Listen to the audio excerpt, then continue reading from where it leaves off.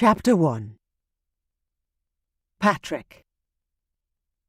Walking in on my daughter, naked, in the arms of my best friend, was not something I'd ever imagined happening to me. Not even in my worst nightmares. Had I thought I'd one day accidentally catch Axel fucking some woman in his apartment or on his desk at work?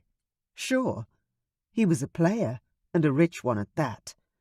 He had a different woman in his bed every other night.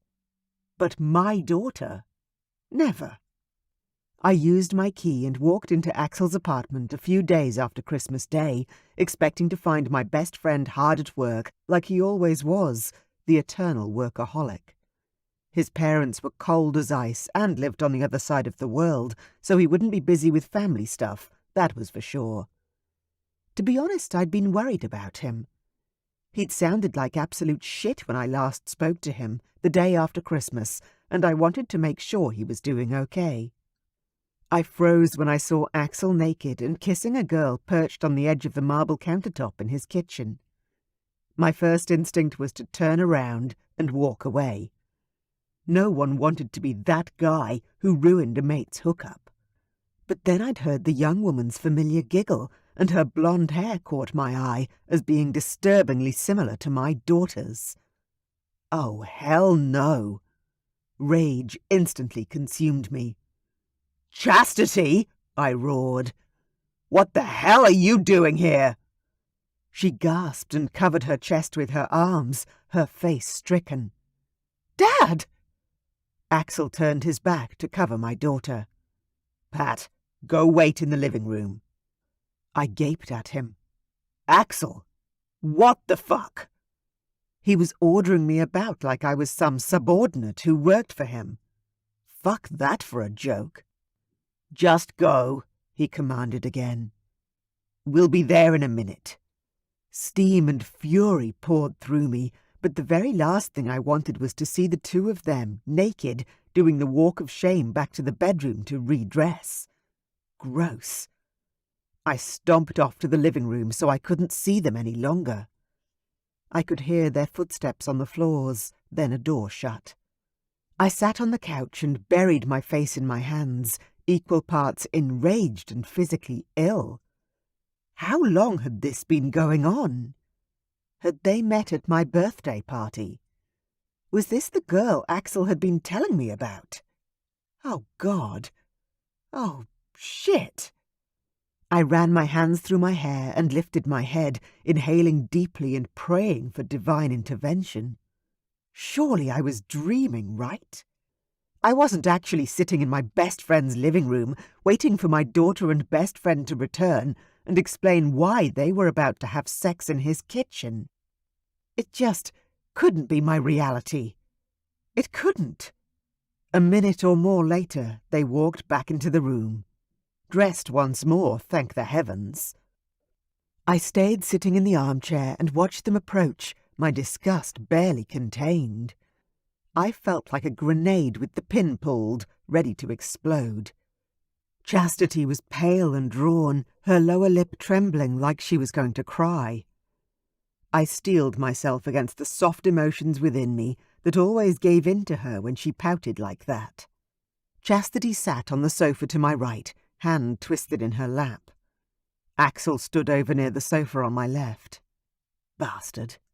"So," I managed to say, taking a deep breath and trying to remain calm. "How long has this been going on?" "Since my birthday." If they met there and started dating immediately after, that would be the biggest insult. I hadn't seen them talking all that much that night, but that didn't mean anything necessarily. "No," Chastity quickly denied. "We met at the gym, and we had no idea who each other was. We went on a few dates, and then found out that you two knew each other." I sat up straighter and slid to the edge of the chair. "And when you found out Axel was my best friend, what did you do, Chastity?" Surely that must have come as a shock to them.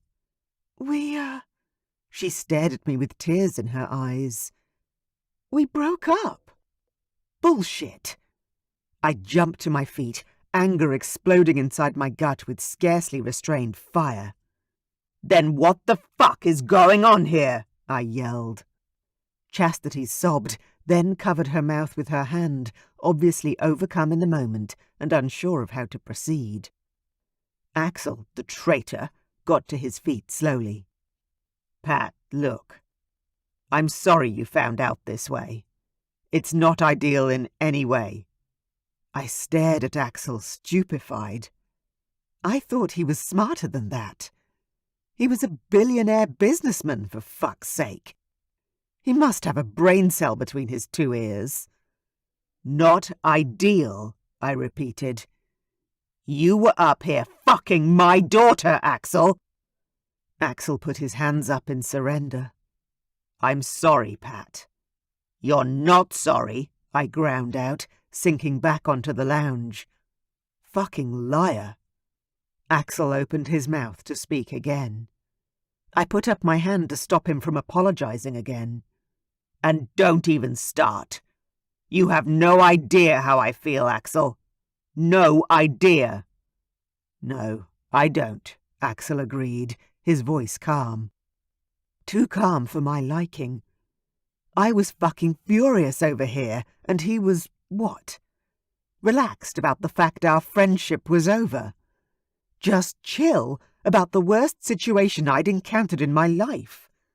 "No, you don't. Because you don't have any kids," I hissed at him. "And why don't you?" "I'm sure you're going to tell me," Axel muttered, staring down at the carpet at his feet. I ignored his childish behaviour and yelled the truth in his face. "Because you're a selfish, narcissistic asshole!" "Dad!" Chastity protested, jumping to her feet. "You can't talk to him like that." I whirled on my daughter, my only child. "I've known Axel since you were in elementary school, sweetheart.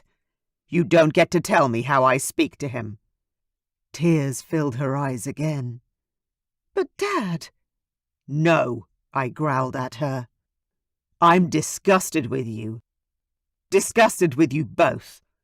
Then I turned on Axel. "You're 20 years older than her, for fuck's sake." Why did neither of them realize this was a problem? A massive problem. "We know that," Axel explained softly.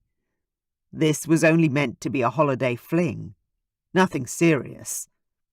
Did he just say that? Did he seriously just fucking say that to my damn face? I marched up to him and shoved Axel in the chest with both hands. "You bastard! You take my daughter, and convince her to have some slutty affair. She's better than that, Axel, and you know it." "It wasn't his fault, Dad," Chastity said. "I was the one who begged him to date me for the couple of weeks I was here. He didn't want to go on after we found out the connection, but I flicked my hand to dismiss her. "You're a child, Chastity. You don't know anything about this guy." "Excuse me," Chastity said, her cheeks flushed red. I ignored her, my anger directed at my former best friend. I pointed my finger at Axel. "You and I are done, you got it? Come on, Chastity. We're going home." "Dad, please stop. I know this is a shock, but I'm almost 22. And I like Axel. He's been great for me." I turned toward my daughter, amazed by the words coming out of her mouth. How could she be so naive? So stupid? "You have no idea how I'm feeling, Chastity. Shock doesn't even come close to covering it. And as for Axel, I fail to see how some rich player who slept with half the women in the city can be good for you. You've got your whole life ahead of you." "Dad, stop!" Chastity gasped. "You have no idea about our relationship or how amazing Axel has been to me." "Amazing? Give me a break." "Yeah." I rolled my eyes. "I'm sure he turned on the charm to get in your pants, Chastity. But don't expect him to stick around. He created the saying, hit it and quit it. "Stop!" Chastity yelled back, anger flashing in her eyes. I flinched. "I love him, Dad. I love him. He's amazing. And even if this fling lasts only 2 weeks, I'm happy. How can you not see that?" I stared at my daughter, my young, beautiful, and apparently very naive daughter. Is she serious? "What?" Chastity repeated, flicking her hair indignantly like a model in a commercial. I swallowed hard, my nightmare continuing. "Did you just say you love him?" Chastity faltered. "Yeah, That bastard." I turned on Axel. I'd known he liked to play around, but he'd always shown respect to the women he slept with, at least. He made sure they knew what they were signing up for and didn't get hurt. But this... I hadn't thought he was capable of this. It was a new low for the man I'd considered my best friend. I threw my hands up in the air. "Now she loves you. Fucking hell, man. Why do you have to go and screw with my daughter, of all people?" Axel turned on my daughter, his expression stoic. "That wasn't the deal, Chastity." I shoved Axel again. "What did you just say? She says she loves you, and you say that wasn't the deal." Surely, Axel must have known that by sleeping with an innocent, her feelings were going to become involved. He wasn't that fucking daft, was he? For the first time, Axel glared at me. "It wasn't.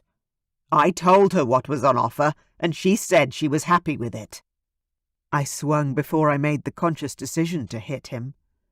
Hard and fast, my fist shot out in rage at the injustice of the vile words spilling from his lips. Crack! Impact. Pain exploded up my wrist. "You're a smug bastard," I accused with venom. I grabbed Chastity's arm. "Let's go." "Axel," she whispered. Axel wiped at the blood dripping from his lip. "Go." "But," she began. "Chastity, go.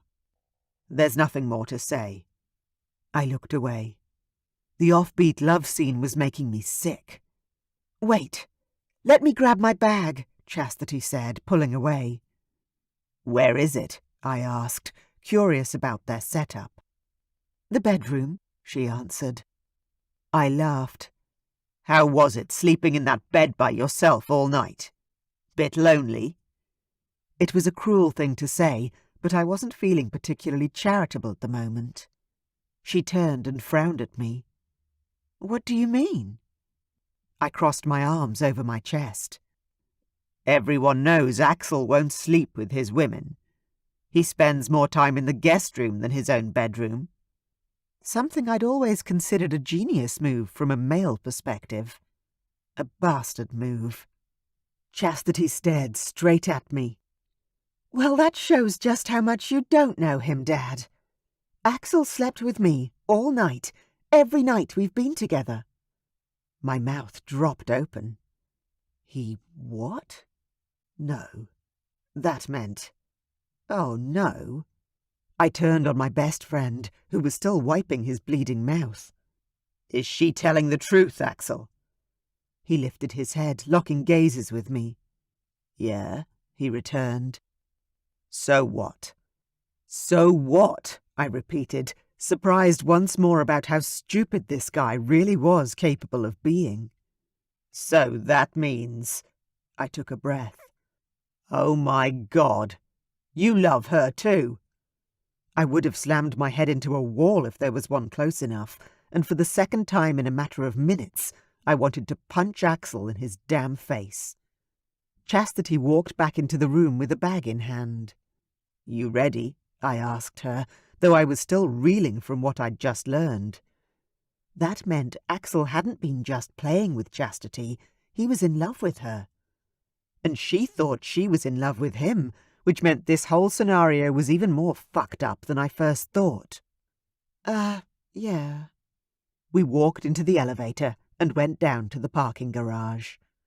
My head was whirling with impossible words and feelings, and all of it was too much to deal with. Chastity and I didn't speak the whole time.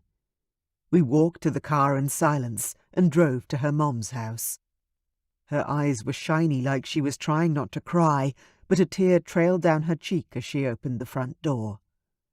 I walked up behind her, something I hadn't done since she was in preschool. I opened my mouth to speak to her, but she was gone before I'd gotten my thoughts in order. She left the door hanging open, and that's when my ex-wife walked out, confusion written all over her tired face. "Patrick? What's wrong?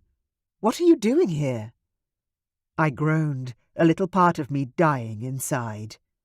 Now, this was going to take some telling. Chapter 2. Katherine, Katie. It had been so long since I'd seen Patrick. So long. I'd almost forgotten how good-looking he was. Annoyingly so was the answer. He had dark hair that curled around his ear, a soft dimple in his right cheek, and his arms. Damn. He'd gotten buff, no longer the lanky young man I'd married decades ago. It's a long story," Patrick said, in answer to my question. I need to tell you, I need to talk to you." I could literally feel my eyebrows lift so high on my forehead they almost reached my hairline. Here? Now? Why now? Patrick had never been inside my house, but we'd managed to co-parent our daughter with a relative degree of success. Emails, texts, a few phone calls here and there. But we'd never sat down and talked face-to-face like friends. Though something told me whatever he needed to say now was more important than anything we'd ever had to deal with before. I weighed up what I knew so far, talking out loud. "Well, considering Chastity was at Axel's place, and you just brought her home in tears." This was serious. "Do you want to come in?" It was time for Patrick's eyebrows to climb his forehead. Yeah. I could use a drink, actually." Mr. Health Freak having a drink on a Monday morning. Okay, come in. We walked down the short hallway and into the kitchen. I waved around at the relatively clean house I kept. "Excuse the mess." There were still Christmas presents hanging around, and my tree was still up. "It's nice, Katie," he said, glancing around and taking it all in. The nickname rolled over me like a warm shower, then jolted me back to reality just as fast. It had been too long since I'd heard him call me that. He was the only one who'd ever used that nickname. That was when I noticed what he was wearing. A black tank that showed off his ripped arms and well-defined chest, a pair of sneakers and grey track pants. "You look like you're going for a run," I observed. "What happened?" I went to the fridge and stared at the bottle of white wine in the rack on the door. I didn't carry beer or anything more typically masculine. "Your choices are Moscato, coffee, or herbal tea." "No whiskey?" he asked, running his hand through his thick, dark hair. "That bad?" I asked. He nodded. "Well, I don't have any hard liquor, I'm sorry." "Just coffee then, please. Black." "One sugar?" I prompted. He stared at me for a long moment before responding. "Yeah." I turned away, annoyed I'd slipped up that easily. I still remembered every detail about my ex-husband. I shook myself. "Get it together," I chastised myself. This was one of the many reasons I couldn't be around Patrick. I didn't feel like myself. I felt weak, like I was young and impressionable all over again. I flicked on the coffee machine and whirled around. He'd knocked me off guard coming over like this, but I needed to remember he was an ex-husband for a reason. A very good reason. He'd left me and moved on with one of my college friends in less than a minute, leaving me with a 2-year-old and nothing. Nowhere to live, no way to support myself. I'd been royally fucking screwed. I crossed my arms over my chest, stoking the fire inside my belly. Okay, tell me. Spit it out, Patrick. Why is our daughter in her bedroom crying like her heart is broken? Patrick sighed, pulled out a stool, and sat down at the kitchen counter. Probably because it is. I think they just broke up. And that was all it took to have the walls around my heart come crumbling down again. I glanced at the hallway that led to her bedroom. I should go speak to her, I said, the mother in me flaring to life. I hadn't always been the best mum, but I never wanted Chastity to hurt. I need to tell you something first. I narrowed my gaze at him. There were red slashes over his cheekbones that spoke of anger or embarrassment. Okay. Give me a second, then. I made his coffee as well as one for myself, then pushed his mug across the counter, staying on my side on purpose. The more physical space between Patrick and me, the better. Go. He took a fortifying sip of the coffee, then looked me right in the eye, the intensity rolling right down to my socks. I just walked in on them, together. I pressed my free hand against the cold countertop to steady myself. As in, together? As in, having sex? My stomach rolled at the very idea of it. Well, they weren't, into it yet. But they were naked, and well, let's just say I'm glad I wasn't a few minutes later. I put my hand over my mouth, stupefied. I actually felt sorry for my ex-husband now. What a horrible thing for a father to witness. Then logic clicked into place, and I had questions galore. Hang on a second. Chastity was at Axel's apartment. How could you have walked in on them? Now Patrick looked downright miserable. Because Axel is my best friend, Katie. What? Sorry. Come again, I asked. He groaned as though frustrated. Axel is my best friend. As in, someone I have known for over 10 years. I have a key to his apartment, and he has a key to mine. We train together every week. He's my best friend, he said, stressing the words. Saying it twice like that made everything so much worse. I don't know what to say. I was shocked. Then it hit me. Oh my God. I knew I'd seen his face somewhere before, but I couldn't think of where. I must have seen Axel with Patrick, in a photo or in real life at some point. Fuck. Me either, Patrick confided, then slumped. He is such a player. But he's usually an honest one. He doesn't fool around with young girls like Chastity. He dates models and women who want him for his money. He knows what they want. They know what he wants. It's mutual. I crossed my arms over my chest and leaned on the counter. Then what the hell is he doing with our daughter? Because my daughter was not a gold digger, and she sure as hell wasn't experienced enough to be chasing older players. That just wasn't her. Patrick ran his hand through his hair and blew out an exasperated breath. I don't know. They said they met by chance and just... Oh, for fuck's sake, Katie. She said she loves him. She does, I agreed with him. As much as she can at 22. It's her first love. Patrick pinned me with a stare that I felt to my bones. By 22, we were already married, and I'd had Chastity. You know what I mean, I said, glancing away. I do, which is why I dismissed Chastity's feelings initially, but... But what? Patrick looked down, running his finger along a flaw in the wooden countertop. I think he loves her too. My jaw dropped open. They've known each other for barely a month. Patrick's gaze flew up to mine again. I didn't know that, but it doesn't change anything. I know Axel, and he cares about her a hell of a lot more than he's letting on. I doubt that, I muttered. Guys like him didn't feel anything, especially deep love. They were as shallow as my damn frying pan. Patrick didn't correct me, but judging by the look in his eyes, he was still thinking about it.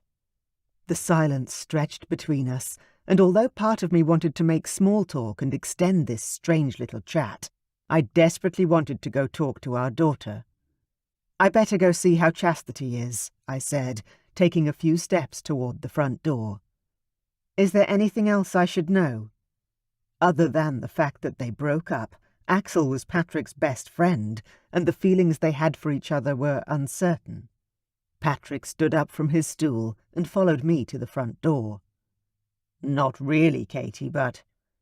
Don't worry about Chastity, I assured him. I'll sort her out. He nodded, his eyes becoming shadowed and dark. I know you will. You've done a great job with her, Katie. She's a beautiful young woman. I could tell it hurt him to say it. But whether it was because it was a compliment to me or because he'd just been confronted with her naked, I wasn't sure. Regardless, I just pasted on a fake smile. Thanks for bringing her home. I began to shut the front door. Patrick thrust out an arm, blocking me. Can you let me know what happens? You mean... Call me, or text. He shrugged. Whatever suits you best. I inhaled sharply, a strange feeling swirling around my insides. Sure. I'll let you know what she says. Okay. And I'll let you know if I find out anything else. Same number. I nodded. Yep. Patrick smiled, waved, and walked away. And like an idiot, I just watched him go. Damn, he has a fine ass. I slammed the door shut before my hormones could make me feel any more crazy things I didn't want to feel anymore. Locking the door, I turned toward the bedrooms. My house was small, with only 2 bedrooms and 1 living space, but it was mine. Mercifully, my parents had given me the money for the down payment after Patrick and I had divorced. Then I'd managed to pay it off by working nights and weekends while Chastity was little, before finishing my teaching degree when she was older. I blew out my breath and walked to Chastity's room. Despite her being at college for almost 4 years now, the pink letters of her name still decorated the bedroom door. I hadn't changed a thing while she'd been gone. I lifted my hand and knocked out of courtesy. Come in. The door squeaked as I opened it, then seeing my daughter curled up on her bed, her eyes red from crying, I couldn't stay away from her any longer. I walked straight across the room and sat down, the mattress dipping thanks to my fat ass. Your dad told me what happened. I'm so sorry, Chastity. She stared up at me. You and Dad actually talked? I almost laughed, but didn't. Yeah. I even made him coffee and he sat at the breakfast bar. Something he'd never done before. Chastity pulled herself up to lean against the headboard, still sniffling. No way. This time I laughed. Yeah, well, what can I say? It's a Christmas miracle. Chastity's gaze dropped and her eyes filled with tears. More like you two finally had a reason to talk about your troublesome, delinquent daughter. I've never really given you a reason to get together before, have I? My heart broke for my daughter. My good girl. No, you haven't. Silence filled the room as Chastity wiped the tears from her flushed face. I needed to say something, but where to start? Chastity, I'm so sorry. I knew I recognized Axel from somewhere, but couldn't work out the where. It must have been when I'd been around your father's place at some point. Or on his Facebook profile, she teased, knowing I checked up on him from time to time. I felt my cheeks flush with heat. Probably. I'm still sorry I didn't realize sooner. Maybe that would have saved her all this heartbreak. Chastity stared down at her lap. We broke up when we first found out about the connection to Dad, but we couldn't stay away from each other. We didn't want to. So it's my fault as much as Axel's. We knew what we were doing, but we just hoped. You'd get away with it, I finished for her, with a heavy sigh. The things the young tell themselves, I remembered it all too well. So what was the plan? Just have a Christmas fling, then forget about him? It was a horrible plan for a girl with a heart as big and soft as Chastity's, but I could imagine her trying to be like everyone else. She'd gone to spring break a few years ago and tried to be like everyone else then too, dancing and drinking the nights away, until she had ended up calling me to come get her. She wasn't like anyone else, and I'd thought she realized that already. She was special. Chastity nodded. Yeah, I thought I could. I shook my head. I knew you wouldn't. What do you mean? I pushed my hair back off my face, willing myself to be gentle as I told my daughter the truth. Oh, honey, you've been head over heels in love with him since your first date. Axel isn't the sort of guy you just see a few times, then get over. He was the stuff dreams and romance novels were made from. For me, that meant he was dangerous with a capital D. For someone like Chastity, she would have seen only the positive, more dreamy qualities. What sort of guy is he? I tilted my head and said softly, the sort that breaks your heart. Then you have to spend the next 10 years trying to get over him, desperately picking up the pieces. Was that who Dad was for you, too? She asked. I froze like a deer in headlights. Am I that transparent? Yeah, he was, I admitted heavily. And now? She asked. What is he now? I shrugged because there was no good or easy answer to that question. Part of me would always love Patrick. He'd been my first love, my only husband, and the father of my child. It's too late for him to be anything to me now, Chastity. I made some mistakes, and so did he. And in the end, we didn't find our way back to each other. Even though, over the years, I'd kind of hoped we would. I glanced away, not quite believing that I'd just admitted that to my daughter out aloud. That was something I only whispered to myself in privacy and regret, inside my own head. Then I'd skitter away from the thought as if it had burned me just as quickly. Chastity squeezed my hand, her heart in her eyes. I'm sorry, Mom. Oh, my beautiful girl. Only she could find such empathy in her soul, even after her own heart was broken. I squeezed her hand back. And I'm sorry for you, sweetheart. I wish I could have saved you the heartache. Chastity took a deep breath and sighed. She was looking brighter now, her eyes no longer filled with tears. I don't regret it, she said. Being with Axel was the happiest I've ever been, I think. Well, that was good to know. Hopefully, in years to come, she'd look back on her first love with fondness, even if that felt impossible now. But I had to ask. And what happened with your dad? Yeah, I could have done without that part, she said, grimacing. I could only imagine how horrifying that would have been for her. It had been bad enough that I'd had to tell my parents that I was pregnant at 21 and dropping out of college. But I'd never had my parents walk in on me having sex. Thank God. I bet you could have. I got to my feet and started backing toward the door. How about I make us some pasta for lunch, put on a movie, and we can veg out on the couch, I offered, hoping some girl time would help her bounce back. Thanks, Mom. I'll be there in a minute. I left her room and went straight to the kitchen. Patrick's coffee cup sat on the counter, still warm. I picked it up to wash it, but held it in my hand a minute longer than I should have, just feeling the memory of the imprint of his palm against mine. Chapter 3. Patrick. I'd scheduled the week off between Christmas and New Year's so that I could spend more time with Chastity.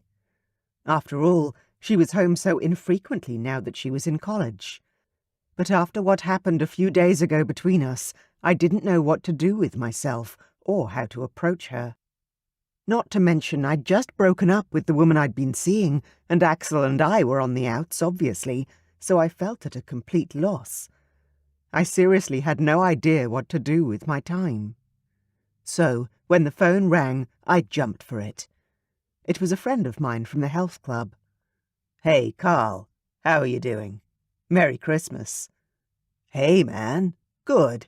Good. How are you doing?" I glanced around my spotless apartment. Yeah, I'm good too. Kind of bored with all the time off, though." "You? Bored?" he scoffed. "That's a first.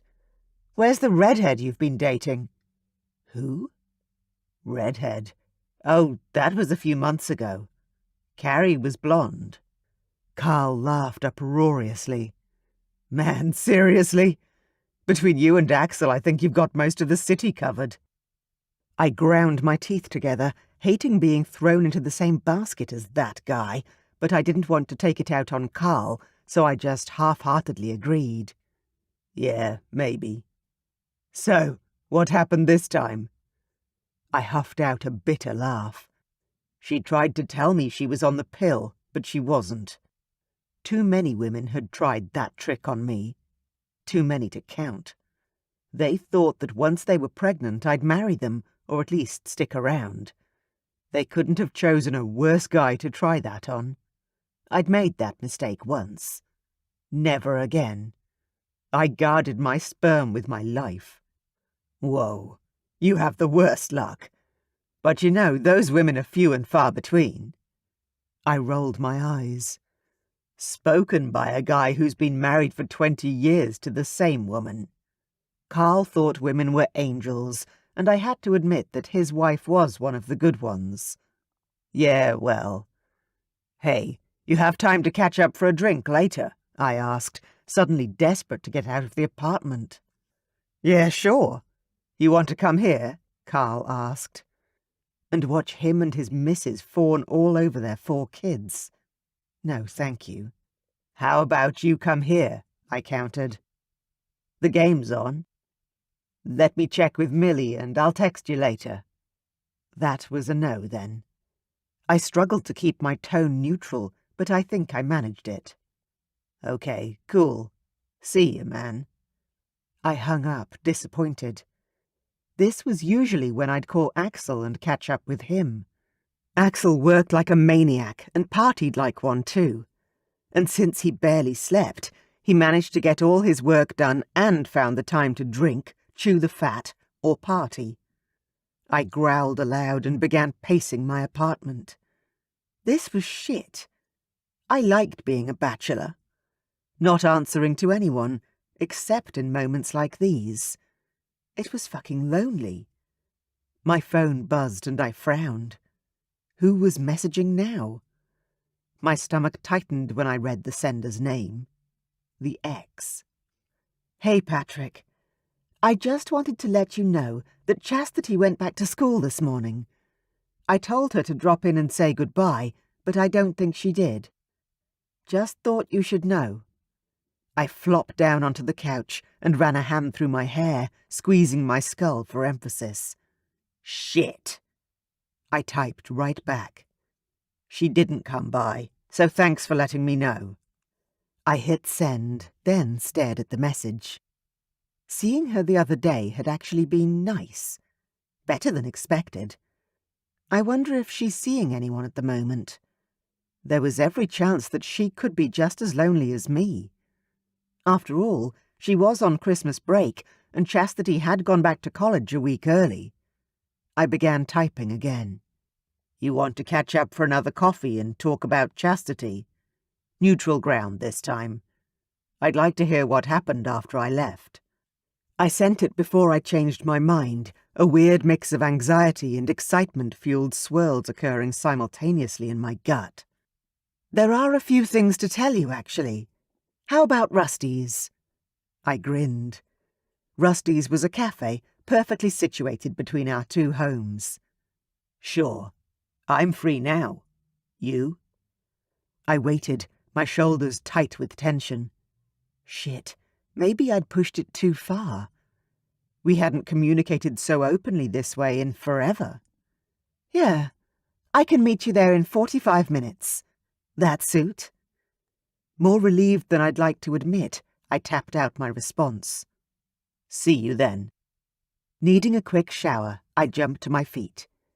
By the time the 45 minutes had elapsed, I was already at Rusty's, standing outside, feeling stupidly nervous. Should I go in and grab a table? I wondered.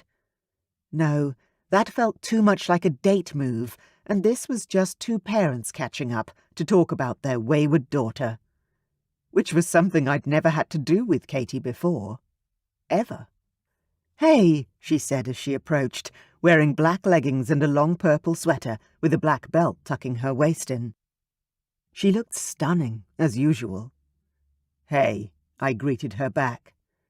Do you want to grab a table inside, or? Yeah, inside, please, she said, and forged ahead into the cafe, grabbing a booth in the back.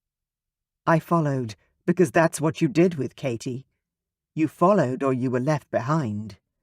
Can we order a coffee first? She asked suddenly, taking off her oversized sunglasses so I could see her lovely face. Of course. The waitress came by and we ordered, then the girl swept away again. It was awkward for a moment, so I dove straight in. If we were talking about chastity, we'd be fine. I was so sure of it. So, what happened the other day after I left? You said you were going to tell me. Katie nodded and sighed, resting her arms on the table. She was so much more mixed up than I'd anticipated. What do you mean? I pressed. I knew she had fallen head over heels for him. After all, she's young. This is her first love. And he made her feel special and wanted, she explained. I nodded, anger gripping my gut instantly. So, he fooled her into thinking she loved him. What an asshole. I'd always known it, but had never seen it firsthand. The way Axel told his stories, he always chose women who wanted a good time and no permanent attachments. It was just fun for everyone. Personally, I hadn't found a lot of those myself. But Axel had managed to stay single forever and had never been caught up in a major scandal, a fake pregnancy, or suffered any messy entanglements. I'd thought that had meant something. Until now. Katherine stared down into her coffee, a grimace tweaking the corners of her lips. No, she said, almost regretfully. She loves him. I frowned at her. What's the problem, Katie? I know Chastity's upset and all, but she'll get over it, right? She's young and they've broken up. But she doesn't have any closure, Katie said. They just had a fight and she was forced to leave. She still wants him. She's just mad at him. Still not understanding the problem, I kept my mouth shut, drank my coffee, and waited for her to continue. Maybe I'll never completely understand women, I mused to myself. And eventually, she did. I mean, I hate that she was sucked in by a guy like that. I thought I'd taught her better. I smiled. You got her to 22, practically innocent, Katie. I'd say that's the definition of a success story. Katie looked up at me. She was an innocent, Patrick. Axel was her first. I groaned and glanced away. God damn it. Not something I wanted to know. And just another reason I had to want to kill him. At least he would have known what he was doing, unlike my first time with Katie. Anyway, I rushed in, pushing those thoughts from my mind. So, what you're telling me is, our daughter is heartbroken about the breakup, but she'd take Axel back if he begged her. It was Katie's turn to shudder. I suppose so. But a guy like that, he wouldn't beg, would he? I laughed at that. No. No way. Axel wasn't the sort of guy to throw himself on his own sword. It just wouldn't happen. Not for Chastity, not for anyone. I drank my coffee and enjoyed the quiet around us. It was one of the things I'd always liked about Katie. I was content when I was around her. I never had to worry about filling the silence, usually because she was already filling it. "Okay," she said, nodding to herself as if the matter were resolved. "So we don't have anything to worry about, then? Chastity will finish college, go to chiropractic school, and we'll have the life we never got to have." The old saying hit me right in the chest, hard and unexpected. "Hey, we did okay, Katie. Don't say it like that." "Oh, I never regretted having Chastity. She's the best thing I ever did," Katie admitted, running her red-painted fingernail around the lip of her coffee cup. "But there was a lot we planned to do that we never got to, Patrick. Or I never did." "You bought yourself a house," I reminded her, one of the many items on the to-do list that I'd never gotten around to. "Yeah, but it has no yard and is practically falling down. Maybe when I retire, I'll knock it down and build my dream home." It was on the very tip of my tongue to ask her what sort of house her dream home might be, but I knew that was one rabbit hole I didn't want to go down. "You've travelled," I added. She cocked an eyebrow at me. "One trip to Hawaii does not count." I nodded and stayed quiet. When we'd been in school, we'd had plans to travel together and work. Then we'd wanted to marry and settle down later, after we'd done everything we'd ever wanted to do. But when Katie had fallen pregnant, well, we'd done exactly what our parents had urged us to do. We'd married, dropped out of college, and forever lost our chance at the dream. "Are you seeing anyone at the moment?" Katie asked suddenly.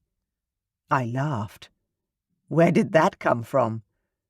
We'd never asked each other about our love lives since splitting, or at least, not anymore. In the first few years after our separation, she'd shot her fair share of barbs at me about my dating life. She shrugged. "Chastity just made a comment the other day that kind of stuck with me." "What comment was that?" I asked, curious.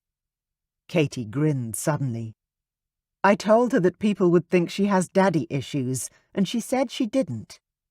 She argued that she had a great father who was always there for her.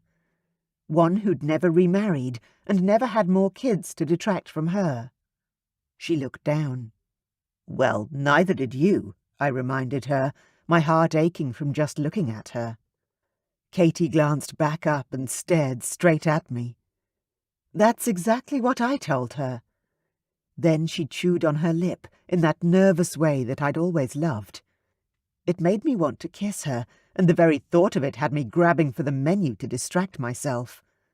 "Could we order some lunch? I'm kind of hungry now. The food here smells good." Yeah, sure." We called the waitress over and ordered some sandwiches, but soon enough the conversation turned back to dating. "You didn't answer my question before," she reminded me. She really wants to know. "No, I'm not seeing anyone. Are you?" She shook her head. "Oh, God, no. I'm way too old for that." I laughed at her. "You're 43, Katie. We both are. You're hardly over the hill just yet." "Shh!"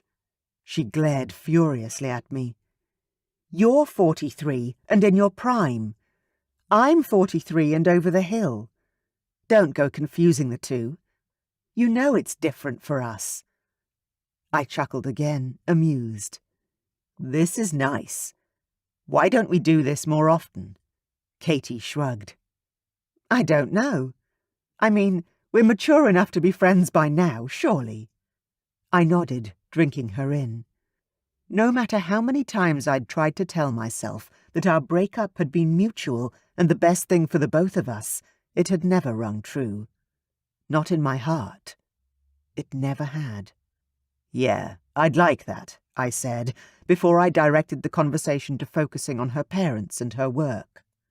By the end of it, my impromptu lunch with my ex-wife was one of the most enjoyable outings I'd had in a very long time.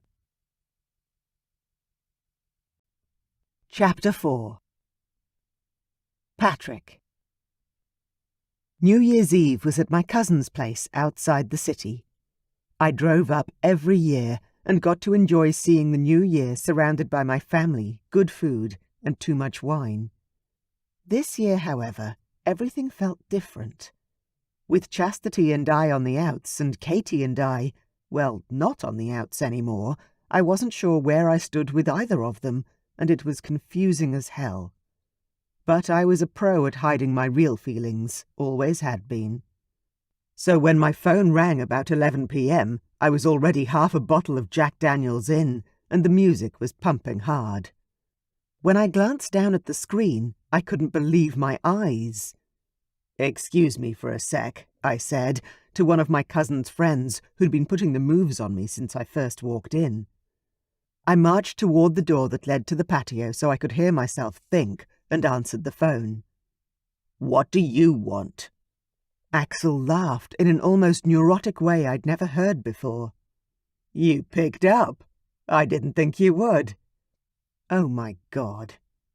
"Are you drunk?" Of course he was. It was New Year's Eve. But I couldn't hear any music playing, nor any sounds except his breathing on the other end of the line. After another few seconds, he answered. "Yep. Are you?" I pinched the bridge of my nose. Why the hell had I picked up the phone? No. Though after this call, I may need to finish the bottle of bourbon I'd started a few hours ago. "But I'm at a party, so I can't talk long. What do you want, Axel?" Surely he wasn't just calling for an idle chat after everything. "I want some advice." "Advice," I repeated, staring out into the darkness of the backyard. Since when did he do anything that I advised him to do? "From me." After what happened the other day? "Yeah, you know me better than anyone else, apparently," he slurred. I clenched my jaw so hard I heard my teeth crack. Shit. I did know him too well. "Ask. And make it quick. This better be good." "Okay, so, you know how you told me to go for that girl I was into?" Seriously? "I didn't mean. You said that if I was finally interested in someone for more than a quick fuck, then I should pursue her, did you not?" Of course I fucking did. But that was when I thought he was dating someone suitable. And much closer to his own age. And bloody well not my only daughter. Finally, I had to admit. Yes, I did. But I didn't know. I know you didn't know it was your daughter, but the facts of the case haven't changed, so can I ask your advice again? Even though it didn't work out so well last time. I groaned, because I couldn't yell at someone who was obviously too drunk to see reason anyway. Axel continued as though I'd agreed to continue the conversation. "Okay, well, the girl, the one I've been seeing for the last couple of weeks, we broke up. Again. And I cannot stop thinking about her." I froze, not wanting to move or breathe or feel. Anything. This was not what I'd signed up for. No way. Axel went on. "She's so different, Patrick, from anyone else I've ever met. She's sweet, but so fucking strong. She doesn't let me get away with anything, and we talk about everything together. She's smart and funny and..." She was all those things, and so much more. So, despite the fact I wanted out of this conversation, something inside me forced out the words that would encourage him to keep talking. "And what?" Axel sighed, long and heavily. "And compassionate and honest. I had a migraine the other night and didn't cancel our date. And you know what she did? She just sat on my bed and did this head massage thing until I fell asleep. I've never had anyone look after me before. Not my own mother, not anyone. Not ever. How does someone so young have such a big fucking heart? All the anger went out of me in one long rush, like someone had poked me with a safety pin and popped all the air around me. I walked over to one of the lounge chairs on the porch and sat down, elbows on my bent knees, with my feet firmly planted on the floor. This conversation had just taken a turn for the worse. "You still there?" Axel asked. "Yeah," I said, even though I shouldn't be. "I'm still here." "So what do I do, Pat? I think I really hurt her when I didn't say I loved her back, and her dad fucking hates me." I sighed, too many things rolling around in my head. After everything I'd seen, everything Katie had told me about how Chastity felt, could I really advise my best friend to act on his feelings? "You're an old man, Axel. She's at the beginning of her life. What are you going to offer her to make up for the 20 years of life she's missed out on with you? She'd never get to backpack through Europe or own an old beat-up car that she paid for herself. She'd skip all the steps that made a person complete, and that was only if Axel and she even worked out. There was practically 0% chance of that happening." Then Axel said something that made my heart hurt. "I'll give her everything, Pat. Marriage, babies, houses all over the world. Whatever she wants." I groaned. "Axel, don't fucking promise things you don't mean." Because he seriously couldn't mean all that. It had to be the alcohol talking. My best friend had never even lived with a woman, not once. How did he think he was going to just slide on straight through to marriage?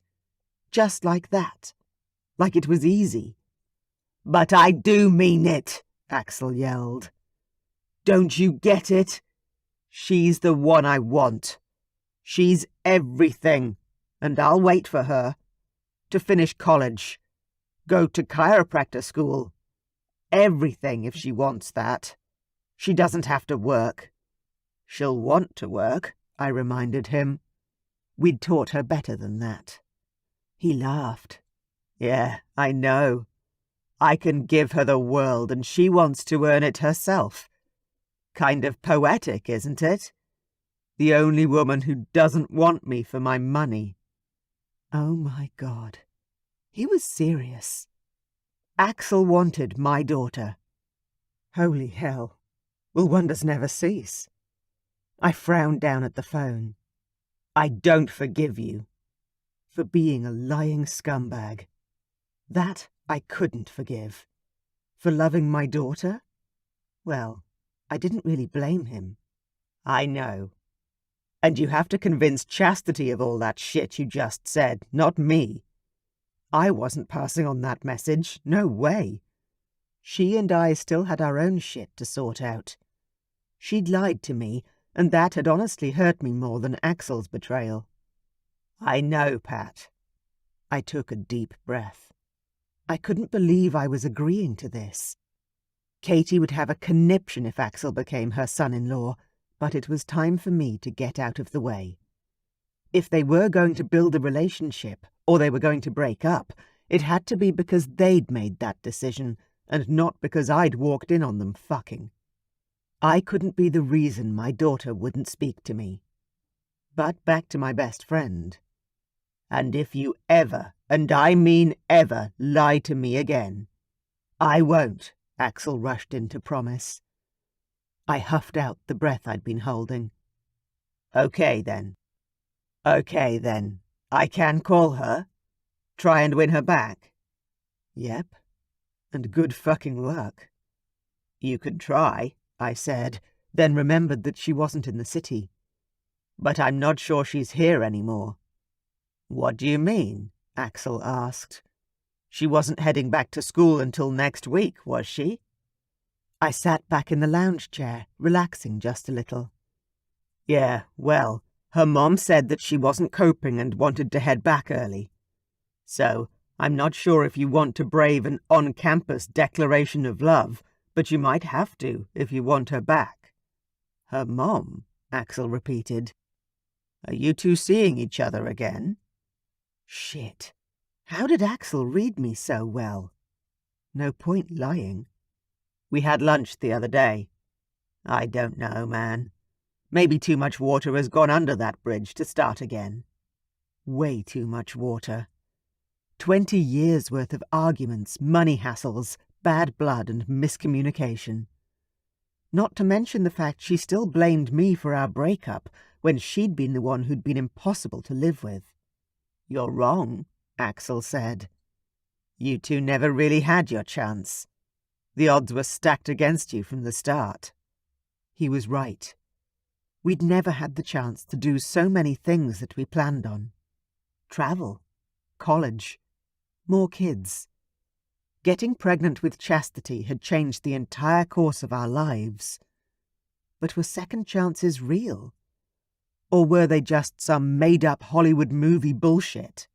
"So you think I should, give it another go?" I asked hesitantly. Why I was asking Mr. Hit-It-and-Quit-It himself I'd never know. But Axel knew me, better than almost anyone. "Yeah, I do," he said. "After all, any woman who raised someone like Chastity can't be all bad, right?" My head hurt from all the truths being thrown at me. "I've got to go. Let me know how the grovelling goes down." I got to my feet and started walking back inside the house. I needed a bottle of water, then it was time to start drinking again. I wasn't driving after all. Axel laughed loudly and even more drunkenly.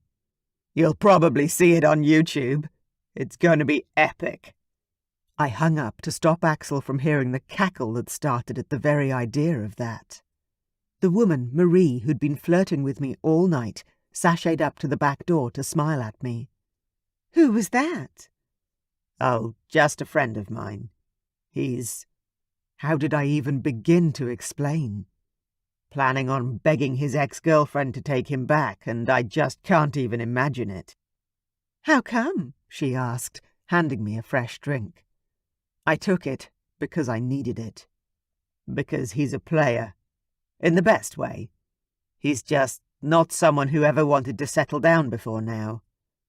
And I couldn't see it happening. Not even for someone as remarkable as my daughter. Marie shrugged.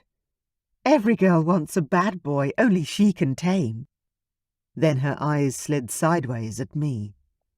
I took a sip of my bourbon so that I wouldn't roll my eyes at her. "Let's get something to eat. I'm starving." And there wasn't enough liquor in the world to make me get into bed with someone like Marie. I waited until midnight, avoiding a passionate kiss from Marie by just pecking her on the lips and swinging her around. Then I moved on to saying Happy New Year to all my family, and when Marie wasn't looking, I slipped away to the bedroom my cousin always reserved for me and locked the door. I sent a quick text before I climbed into bed. "Happy New Year. Can we do lunch again? I have more news on the Axel front." I stripped off and lay down on the pillow, my head spinning. Katie texted straight back. "Happy New Year to you too. Yeah, sure. Noon at Dixie's." I smiled. "Yep. See you in 12 hours. I flung my arms out and closed my eyes. What a strange way to start the year. Chapter 5. Katherine, Katie. I arrived at Dixie's early to order a good coffee. I'd been dying for one all morning, but I'd arranged to meet Patrick at noon, so I waited. My head was thumping with a brutal hangover headache, so I drank 2 glasses of icy water while I waited for my jumbo latte. And that's how Patrick found me, head in hands, wishing I'd stopped after a few glasses of wine like I'd originally planned. "Good afternoon." He greeted me, far too awake and bright for the day after New Year's. I lifted my gaze to his smirking face and growled hopelessly at him. "How in God's name are you in such good health today?" He laughed. "Good bourbon. How come you're in such bad shape?" I groaned. "Cheap wine, and too much of it." The waiter arrived and served my coffee. "Sorry, I went ahead and ordered," I apologized. "I needed the caffeine." "Have you ordered food yet?" he asked, undaunted.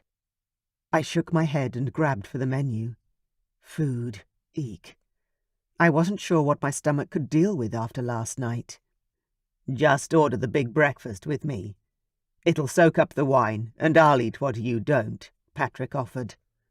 "Sounds good," I said, and pushed the menu away. He called the waiter back and ordered for us. A strange, squirmy feeling rose in the pit of my stomach. Sharing a meal was rather intimate, and finishing the rest of my food like he did in the old days. I hadn't thought we were quite at that stage friendship-wise. But it is economical, I suppose. "So you had a good night, then?" I asked, mostly to be polite. It was obvious he had. "Yeah," he answered casually. "Just went to my cousin's and caught up with the family." "Oh, Vinny? How's he doing?" I asked. Vincent was the only cousin Patrick really liked as far as I knew. Things may have changed, though. But when Patrick grinned at me, I knew I'd guessed correctly. "He's good. He's married now with 2 kids. "Married?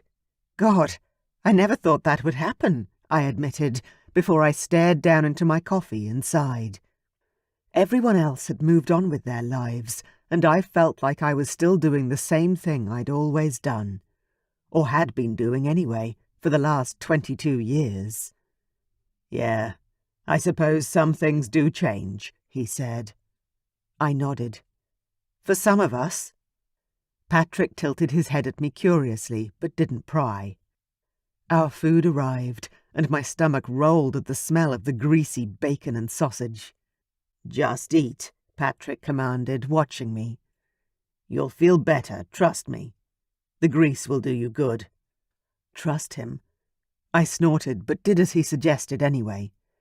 Starting with the toast and butter, I then moved on to the avocado and bacon. I probably managed to eat about half of everything except the eggs before pushing it toward Patrick. "You were right. That helped, but it's way too much." Patrick, on the other hand, had already finished his own plate and now looked greedily at mine. "No problem," he said, putting my plate on top of his empty one before bogging into mine as well. I relaxed back against the chair and stared, simply soaking in the sight of him. For so many years, I'd been really angry with him.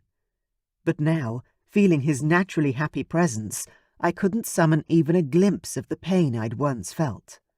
"So, any news on Axel?" I asked, taking a long sip of my coffee and sighing as the caffeine infiltrated my bloodstream. Patrick choked a little on his food, then bashed himself on the chest to clear his airway, as if taken by surprise. Actually, yeah, I do." He coughed and spluttered some more. I offered up his glass of water. I was busting to know, but waited until he got his breathing under control before I asked again. "So, what's happened?" "Nothing yet, I don't think. But Axel called me last night." I wrapped my hands around my mug and gripped the porcelain tightly. "What did he say?" Patrick sighed and ran his fingers through his dark hair. I squeezed my mug even tighter. "Why do I feel like this is going to be bad?" "It's not bad, Katie, but I've got to tell you what I said. You're going to be mad at me probably, but I want to be honest with you." I clenched my jaw for a moment before unlocking it and forcing the words through my teeth.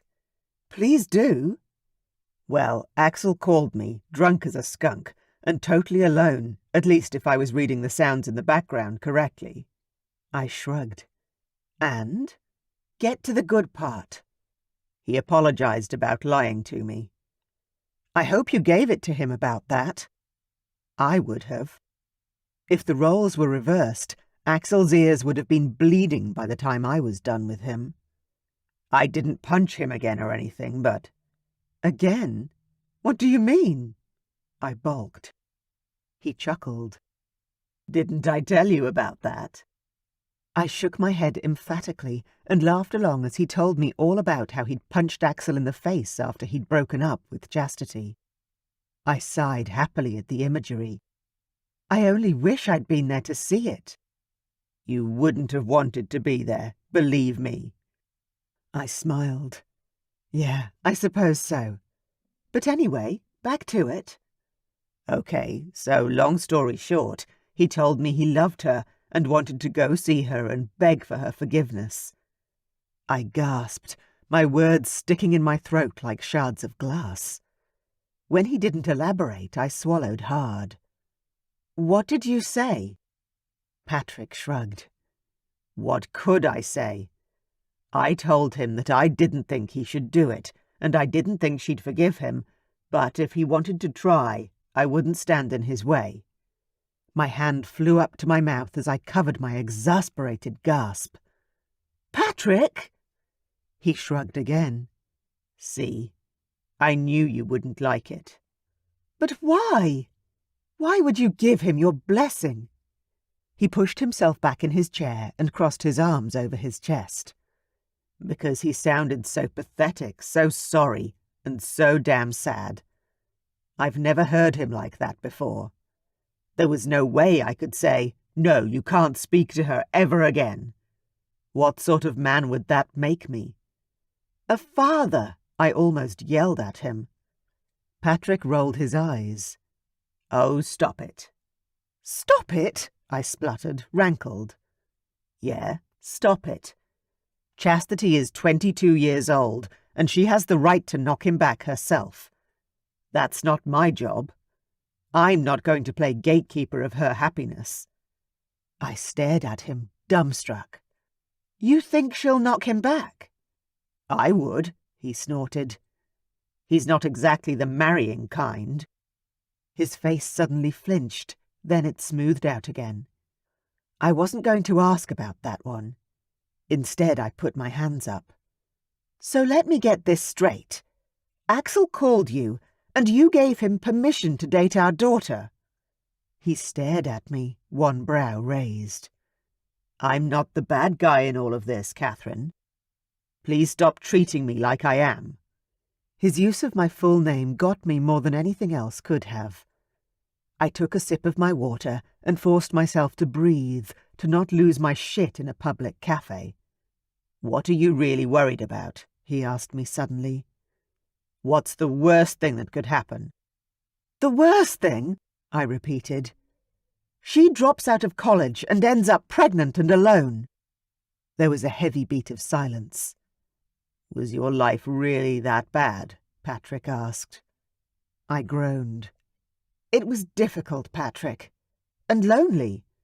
While you were off screwing Rochelle, I was raising a toddler on minimum wage. Patrick's jaw tightened and anger flashed in his gaze. I couldn't handle his expression, so I stared down at the table instead. She deserves better than what I had, Patrick, that's all.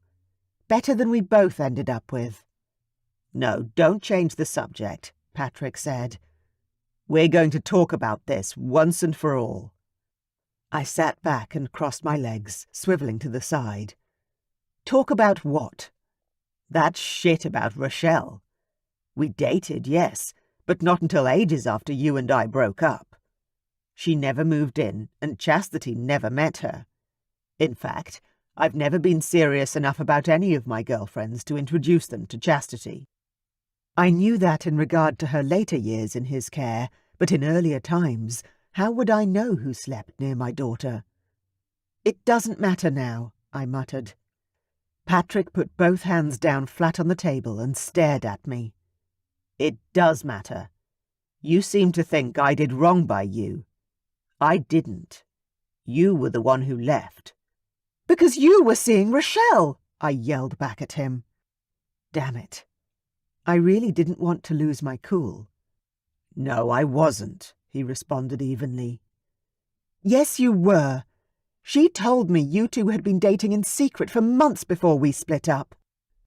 I choked on the words as they passed my lips, but it was good to finally get them out. It was a relief, like expelling venom from my life that had been poisoning my veins for far too long. At the time, I'd been furious to think he'd cheated on me. But the truth was, we'd been on the rocks basically ever since Chastity was born, so I hadn't been truly surprised. But from the look on Patrick's face, he was shocked. "Are you telling me that you think I cheated on you?" I nodded and grimaced. "I didn't know until after you left, of course, but Rochelle told me later on just how long you two had been together and how much time she spent with Chastity. She used to quote little personal things about my daughter that only someone very close to Patrick would know, so naturally I'd had no reason to doubt her words." "That bitch," Patrick growled, his hands tightening into fists on top of the table. "I cannot believe—" I shrugged. It was a long time ago now, and I know I wasn't the easiest to deal with. I'd had a pretty severe case of undiagnosed postnatal depression and hadn't made anything easy on Patrick. Looking back, I could see it. But at the time, when I was deep inside that downward spiral of sleep deprivation and depression, well, Patrick's feelings had been the last thing on my mind. Patrick leaned forward, catching my eye and holding my gaze. "Listen to me, Katie. I never, and I mean never, cheated on you. It was a month after you kicked me out that I finally let Rochelle take me out on a date. I didn't want to, but she told me she'd seen you out with some guy, and I just assumed you'd moved on." My mouth dropped open. "You believed her?" He stared me down. "You believed her." "You two got together," I reminded him. "For years." And they'd been terrible years, too. I'd been 24 with a 2-year-old and separated, then quickly divorced. It had been a whirlwind of pain and regret. "Because you didn't want me," Patrick bit back at me. "You told me often enough." I shuffled on my seat. "Are you telling me that Rochelle made all that shit up?"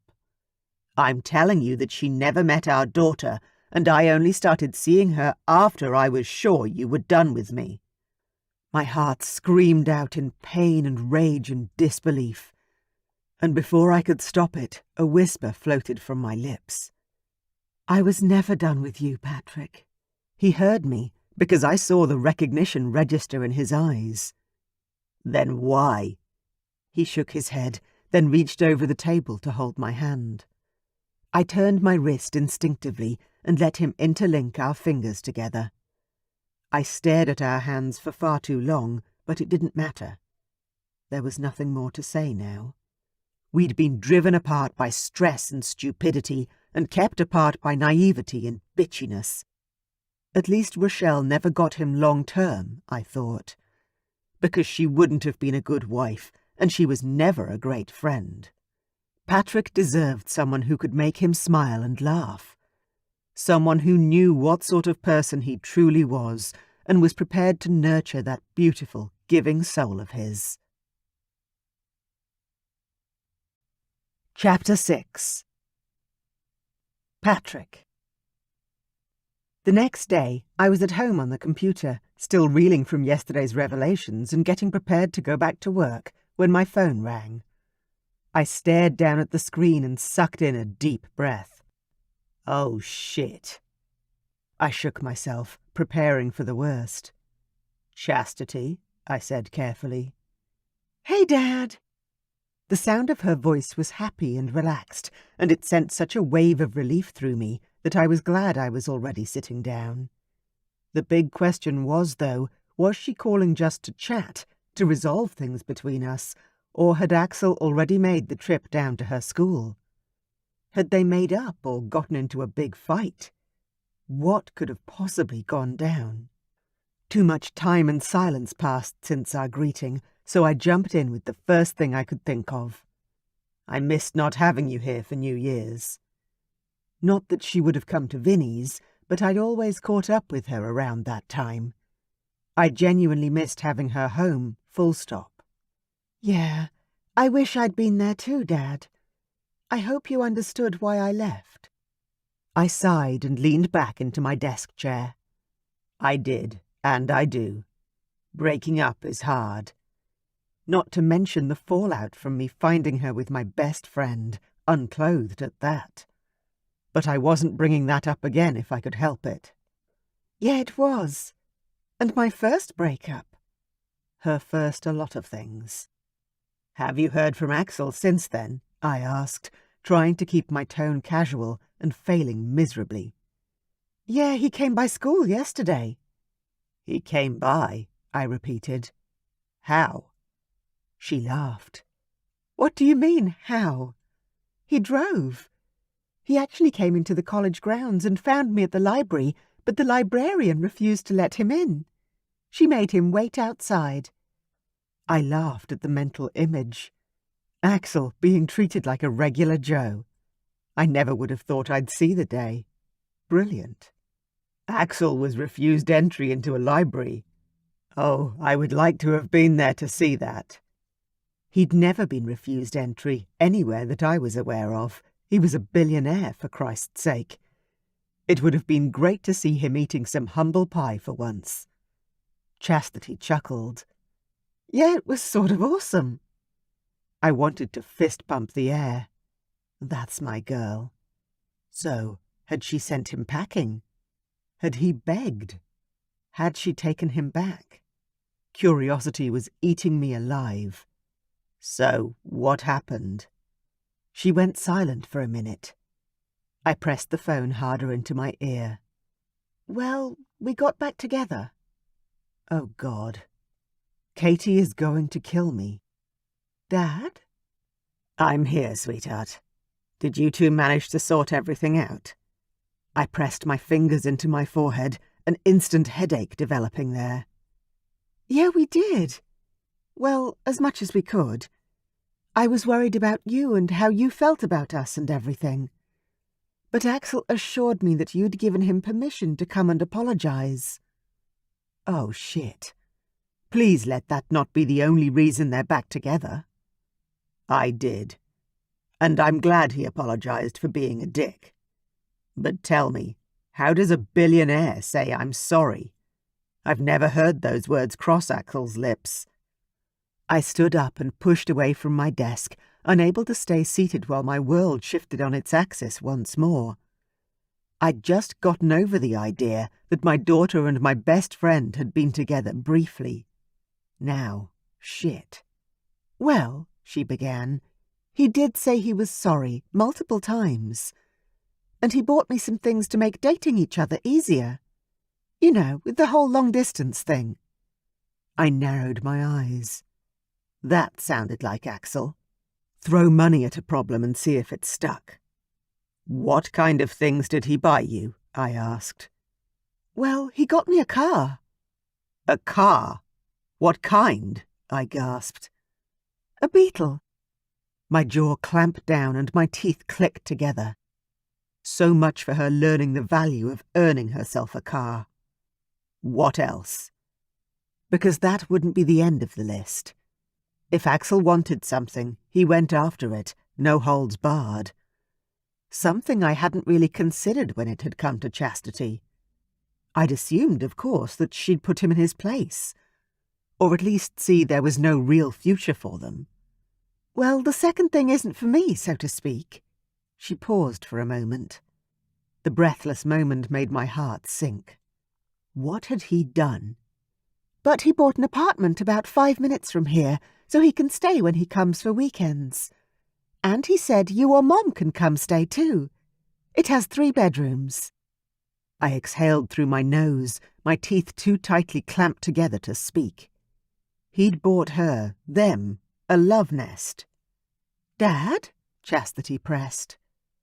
Are you okay? I closed my eyes, willing the anger away. Just be careful, baby, okay? I love Axel, but his track record with dating is shit. He's not really good boyfriend material, and I want only good things for you. I don't want you to get hurt again. and a month or two of dating a player wasn't on the list of good things. But she was an adult, and so was he, so I had to step away. For today, anyway. I know, Dad. Thank you. And I'm really sorry about everything. You mean the part where you dated my best friend behind my back, or the lying to me? I snarked without thinking. Oh, crap. Fucking good one, Patrick. Well, it was out there now. Yeah, all of that, Dad. I'm so sorry. I never wanted to hurt you. All the anger I'd been holding evaporated with her words. I didn't want the relationship I had with my daughter destroyed, so I was going to have to let this go. At least when I spoke to Chastity about it. Axel and I, on the other hand, were an entirely different matter. I know, baby. Okay.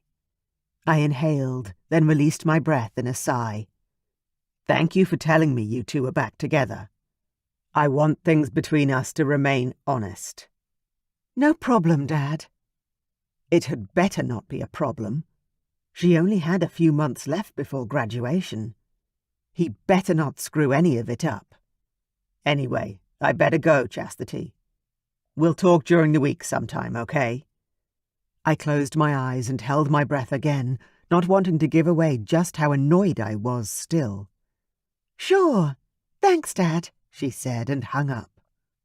I threw my phone onto the couch before I could punch it through a wall. Holy shit. What a mess. Katie was going to have a cow. But if I'd learned anything from any of this, it's that there was no time like the present, and being truthful. I should tell her before Chastity does, so she'll be prepared. Hopefully.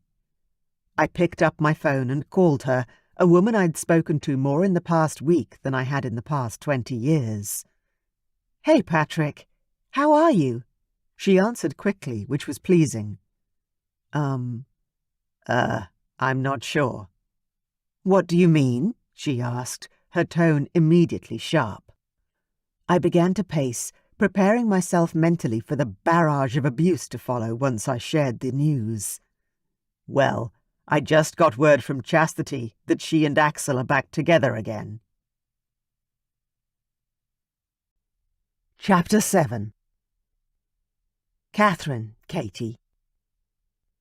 What? I gasped, my face paling. But we thought she'd tell him to go to hell.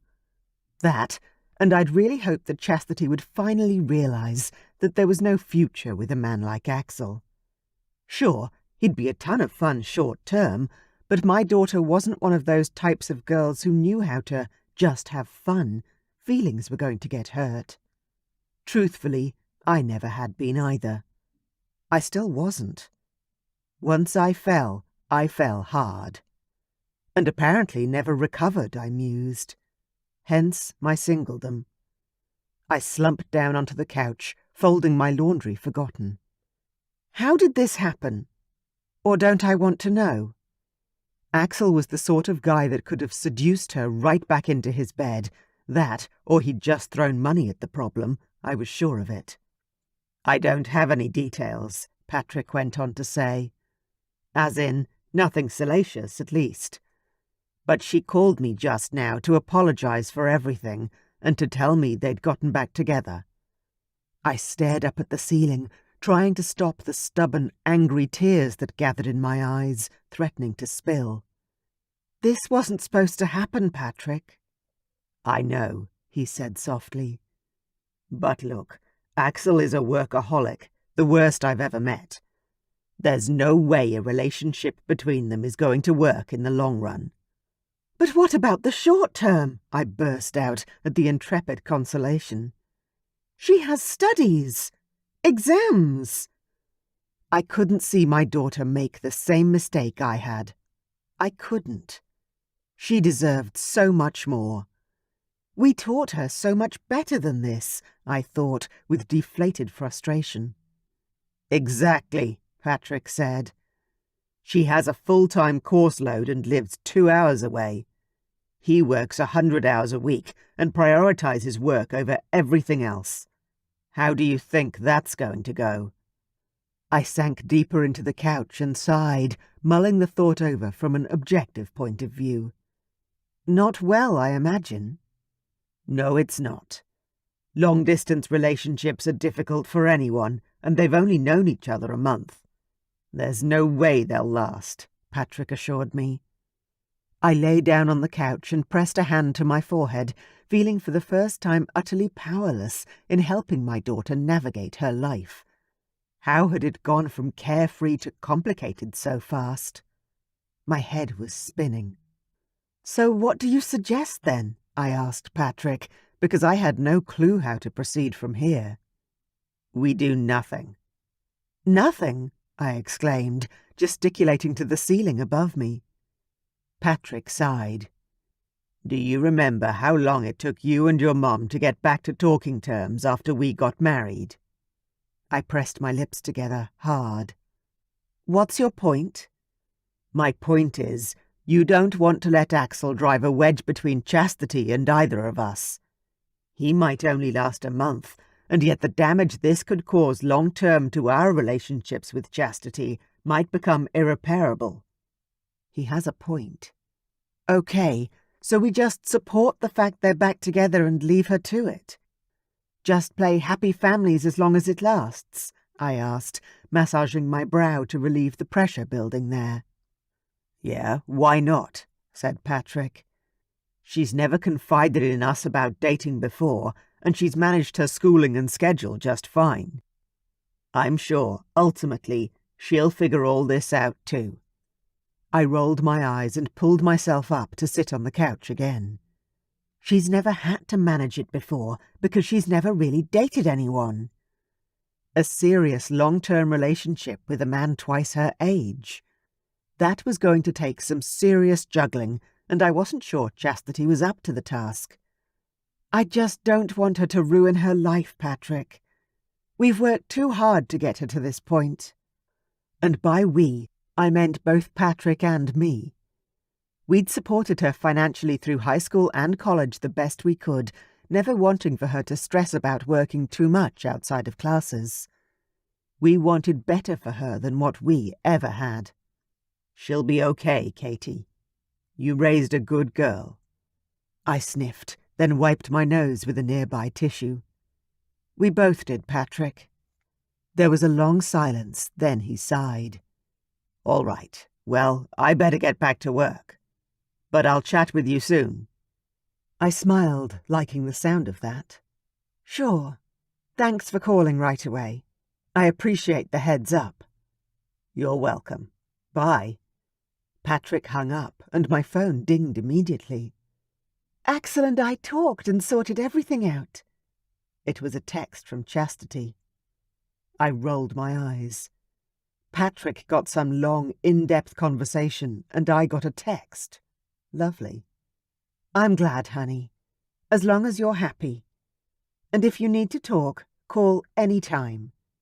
I forced myself to reply back. The next message that came through was a picture of Chastity grinning her head off inside a car. Oh, and he bought me a car so that I can drive up and down on the weekends. How cool is that? I growled aloud at that one. Ugh. He was buying her expensive, unnecessary gifts now. Of course he was. At least it was more useful than the diamond necklace she got for Christmas. Your first car should be one you work for and buy yourself. I texted back before I thought better about it. Sorry, Mom. I put the phone down and pressed my face into my hands, my shoulders slumped. I was still driving around in the car I'd bought 20 years ago after I had Chastity, and Axel had bought her a brand new one just like that. I blew out a long breath and forced myself to concentrate. Patrick was right. If I wasn't careful, I'd destroy my relationship with my daughter, and that was the last thing in the world I wanted. It's okay, honey. You're just very lucky, I answered. Bye, she replied. Bye, XOX. I got up and went back to folding the laundry, my arm shaking with a newfound tension and anger I couldn't even begin to explain. This was not going to end well. I felt it in my bones. Chapter 8. Katherine, Katie. Somehow, between work and life, Patrick and I went out for a second lunch, and then a third. Then he texted to ask me if I wanted to go on a real date, and I almost fell over. A real date? Was he insane? I'd justified every lunch up until this point by telling myself that they were for Chastity's benefit, that we were simply meeting as co-parents who had finally grown up enough to have a friendship after divorce. And we did talk about Chastity for some of the lunch. For at least the first 10 minutes, anyway. "I'm not sure if we should," I texted him. He didn't bother arguing with me and replied instantly. "Friday night, 7 p.m. Bellagio's." I squealed, loudly, like some stupid schoolgirl with a teenage crush. Then it dawned on me, Friday night was tomorrow night. Holy shit. I texted back before I could talk myself out of it. At this point in my life, after spending half of my adult life without a partner, what did I really have to lose? "Okay, see you then." I put my hand over my mouth, stifling any more noise. This was an insane thing to do. But I wanted to do it. Lunch with Patrick last weekend had taught me that everything we'd both believed about our breakup all these lonely years had been manipulated by Rochelle, my ex-friend and his ex-girlfriend. She'd convinced me that Patrick had cheated on me and that she was a permanent fixture in his life and Chastity's, which, looking back, had truly been the final nail in the coffin of our relationship. The sting of being replaced so easily and heartlessly was too much to bear in the end. With all of the stress, anxiety, and pressure of those apparent secrets simmering in the background, we'd broken up one night over some stupid fight. The weight of it all triggering me. That little spat was the proverbial straw that broke the camel's back. But truthfully, despite the pain and the breakup, I'd spent months secretly hoping and waiting for him to come back to us, his family. But he hadn't. And now I knew it was because Rochelle had been manipulating the both of us, pulling the strings behind the curtains like we were her puppets in some sick power play of hers. But did that mean that we really could have made it all along? And did that then mean we had a chance of making it work this time? Was Patrick even looking for a relationship? I had no real clue. Or was all of this nothing more than a trip down memory lane for him? Because if he was looking to refresh his memory, my body looked nothing like it did when we were married. There was a world of difference between 21 and 43. A ridiculous amount of time had passed under that bridge. And if he had any notions of rekindling where we left off, he was going to be sorely disappointed. I was tired and overworked. My trial by fire had been a tough one. I wasn't as fresh as a spring daisy anymore. But what if he wants something real? A voice in the back of my mind whispered. Biting my lower lip, I teased it between my teeth in thought, past regrets bubbling just below the surface. Was I willing to take that second chance? Or was I jumping in the deep end with romantic blinkers on and setting myself up for more hurt? There's only one way to find out. Chapter 9. Patrick. I was at work on Friday when my phone rang. Chastity's name flashed up on the screen, so I picked up straight away. "Hey, sweetheart. This is a surprise." "Hey, Dad. Yeah, well, I have another surprise for you. I'm driving down this weekend and was wondering if I could crash at your place tonight. No stress if you have plans to go out or anything. I'll just study and get an early night." Oh, crap. Of all the nights for her to come to town and want to spend the night, it had to be tonight. My first proper date with Katie after all these years. Yeah. Okay, sure. "It's fine if you can't, Dad. I'll figure something out." "No," I said, thinking quickly. I want to see you, and you can come. I already had dinner plans, so if you're okay with me going out for a couple of hours. I was meeting Katie at 7 p.m, so if all went well, a 10 p.m. finish would be pretty feasible. If things went south, well, I'd be home early. Yeah, of course I am. Like I said, I have a ton of studying to do. You do whatever you've got to do, Dad. I smiled to myself. That was my girl. Keeping up with her studies, making us proud. Then, if you don't mind me asking, how come the surprise trip if you have a lot of work to do? It didn't really make sense. Even though her school wasn't far from us, she rarely visited during the semester. Didn't visit me, anyway. Axel has a work dinner tomorrow night and asked me to join him. And since we didn't really get to say goodbye properly last week, I thought we could spend tonight together and then go out for breakfast, maybe. He what? Axel had invited her to meet work contacts. That meant that he really was serious about her. Much more so than I'd ever anticipated. I spoke slowly, so as not to alert her to how panicked my heart had just become. A work dinner? You're going to a work dinner with him? Yeah. Why's that, Dad? Is that bad? Chastity asked. Oh, no, I reassured her. It's not that. Just, I'm distracted, sorry, sweetheart. Don't worry about it. I'll see you when you get here. You've got your key still, right? This was bad. Katie was going to freak. Chastity's and Axel's relationship was escalating at a record pace. I do. I forced a smile to my face so that I sounded happy. Well, I'll see you at home then. There's food in the fridge and some cash in the fruit bowl if you want to order something in, okay? Thanks, Dad, she said, warmth filling her voice. See you soon, I said and hung up. Oh, shit. Axel was super serious about Chastity for real. And now I was dating her mother again. More was happening in this family at the moment than had gone on in the past 20 years. It was mind-boggling, and I wasn't quite sure how any of us were going to get out of this unscathed. Was this entire situation going to crash or burn? Or could we really all get our impossible happily ever afters? I turned back to my computer and got back to work.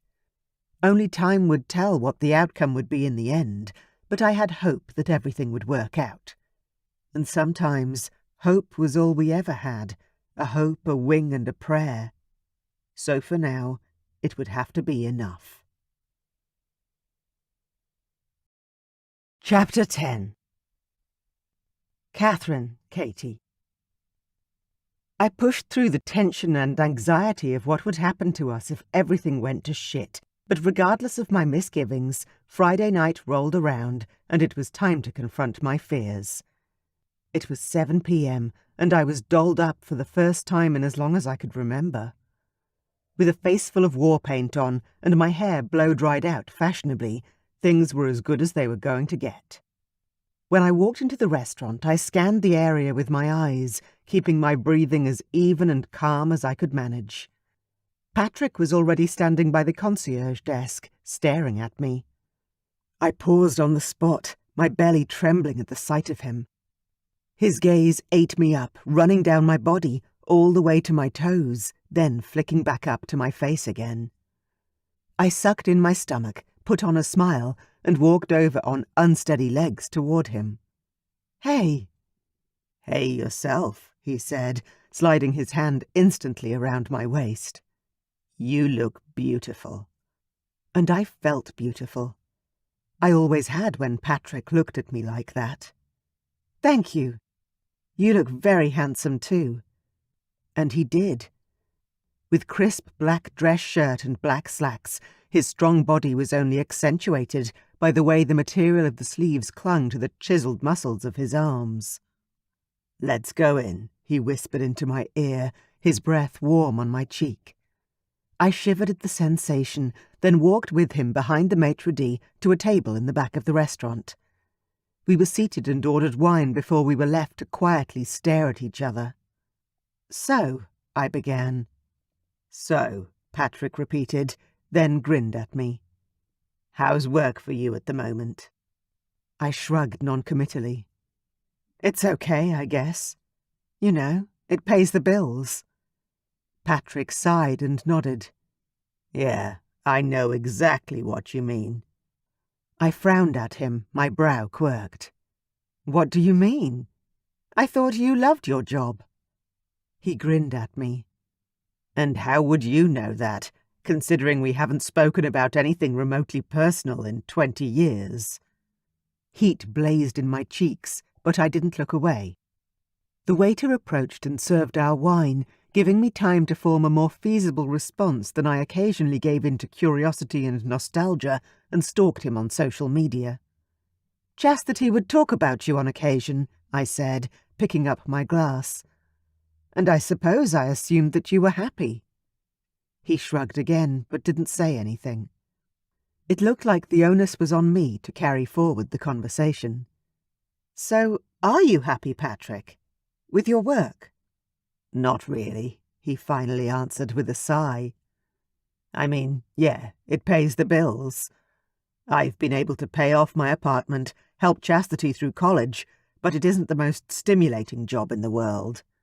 It's just a means to an end, really." I swallowed hard, a tightness beginning to grip me in the throat. "What about the rest of your life? Socially, personally? Are you happy?" He stared directly at me this time. "Come on, we're too old for games, Katie.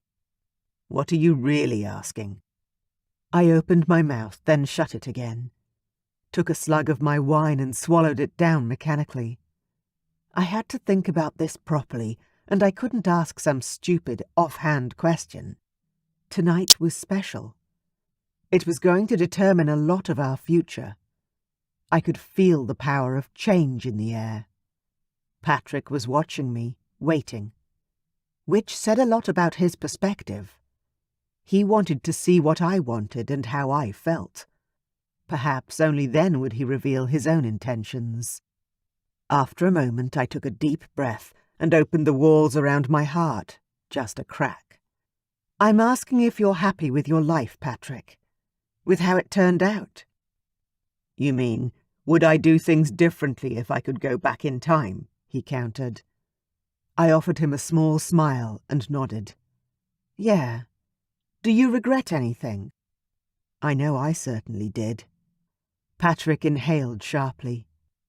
"I regret letting Rochelle convince me that you didn't want me anymore. I regret letting age and lack of experience, not to mention stupidity, break up our family," he said, his tone one of searing honesty. "You never remarried again," I whispered. "Why?" "Why didn't you?" he countered again. Part of me wanted him to answer first, of course. But that was the cowardly side of me. Now was the time for bravery. I had to lay all my cards out on the table. "That's easy," I answered, taking another sip of wine. "I never met anyone who I trusted with chastity the way I trusted you." He glanced down at the menu as if a little disappointed. "Any other reason?" My heart screamed out at me not to expose myself. It reminded me that I'd been hurt before, and it just wasn't worth the risk again. But I had to do it. This might be the only chance I would ever have to find out if Patrick and I had the opportunity of a real second chance. "Yes," I began, then took another fortifying sip of my wine. "I never loved anyone the way I loved you." When I finally glanced up to look at Patrick's face, his eyes were alight with a passion I hadn't seen in too many years to count. I fiddled with the white tablecloth. "What about you?" "You were the love of my life, Katie. I couldn't replace you in my life or my heart. I didn't even try." His words made tears gather in my eyes. So many wasted years apart. I wasn't even sure what I was going to say next. The waiter came along, his timing impeccable, and took our orders. "Would you like to look at a dessert menu?" he asked. I glanced at Patrick. His face fell.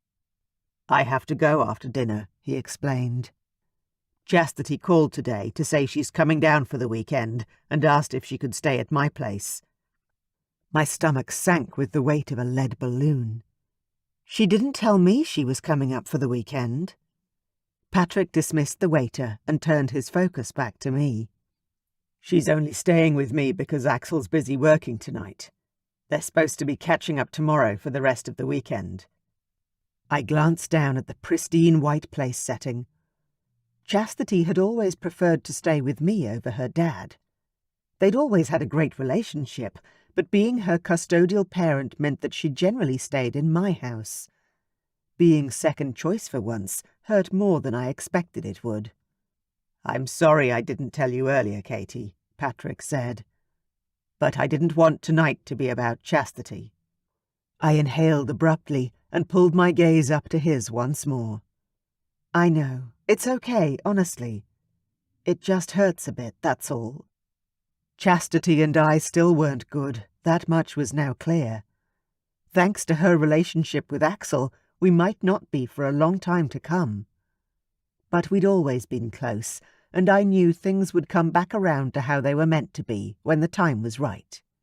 "Yeah, I know." I shook myself out of my mommy self-pity trip and forced a smile. "Let's get back to what we were talking about, because you're right. We've spent 22 years talking about Chastity. We've probably earned a break." Patrick laughed, and it was a deep, solid sound. "You're right. So what else do you want to talk about?" I changed the subject to his family, then work and travel, steering away from the super-serious topics that the night had begun with. It was clear we felt the same way about each other, but I'd wait until the time was right to act on it. That time, it seemed, was about an hour later, when we were walking out of the restaurant.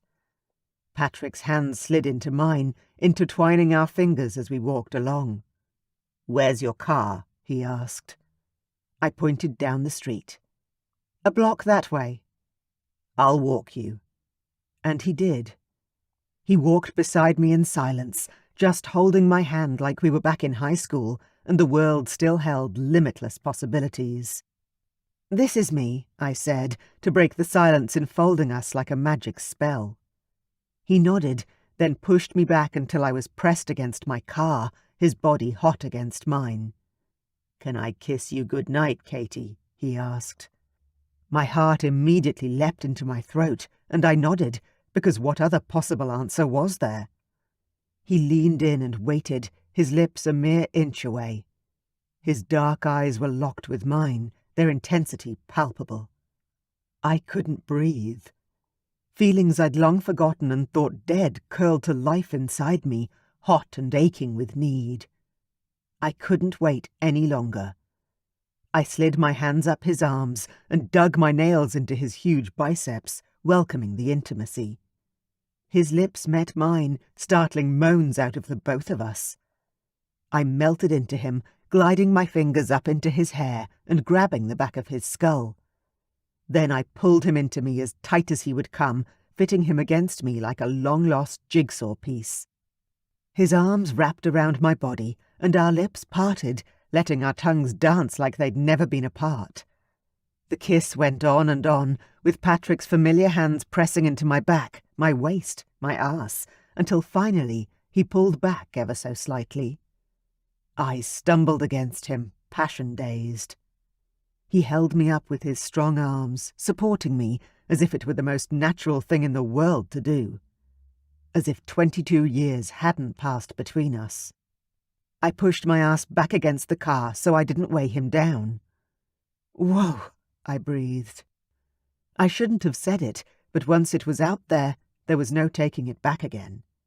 He nodded, his breathing heavy, then leaned forward to press his forehead to mine. "I wholeheartedly agree. Whoa." I closed my eyes and stayed that way for too long, not caring who might walk past, who might see us. I only cared that after so long we were finally in each other's arms once more. It felt so right that it took my breath away. Then he pulled back, groaning. "I wish I didn't have to go, Katie. I'm sorry." A smile trembled on my lips as he pulled away. Cold air filled the space where his body had been, and I wrapped my arms around my middle to warm myself again. I felt his absence acutely. "I understand. You have to go." Then I grinned at him. "Our daughter is waiting for you." He looked torn, which I appreciated. It made me feel wanted, and my heart swelled after years of neglect and loneliness. "It's okay, Patrick. Go." He stepped into me, pressing his hard body against mine. "I'm sure you can feel just how much I wish I could take you home," he whispered. I nodded, closing my eyes against the huge wave of arousal that swept over my touch-starved body. He gripped my chin with his fingers and tilted my head up, so I was forced to look at him. I opened my eyes, even though part of me was terrified of what would happen next.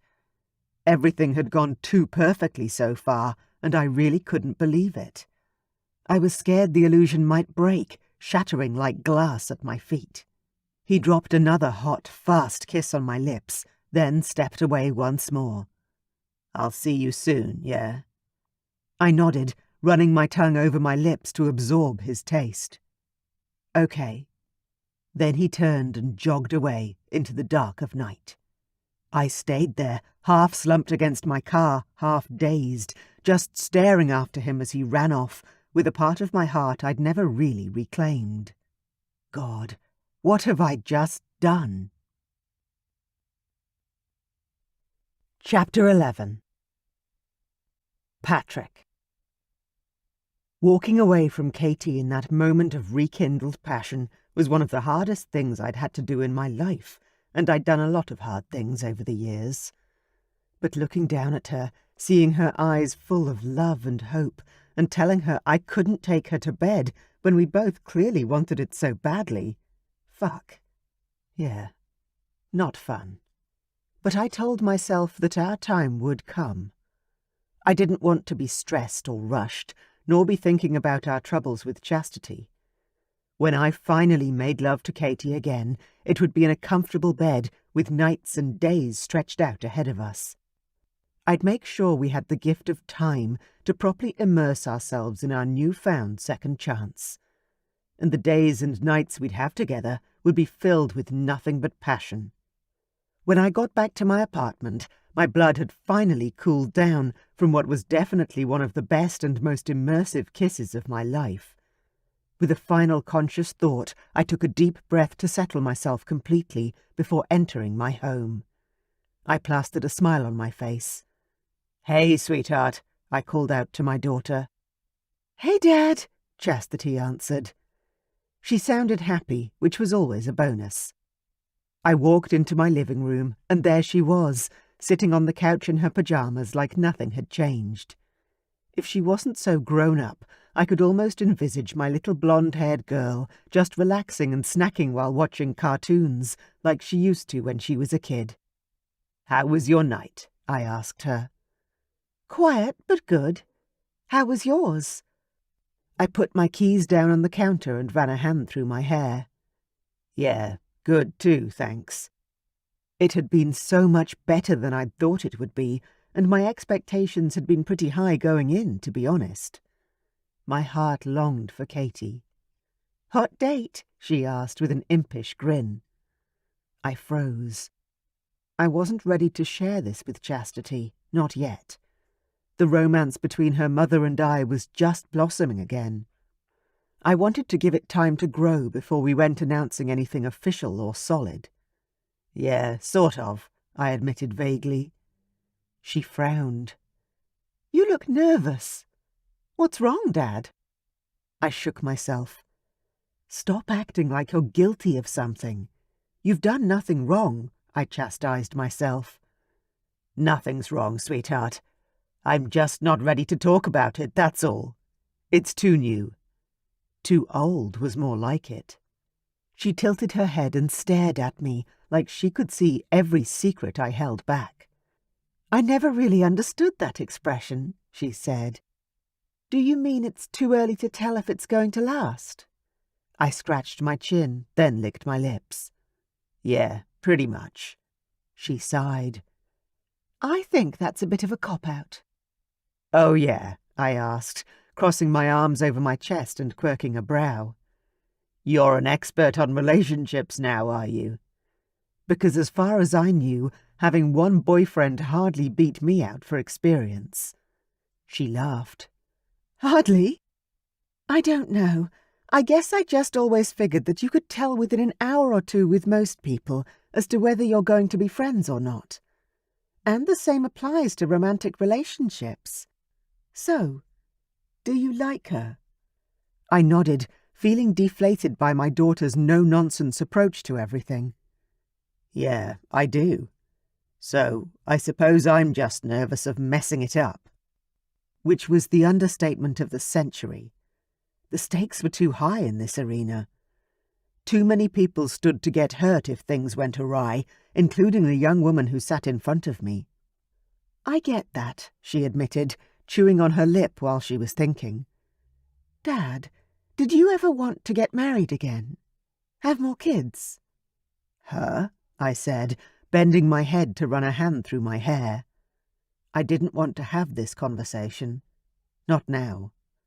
What's with the third degree, Chastity? Sorry, she said, jumping up from the couch. I didn't mean for it to sound like an interrogation. It's just that, well, since being with Axel, it's made me think more about life and relationships. And you and Mom. What about us? I asked, frowning at her. Katie and I weren't Chastity's business. In our own ways, we'd stayed single to protect her, to give her as stable and as loving an environment as we could, considering we were divorced. Why was she questioning all those decisions now, especially with so much time and water under the bridge? She slapped her hand against her forehead and grimaced. Shit, this conversation isn't going well at all. Let's start again. Dad, how was your day? Guilt assailed me. I didn't want my only daughter to feel like she couldn't ask questions or talk to me. No, I said, dropping my arms down. It's okay. We can continue the conversation. So why are you worried about your mom and me all of a sudden? The topic had never really come up before. It was just a little odd that she was asking now and out of the blue. Did she know something about us? Had Axel perhaps said something to her? Chastity shrugged. Because I've just realized that I'm almost 22 and neither of my parents ever remarried. And I suppose I'm just worried that it's my fault that you missed out on having more kids or getting married again. I feel like maybe I prevented you both from finding happiness again. I don't know. She suddenly covered her face with her hands. I'm sorry, it's just... Sadness hit me hard and fast, along with a nice big dose of guilt. Here I was, worried about why Chastity was giving me the third degree, and she was in tears over what she could have done differently when she was the child and I was the adult. Pull yourself together, man. Your daughter needs your assurance. I went over and grabbed her arms, squeezing her biceps gently. Hey, look at me. She dropped her arms with a defeated expression and looked up at me with tear-filled eyes. What? I smiled at her, willing my love for her into my eyes.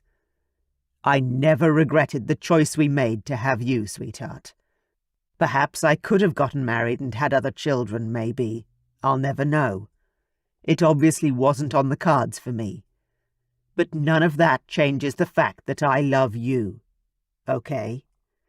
You have been nothing but a source of happiness for both your mother and I. In the dark hours over the years, I'd often wondered how things might have been different for me, especially when I was single and lonely. If we hadn't gotten pregnant when we did, would Katie and I have ultimately stayed together? Would we have travelled and tied the knot later? Would we have gone on to have 2, 3, or even 4 kids together? Or would we have broken up anyway? Would I have met someone else? It was pointless to ponder, really. The past was the past and couldn't be changed. Not now. Not ever. Chastity nodded. "Okay, Dad, but don't you ever—" "No, I don't," I stressed. "I have a great life and a daughter I'm very proud of." That part was very true. Chastity smiled, but her chin trembled. "Okay, Dad." "Good girl," I said, then walked toward the kitchen. This situation definitely called for junk food. "Let's break out the chocolate stash I kept from Christmas," I suggested. She laughed, probably surprised I had chocolate hidden in my apartment. "That sounds great!" So, for what remained of the night, we ate chocolate until we both felt sick, watched TV, and talked together. When she eventually went to bed, I took a shower and climbed into my own bed, pulling out my cell phone to text Katie. She hadn't sent one, which didn't surprise me. She'd probably be worried that Chastity might see the notification. "Thanks for tonight, Katie. Best dinner I've had in 20 years. She wrote back within a moment. "Lol. Yeah, for me too, Patrick." I grinned, lying on my bed, sighing like a teenager in love for the first time all over again. It felt like déjà vu. I had to see her again. "Do you want to go out for dinner again, tomorrow night? Or we could do takeout and a movie at my place." I sent the message and held my breath. Katie liked to eat out. It was a luxury for her, and I understood that. We'd both struggled for money for a long time, and I wouldn't begrudge her a proper date night if that's what she had her heart set on. The text she shot back took an extra minute or two to arrive, as though she were mulling it over. "Maybe we should book dinner at the Radisson." I laughed. Oh, yeah. The Radisson had a nice boutique restaurant, but it was a hotel, first and foremost. Did I dare ask if she wanted me to book us a room? I shrugged. Why not? What was the worst thing she could say? No? Not yet? I texted back. "Shall I book us a room there? We can have dinner. A spa appointment. Stay the night. Make love until we're both exhausted and satisfied in a way we've never been before," I mused wistfully. She didn't text back immediately. So I waited. And waited. I went and brushed my teeth, used the toilet, and checked my phone again. Finally, she sent back a message. "Yes, please." I punched the air in triumph, which was absolutely juvenile, but I thought whooping for joy aloud would probably draw more attention from Chastity than was desirable at this point in time. "Will do. Meet you there at 7 p.m. She replied promptly. "See you then." I fell onto the bed, my heart thumping hard in my chest. It hadn't been that long since I'd had a woman in my bed. But it had been years since I'd bedded someone I cared deeply for, and even longer since I'd had sex with someone I loved, namely, my Katie. When we dated in college, she'd been fun, dramatic and intense. The sex had been amazing. A combination of explosive chemistry and an attitude ruled by the catchphrase, "Why not?" had set our nights alight. I'd wanted those nights to last forever. But once she'd fallen pregnant and suffered horrendous morning sickness, things had changed between us. Our dynamic wasn't the same. Then, after she gave birth, Katie changed. She wasn't my happy-go-lucky, free-to-love girl anymore. It got so bad, I wondered if she'd ever come back, and if she did, I never saw it. Our relationship ended in heartbreak and divorce. Was that Katie still inside the Katherine I knew now? Tomorrow I'd find out. I woke up excited for my night, but first I had to deal with Chastity. I suggested we go out for breakfast, it being Saturday, and that's when I learned her news. "What are your plans for today?" I asked casually over Eggs Benedict at a local diner. "Well, Axel's coming over soon to pick me up," she said, not looking at me. I froze, then forced myself to swallow the lump in my throat. Oh yeah, that's right. He's taking you out for dinner, isn't he? She nodded. Yep. And what time's he coming to get you? I asked, assuming he was coming to her rather than expect her to go to him. About noon. I glanced at my phone. It was already 11 a.m. Where does the time go? Shit. That's soon. Yeah. I began to eat faster. My time with my daughter was quickly winding down. We've still got an hour, she said. And I can tell him to come later if you want. We don't have to rush. No, it's fine, I assured her around a mouthful. Where's he meeting you? He's coming to the apartment to pick me up. He thought he should come say hello. I froze with my eggs halfway to my mouth. He what? Is that okay? She asked when I didn't say anything else. I set my fork down and straightened up in my chair. This situation had just changed gears, and I wanted to know what I was walking into here. Okay, honey. You need to be straight with me. How serious are the two of you? Are you really sure you want to talk about this? She asked, biting her lip. Not really, but I had no choice. Yes. I think I have to know, or this isn't going to work. She folded her hands in her lap and stared at me evenly. We're serious, Dad. That's what Axel had said too, but he'd been drunk at the time and lonely from the sound of it. That didn't mean that either of them actually understood the definition of serious. I narrowed my gaze at her. What sort of serious? You've only known each other for a couple of weeks. Well, she licked her lips nervously. He's taking me to Vegas for my birthday next weekend. He bought me a car and purchased an apartment around the corner from my school. I drummed my fingers along the tabletop in thought. That still didn't sound very serious to me. Vegas is cool. I'm sure you'll have a great time. But none of that is unusual for Axel. He throws his money around to impress girls all the time. He always has. And nothing she'd said, or he'd said so far, had convinced me that he'd changed. She looked up again and sighed. Dad, can you just trust me when I say that we're serious? We have no intention of breaking up. I could trust her, but... Has Axel told you as much? I pried. She nodded, but didn't say anything else. From the look in her eyes, there was more to say, but there was only so much I wanted to know about what had happened between them, so perhaps it was a good thing she kept quiet. Finally, I sighed too. Okay, I'm going to take your word for it. But I want to tell you one more time that I don't think he's the relationship type, sweetheart. He's just too old to learn new tricks. He'd never even been in a serious relationship as far as I knew. A 42-year-old bachelor didn't become a marrying man overnight.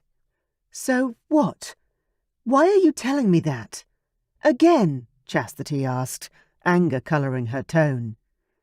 Because I don't want you to say in 6 months that I didn't warn you. I put down some cash onto the cheque. Chastity sighed. Consider myself warned, Dad. I stood up and hoisted my jeans up. All right then, let's go. You need to introduce me to your first boyfriend. I'd been dreading this day for 20 years, may as well get it over and done with. I just never expected to meet my best friend. Chastity jumped to her feet with a grin. Brilliant, Dad. Let's go. And so we did. We went straight back to my apartment, and I had the pleasure of having to wait for my best friend to come by. Not to chat, have a drink, or go for a run. He was picking my daughter up to go stay at his place for the weekend. Heaven help me. Chapter 12. Patrick. I'd managed to do the dishes, shower, and get into my running gear before Axel arrived. He was late, which was a rarity for him. Hey, beautiful, I heard him greet Chastity by the front door. I cringed and moved further away so I couldn't hear any more from them while they greeted each other. Yuck. My baby girl and my best friend. That was going to take some serious getting used to. I moved into the kitchen and stood in the furthest corner, pressed against the countertop. But from there, I could see the two of them together. Axel tugged Chastity into him and wrapped his arm around her. Then he walked forward and held out his hand like he wanted me to shake it. "Hey, Pat. Happy New Year."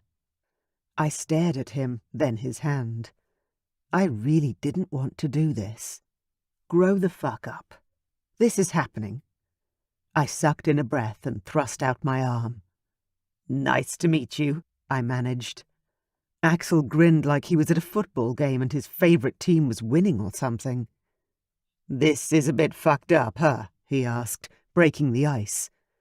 Relief poured through me. "Hell yeah." Axel looked to Chastity. "Do you mind if your dad and I have a quick chat?" he asked with a gentle smile. "Yeah, of course. I didn't get to have a shower this morning before breakfast, so I might go and take a quick one now." She pecked Axel on the cheek, backed away, then turned and ran down the hallway, abuzz with the elation of youth and love. I sighed and let all the anxiety go with that one exhalation. Shit, man. My head is completely fucked up. I ran both hands through my hair. Trying to talk to you like my friend, but having to treat you like the guy sleeping with my daughter. It's fucking weird. I needed fortification. I think I need a drink. Axel followed me to the kitchen and pulled out a stool to sit on. Go for it. It's past noon. I grabbed the bottle of whiskey from above the fridge and turned to my old friend. Do you want one? I offered. No thanks. I've got to drive. Good call. For you, maybe. I, however, do not need to drive. I splashed some whiskey into a tumbler and downed the lot in one gulp. The burn in my throat didn't do much to appease the cold feeling in my gut, so I poured myself another. Look, man, Axel said. I promise you, neither of us wanted this. It wasn't planned. I gripped my tumbler hard and stared straight at him, my lips pursed. Then why, Axel? Seriously. Because she makes me happy, Pat. Like, seriously, nothing else matters in the world when I'm with her happy. And I've never felt that way before, not just about anybody, but ever, in my life. I listened, but couldn't bring myself to respond. I didn't know what to say. Every time I felt like I was finally on top of these emotions, I got smacked in the head by something else. Guilt, anger, rage, worry. It all piled up, smothering me under its weight. I couldn't handle it. Axel continued when I didn't say anything. Look, I'm serious about this relationship, about taking care of Chastity. I'm already in talks to sell part of the company so I can back off on the hours I work. My mouth dropped open. No way. Not Axel. Not in a billion years. He was Mr. Workaholic of the Year. Bullshit. You wouldn't do that, I scoffed, sipping at my whiskey. He shrugged like it was no big deal. I'm already doing it. I couldn't believe it. Axel literally lived for his company. But if he was trying to tell me that he was ready to prioritize something other than work, then the grand gesture was working.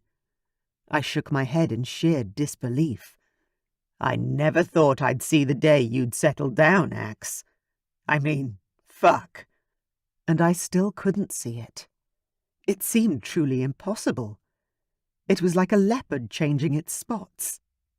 Workaholics like Axel didn't just undo 20 years of hard work overnight. But the intention was there, so I had to respect that. In the very least, it was clear he was trying to do something, to be more for Chastity. Axel laughed. You can say that again. And I'm sure you never thought it would be with your daughter. Fuck no. No, I began slowly, thinking about all the years I'd known Axel, all the women he'd dated, and my baby girl. I definitely never thought this is how it would be. Axel stood up from his stool. Could I grab a bottle of water? Yeah, sure. I turned and grabbed one out of the fridge and slid it over the counter. You have to understand why I'm concerned, Axel. I mean, you don't do relationships. You never have. And Chastity is so young, and she's got so many plans. You've got to make sure you don't get in the way of any of it. That was what Katie was most concerned about, the possibility of Axel taking away Chastity's right to choose the paths she wanted to walk in life. How she'd always wanted it to go. I won't, Axel declared. I want to support her in whatever she chooses to do. That sounded like he was ready to pay off her school debt and move her into a cushy apartment where she'd never need to work. That wasn't what Chastity wanted, and it wasn't what we wanted for her either. We wanted her to follow her head as well as her heart.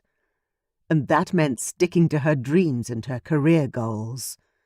The things she'd worked so hard for and been so dedicated to. We didn't want to see her become a rich guy's young trophy wife. Yeah, but you're rich, I reminded him, crossing my arms over my chest. He groaned. And I can't even pretend I'm not, can I? Nope. I'd say I know all your faults and your virtues. There's nothing to hide. Axel and I had been friends for so long, I'd seen him go through practically everything. From mergers that hadn't gone his way to the women who'd waltzed in and out of his life. I knew he was extremely determined and smart and a good person all around. But I also knew he barely slept, was addicted to work and exercise, and there would be no room in his life for a girl with a heart as big as Chastity's. Axel stared at me, and I could see the serious turn the conversation was about to take before he even spoke. So, you know I work hard, and I haven't committed before. But I love her, Pat, and if she'd let me, I'd just take care of her for the rest of her life. That wasn't what she wanted. She wanted to be a chiropractor. But her education, I began. I said, if she'd let me, Axel interrupted. But she won't. She's independent and wants to make it on her own. And I respect that. I love her even more for it. Good, I said with a note of defiance. Axel sighed. Look, bud, the only way I'm going to prove to you how serious I am about Chastity is with time. When I'm still around in 3 months, 3 years, 30 years. 30 years? I almost laughed. You really expect to live that long, old man? Hey, he said with mock outrage. You're older than me, bucko. I couldn't help it. I laughed. Okay, Axel. All right. Fine. I'm going to give you the benefit of the doubt. But if you break her heart, just know I'll make sure a weight bar falls on you at the gym when you least expect it. And I knew guys that would jump at the chance to do it, too. He grinned and nodded like I wasn't serious. Deal. Chastity suddenly popped back into the room. You two okay out here, or is an intervention necessary? Yeah, we're fine, beautiful, Axel said, and reached an arm out to her. She ran straight to him, and the look of love in her eyes was almost unbearable to watch. She was smitten. You ready to go, then? She asked. I've packed my bag. He nodded and turned back to me. Thanks for the talk, Pat. Likewise, I said, and showed them to the door. I had to sit on the couch for a bit after they left to gather my thoughts, and was glad no one was around to see it. This was big. Both of them were truly serious about attempting to make their unexpected romance work. Katie was going to go crazy with worry about Chastity and her future. And it was me who'd be the one trying to keep her calm along the way. When I got to my feet again, I didn't feel too great. Probably because I'd been stupid and had whiskey on a half-empty stomach. Shaking myself out of it, I went to the kitchen to make a green smoothie and get ready for a run. Today was special for Katie and me. It was very possibly the first step toward getting back into a full-time relationship, and I didn't want the ghost of Axel and Chastity chasing us through the day or night. It was time to clear my head and prepare to seduce my first love back into bed. The afternoon went by at a snail's pace, which meant, of course, that when it was time to go, I wasn't ready. I'd done too good a job of distracting myself and ended up running a few minutes late. When I arrived, dressed in a new shirt and slacks, Katie was already waiting for me in the beautifully appointed lobby of the hotel. She wore a long black dress, and when she turned to look at me, the beauty of the woman I'd always loved practically punched me from across the room. I didn't hesitate. Walking right up to her, I grabbed her by the waist and hauled her into my body, needing the feel of the woman I'd never stopped loving. She gasped, but didn't complain. I lowered my head and kissed her. Her lips were warm, and her flavour flooded my nose and mouth, which only served to make me hungrier for her. When I lifted my head, her lipstick was smudged, and she had a flush of arousal highlighting her cheeks. "Hey," I said with a winning smile. She blinked up at me, dazed. "Hey, yourself."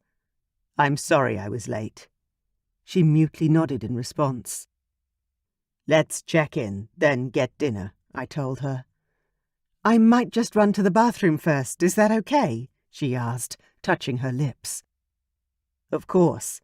I'll check us in and meet you back here." She nodded again and raced off. I headed for the registration desk, paid for the room, got 2 key cards, and met her a moment later. She'd reapplied her lipstick and wiped any proof of our passionate kiss from her face. I immediately wanted to pull her into my arms and smear her lipstick all over again, but I restrained myself from branding her once more, only because I was pretty sure she wouldn't appreciate it. "Let's have some dinner," I whispered into her ear as I put my hand against the small of her back and guided her toward the restaurant. When we sat down, I couldn't help but stare at her. Everything about her was so graceful. The strength of her posture, the softness of her hair, the way she moved the bangles on her wrist. It was mesmerizing. I'd forgotten just how much I liked to look at her. "How was your day?" she asked after a time. I grinned, not wanting to tell her the whole truth, because the last thing we needed tonight was to get into a heated discussion about the pros and cons of our daughter dating my best friend. "Well," I began, "I spent the whole afternoon fantasizing about what I was going to do to you tonight. So I would say my day was good." Her eyes went wide, then she reached for her water, taking an awkward sip. "Patrick, There's no pressure, Katie. If you just want to take a bath, drink wine and talk, we can do that too. It would kill me, and my balls would be as blue as bloody sapphires, but hey, I'd do anything for her." She stared at me, her eyes shimmering with a vulnerability that I hadn't seen in her, well, ever. "No, it's not that," she confided quietly. "I'm just a little, well, actually I'm a lot older than I was when we first met, Patrick." I almost laughed but restrained myself, instead offering her a reassuring smile. "So am I, Katie." "But you're still hot," she hissed across the table. "You've got muscles on top of muscles, and somehow you're even better looking than you were 20 years ago." "While I'm flattered, Katie, "No," she said, shaking her head adamantly. "Please let me get this out." I waited, because what else could I do? "My body isn't like yours, Patrick. It's given birth. It's tired and old and—" "Katie, you're beautiful," I said, cutting her off. "Even more beautiful than you were 20 years ago." And it was true. Gone was the awkward girl, and in her place was a voluptuous, confident, stunning woman. She shook her head again. "And I haven't been with someone for so long. I can't even tell you." "Katie, where is this leading?" I wondered, my brows scrunching. "I don't want to disappoint you," she whispered, and this time there were true tears in her eyes. My heart broke and was rebuilt, all in the same moment. "Sweetheart, I stopped talking. There was only one way to prove to her how desirable she was to me. I stood up and held my hand out. "Come with me." "Where are we going?" she asked, placing her hand in mine and grabbing her bag. "We're going to our suite right now, and I am going to devour you. There's only one way to prove that I find you more desirable now than I did when I was a stupid kid." Her mouth dropped open. I stared her straight in the eye. "How about we order room service, and I show you just how much I want you? Now, in bed." Her lip quivered. She only nodded, her eyes still wide and teary. So I took her hand and dragged her toward the elevators. People said that actions spoke louder than words, and Katie was about to find out firsthand exactly how much I needed and wanted her. Chapter 14. Patrick. I struggled to catch my breath. My heart thundered in my chest, and everything inside of me felt electric. I was far too awake, like a live wire, to follow Katie into post-orgasmic sleep. So, instead, I kissed the top of her head, inhaling the scent of her hair, and gathered her closer. I closed my eyes and shook my head with a small smile. I'd underestimated just how important and amazing making love to Katie again would be. Being with her was like coming home after a long journey. I'd never experienced anything like it. My heart felt like it was going to burst. It was too full. Everything about this was too much and too soon. And yet the very idea of stepping away from her and breaking this very new connection between us was unthinkable. I wrapped my arms around her even more tightly. There was no way I was letting her go. Not now. Not ever. The thought surprised me, and I stopped. But then again, after 2 decades of searching for a relationship that was even remotely right for me and coming up short, was it really that surprising I wanted the one woman who ever made me feel whole? I just lay there, enjoying the warmth and weight of her tucked in beside me while she slept, thinking about how our lives were about to change irrevocably. After an hour or so, she stirred, moaning softly, before lifting her head to stare at me. "Hey, beautiful," I said.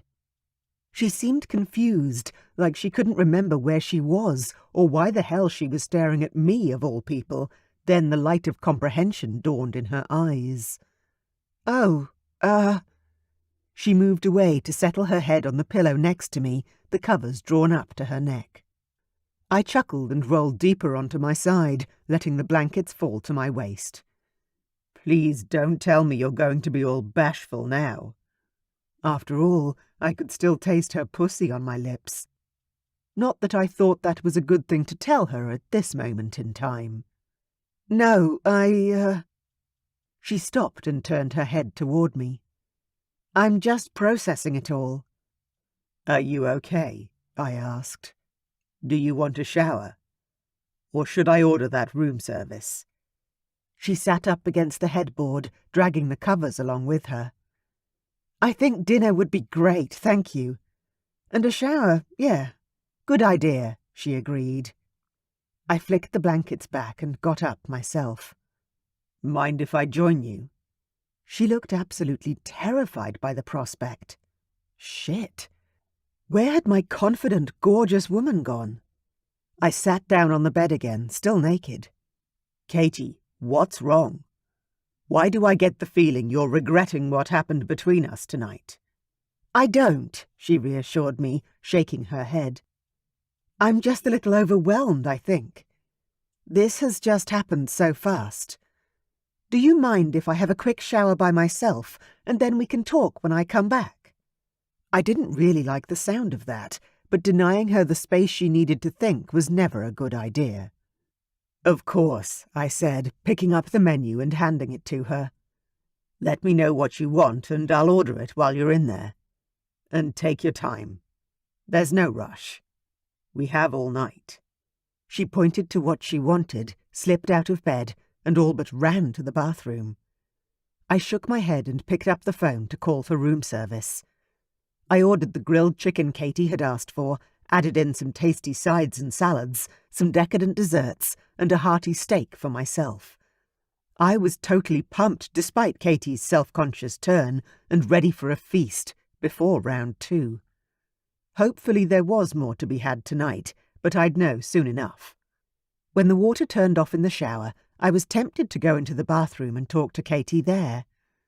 Some of my best memories of us were in the bathroom. Some of our best sex was in the shower, some of our longest conversations were in the bath, and Katie had laboured at home in the shower for hours the night she gave birth to Chastity. But I didn't go in. Our relationship just wasn't at that stage yet.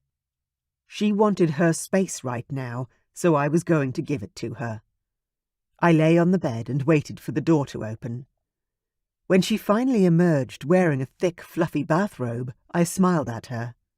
"You look cosy." And thankfully, she looked like she was staying the night. The last thing I wanted was for her to leave after what we'd just shared. "I am. Thanks," she said, smiling. "Feeling better?" She nodded in response. My gaze ran over her once more. Her hair was washed and pulled up now, and her face was free of makeup. She looked younger and definitely more vulnerable. "Come sit. Talk to me." I held out my hand. She came, sitting on the bed next to me, but her eyes roamed over my chest in a way that made me thankful for every deadlift and weight I'd hoisted over the years. There was a knock on the door, and I went to investigate. It was room service, so I let them in and waited while they arranged our food on the small dining table before leaving. I waved at the banquet before us. Not exactly silver dining, but... "It's perfect," Katie said, walking over in her bathrobe to sit at the table. "It all looks great." She picked up her fork. I sat down opposite her and grabbed my own utensils. "Don't wait on my account, beautiful. Dig in." And so we ate. The only noises in the room were our appreciative moans and the sound of sipping and chewing. When Katie had eaten her chicken and baked potato, as well as some of the garlic bread I knew she'd like, she tilted her head at me. "What?" I asked, raising a brow. "I wasn't going to do this." "Then don't," I suggested. It was as simple as that. She rolled her eyes. "Can we talk about Chastity? Just 5 minutes?" I picked up my glass of red wine and nodded. "Sure, she's our girl, but just until the end of the meal. Then it's back to us." She leaned forward, her eyes gleaming with mischief. "What was with the car?" she inquired. "Did you see what he got her?" I laughed. This conversation had just taken an unexpected turn. "A beetle." "Not just a beetle," Katie said, "but a brand new beetle." I lifted my eyebrows at her in question. "You sound jealous. What's up?" She sat back in her chair. "Well, maybe I am. I've never had a new car before. It's taken me 20 years just to pay off my tiny house." She sighed heavily. "I just thought I taught Chastity better than that." I laughed at her in disbelief. "Hun, are you seriously trying to tell me that you would have refused a brand new car when you were 22? One that was gifted to you?" "But there are strings attached to it," she exclaimed. "Is it in her name? Or will Axel just take it back when they break up?" I shrugged. "No idea. But he's not that sort of guy." "What sort of guy?" she pressed. "The sort to take back the car if they broke up. There'd be no loan attached. He would have just bought it outright. Something I would have been able to do for her if she'd asked, but Katie and I had decided years ago that there were certain things that you had to earn." I leaned forward in my seat, feeling like a gossiping teenager and loving it. "You know he bought an apartment around the corner from her school so he could visit her." Katie gasped. "No way!" "Yes way," I said with a grin. She frowned. "You don't think he, bought that for her too?" I shrugged. "No idea. Though it's entirely possible." Katie threw her hands up in the air, quite literally. "For fuck's sake! Really?" I laughed at her explosion and shook my head with a good-natured smile. "What's the real problem here, Katie? You can't actually be jealous that our daughter has it easier than we did." "It's not that." She pouted. "You know what those rich kids at college were like." "Yeah, I remember them well." She crossed her arms over her chest, her ample cleavage in the robe exposed for my viewing pleasure. "They were bloody entitled, nasty assholes. I wanted more for our daughter, Patrick. Working for your own things builds character. We spoiled her enough by supporting her through school so she barely had to work. But this—" She shook her head like all hope was lost. I reached across the table and grabbed her hand, enclosing it in mine. "Sweetheart, a few extravagant gifts from Axel aren't going to ruin our daughter or undo years of love and positive reinforcement. She's already grown up. She has integrity. She's honest and hard-working." "But—" "No buts," I said firmly. "And dinner's over, so no more talking about our daughter and her rich boyfriend. We should be grateful she's chosen someone who can take care of her, rather than some starving artist or something." Katie grimaced in defeat. "I suppose you're right." "Come on, sweetheart.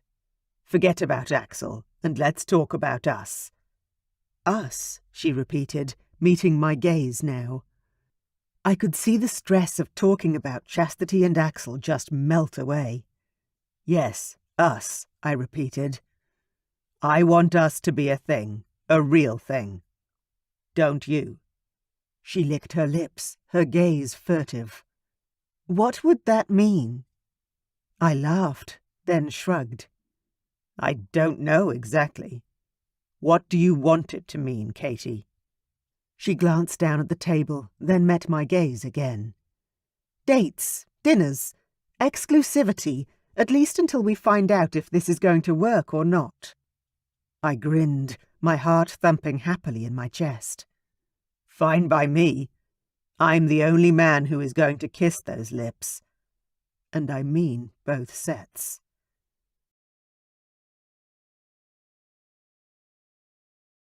Patrick kissed the top of my head and stroked my hair, holding me tight. How had I ever let anyone tear us apart? Chapter 16. Patrick. Katie and I fell into a rhythm around work that meant we messaged each other when we could and caught up at night, if time permitted. We were both pretty independent, and although I loved being with her again, it wasn't always possible to see her as much as I'd like, especially with her wanting to keep our relationship under wraps for now.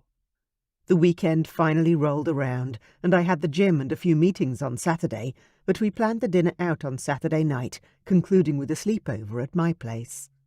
After hearing how she'd never had anyone else in her room or her bed, I was determined to have the same atmosphere at my apartment. I called a bedding company, ordered a new king-sized bed, and had it delivered on Saturday morning. My old bed went out the door, and with it, all the memories of the past 20 years. Katie and I needed to start fresh, without ghosts haunting us or scars impeding us from moving forward. Was that even possible? I wasn't sure. But I certainly wanted to try. At 7 o'clock I got dressed and headed out the door, excited about what the night might bring. Katie had asked me to meet her at our chosen restaurant because she was out with friends for the day and they were going to drop her off on the way through. So, when I got to the restaurant, Katie was already there, looking spectacular in a black dress that stopped at her knees and boasted a dropped neckline that drew my eye straight to her cleavage. "Don't you look gorgeous?" I said to her as I leaned in to kiss her in greeting. She turned her head a little, so I only caught her cheek. "Thanks. You look gorgeous too." I frowned at her as we made our way into the restaurant and sat down. "What was that?" I asked, unable to keep my intrusive thoughts quiet. She picked up her menu and glanced down at it. "What was what?" "You avoided kissing me. Did I forget to shave or something?" I ran my hand over my smooth chin and cheek. Nope, no problem there.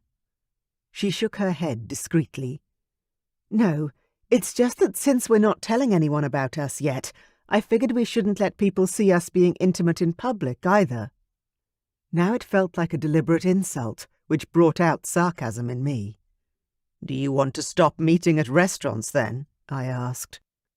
"We can just skip dinner and go straight to a shady hotel where no one will ever see us." Katie rolled her eyes, not taking the bait, and continued to peruse the menu. "Seriously?" I asked.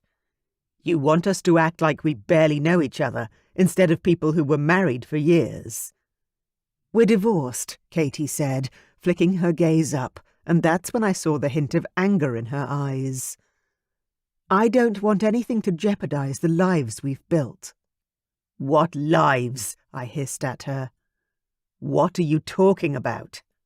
She put down the menu and looked straight at me. "Patrick, you have a job, an apartment, a social life that some of us could only dream of." "What are you talking about?" I ground out. "My job is boring me to tears, my apartment is tiny, and my social life. I haven't even gone to the gym this week, so I don't know what you're talking about." She glanced down and turned her head away. The curve of her throat and neck had always entranced me. So elegant and smooth. "I thought you went out a lot." "I don't. Especially now that I'm not talking to my best friend anymore." "What about Thursday night? Did you do anything special?" she asked. Thursday night. Thursday night. I had a late meeting, then did some grocery shopping. Nothing out of the ordinary. Then it dawned on me.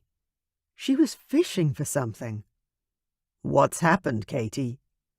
"Oh, just a woman I work with said she saw you out at Maxine's on Thursday night with a woman. Apparently, she was young, blonde." My mouth dropped open. "Are you serious? Are we back to this again? You're going to actually believe some random woman from work over me? The man who has promised he wants a fresh start with you?" Katie narrowed her eyes at me. "She isn't just some random woman. I've known Coral for over 10 years. "And has she ever met me?" I pressed. Katie faltered. Well, no. But—" "So she's never met me, which means she only knows my face from a photo on your phone or from some with Chastity. And you really think there's no way she could have made a mistake? Confused me with some other 40-year-old guy with brown hair?" I was getting angry now and finding it difficult to keep the bite out of my voice. Katie's cheeks flushed red. She might have." "Yeah, I think she might have as well," I retorted. I was half a minute away from cancelling dinner and going home. Then our waiter arrived. Katie called for his attention and ordered. I held my tongue, deciding to see this date through, and ordered a steak, same as her. Simple meals, so hopefully we could get out of here quicker. When the waiter left, Katie attempted to fix her mistake. "I'm sorry if she was wrong." I clenched my teeth together. That was a half-assed apology if ever I'd heard one. She wasn't wrong. You were wrong. Wrong to believe her without asking me. Then wrong for believing her over me when I told you the truth. If I had proof of where I'd been on Thursday night, I'd show you. But I'm sorry, I don't take selfies at the grocery store. She looked down, feeling embarrassed or sorry for herself. I wasn't sure. There was a heavy silence between us now, and I was in no mood to fill it. So I left it. Then her phone rang and she looked at it quickly. "Oh, I'm so sorry. I have to get this. It's my mum." My anger evaporated immediately. "Is she okay?" "No, I'll explain in a minute. I'll be right back." She held her phone to her ear and raced to the foyer, which would offer her a quieter environment to converse. I watched her, staring after her retreating form, feeling a sense of déjà vu. Is this how life was going to be? Was it destined to just be a repeat of our first marriage? Of questions and suspicions, and Katie avoiding the hard conversations. When she finally came back, my stomach was twisted into a hard, angry knot. But I'd always liked her parents, so I had to ask the question burning on my tongue. "Is everything okay?" She slid her phone back into her bag. "Mom's in the hospital." "What? Since when? Chastity hasn't said anything." Katie's lips twisted. "I haven't told her. I didn't want her to worry. She has too much on her plate already." I raised an eyebrow at her. "And you don't?" Our dinner arrived and we got to eating and drinking our wine. Conversation died. And for the first time, I was starting to worry if we should really do this. Maybe we had rushed into everything like the fools we were. I put my knife and fork down. "Katie, I'm sorry," she said, interrupting me. "I shouldn't have believed Coral about you going out with someone else. That was wrong." It was wrong, I agreed, though now that she was finally talking about it, the sting of anger was gone. "I'm not excusing my behaviour in any way, but I want to tell you why I was so quick to believe her when I shouldn't have." I nodded and waited for her explanation, giving her the opportunity to talk. I... Then she stopped and covered her face with her hands. "I'm so bad at this."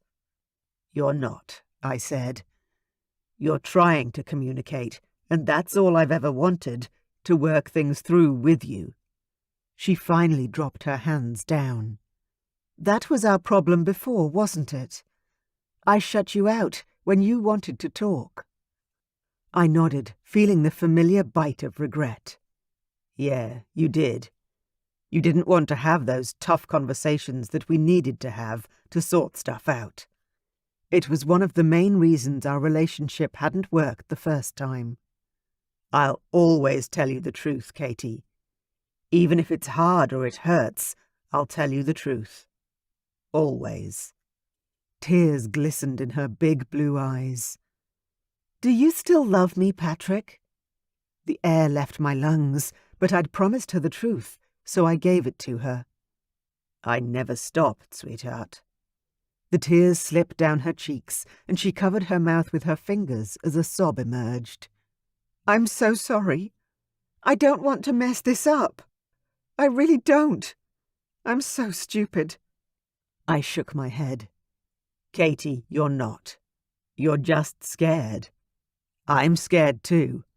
I let you go once, and I don't ever want anything to come between us again. Especially not some stupid gossip.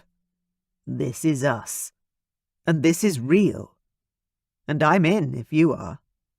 She nodded, and I knew it was time to leave. I stood up and threw some money down on the check. "Let's go, sweetheart." "Now?" "Now." She grabbed her bag and hopped to her feet. I put my hand to the small of her back and guided her out of the restaurant and into the cold of the outside air. "Where are we going in such a hurry?" she asked, seemingly a little taken aback. When we got to a clear spot, I stopped, turned her around and dropped to my knee, right on the street. Patrick! What are you? It was too early to propose to her. We both had a lot of feelings and past issues to sort through first, but she wanted a big display of love, and it was time to show her how much I really wanted her. Not just for tonight, but for all of our tomorrows. I grabbed her hand. Katherine Louise Kelly, will you be my full-time, totally committed, 100% in girlfriend? She squeezed my hand. Yes. Yes, please. I would love that. I didn't get up. I had more to say. No more jealousies or worries or insecurities. If I don't want to be with you anymore, I will tell you. Do you understand? She nodded. I mean it, I added. You will never have to spend a single minute worried about if I want you or where I am, because the moment we're not solid, I will tell you. We'll work through it, or we'll decide, together, that it's not going to last. Okay? She nodded again. Do I have your promise you'll give me the same courtesy? She laughed that time. Oh, Patrick, you were my dream man when I was 21, and you're still my dream man. I don't want anyone else. Then you need to promise me that you'll stop sabotaging this, because I'm going to tell you to stop it if you do. I'm not 21 anymore. I'll damn well spank you if you need it. This time when she laughed, there was something else beneath the sound. I got to my feet and pulled her into my arms, grabbing her ass like I owned it, which I kind of did. Do you want a little spanking, Miss Katie? She slid her hands up my arms, no longer appearing to care that anyone could see us together. I've never tried anything like that, she admitted, her cheeks blushing pink. So, I don't know. Possibilities hit me, and I grew hard. Do you want to go back to my place and try a few things? She pursed her lips and nodded, all coy, and cuddled into me. I grabbed her up, took her home, and showed her my new bed. She liked it more than even I dreamed she would, and by the end of the night I had a mile-long list of sex toys I needed to buy to try out on her. We had our chance at a second chance, and I was going to share everything with her that we'd missed out on trying the first time around. Chapter 17. Katherine, Katie. My weekend with Patrick was even hotter than I could have imagined.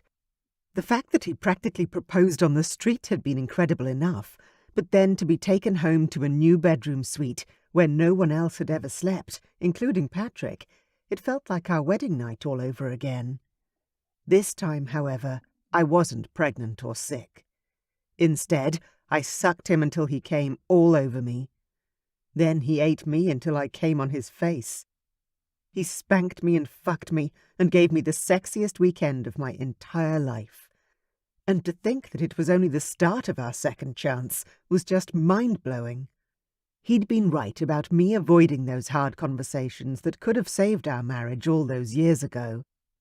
I hadn't wanted to deal with the possibility that my husband wasn't happy with me anymore, or the idea that he'd gone to another woman for comfort when I was at home with his daughter, depressed and not coping.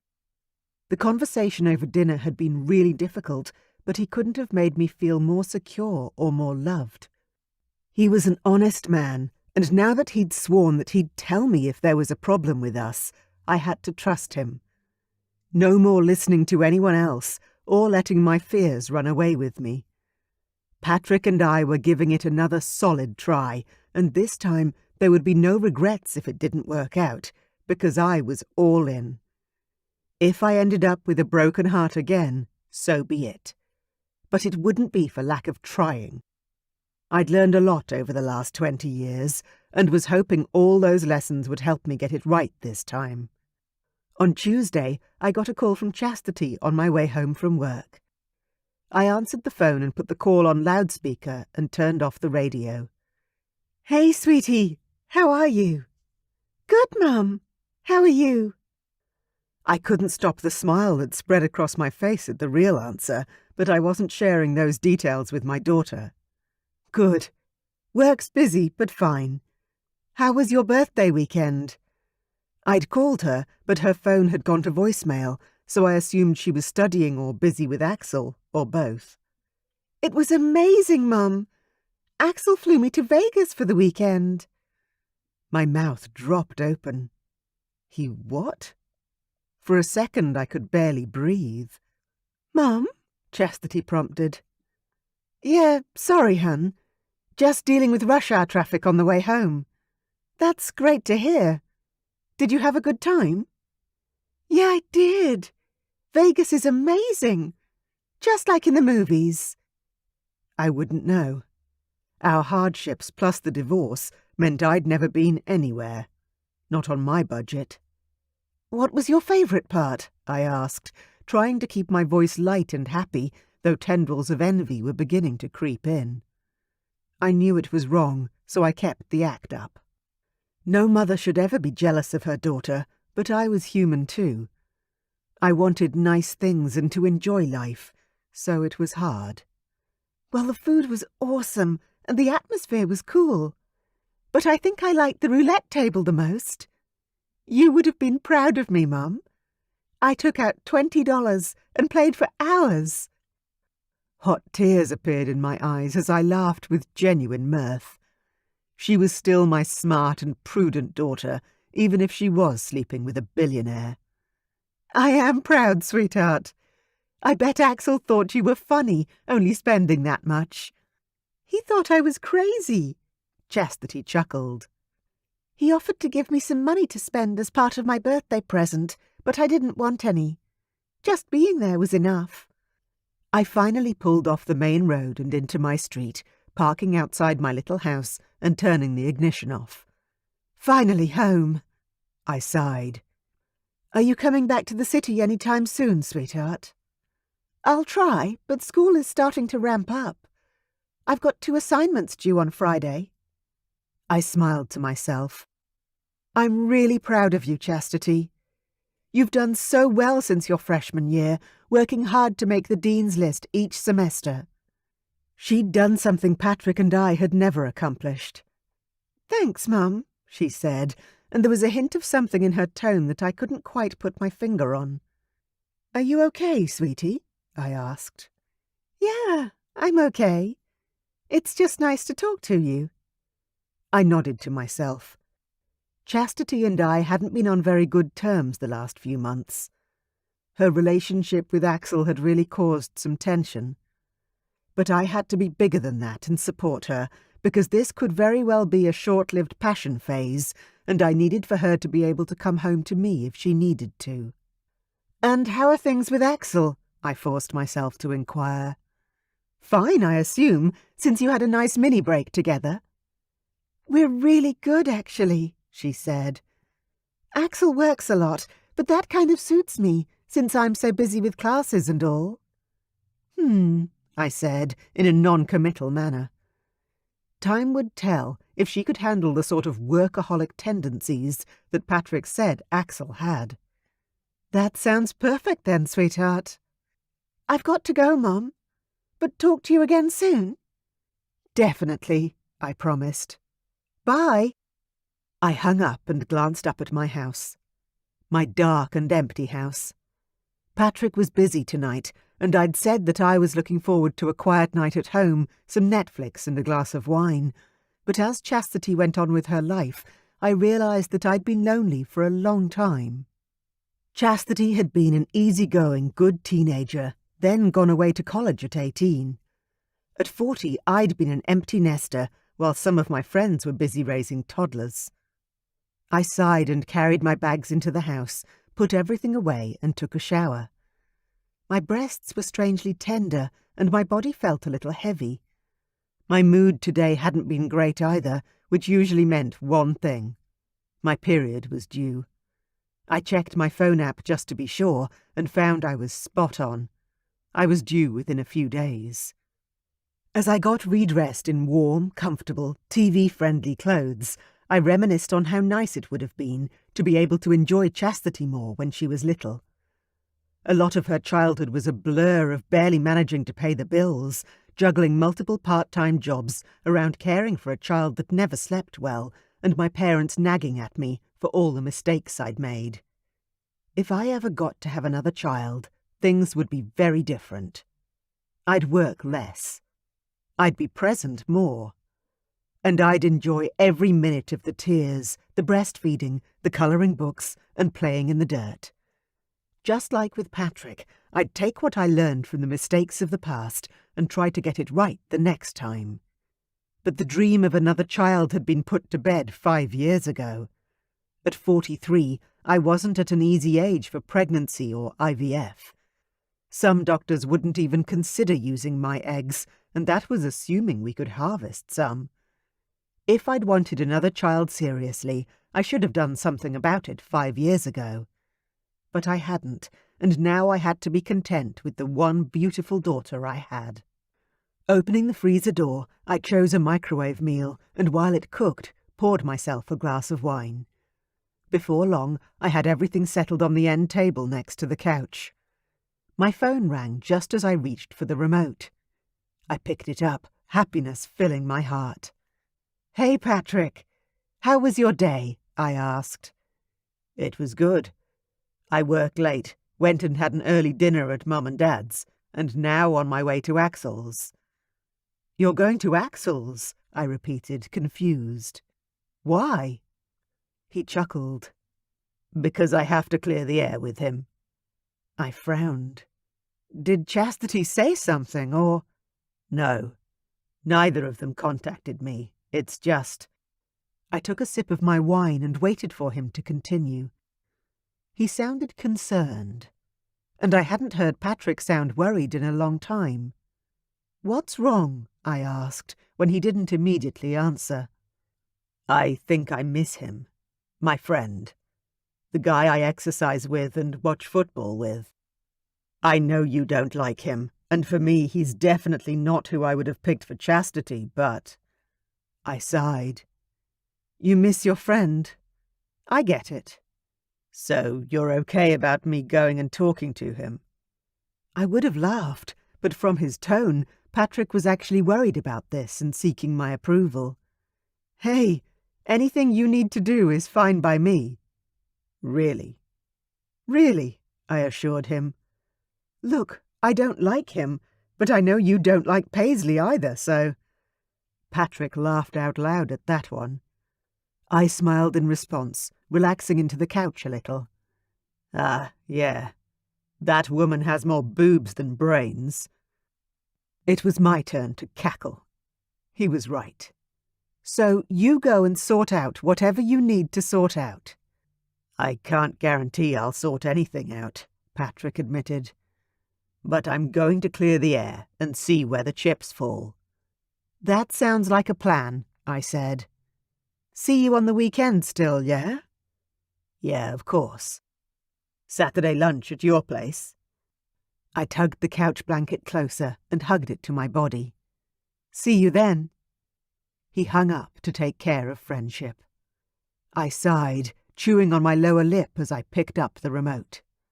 Patrick was definitely a better person than I was. I had no interest in becoming friends with the man sleeping with my daughter.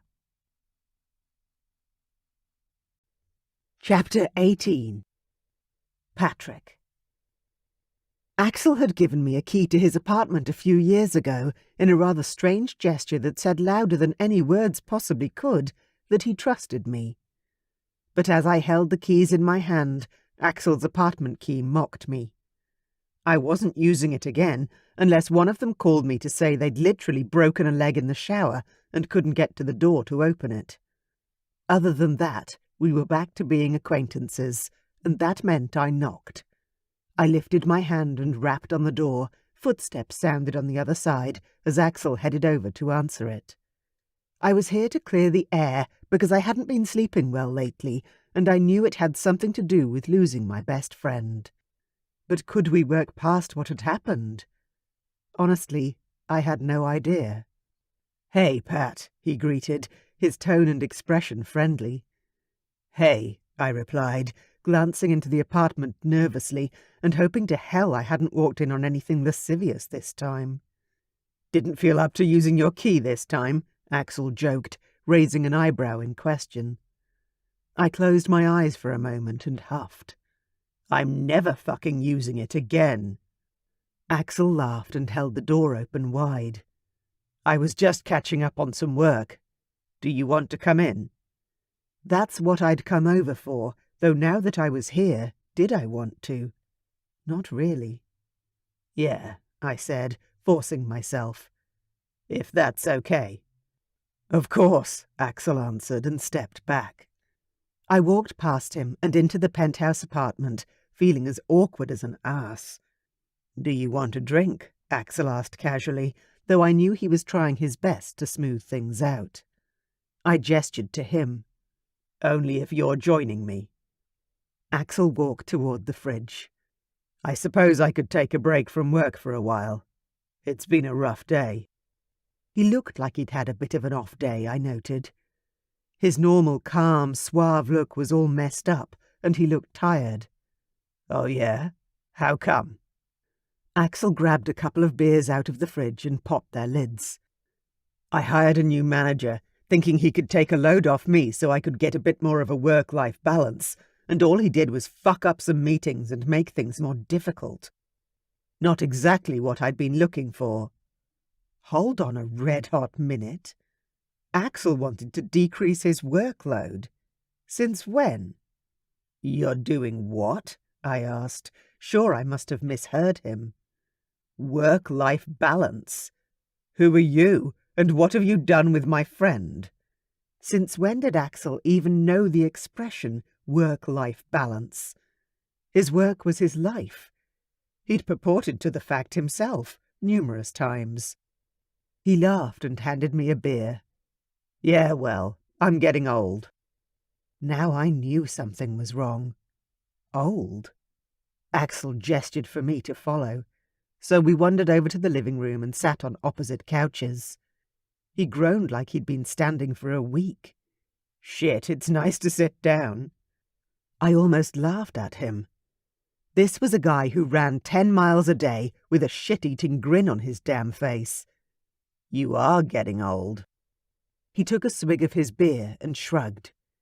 "It's time to slow down. I don't want to keep working at the pace I have been. It'll kill me eventually." That was true, but he'd known that last year too, and hadn't done anything about it. So what has changed? I wondered. I gripped my beer and leaned forward. "What's the real reason, Axel?" Because if this was about my daughter, then I wanted to know. He sighed and took a sip of his beer again. "Are you sure you want me to say it?" I had to hear it. If Axel and I were going to be friends, I had to know what sort of future relationship we were going to have.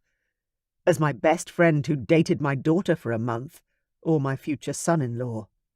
I swallowed hard. "Yeah, I've got to hear it, I'm afraid." I met Axel's gaze with my own, deadly serious about this.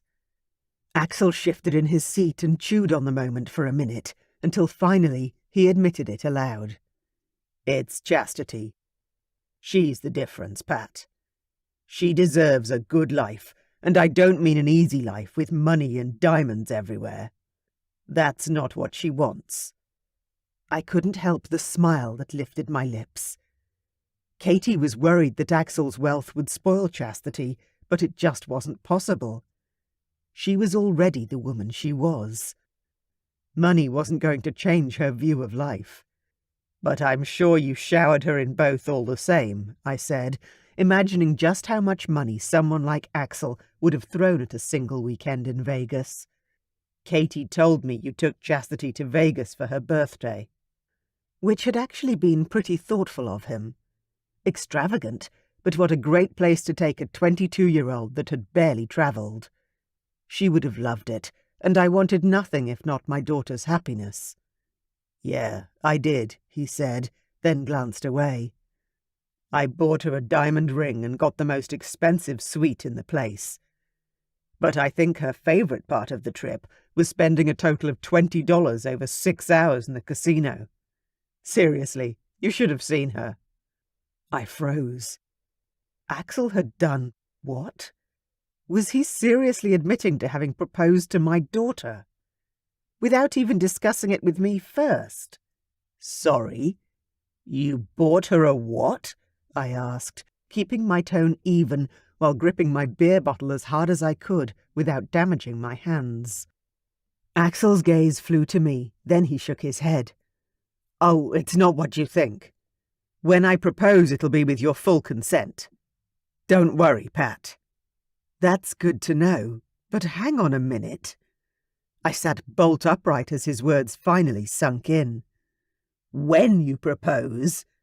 Are you fucking kidding me, Axel? He had to be. He really wanted to marry my daughter. Like, seriously. The perpetual bachelor wanted to settle down for my daughter. Axel levelled me with the seriousness of his face. Yeah, I said when. What's wrong with that? But you're... what? 41? A hardened bachelor? A workaholic? Yes, I exploded. Absolutely. All of the above. Axel slid to the edge of his chair and glared at me. So what? What's that got to do with the fact that I love her and I'll make her happy? And just so we're on the same page, I'd honestly propose tomorrow if she'd say yes. But she won't, because she wants to finish college first, and you know what? I fucking love that about her. She's so fierce, smart and loyal. He paused for a moment to glare even harder, if that was possible. I love her, okay? More than you obviously realise. My mouth dropped open and I was at a complete loss for words, so I tilted my beer back and drank the whole damn thing. Fuck, he is serious. I knew that face and that tone.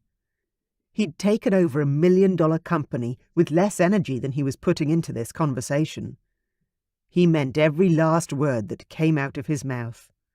I put the empty bottle of beer down on the coffee table and wiped my mouth with the back of my hand. I was stalling, but I needed a moment to figure out what I was going to say. Finally, I sat back in my chair and took a deep breath. Technically, he'd said similar things to me on New Year's Eve, but I hadn't really believed him. Wow. I mean, I know you've said you love her and all that, but I thought you meant as a passing fancy, to be honest. Someone to enjoy for a while, then you'd both move on when you'd had your fun. But you're talking forever. Yeah, I am, he said sternly. We sat in silence, Axel crossing his arms like an angry toddler, and me just sitting, dumbfounded. How was I going to tell Katie all of this? Is that why you came over? Axel demanded. To learn my intentions. Because I was pretty sure I'd made it clear how I felt about her the last time we spoke. He had, sort of. But, well, yeah. I mean, it's obvious from what Katie has said that you two are getting along, but I didn't think you actually saw a long-term future together. I didn't think Axel saw a long-term future with anyone, really. Axel narrowed his eyes at me. Why not? Was he seriously asking me that? We'd known each other for 10 years. I'd seen him go through more women than business deals. And he'd scored a lot of business deals. I gestured to him. Because, well, you're you, Axel. There's no way you'll find the time she needs around your work. And, yeah, she's at college for another 4 months, but what's going to happen when she moves away to study chiropractic? Surely you're not going to do the long-distance thing. That never works out, not in real life. Surely Axel knew that. He was a seasoned businessman, for fuck's sake. Axel picked up his beer, took another sip, then set it down again. He was moving around like he was extremely nervous, which I could kind of understand. But he certainly wasn't the same cool customer I'd met a decade ago. Look, Pat, I want to make it work. I've been looking for the right woman for 20 years, so if it comes down to it, I'll sell the company and move to wherever she is. None of this bullshit matters anymore. He gestured to the penthouse around him. If I don't have her. I took my time responding. He was serious. He'd give up everything he'd worked for, just for her. She really means that much to you? I asked, my heart in my throat. Yeah, she does. She means everything. I stood up. I had a lot to think about. Then I think I got what I needed. Axel rose to his feet too.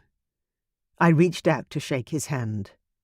Okay, then I'll back off, and for what it's worth, you have my blessing. They were two consenting adults, and I had my own life to get back to. I wouldn't stand in the way of whatever joy they could have together. Thank you, he said, his voice so sincere it almost hurt to hear. We walked toward the door, and I turned to leave. Axel called out after me. So, how are we going to do this? I twisted back around. What's this? Us. Pat, are we friends still? Or are you officially my girlfriend's dad and nothing more? I inhaled deeply, then sighed. This was a conversation I'd avoided having with everyone, including myself. Mostly because I wasn't really sure how to do it all. Finally, I admitted the truth, lifting the weight from my chest. I'd like to go back to being friends. I miss training with you. My fitness levels have dropped the past few weeks. Between work and fitting in Katie wherever I could, I hadn't gone for a good run in ages. Axel grinned. I'd like that. So, what? We just talk football and work and shit? Avoid personal talk, I answered. Sounds like a plan to me. See you, Axel. And I walked out the door. On the way down in the elevator, I couldn't help but wonder what the future held for us all. I'd had so many surprises in the last month, I couldn't even begin to imagine what might eventuate by the end of the year. Chapter 19. Katherine, Katie. The weekend with Patrick was perfect. We talked about work and life. We worked side by side and slept spooned together. It finally felt like we were together, living our lives as a couple. It was scary, wonderful, and utterly natural all at once. I still hadn't told anyone we were seeing each other again, because it felt like a dream. It also felt too new and too special to risk telling anyone about. I didn't want to hear anyone else's opinions on whether we were doing the right thing or not. My parents would have a very definite opinion on our reconciliation, and while I was extremely happy, at this point outside influences were not welcome. On Tuesday, I realized my period was late, which wasn't super unusual, but a little odd. Generally speaking, I was pretty regular when it came to my cycle. So by Wednesday, I was worried. My body showed all the classic signs of getting my period. I had sore boobs and lower back pain, but still there was nothing. Feeling a little jittery, I made an appointment to see my doctor. Pregnancy shouldn't be a possibility at my age. Not after only a few nights with Patrick. Surely. Perhaps I was perimenopausal. Or was there something wrong with my hormones? The last thing I needed were horrendous mood swings and hot flashes when I was reigniting a relationship, but I was sure my doctor could sort something out for me. I knew there were medications that helped to balance you out when you reached that point. I managed to get an early appointment on Saturday morning, and Dr. Linda was extremely helpful. It could be a number of things, Katie. We'll run some blood tests and take a urine sample and a full workup to see what's going on. Thank you, I said. She was typing away on her laptop when she looked up at me as if stumbling upon an afterthought. You're not seeing anyone, are you? There's no chance you could be pregnant. I tried not to look away because there was nothing to be embarrassed about. Well, I have started seeing someone, actually. It's very new, I admitted. Dr. Linda reached into a drawer and pulled out a specimen cup kit, which surprised me. Go to the bathroom, fill the cup at least to the line and snap the lid back on while I fill out the rest of the paperwork. Just leave it on the sink and a nurse will collect it. We can have lab results in minutes. There's no point going through a whole lot of other testing if it's unnecessary. But I'm 43, I protested. She smiled at me for one of the first times during my appointment. The light in her eyes was a clear sign she found my statement funny. I still think you should do the test. I reached out and took it, my stomach twisting inside of me. Okay, I agreed reluctantly. But I think it's a waste of time. It definitely was. I couldn't possibly be pregnant. But because the doctor had asked me to, I went to the bathroom, peed in the cup, and left it where she'd told me to. Then I walked back to her exam room, feeling foolish and strangely excited. Do I even want to be pregnant? I wondered to myself. No. The first time had sucked. But the idea of another baby with Patrick, the chance to do it all right the second time. In many ways it would be a dream come true. So, when the results came back negative, I'd be devastated. Instead, I had to focus on the idea that I was probably just perimenopausal and I could look forward to fewer periods in the years to come. The door opened and a nurse walked in, handed Dr. Linda a sheet of paper, then walked out again. I looked at her, my breath caught in my throat. She stared down at the results, then handed the sheet of paper to me with a smile. Congratulations, Katherine. You're pregnant. I'll still order some blood tests, but I'll change things to focus on your vitamin levels and check your overall health. I blinked at her as I took the test results from her. I'm sorry. What? I breathed. The doctor, who I'd known for 10 years and was normally quite a serious, stoic woman, grinned at me. Actually grinned. Look at the test results. You're pregnant, Katherine. I shook my head and stared at the piece of paper blankly. You're pregnant. About 5 weeks, going by the dates of your last period. My mouth dropped open, my mind whirling. You can't be serious. I definitely am. Your HCG levels are strong. So, we'll book you in for a dating scan in a few weeks, but congratulations. My eyes welled up with tears, and I had to swallow down the sob that rose. Are you okay? The doctor asked gently, her expression soft.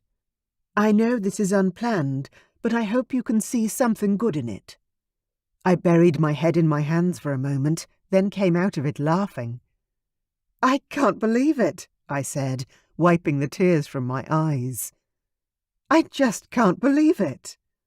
I'll recommend some good prenatal supplements, and we'll get you referred to an OB-GYN. Thank you, I said, as I took my paperwork, still giggling at the absurdity of it all. I went home in a bit of a haze. It was too good to be true, which meant it probably was. Maybe the test was a false positive, which I later Googled and found was almost impossible judging by my levels. The next thing I looked up were miscarriage rates in my age group, and by the time I'd finished exploring the internet, I was thoroughly distraught. When Patrick came over that night, I didn't know what to tell him. Any conversation he started, I ended up screwing up because I was only half listening. By the time we were ready for bed, he'd obviously had enough. Katie, seriously, you need to tell me what's wrong. You've been in your head all night. Remember, we promised each other last weekend to always be truthful with one another. And if something is the matter, we'll sort it out before it becomes a big thing we can't fix. I changed into a silk nightgown I'd bought this week in preparation for a night with Patrick, so at least I was covered. Patrick, however, was fully naked and way too gorgeous. Can we talk in bed? I asked, as I climbed under the covers and arranged the pillows, so I was sitting up against the headboard. Not exactly what I'd planned to do with our time in bed, but sure, Patrick muttered, and climbed in as well. The fact that he still loved me and found me attractive was bolstering, so I took a deep breath and started the conversation that had been swirling around in my head all day. "Did you ever want more kids?" I asked him, twisting around so I could see the truth of his expressions. Patrick's eyebrows kicked up. "What's this about, Katie?" "Just humour me, okay? Did you ever regret only having one child?" "Regret it," he repeated. "I wouldn't say I regretted it, but would I have enjoyed more kids if I could have? Of course. Chastity turned out great, and now that she's off on her own adventures, it's hard not to miss her as a little kid, isn't it?" I nodded. "Yeah, it gets pretty lonely around here." "Yeah, it does at the apartment too," Patrick said. Then he reached out for my hand. "I know we've only just gotten back together, but what do you think about us possibly trying out living together again? We wouldn't be so lonely," he offered. I squeezed his hand with mine, a little surprised by the shift in conversation. "Really? How would we do that?" "Well, I know you don't want to tell the world we're back together yet, but no one would even notice if we lived together full time. I don't get visitors, and neither do you, really. So we could spend weeks at my apartment, maybe. It's closer to work for both of us. And weekends here, if you want." I tilted my head, watching the emotions race across his face. "Is that what you want?" "Of course it is," Patrick said, pulling me closer. "I know we're both busy with work and just life in general, but I'd much rather sleep next to you every night than go back to my apartment alone all the time. I miss you, Katie." "I miss you too," I said, and leaned forward to kiss him because he was too sweet for words.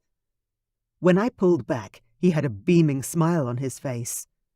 "So, would the week at my place work? Or do you want to split the time more evenly?" I laughed and cupped his face, my heart overflowing with emotion. "I love you." His expression became startlingly serious. "I love you too." I tried to take a deep breath, but struggled as the anxiety about what I was about to say next filled up my chest like a balloon. "Patrick, Oh my God. Was he going to blame this on me? Would he think I'd done it to him twice? Fallen pregnant and trapped him all over again? "Yes." Oh shit," I swore.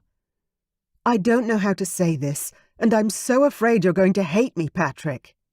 He frowned. "I could never hate you." Well, I was pretty sure he'd spent many years hating me, but I wasn't getting into that conversation now.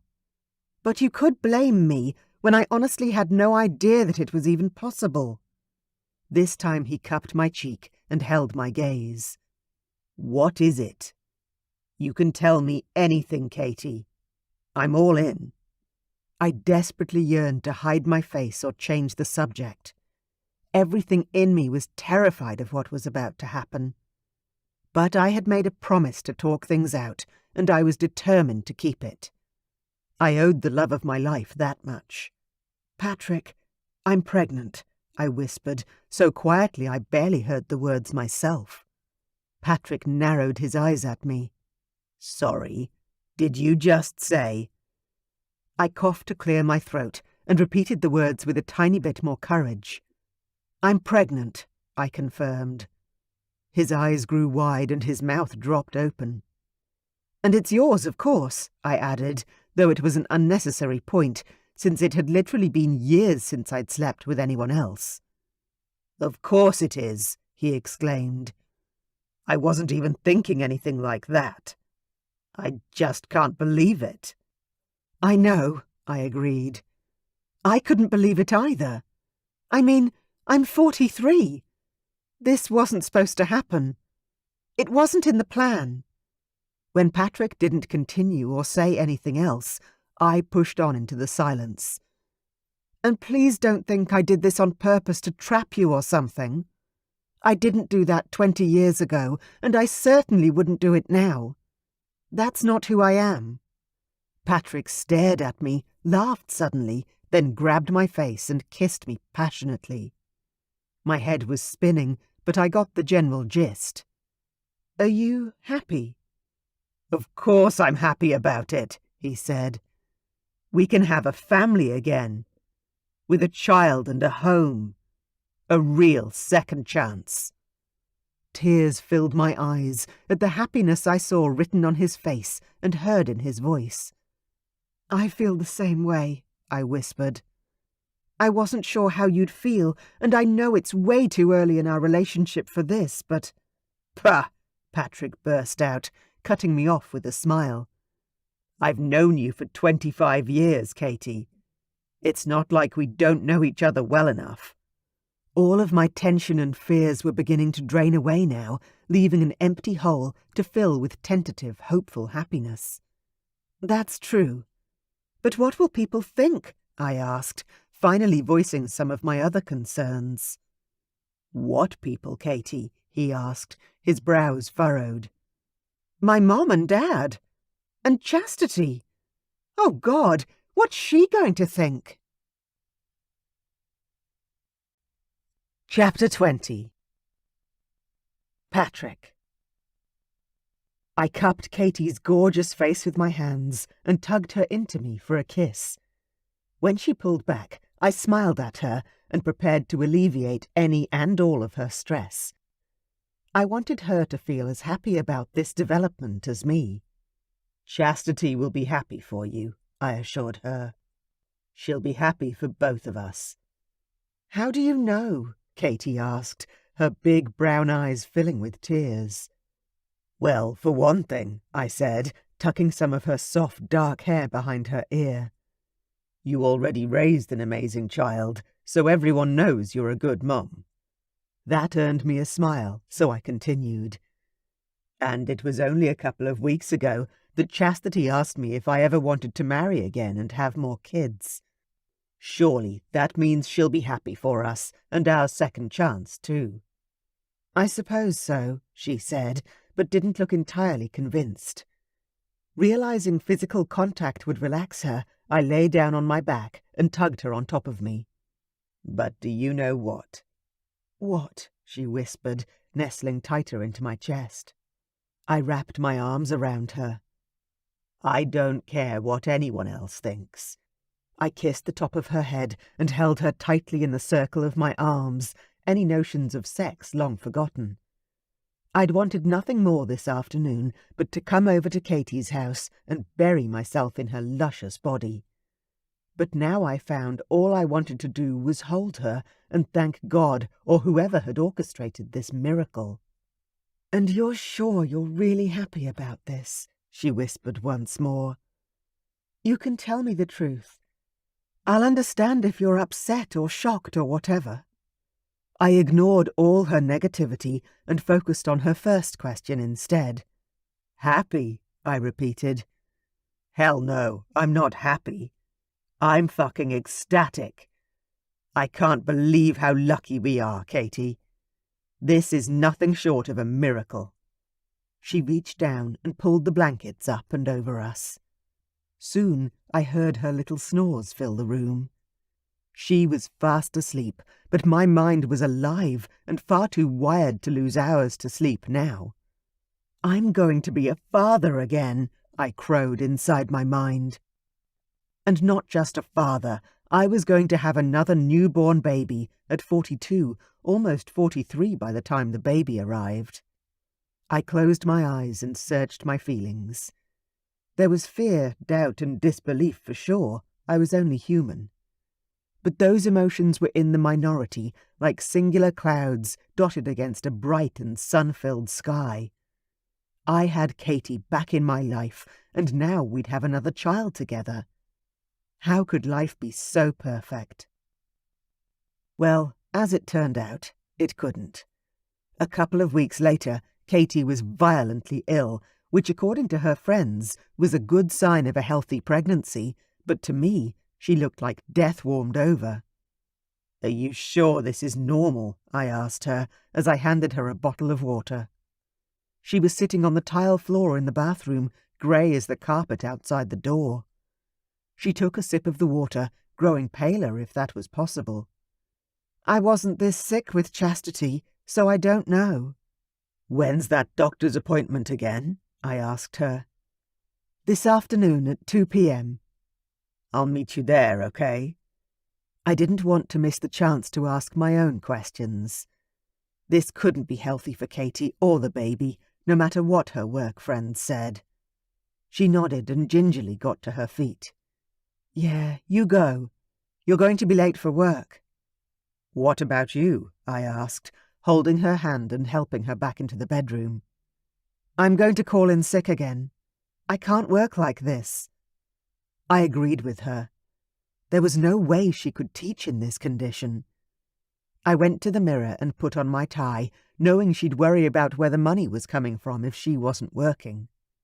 What do you think about me moving in here full-time? I asked.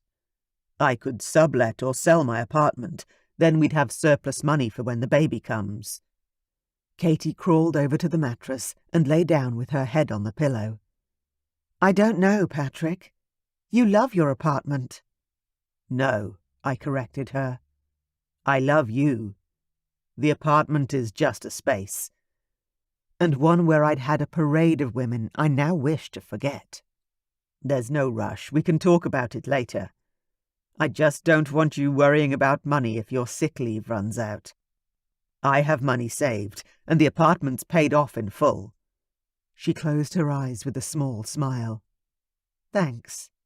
Despite her dismissal of the suggestion, I was happy to see that she didn't seem to be worried or focused on finances at the moment, at least. Stress wasn't good for her or the baby. I leaned over her and kissed her softly on the cheek. I'll see you at the doctor's office. If you need me to come back and pick you up, just call me. I'll be all right, she whispered. I'll see you then. I didn't want to leave her, but hanging around and watching her didn't help either, I knew that. The past weekend she'd yelled at me for hovering, so I didn't want to suffocate her. It was a tough call when she was so unwell. Go, she said, not opening her eyes. Or I'll throw a pot at your head. I almost laughed as a memory surfaced through the worry. I'd forgotten about that. You have good aim. During a fight after Chastity was born, she'd literally thrown a whole bloody soup pot at my head and given me a black eye. Go, she urged again, a little more strongly this time. I finally begrudgingly left because she'd asked me to and because I was getting more and more behind at work. Katie had been so sick the past week I'd often gone in late or left early. And today I was leaving at 2 p.m. for the appointment and probably wasn't going back in. I needed to catch up in a bad way. I got to work and went at it like a madman all morning. At 1:30, without eating lunch, I clocked out and went straight to the appointment, where Katie was waiting for me in the sterile white waiting room. How are you doing? I asked when I sat down. She groaned but didn't answer the actual question. Katherine Kelly, a nurse called out, stepping into the room. I jumped to my feet and helped Katie to hers. Her hand was cold and clammy, and I held her tightly. You sure you're okay? She nodded, but again didn't answer. By the time we made it into the room, I was getting worried. The nurse took her vitals and asked her some basic questions. When the doctor eventually came into the room and looked at her chart, I was already pacing the room. Katherine, how are you? Dr. Linda asked, picking up a pen. When Katie didn't immediately answer, I jumped in. She's sick all the time. I'm really worried about her. The doctor's gaze slid from me back to her patient. How bad is it, Katherine? She pressed. Bad, Katie whispered, a tear rolling down her cheek. I reached out and squeezed her hand, my heart breaking at seeing how much Katie was trying to hold herself together when she looked like she was mere moments away from totally falling apart. Feeling overwhelmed at this stage is very normal, the doctor said, pulling out the blood pressure cuff. "So if you want to cry, just cry, and I'll see how the rest of you is doing." Katie didn't make a sound, but tears rolled down her face as the doctor took her temperature, blood pressure, and asked her a few questions about her morning sickness. "We have your initial blood test results back also. You're low in iron and vitamin D, so I'm going to recommend some supplements." The doctor wrote some notes down on a piece of paper and pushed it toward Katie. She stood up to show us out. I stayed seated and just stared at her. "Is that it? Seriously? She's this sick, and you just want her to take some prescription vitamins?" I couldn't believe it. The doctor turned to address me. "Unfortunately, there's not a lot we can do for morning sickness.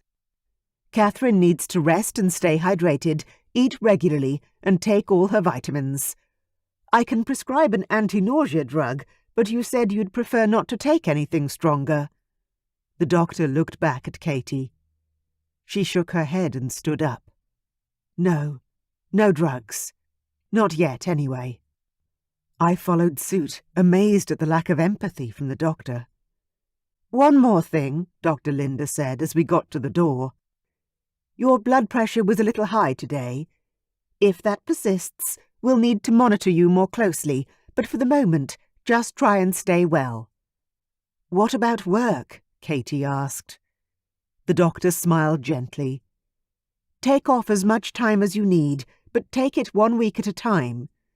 The hormones peak around week 9, so see how you do over the next few weeks." Katie nodded, but I could feel her stress levels rise from where I was standing.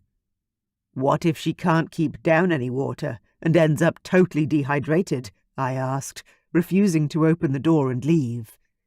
"You take her to the hospital, and they'll put her on a drip," she answered. "Great. Last question. Is this normal? This sort of sickness? She wasn't this bad with our first child, Chastity." "Normal is subjective, but Katherine is doing really well at the moment. Hyperemesis gravidarum is the medical term for severe nausea and vomiting during pregnancy. The only treatments are rest, anti-nausea drugs, and hydration. If we need to admit her to hospital, we can, but there's no cure for this except to wait and see if the hormones settle down." "If," I repeated. "Did you just say if?" The doctor nodded with an apologetic grimace. "Unfortunately, some women with GD are quite sick right up until they give birth.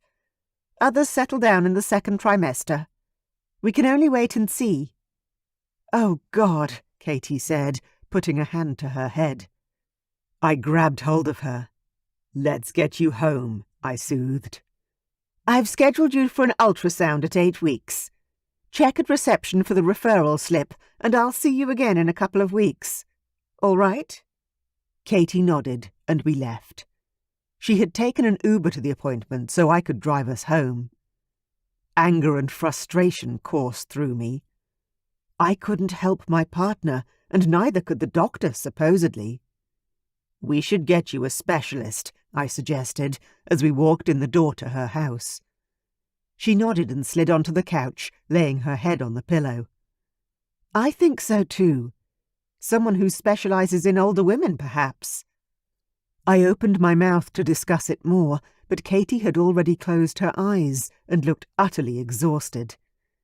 The appointment had obviously taken everything she had left in reserve out of her.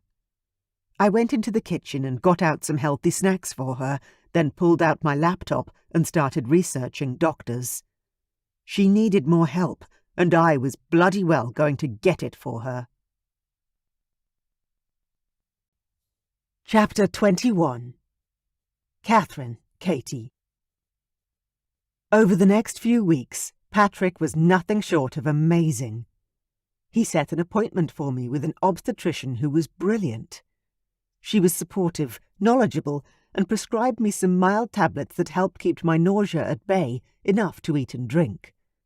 I'd gotten to the point where I couldn't even keep water down, so rather than be hospitalized, I took the medication.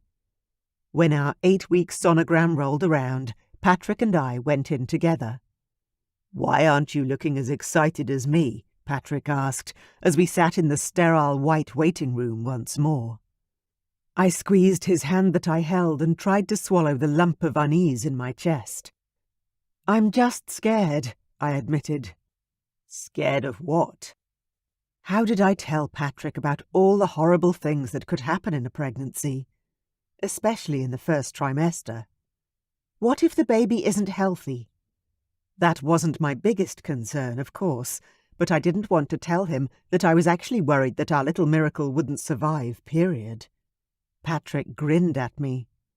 "How can it not be? He or she is sucking the health right out of you." I rolled my eyes, but couldn't help the smile that tugged at my lips. He certainly had a point there. "Katherine Kelly," the sonographer called out. I jumped to my feet, my heart pounding now, and put my hand up. The woman smiled at me, calling me forward.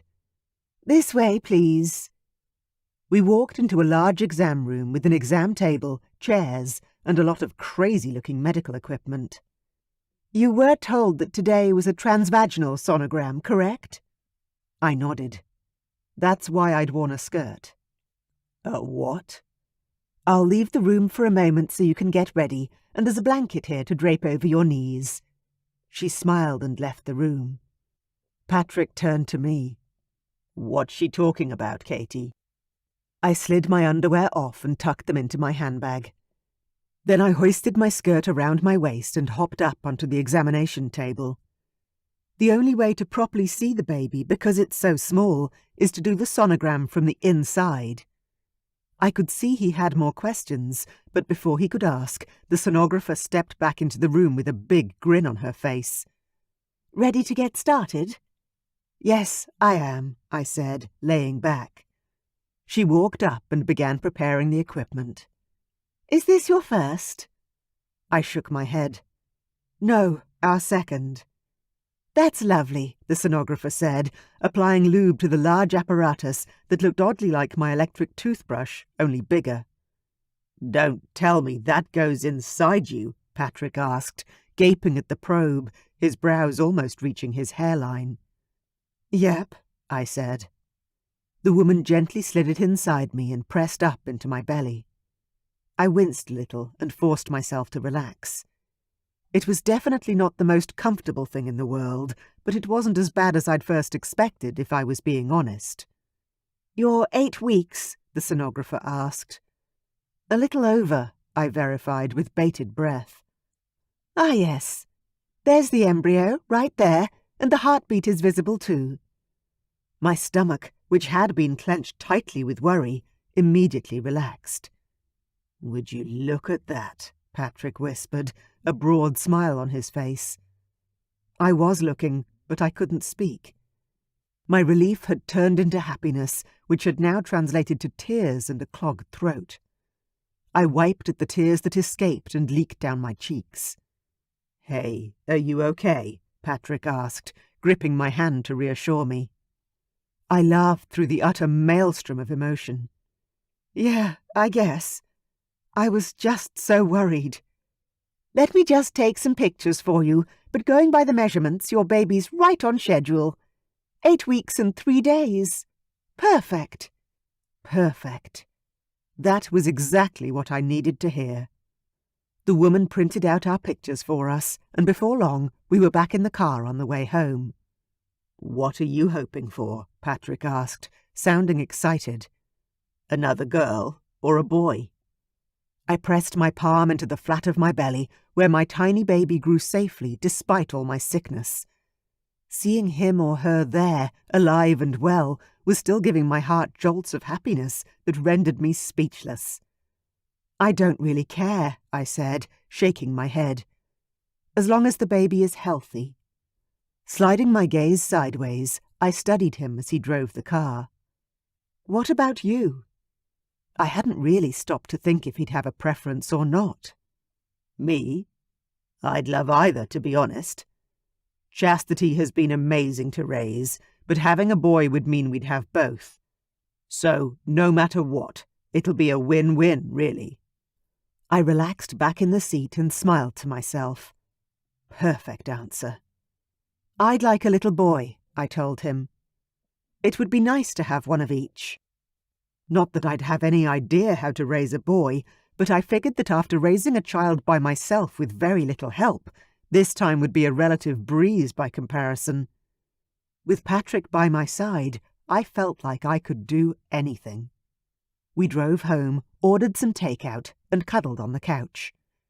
While we waited for the food, Patrick turned to me. You look so much happier and more relaxed now. I sighed, leaning forward to taste his perfect lips with a kiss. I am happy and relaxed. It was such a relief to see the baby on the screen. It makes all of this so much more real. Our little smudge, Patrick joked affectionately. I glared at him playfully as I pulled the images out of my bag. Our baby is not just a smudge. There's a heart and a head, body, and stumpy little arms and legs. Patrick took the picture and stared down at it with a humorously crumpled expression. Kind of looks like a frog. No, they don't, I denied, then looked again. Yeah, they kind of do. I shrugged the thought away. It doesn't matter, as long as our baby comes out healthy in 7 months' time. The doorbell rang, and Patrick hopped up to go and answer it. I was still super sensitive to certain smells and food, but I'd found that if I stayed away from meat and ate regularly, I did okay. Your noodles, my lady, Patrick said, handing me my rice noodle box before taking his chicken and beef to the other side of the room. I smiled at him, love pulsing through me. He was so thoughtful. Always. Thank you. We dug into our dinner, and while we were eating, the things I'd been worrying about recently surfaced once more. I had to ask Patrick what he thought, because he usually knew the best way to approach something. Hey, what do you think about me telling Chastity? I asked, forking some more noodles into my mouth. Those anti-nausea tablets were working well tonight, and I was able to enjoy my dinner without feeling too sick. Patrick's head came up, and he sucked a noodle into his mouth and licked his lips. I didn't think you wanted to tell anyone just yet. I didn't, I agreed. But now that we've seen that the baby's healthy, well, I feel better about it, and think I need to tell her. Our secret had been weighing on me for weeks. Every time she called, I wanted to share our news. I'd always told Chastity everything. As she'd grown into a young woman, she'd become one of my best friends. Not telling her felt wrong on so many levels. Patrick nodded slowly in understanding. I will support whatever choice you make, sweetheart. He got up and took his leftovers to the kitchen and brought back 2 glasses of water. Do you think it's smart to tell her so early in the pregnancy, though? I put my noodles aside as my stomach twisted. Patrick was probably right. There were still weeks until I was safely into the 2nd trimester. Perhaps I should wait. Okay, I'll wait. Patrick leaned down and kissed me, grinning like a loon. What do you think about selling both of our homes and buying something bigger? A family house for our new baby and us. He stood back up. I stared at him, shocked. You think we should sell my home? Patrick frowned at me. Well, both of our places are only 2 bedrooms, and I, for one, don't want to replace Chastity's things with the baby's. Surely, she'll still need her bedroom. I like the idea that she can always come back to us if she needs to. I opened my mouth and shut it again. The baby would sleep in our room for many months after the birth. But then what? I wondered. Can I have a little time to think about it? I asked. He nodded. Of course. I'm just going to take a shower. Do you want to join me? I smiled. Give me a minute. I'm just going to sit and make sure my food digests. Patrick's eyebrows tweaked up. What is it, sweetheart? I shook my head. I can't put it into words. Can you give me a moment? He sighed, obviously a touch exasperated, and headed off to the shower, leaving me to my thoughts. Everything in me was screaming that I couldn't sell my house. I'd spent 20 years scrimping and saving and sacrificing just to pay the mortgage each month. In fact, I'd only managed to pay it off a couple of months ago, and now Patrick wanted me to sell it. I stood up and walked around the room, feeling angry and hurt when I knew I shouldn't be. But I couldn't stop the swirl of feelings. I marched into the bathroom where the water ran and steam rose. "Patrick, I can't sell my house. I'm sorry, but you can't make me." He wiped his hand against the steamy glass door and peered through. "What are you talking about?" "I'm talking about the fact that we've barely been back together for 3 months, and you want me to give up my house. A house I bought and paid off by myself, despite being a single mother and—" Patrick groaned loudly. "Katie, stop it. It wasn't my intention to start a fight, or to force you into anything. I just thought that considering we're having a baby and both own small homes, we could put our funds together and buy something bigger. Don't make me out to be the bad guy here. It was just a suggestion." I clenched my jaw, wanting to scream at him. I knew it was the hormones and I was being completely irrational, but it didn't stop me from wanting to smack him in the face. The flood of hormone-fueled emotions was overwhelming. "Just go for a walk or do something. That will calm your nerves," Patrick said, turning his back on me. "I'm not getting into this with you now." I stormed off because he was right, and I hated him for it. Damn hormones. Chapter 22. Katherine, Katie. By the end of the week, I came to the conclusion that I had to tell Chastity about the baby. She'd called twice during the week just to chat, and everything out of my mouth was stilted and uncomfortable. I didn't know what to say to her, and I hated lying about what I was doing with my time. It felt dishonest. I got up Saturday morning, took my anti-nausea tablets, and had a cup of peppermint tea. Then I took off, my mind made up. It was a 2-hour drive to Chastity's school, so I took my time and got there before lunch. I parked the car, my heart hammering in my chest, as I walked the familiar campus and found myself standing in front of Chastity's dorm room after following one of the residents in through the front door. "Okay, Katie," I coached myself. "Just breathe." My knuckles rapped against her door before I had the chance to change my mind. I'd come this far for a reason, and I wasn't going home without sharing my news with my daughter. "Come in," Chastity called out. My stomach dropped. She was home. That's a good thing. I forced a smile to my face and some cheeriness into my voice and opened the door. "Hi, sweetie." "Mom!" Chastity cried, jumping to her feet and racing for me like she hadn't seen me in years. I laughed happily as I hugged her tight. What a magnificent welcome! I couldn't have hoped for better. But soon enough, I realized that something was wrong. Chastity wasn't letting go. I heard a sob echo in the room. "Hey, hey, hey!" "What's going on?" I asked, drawing back so I could stare down at Chastity and brush the hair off her red face. "I'm just so glad to see you," she sobbed, then pulled out of my arms to go in search of a tissue box. Tears filled my own eyes. Should I have visited sooner? "Oh, sweetie, I'm so sorry it's been so long." I walked across the room and sat down on her bed. Then I reached for her and tugged her hand to encourage her to sit beside me. "Come, sit." Chastity blew her nose and mopped up her face with tissues. "What are you doing here?" she asked. "Not that I'm not glad to see you. I am, obviously, but I wasn't expecting you." I froze, inhaling deeply through my nose. I wanted to be honest and tell her everything, and yet now that I was here and facing her, I was afraid. Insanely afraid.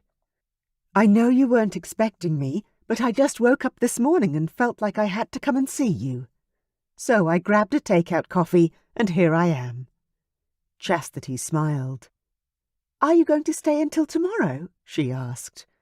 We can go sleep at Axel's apartment tonight if you want. It's got 3 bedrooms. She wanted me to sleep over. That was so sweet, but I had plans with Patrick.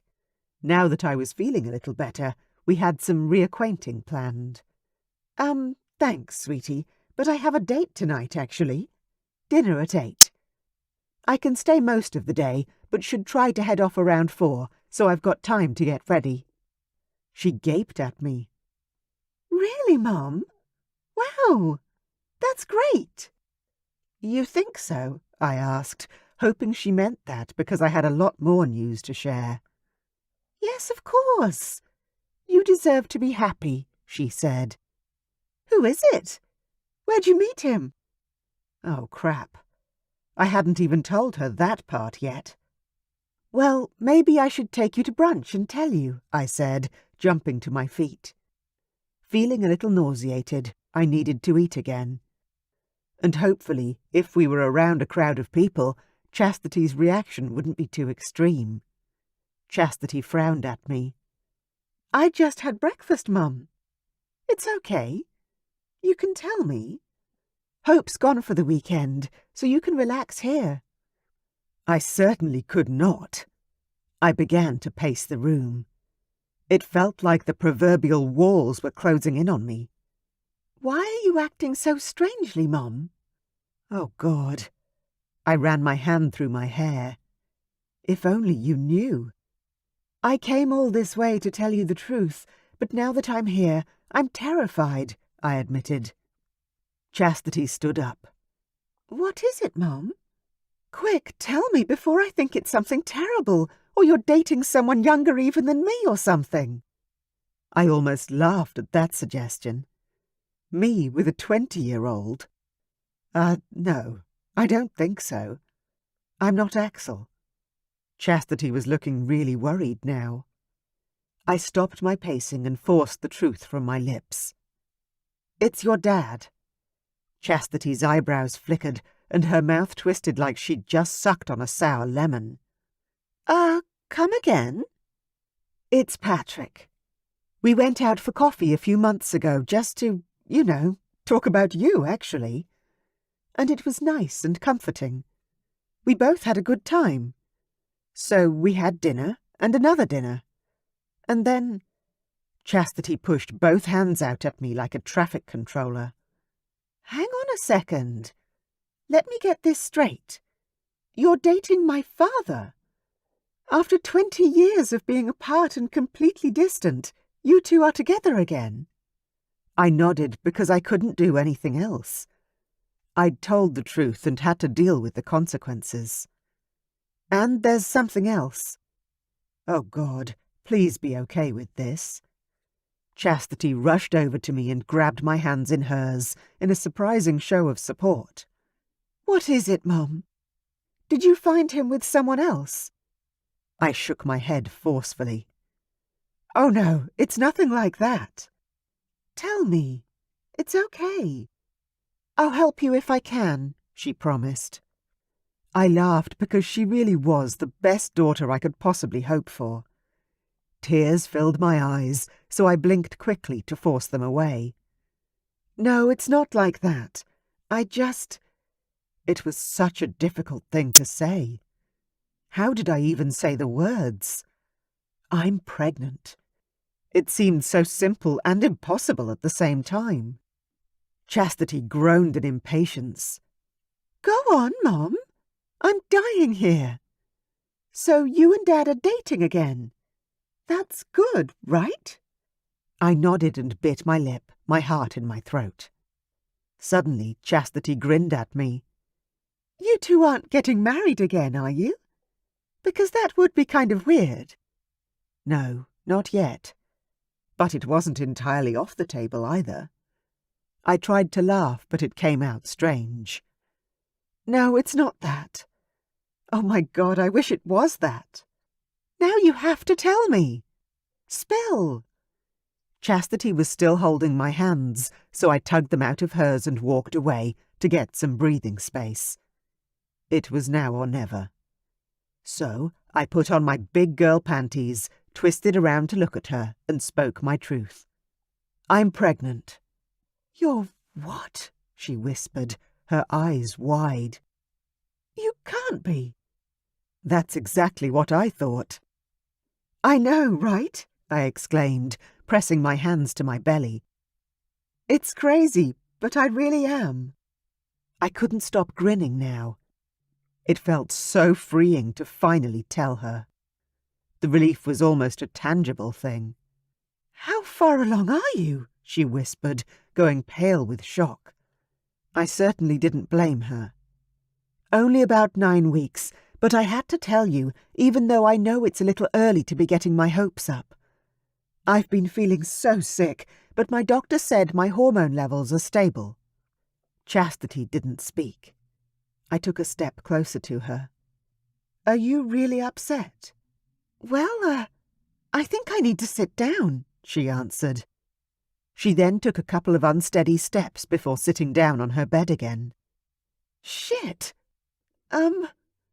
Once Chastity was stable, I began to pace again. I know what you're thinking, I said, needing to fill the silence with all of my thoughts and feelings. You're thinking I'm way too old to be doing this. I already had to give up drinking, which was not fun, I can tell you. And going back to the start, when I'd just finished raising you. It's crazy, I know. I'm crazy. But once I'd blurted all of my fears out, I rushed over to Chastity's side and sat down on the bed next to her. But I've always wanted you to have a baby brother or sister. Oh, well. And I know you won't be around the same way you would have been when you were little, but I hope you'd still want to be a part of this baby's life. Because I want them, Chastity. I really do. And your dad. Chastity grabbed my hand. How does he feel about all this? It was hard to describe just how amazing Patrick had been since the moment I'd told him. He's really happy, actually. He's worried about me, naturally, but he can't wait. We both can't. This time will be different. It had to be. I'd never survive losing Patrick again. Chastity was calm now, and she started firing more questions at me as she processed the information. What are you two going to do? Are you going to move in together? I bit my lip. Should I tell her that we'd been living together for a while already? I think we will, probably, I hedged. I still hadn't wrapped my head around Patrick's suggestion that we sell our homes to buy a larger house. We haven't decided how or where, but we've got a little time to sort it all out. 7 months, give or take. Which was surely more than enough time to decide what we were going to do. Suddenly, Chastity's eyes filled with tears, and she gulped loudly. Guilt came crashing down on me. My daughter had so much on her plate with school and Axel, and here I was adding to her stress. Oh no, I panicked. You're really upset. I'm so sorry, my darling girl. I tugged her into my arms and held her. She cried like her heart was broken. I'm so sorry, she sobbed. I refused to let her go. I just held her and rocked her like she was a baby once more. Hopefully, all these tears weren't over my news, but if they were, I'd find a way to make it up to her. When she finally sighed, stopped sobbing and pulled back, she reached for the tissue box again. Don't go anywhere, Chastity managed to say, her voice cracking on the words. I need to wash my face. I watched my daughter go into her bathroom, my heart aching. Had I really caused so much pain? Patrick thought Chastity would be happy for us, but so far it seemed that she wasn't happy at all. Quite the opposite. She seemed genuinely devastated. And it's all my fault. Chapter 23. Katherine, Katie. When Chastity finally stepped back into the room, she was red-eyed and blotchy-faced. "I'm so sorry, Mum," she said straight away, moving to sit on her desk chair. "That wasn't about you. I have a lot going on at the moment, and I think your news was just the straw that broke the camel's back. So thank you for letting me cry. I needed it." Relief sailed through me. I had hoped that the crying hadn't been all about me and the baby.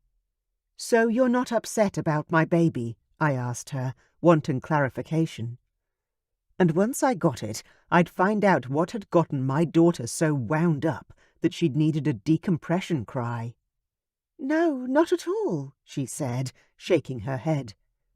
"I'm surprised, of course. But if you're happy, Mom, how can I be anything but happy for you?" "Oh, thank you, sweetheart." I jumped up to hug her again. Patrick had been right about her. Completely. She really did only care if we were happy or not. Chastity put her hands out to stop me from advancing. "Wait, don't hug me just yet," she warned. I stopped and slowly retracted, sitting down on her bed again, my brow furrowed. "Well, okay. How come?" If her pain and sadness had nothing to do with me, then it was still something bad. Obviously. Chastity grabbed another tissue as though to prepare herself. "Because I have news for you too, and you might not be happy with me, so let's try and save all the hugs for the end." Oh, crap. This was about Axel. I just knew it. What's he done now? I took a breath to steady myself. "What's happened?" She stood up and wandered over to the bed where a gorgeous bouquet of roses stood on display. "Well, I'm not even sure where to begin. Let's start with the shit news.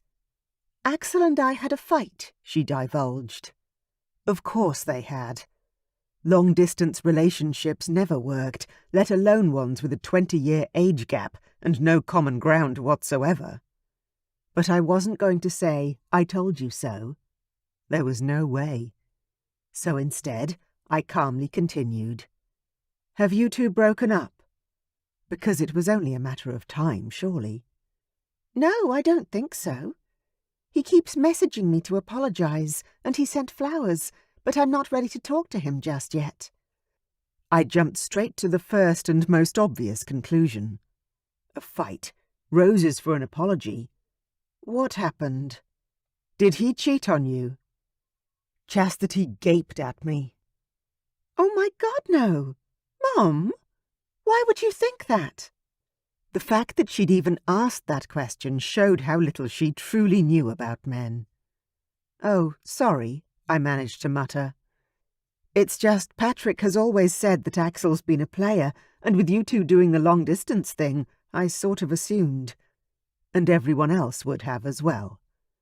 Why would Axel stay monogamous when Chastity was 100 miles away?"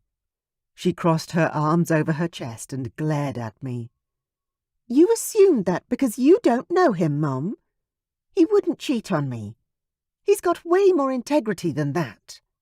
I dropped my gaze because I couldn't even look at her while she spouted on about Axel's virtues. She barely knew the guy. Her hands caught my eye, and I stared at the glittering piece of jewellery on her finger. "Is that the ring he got you?" I asked. She hadn't sent me a photo or anything, and now I could see why. That thing was expensive. Very expensive. She stuck her arm out and wiggled her fingers, like a new bride flashing her engagement ring. "Yeah, that's it." I reached out and took her hand, then stared down at the antique-looking ring curled around Chastity's ring finger. It was on her right hand and wasn't a traditional engagement ring, but it certainly could pass as one. It was glorious, with intricately woven vines of rose gold, which entangled themselves around pink sapphires and brilliant white diamonds. Either I'd seriously underestimated Axel's feelings for my daughter, or he had more money than he knew what to do with.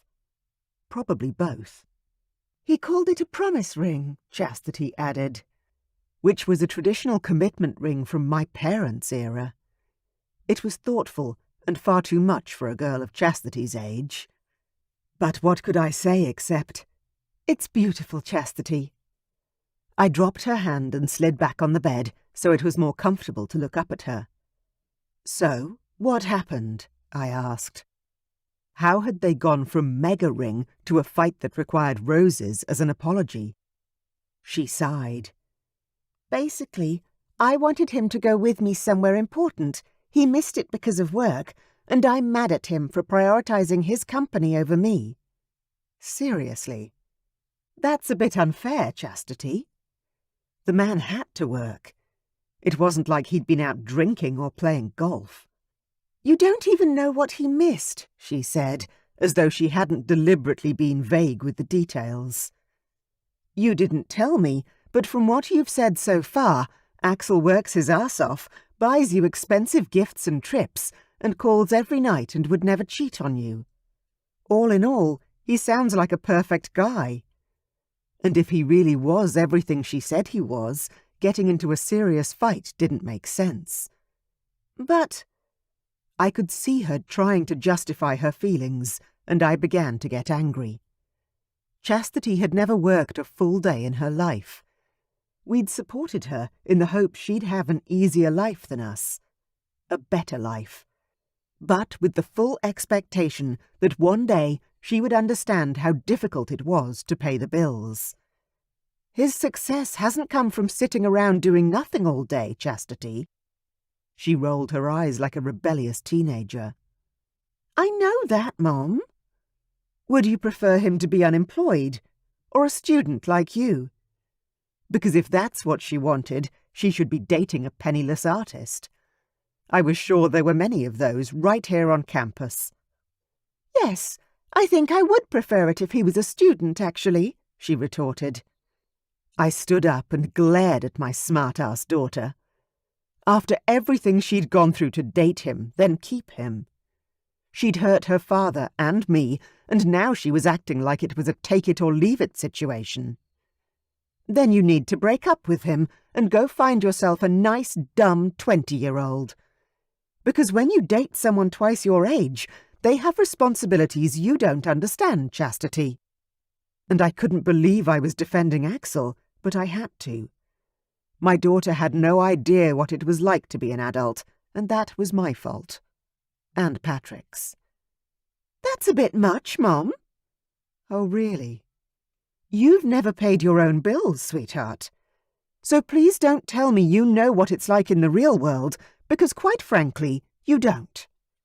Chastity deflated this time, staring at the ground. "Gee, thanks." I took a breath and sighed loudly. How had we even gotten into this conversation?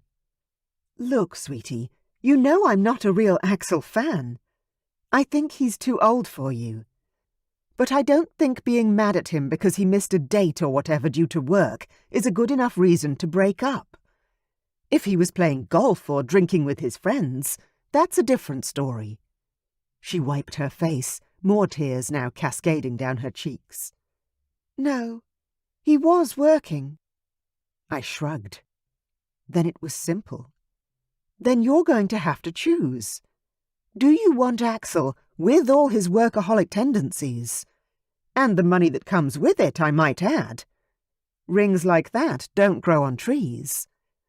Or do you want a guy your own age, who doesn't come with any of the money, but with none of the responsibilities either?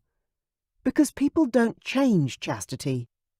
A wave of nausea passed over me, and I put a hand to my belly and reached for the wall to steady myself. "Whoa, head rush," I explained. "I think I need something to eat." "Hang on, I've got something."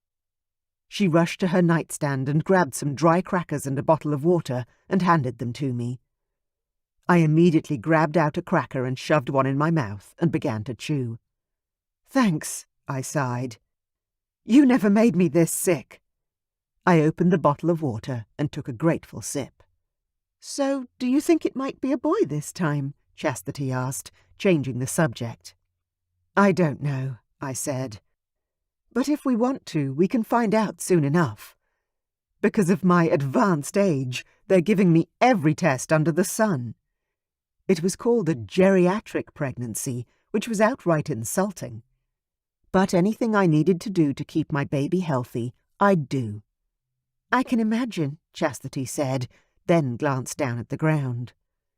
Walking over to the bed, I set the bottle of water on her nightstand. Eating an actual meal soon was the best thing for me at this point.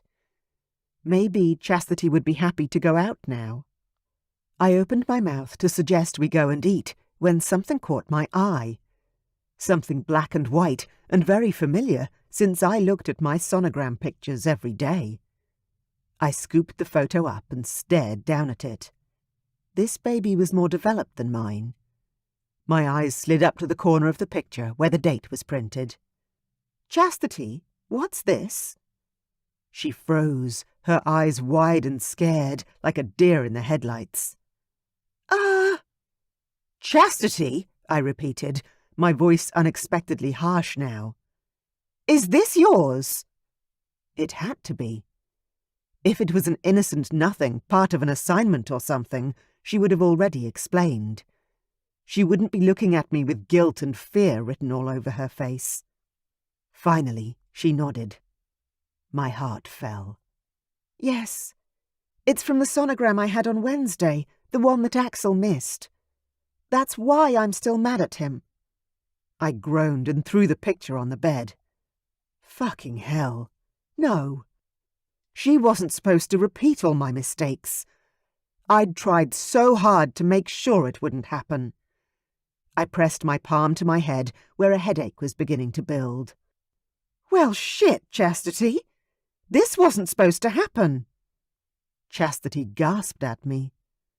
I was far too angry to care. I tusked and shook my head. I didn't even know what to say. That sonogram made the fetus look about 12 weeks old, so she was past the point of no return now. There was no going back. An early termination wasn't on the cards. Chastity tilted her head to the side. Hang on a minute, Mum. I don't think you're being very fair here." "Fair?" I repeated. "You've known this guy, what, 4 months? 5, maybe? And you haven't even graduated yet, let alone—" Then it hit me. "Oh, shit. Chiropractic school," I breathed. She couldn't go now, which meant her whole future was on hold, thanks to Axel. "You're going to have to defer." "Oh, fucking hell, Chastity. This will really screw up your future if you go ahead with it." "Go ahead with it?" She gaped at me. "I'm more than 12 weeks along, and my baby is healthy. I'm healthy. Why the hell would I choose not to continue with it?" she demanded. I put both of my hands on my hips. Didn't she know what she was giving up by doing this? Hadn't she learned anything from me at all? "Because it will ruin your future. Don't you see? You're just repeating my mistakes." "Your mistakes?" She threw her hands up in the air. "Why am I always referred to as your mistake?" Because getting pregnant at 21 had been a mistake, but it was one that had brought my greatest joy as well. However, that didn't mean that Chastity had to live her life the same way and follow the same path. She could have it all. Didn't she know that? She was going to miss out on so many things now. Just like me. Chapter 24. Katherine, Katie. Chastity wasn't the mistake. Not really. She was a miracle and an amazing child. But didn't she realize how much harder her life was going to be now? "I didn't mean it like that," I argued, trying to get her to understand. "Oh, yes, you did!" Chastity screamed at me, then stomped over to the other side of the room. "You always fall back on that excuse. Blaming me because you didn't finish college and have struggled with your life. But it wasn't my fault that you got pregnant so early." "I know that. It had been mine and Patrick's fault. 100%. We'd been careless and paid the price for it. And it wasn't my fault that you made Dad drop out of school to take care of you, or that you two broke up. I crossed my arms over my chest. She was getting sharp now. I would do a lot of things differently if I had my time again. I know that too, but nothing, Mom, she snapped back. This is different. I love Axel, and he can take care of me financially, which is something you never had.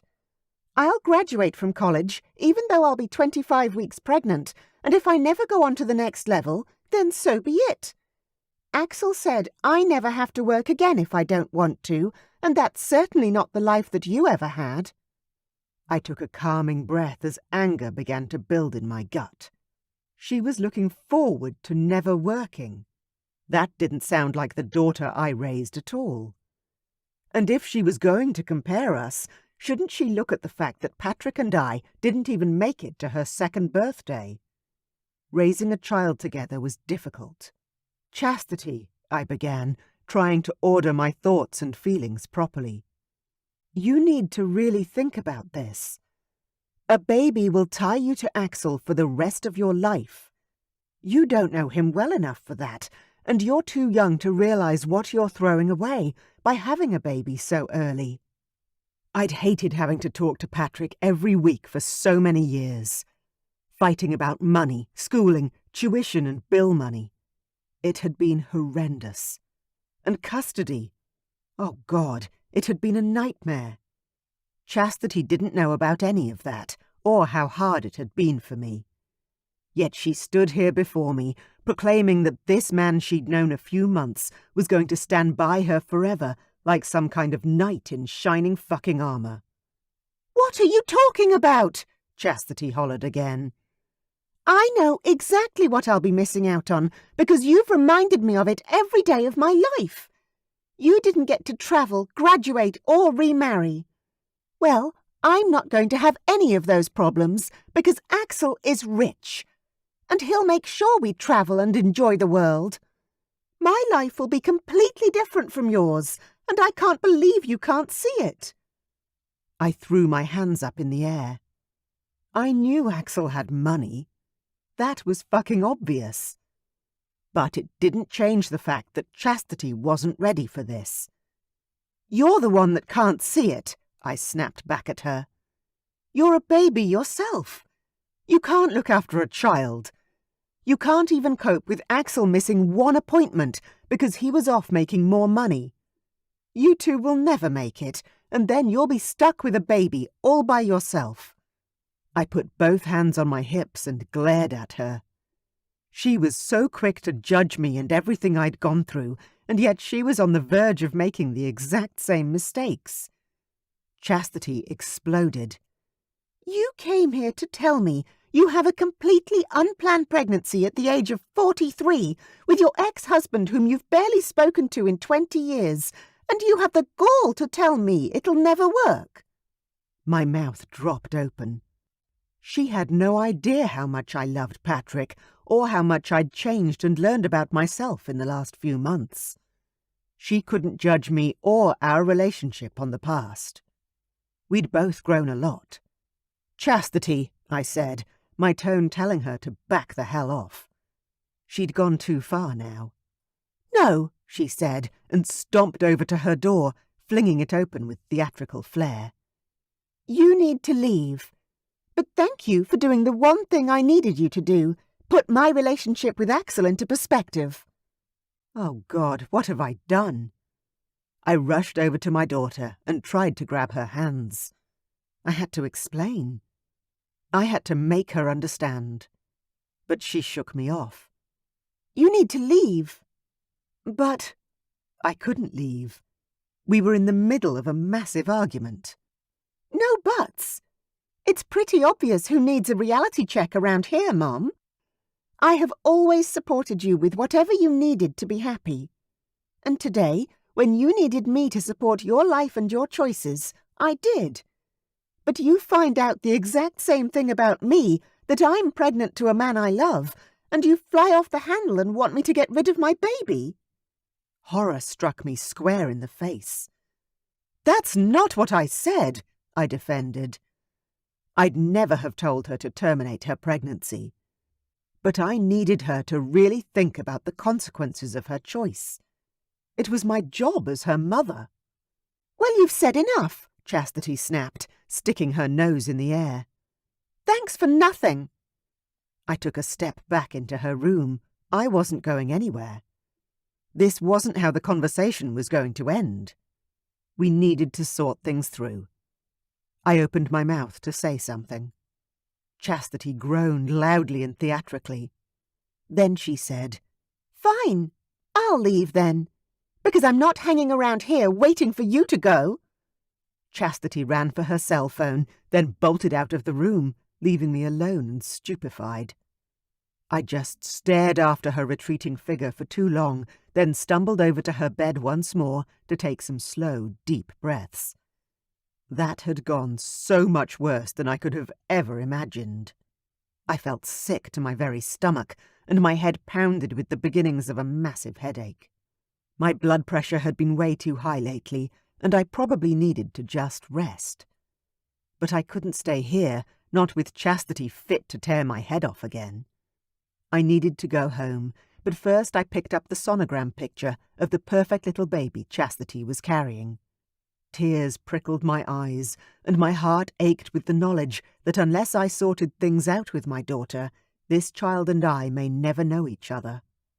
I hauled myself to my feet and managed to get to my car, where I sat and I cried and wished to God I'd never driven here this day.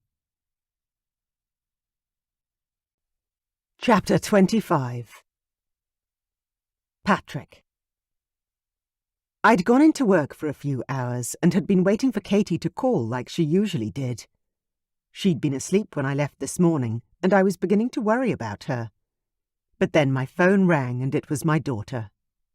I picked up the phone and projected a smile into my voice. "Hey, Chastity. Long time no talk," I said, scratching behind my ear. "Hey, Dad. I need to talk to you for a minute. Do you think you can spare the time?" I got up from my office chair and walked along the long corridor toward the meeting room. Yeah, sure, sweetheart. Can you give me a minute? I'm just going to walk somewhere a little quieter." I glanced into the large meeting room nearest to me and noted it was empty, so I walked in, grabbed a bottle of water from the mini-fridge and took a seat. "Okay, I'm good. Talk to me. What's up?" Well, Mum visited me this morning and shared your good news with me," she began. Oh, shit. A heads up would have been nice, Katie. Gritting my teeth, I braced myself for whatever was about to happen. "Oh, sweetheart. I didn't know she was going to see you, otherwise I would have come along too. My presence may have softened the blow a bit. Maybe. Katie had been cranky as hell all week, so when she'd said last night that she had wanted to talk to Chastity, I'd been a little concerned about the both of them. But she hadn't told me she was actually intending on going today. I definitely wouldn't have let her go alone. She was a hormonal mess and a temper tantrum just waiting to happen. I sighed. Fuck. "It's okay, Dad," Chastity assured me. "I know you try and do the right thing. You always have. That's why I'm calling you. I'm happy for you and Mom. Honestly, I really am. You both deserve a second chance to be happy, and if this is it, then I couldn't be happier for the both of you."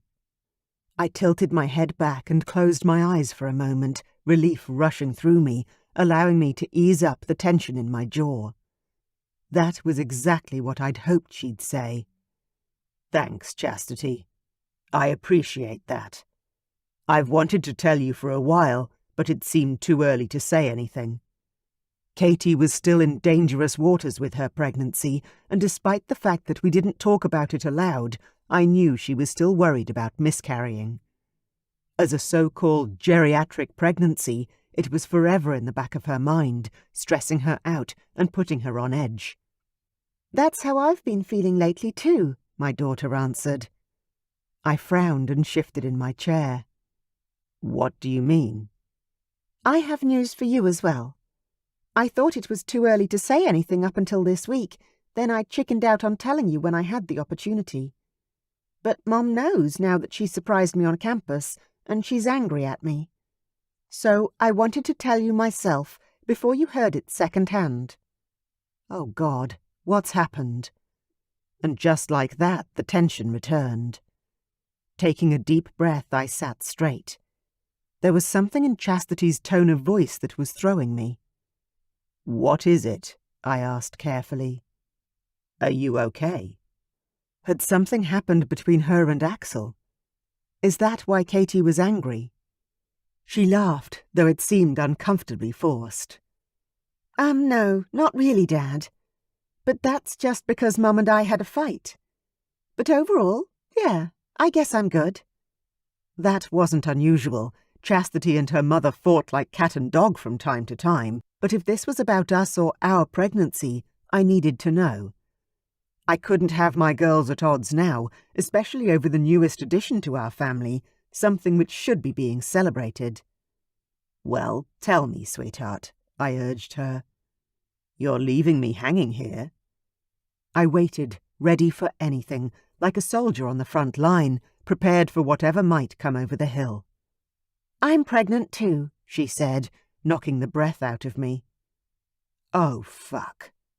Anything but that. I crushed the water bottle in my hand as our parental worst nightmare was finally realized. "Over 12 weeks, she went on.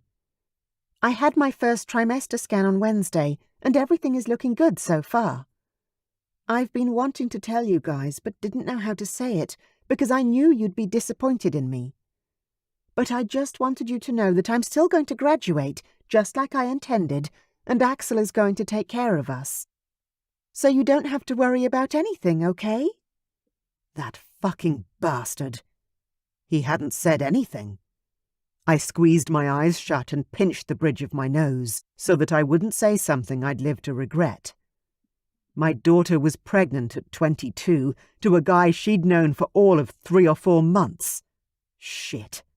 I reeled. I pressed my fist to my mouth to stop the groan of frustration that so desperately wanted to escape me. "Wow, I don't know what to say," I managed, without gnawing off my own hand. "You can ask me how I'm feeling, or what Axel thinks of it.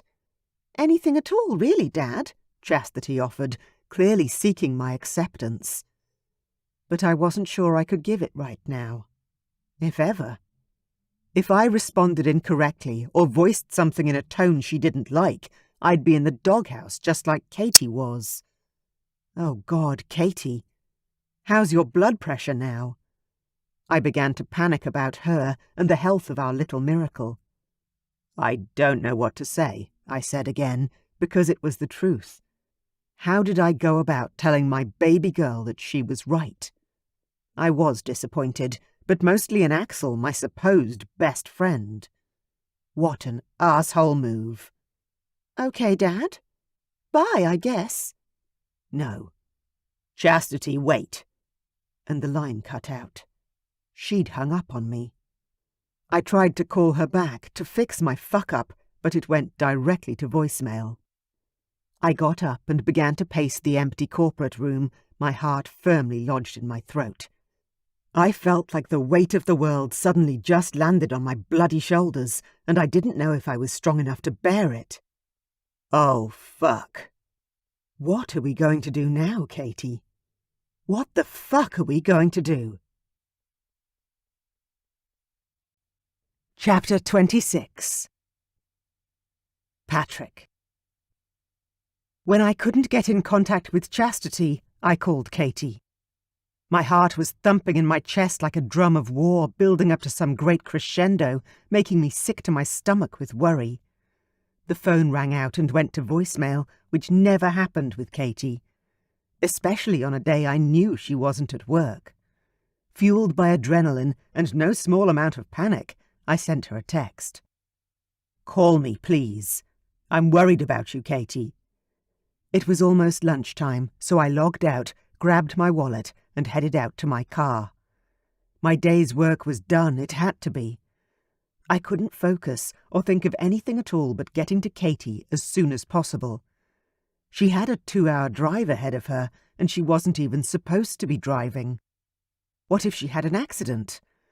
What if her blood pressure skyrocketed and damaged the baby somehow?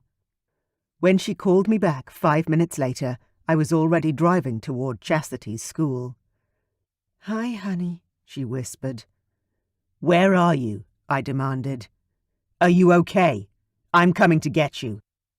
I fired all the words at her like bullets from a Gatling gun, not even waiting for her to answer. "No, don't. I'm fine," she objected, her voice hitching. "You don't sound fine," I said, still driving. "You sound like you've been crying." She was all throaty and raspy, with that nasal quality that came with tears. "I'm fine," she repeated. "Please don't drive all this way. I can do it." I didn't think so. "It's not safe, Katie. What if you have an accident?" Her breath shuddered out, as though she were releasing a whole lot of stress. "But the car," she argued feebly. "Don't worry about the damn car," I insisted. "We'll just park it somewhere safe, and I'll take Joe or Terry and go get it tomorrow or another day. The car is replaceable. You and our baby are not. Don't push me on this one, Katie." There was a protracted silence, then a defeated and tired sigh. "What should I do for 2 hours?" she finally asked. Relief and worry flowed through me. If she conceded that easily, then she didn't think it was safe to drive either, which was worrying in and of itself. "Talk to me," I said. "I'm already on the highway." She sobbed a little, the sound painful and tragic. My heart broke. "What happened, sweetheart?" Chastity," she tried. "She called me," I got in, so she didn't need to tell me anything I already knew. "She what?" Katie asked, sounding clearer with her surprise. "Yeah, she called 10 minutes ago to tell me that she's pregnant and happy, and Axel's going to look after her." My grip on the steering wheel got tighter with every word, but I forced myself to keep my tone neutral. Fucking bastard. I seethed internally. "What did you say to her?" Katie whispered. I groaned aloud as traffic raced by me. "Nothing. I didn't know what to say, so she hung up on me." Katie was silent at first.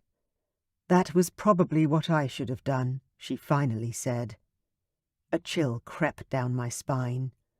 Chastity had always kowtowed to her mother's personality, but they were a lot alike. Had the day come when Chastity had stood up to her? "What did you say?" I asked. Katie sighed. "I heard a car door shut." "You okay?" I asked cautiously. "Yeah, I just need some fresh air. I'm feeling pretty sick right now." I could only imagine. "What happened, Katie?" I got angry. I tried to tell her that she was going to miss out on so much. All the things she wants, like chiropractic school, travel, and the freedom and independence of her 20s. God, Patrick, this is terrible. There were tears in her voice now, and unfortunately, I was going to have to be the voice of reason and pull her up and out of the hole she was in. That was my job. She was the anchor in our relationship, and I was the bunch of balloons that lifted her up. "I know it is," I agreed with her. "We lived it, and we know what we had to sacrifice to have our baby. And although I'm fucking livid at Axel, he knows better. Chastity's life is going to be very different than ours was." "How so?" she whispered, still sniffling. "Well, first of all, I assume she can still finish college and graduate." I hadn't done my calculations, but she only had a couple of months left, and she'd said she was going to. "Yeah, she can," Katie confirmed, her voice sounding soft and broken. "Then that's one advantage. Yes, she won't be able to do chiropractic school yet, but it's possible she can at a later date." Katie scoffed. "She'll never go back. You know that?" Raising a baby by yourself is so hard. I don't know how she's going to do it." I frowned. "What do you mean on her own?" "You don't seriously think Axel and Chastity are going to last?" Katie spat. "They've known each other for all of a few months, Patrick."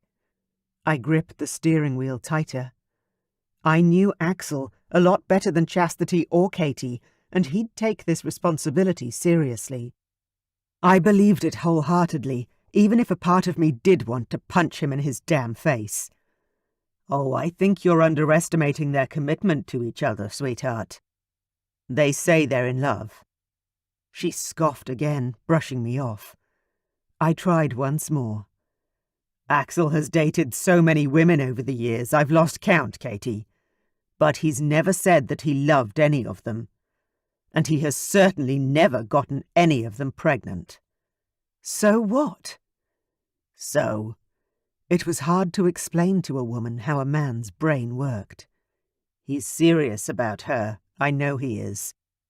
A guy like Axel doesn't accidentally get a woman pregnant. In fact, he'd told me in the past that he took his condoms home to dispose of if he had to.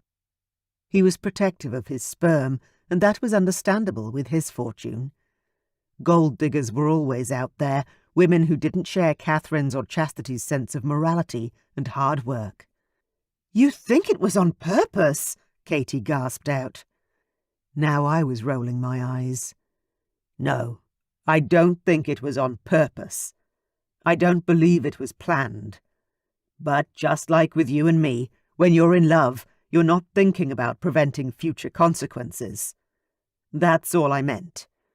That some part of him took the possibility into account and was okay with it, which means he'll support her and protect her. Financially, maybe, but he's not going to be there changing diapers," she bit back. "No, he'll pay nannies to do that for him." "Sweetheart, look, I'm not worried about their relationship at the moment. We have no control over it, but we'll be there if Chastity needs us in the long run." Which she probably would. "I'm worried about you and our daughter. If you said all those things to her, then I'm assuming she blew up." "She did," Katie confirmed. "And then she stormed out." "And that's when she called me," I said, putting it all together. "Oh, Patrick, what am I going to do?" "You're going to get yourself a drink," I began. "I need a wine." "Of water," I finished. Giving up drinking entirely had been a little hard on Katie, but with the nausea she hadn't craved it as much. "I only care about your health at the moment. That's what we need to focus on. You and your pregnancy." And that's when it hit me. I had a pregnant partner. And a pregnant daughter. I was going to be a grandfather. Holy hell. "But Chastity needs us," she countered. "Sweetheart, you just told her that she's making a massive mistake, which is going to drive her straight into Axel's arms. They're going to bond over this, the same way we got closer initially when your parents found out you were pregnant. Remember?" Katie groaned in dismay. "Are you telling me that I just made all of this worse?" "I'm not saying that at all, beautiful. I just want you to relax for the moment, to take a breather and let go. There's no easy solution to this one, except time." "Time? Really, Patrick? That's all you've got?" she snapped. "Don't get shitty with me, please, Katie," I managed to get out through gritted teeth. "We're in this together, remember? You're pregnant, and our daughter is pregnant too.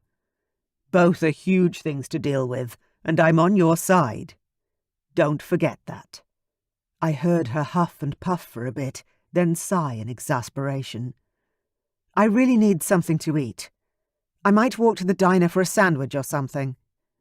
"That's a great idea, sweetheart. I'll be there in just over an hour. Can you send me the details of where you've parked?" "Yeah, no problem. I'll text you now."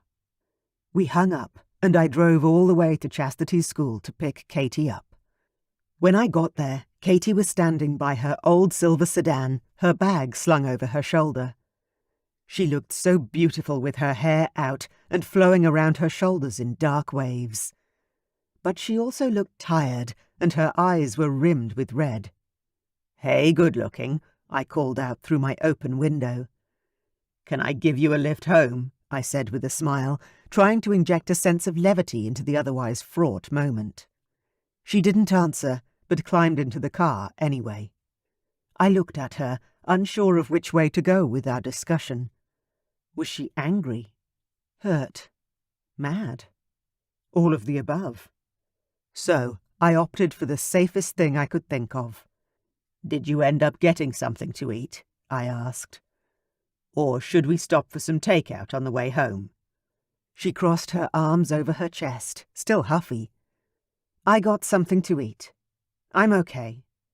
"Then let's get going," I said, and put my foot on the gas as I pulled out into traffic. "You want to talk about it some more?" I said, sure that she still had things to get off her chest. She wiped at her face, and I assumed she was crying again. "Not really. There's not much to say, is there?" "Well, there is.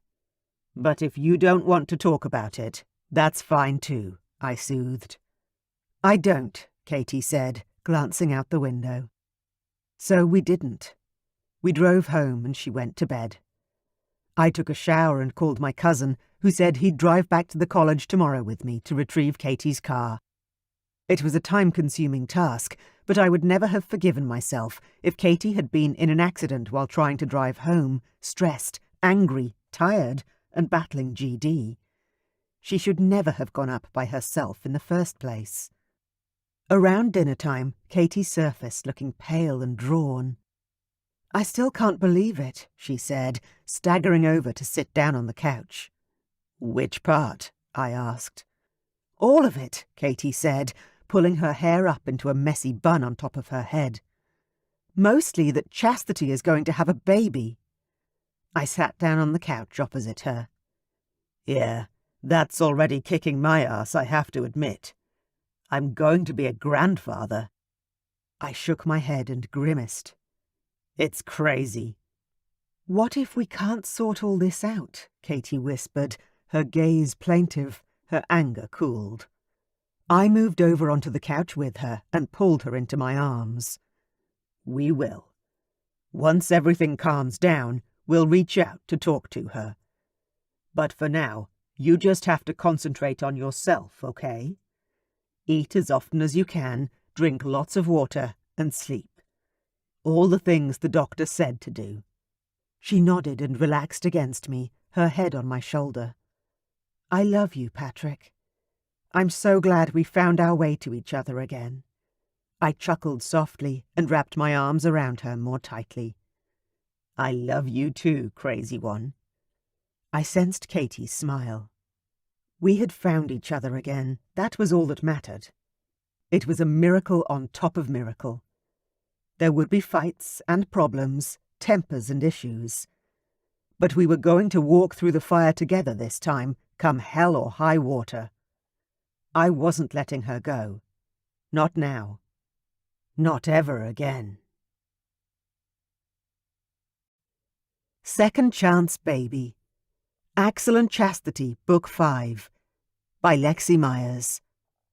Narrated by Catherine Bilson. Chapter 1. Patrick. I woke up on a perfect Sunday morning with my beautiful, pregnant woman in my arms. Smiling, I kissed her head, listening to the sound of her light snores. She was fast asleep, which was great. She needed the rest.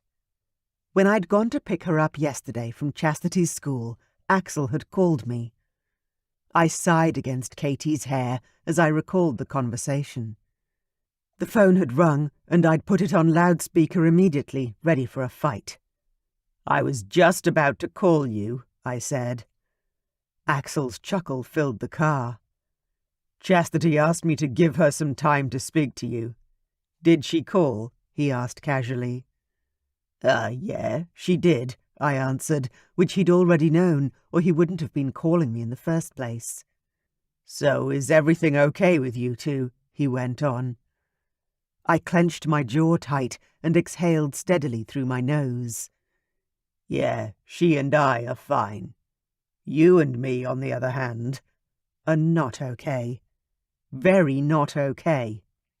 I wanted to tell you weeks ago, Pat, but Chastity asked me not to, Axel rushed in to say. She said she wanted to be the one to tell you. I nodded, even though I knew he couldn't see me, but my jaw was clenched so tightly I couldn't verbally respond. Axel continued, even though I didn't want him to. I love her, Pat, and I'm really excited about the baby. I hope you can be happy for us too. I wasn't happy for anyone, least of all the man I'd once considered my best friend. But instead of shooting him straight down, I managed to grate out, You're going to need to give me some time, Axel. For what? He demanded. I told you I love her, that I'll take care of her. I'd marry her if she wanted. If this was any other woman, you'd be happy for me. In fact, you'd probably say something like, Shit, this woman must be pretty amazing if you want to commit like that. Wow, you're going to be a dad. I never thought I'd see the day. I couldn't stop the laugh that bubbled up. He was 100% right. If he'd gotten anyone else pregnant, I would have slapped him on the back and bought him a bottle of bourbon. But my daughter... You're an asshole. Come on, man. Can't you separate the two for just a minute? I kept one hand on the wheel and scrubbed the other through my hair in frustration. I can try, I offered. I honestly had no idea if I was ever going to feel comfortable with Axel being with Chastity. But did I have a choice? Not really. Not if I didn't want to lose my daughter. Fine, Axel huffed in response. Hey, Pat, guess what? I'm going to be a father. I swallowed hard. Okay, let's try this again. Congrats, buddy, I said, though even to my ears my tone was strained. When's she due? I pressed ahead, giving this my best shot. Early October, he answered brightly. He knows the due date. At least that was something. He forgot some of his ex-girlfriend's names half the time. Any news on your end? Axel asked suddenly. You know, with that woman you started seeing and I didn't tell Chastity about. Axel coughed to drive home the point. I rolled my eyes. Yeah, okay. He'd done me a solid favour there. Yeah, actually. I didn't think it would last past the first few dates, but it's ended up being good. With your ex? That's surprising.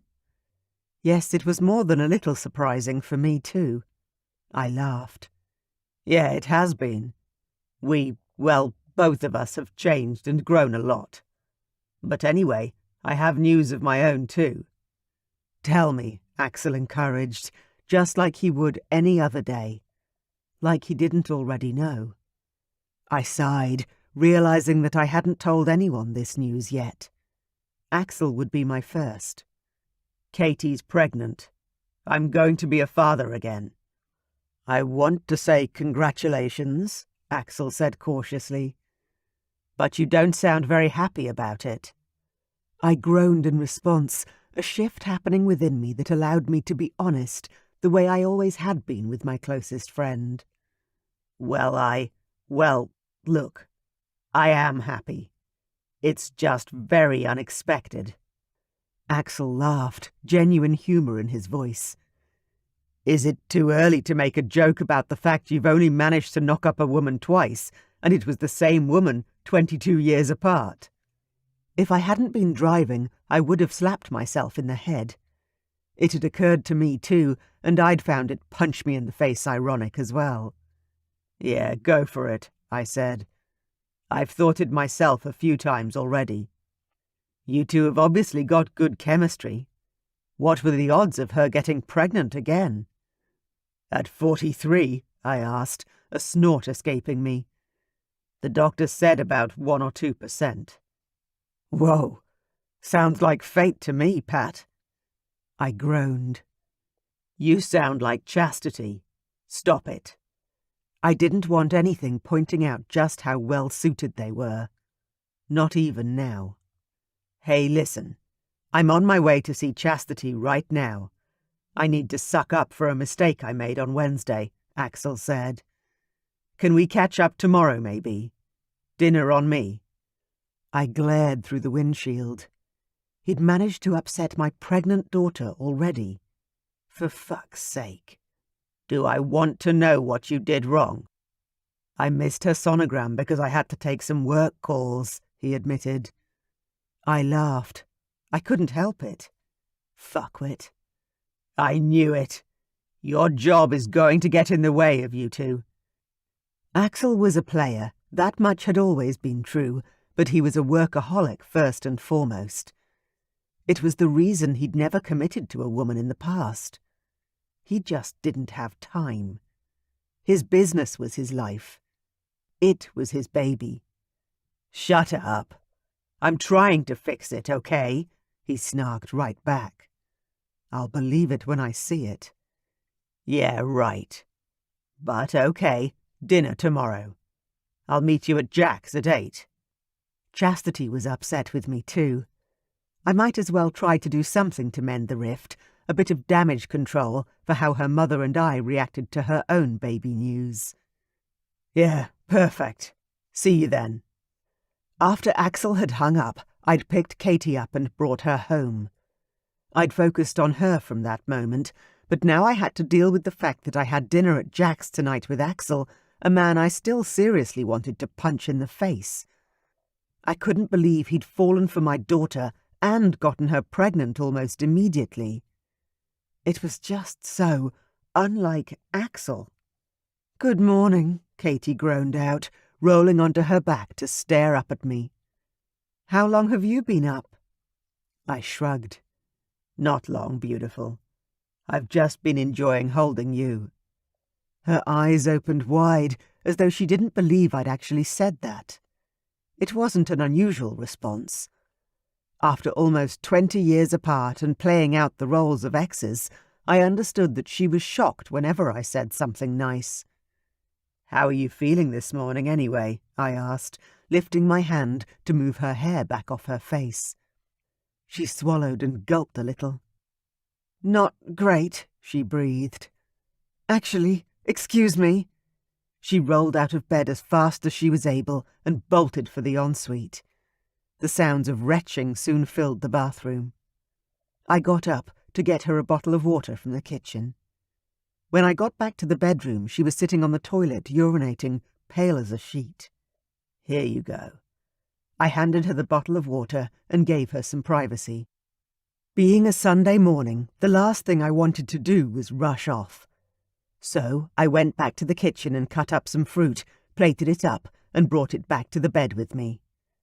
Katie opened the door to the ensuite and practically crawled back beneath the covers. Strawberries? I asked, offering the plate. She buried her face into the pillow a little more. No, thank you, hun. I set the plate aside and lay down with her again. Her hair was so thick and beautiful. I could never stop myself from running my fingers through it. Do you have any plans today? Katie asked, her voice muffled by the pillow somewhat. I froze. Should I tell her about my meet-up with Axel? Why do you ask? She didn't even lift her head. I don't think I'm getting up much today. So, if you need to go to the gym or anything, it's okay. Please, I just want to rest. I smiled and pressed a kiss to her forehead. I have dinner plans with a colleague, but nothing else planned. I can help you today if you like. She rolled over and nestled into me, wiggling her butt into my groin. Can we just cuddle for a while? With a contented smile, I slid my hand over her waist and pressed my palm to her still flat belly. Of course. Just you and me and Bub. Her breath hitched in her throat, but she didn't say anything.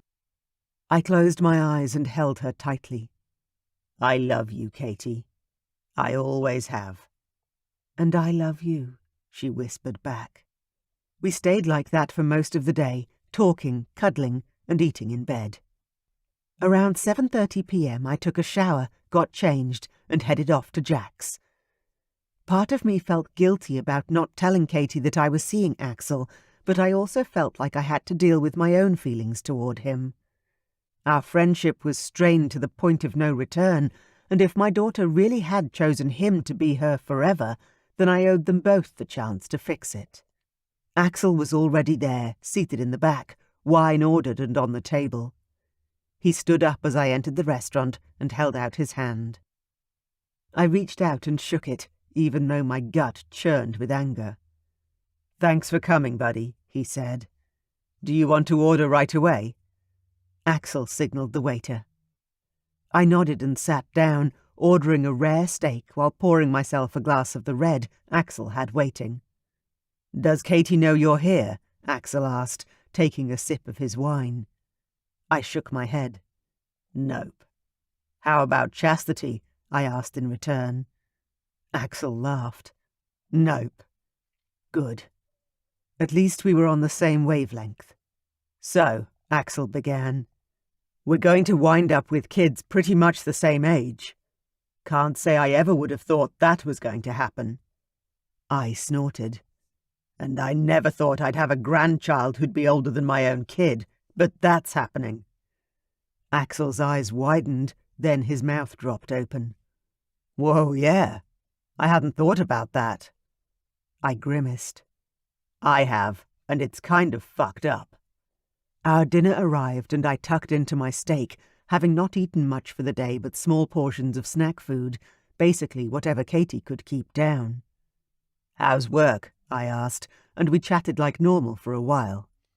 Just shit about the market and finances, the gym and working out. But after another glass of wine, I decided to get more serious. So, is there anything else you want to say to me? You were the one that called this dinner, after all. Axel leaned back into his chair and nodded. Yeah. I wanted you to know how serious I am about making this work with Chastity. I've already hired one manager, and I intend to hire at least 3 more to help lift the load off my shoulders. My jaw would have literally dropped off if I wasn't interrogating him.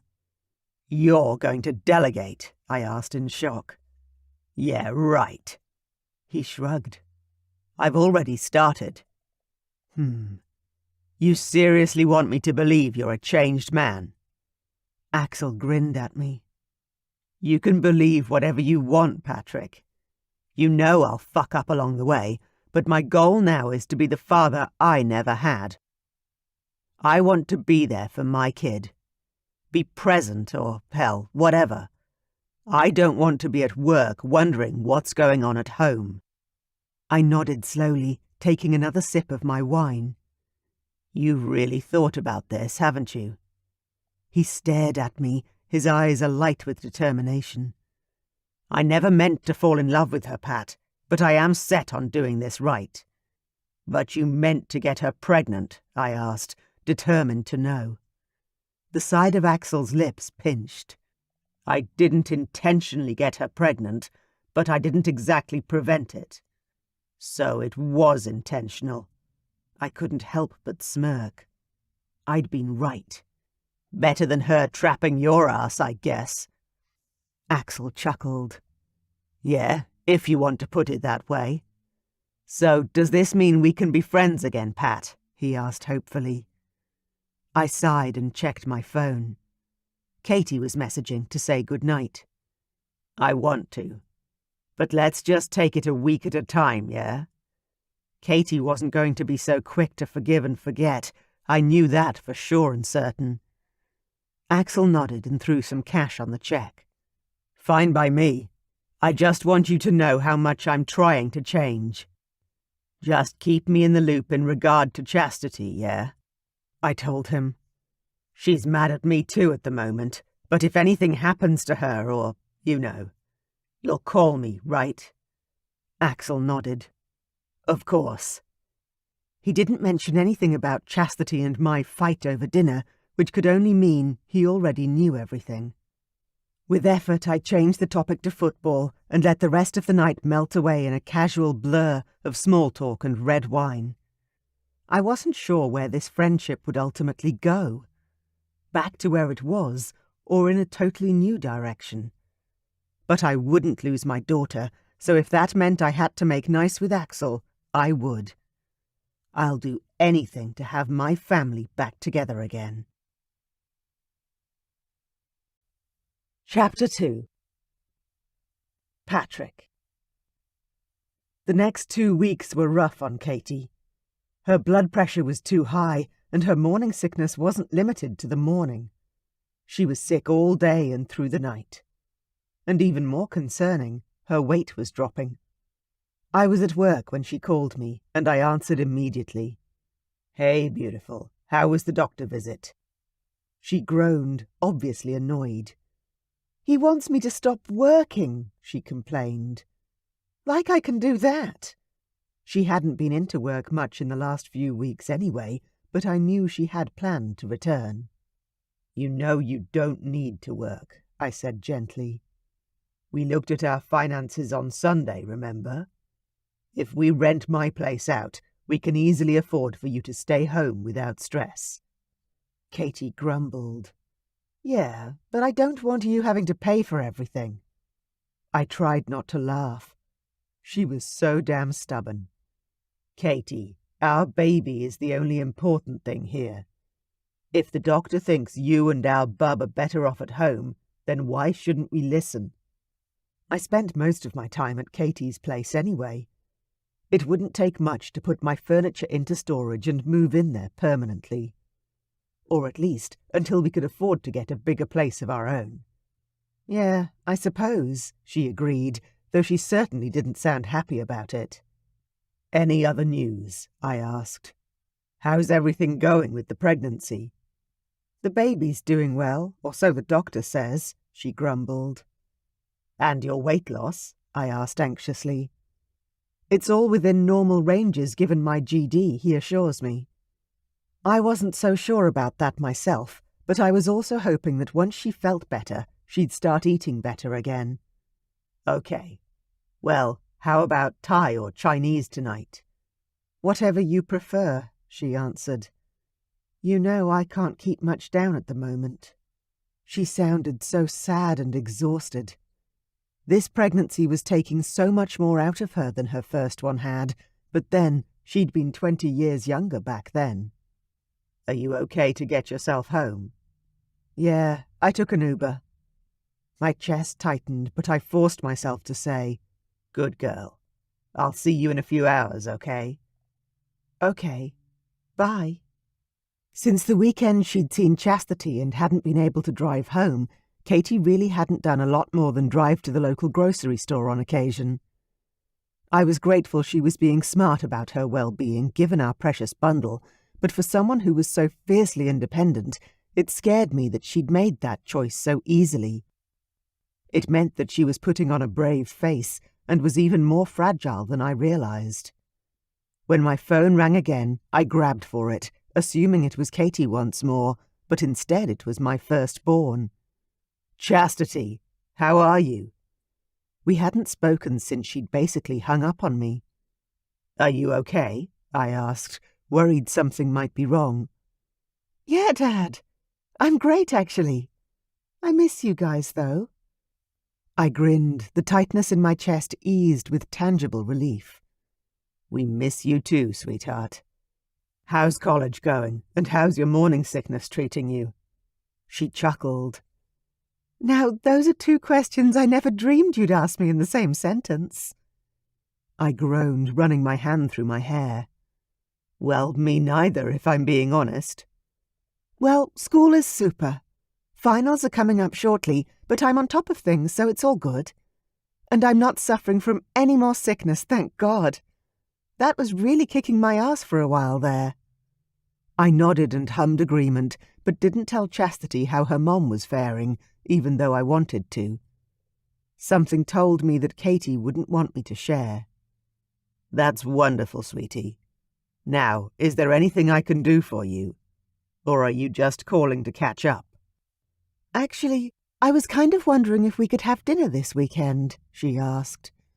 I'm coming into the city, and Axel and I thought it would be nice to break the tension. My jaw dropped and I suppressed the shudder that arose at the idea of going on a double date with my daughter and her boyfriend, who just so happened to be my best friend. What could I say?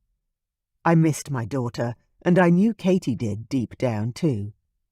Let me just double-check with your mom on which night suits, but we'd love to. Oh, great. Chastity sighed as though she was relieved. I'll text you on Friday to confirm, but thanks, Dad. I really want to try and get back to where we were. Yeah, I do too, kiddo. Thanks for calling. I hung up with a strange sense of brewing anxiety in my chest. Dinner with the two of them was going to be as confrontational as hell. But it would also be the first time Chastity had seen her mother and me back together as well, so, yeah. This was definitely going to be a baptism by fire. When I got home to Katie's house, she was pale and wan, lying in bed again. I was actually worried about her mental health now, not just the physical side of things. Instead of ordering in, I made a quick dinner and managed to get her to drink a fruit smoothie. Thank you, she said, handing me back the glass once she'd finished the heavily nutritious drink. I sat down on the bed with her and reached for her hand.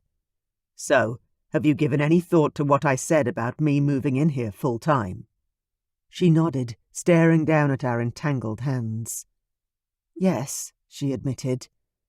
And although I hate the idea of relying on you for money like that, Patrick, you're right. The baby is more important than my pride. I tugged her into my arms and wrapped her up, holding her tightly. Thank God, I breathed. I'm so relieved, beautiful. You know money means nothing. Nothing at all. You and your health, the baby's health, that's everything. It's all I care about. She lifted her head with a fragile smile. I leaned in gently and kissed her mouth, tasting the mango flavor on her lips from the smoothie. How about a bath? I asked, kissing her nose. I can run it for you. Katie's bathroom was tiny, as were most of the things in her house. One day, when we had a large family home, we'd have a bathtub big enough for both of us. That would be amazing, Patrick, thank you, she whispered, tears in her eyes. I smiled and kissed her once more before pulling away to slip into her ensuite to get the water running. Katie was always teary nowadays, and although I wanted to ask her if she was okay, I knew better than to inquire. Being pregnant at her age was a lot to process, and the hormonal shifts, I could only imagine, were brutal. I put the plug in and adjusted the water temperature after turning on the tap before adding her favourite scented bubble bath. When I turned around, she was standing in the doorway naked, with her hair down and flowing over her shoulders. She stared down at her feet and ran her hands self-consciously over her belly. I'm already changing, she said. In truth, she was thinner than when we'd begun to date again, but she'd always be beautiful in my eyes. You're perfect, Katie. Look how dark your nipples are. Delicious. Her head came up and she laughed. I'm glad you think so. I absolutely do, I assured her. And when you start feeling better, I'm going to prove it to you. A heated blush blossomed on her cheeks as she scooped her long hair up and twisted it into a bun on top of her head. You're just teasing me. I laughed and reached for her. Want me to prove to you right now how much I want you? She swatted my hands away and climbed into the bubble bath with a smile, her full breasts swinging in front of my eyes. Definitely delicious. Do you want to stay and chat with me? She asked hopefully as I turned to leave. The room was filling with steam and her soft sigh made my heart wrench. I'd love to. I sat down on the tiled floor and leaned back against the cool wall. God, you're beautiful, Katie. She scooped some water up to wash her face, blinking at me like an owl as she cleared her eyes. "Patrick, you're being too perfect. Please stop." I huffed out a laugh. "Why?"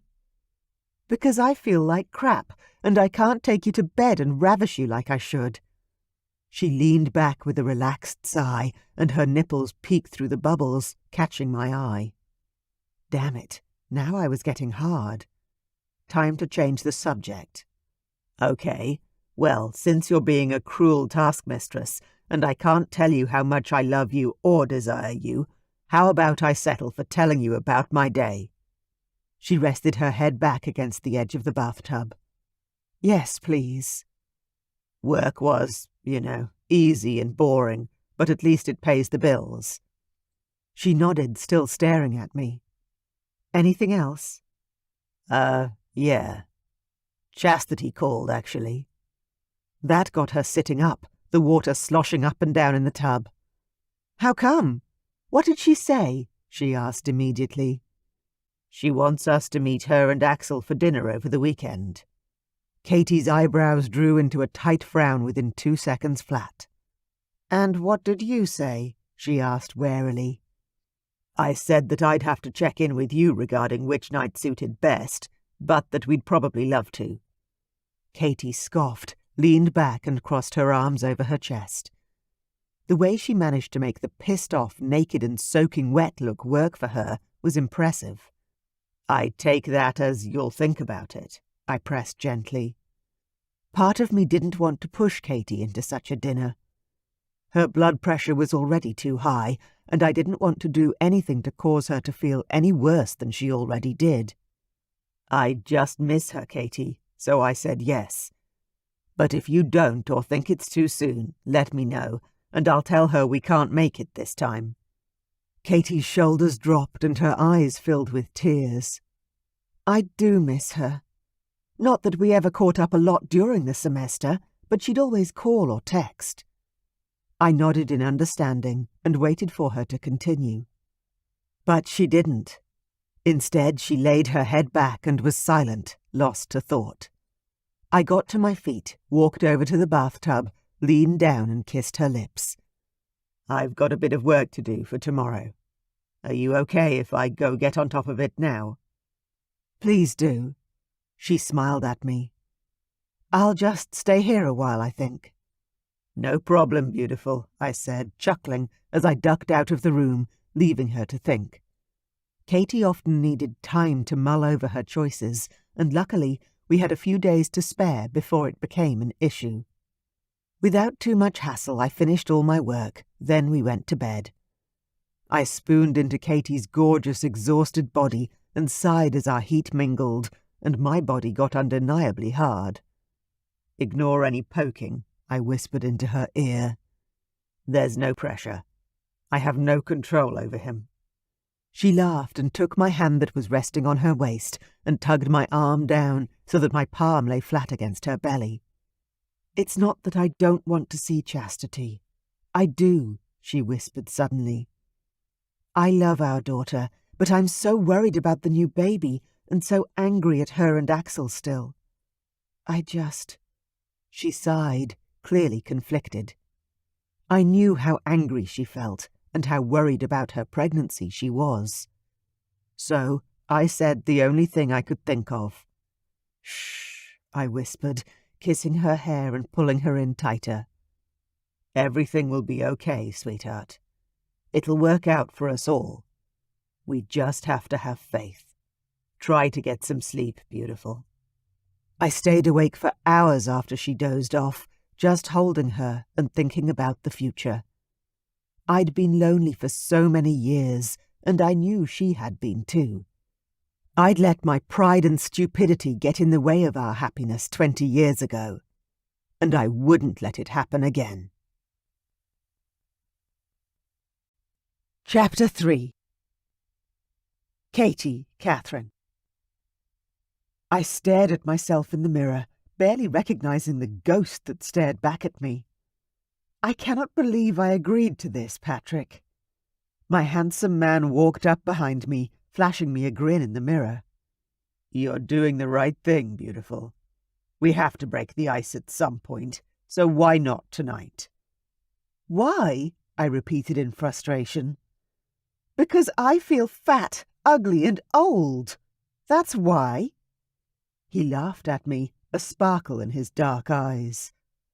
I turned around and whacked him on the arm in mock indignation. Sweetheart, you're fucking hot. I'd honestly bend you over right now and fuck you where you're standing if you'd let me. I turned back to the mirror, a hot flush rising into my pale cheeks. You'd ruin my makeup, I said, swallowing the lump in my throat. I had already spent an hour doing my cosmetics, and my blasted hair still wasn't sitting right for me. Patrick stepped up behind me again and slid his hand around my waist. You're beautiful as you are, he soothed. And we're going to be late if we don't make a move, so let's go. I let out an exhausted sigh, grabbing some candy from the nightstand to help with my blood sugar, and followed Patrick out the door. I was wearing a new, loose-fitting black maxi dress that I'd bought from a maternity store online. It fit well, and since I wasn't showing yet, I'd added a large gold belt to match my necklace and earrings. I liked how I looked in my outfit. I just wasn't feeling it, which didn't bode well for how I'd feel walking into dinner with Axel and my daughter. It only took 15 minutes to drive to the location. We easily found a parking spot, then walked along the street toward the restaurant I'd never been to before. Here it is, Patrick said, opening the door wide for me. I inhaled sharply as I walked inside. There were barely 10 tables in the whole place, each adorned with pure white linen tablecloths and lit by candlelight. Patrick, we can't afford this place. He grinned at me and reached for my hand, holding me close. Don't even think about the money. This is an important night for us all. I wanted to growl at him for bringing me somewhere I'd feel so out of place and uncomfortable, but then I saw Chastity sitting with Axel on the other side of the room. She was glowing with good health, her skin practically sparkled. My heart tugged with love for my daughter, but there was a deep wave of sadness beneath that emotion as well. I see our party. Thank you, Patrick said, and tugged me past the stuck-up maitre d' and toward our table. I smiled at my daughter, but she didn't get up to hug me, so I didn't rush to her either. I sat down next to her, and Patrick sat closer to Axel, which worked for me. Axel shook Patrick's hand, then turned to me. Congratulations, Katherine. How are you feeling? He asked. Did he really want to know? I brushed my hair back behind my ear and sighed. Well, nervous, to be honest. We have our 12-week sonogram this week, and more blood tests. Why are you nervous, Mum? Chastity asked, frowning as though she were confused, and she probably was. I glanced down at my hands in my lap before answering. Chastity was 22, and she wouldn't have considered all the ramifications that came with being pregnant at my age. I coughed to clear my throat, then met Chastity's gaze once more. The doctors keep referring to my age like my pregnancy is some sort of disease, and I'll feel a lot better once the amniocentesis is done. Did you need to have one of those? It was doubtful, given her age and health, but I thought I'd ask anyway. Chastity stammered. She didn't even look like she knew what the word meant, let alone what the risks were. The test came with a 0.5% chance of miscarrying, which to me was far too high. No, I don't think you did, Axel said, cutting in. You just had the blood test, right? Chastity nodded. Yes, we got the IPSI done. Oh, I asked, surprised they'd wanted even that test, considering how young and healthy Chastity was. And how did it go? Chastity beamed. It went really well. The baby's healthy, there's no anomalies to speak of, and we got to find out the sex. Oh, we don't want to know. Please don't tell us, I gasped out. I was way too superstitious for that. What if something happened later in the pregnancy and she grew attached? This was going terribly, and I felt overwhelmed. I grabbed for Patrick's hand above the table for support. Okay, Chastity said, her expression now crestfallen. She glanced over at Axel as though he'd have an answer for her. I couldn't breathe properly. Axel turned to us. Are you two finding out what you're having, or would you rather not and leave it as a surprise? We didn't have much of a choice. With all the tests and weekly ultrasounds they'd planned for me, I'd know soon enough. Oh, we'll find out, I said finally, then felt stupid for my response and tried to explain my choice. But we won't tell anyone. I think that should be kept private until the day the baby arrives, and then we'll announce it. Chastity stared at me like I'd lost my mind. I had no idea what to say next. This is awkward and uncomfortable, and I hate it. Patrick gestured to Axel, clearing his throat. Shall we order some wine? Definitely. Axel lifted his hand to get the waiter's attention. One hurried over and took their order. Meanwhile, Chastity and I ordered sparkling water, and I was just hoping I'd be able to keep it down. Chastity picked up a menu, frowned at the page, then said, Axel? In a warning tone. Just order anything you'd like. He cut her off with a smile. But... Axel reached for Chastity's hand and kissed her fingers in a way that had me reaching for my menu so I couldn't see him. There were no prices on any of the pages. Great. What my mother had always said to me came back to mind. If you need to ask the price, you can't afford it. Chastity leaned in. I think I'll go with the steak. Can you recommend which one would be the best? She asked Axel. Absolutely, he said. I didn't like this at all and decided to question Axel since he'd chosen the restaurant, obviously on purpose to put us at a disadvantage or flex, I wasn't sure. How are we supposed to know what this is going to cost us if there are no prices? Dinner's on me, Axel said smoothly. I owe Pat dinner from his 40th, and I thought we could double up with the joint celebration of our babies. I clenched my jaw together, hating the way Axel had just assumed he would pay for everyone. That wasn't how we did things in my family. We paid our way. The waiter came by and we ordered, though I had to request several changes to the meal I selected, since I couldn't keep much down and knew what my triggers were. Chastity suddenly turned to her boyfriend, who was only a year younger than I was. Axel, how's the new management team going? I didn't get to ask you before we came in. Well, I hope. Management team, Patrick repeated, as though that was news to him. Axel shifted on his chair, seeming uncomfortable. What's going on now? I wondered. Well, I was going to ask you about it, actually, Pat. On our run tomorrow. They're running together again? Since when? I glared at Patrick, but he failed to notice. He was too busy asking the next question. Ask what? Well, Axel began, and glanced over at Chastity.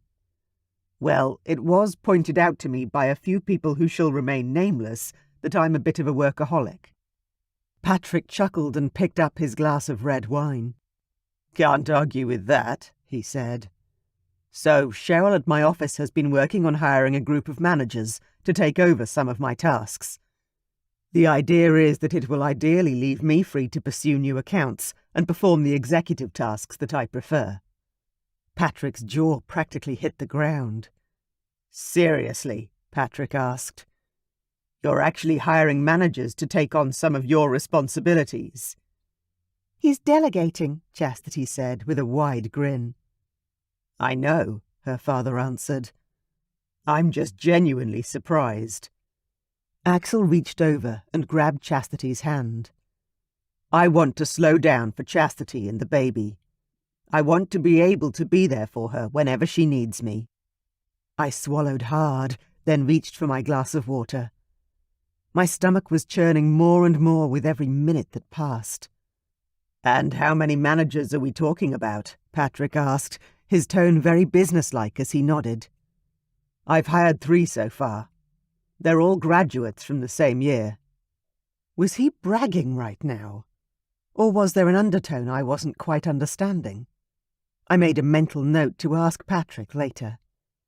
"Oh, that's right," Chastity said, joining in the conversation. "You mentioned that Taylor wanted you to interview some of her classmates." "Yes," Axel said, grinning back. "And it's working out fantastically. They're all specialized and work efficiently together."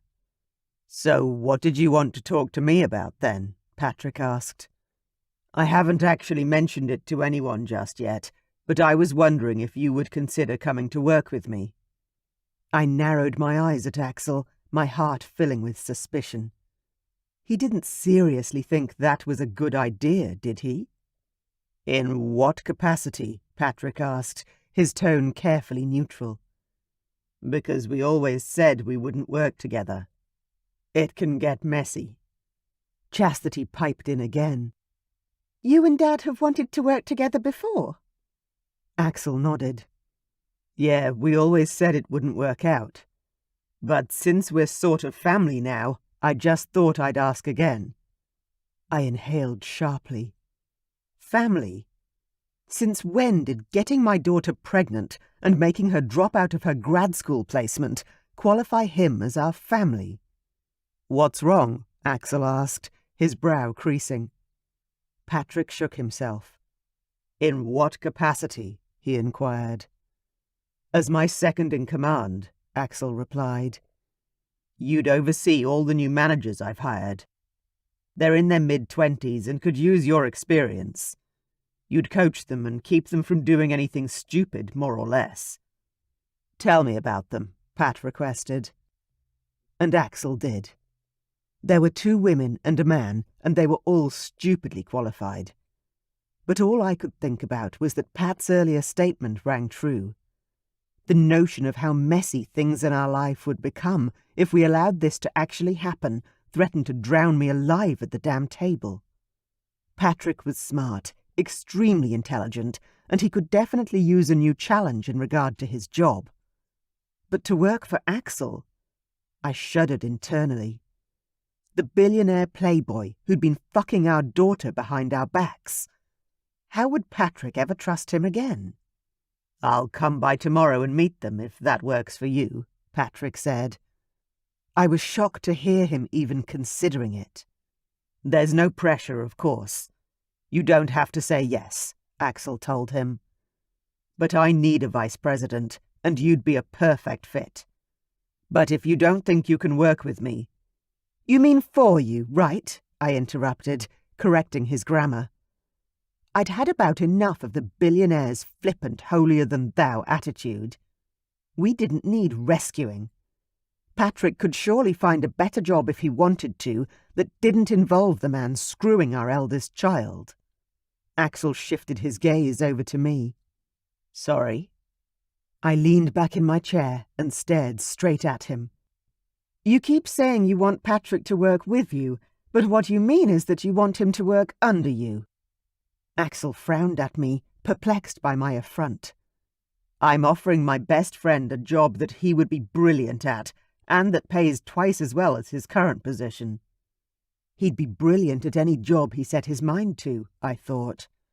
But that doesn't mean he has to work for you. Chastity stared up at her boyfriend and gushed. "That's so thoughtful of you, Axel. Thank you." Oh yes, so thoughtful. Where was his thoughtfulness when he was lying to Patrick about sleeping with our daughter? "I should have done it years ago," Axel said, finally looking like he was a little embarrassed. My gut was churning, and the mild headache I'd started the night with had turned into a throbbing and relentless pain inside my skull. "So why didn't you?" I shot out.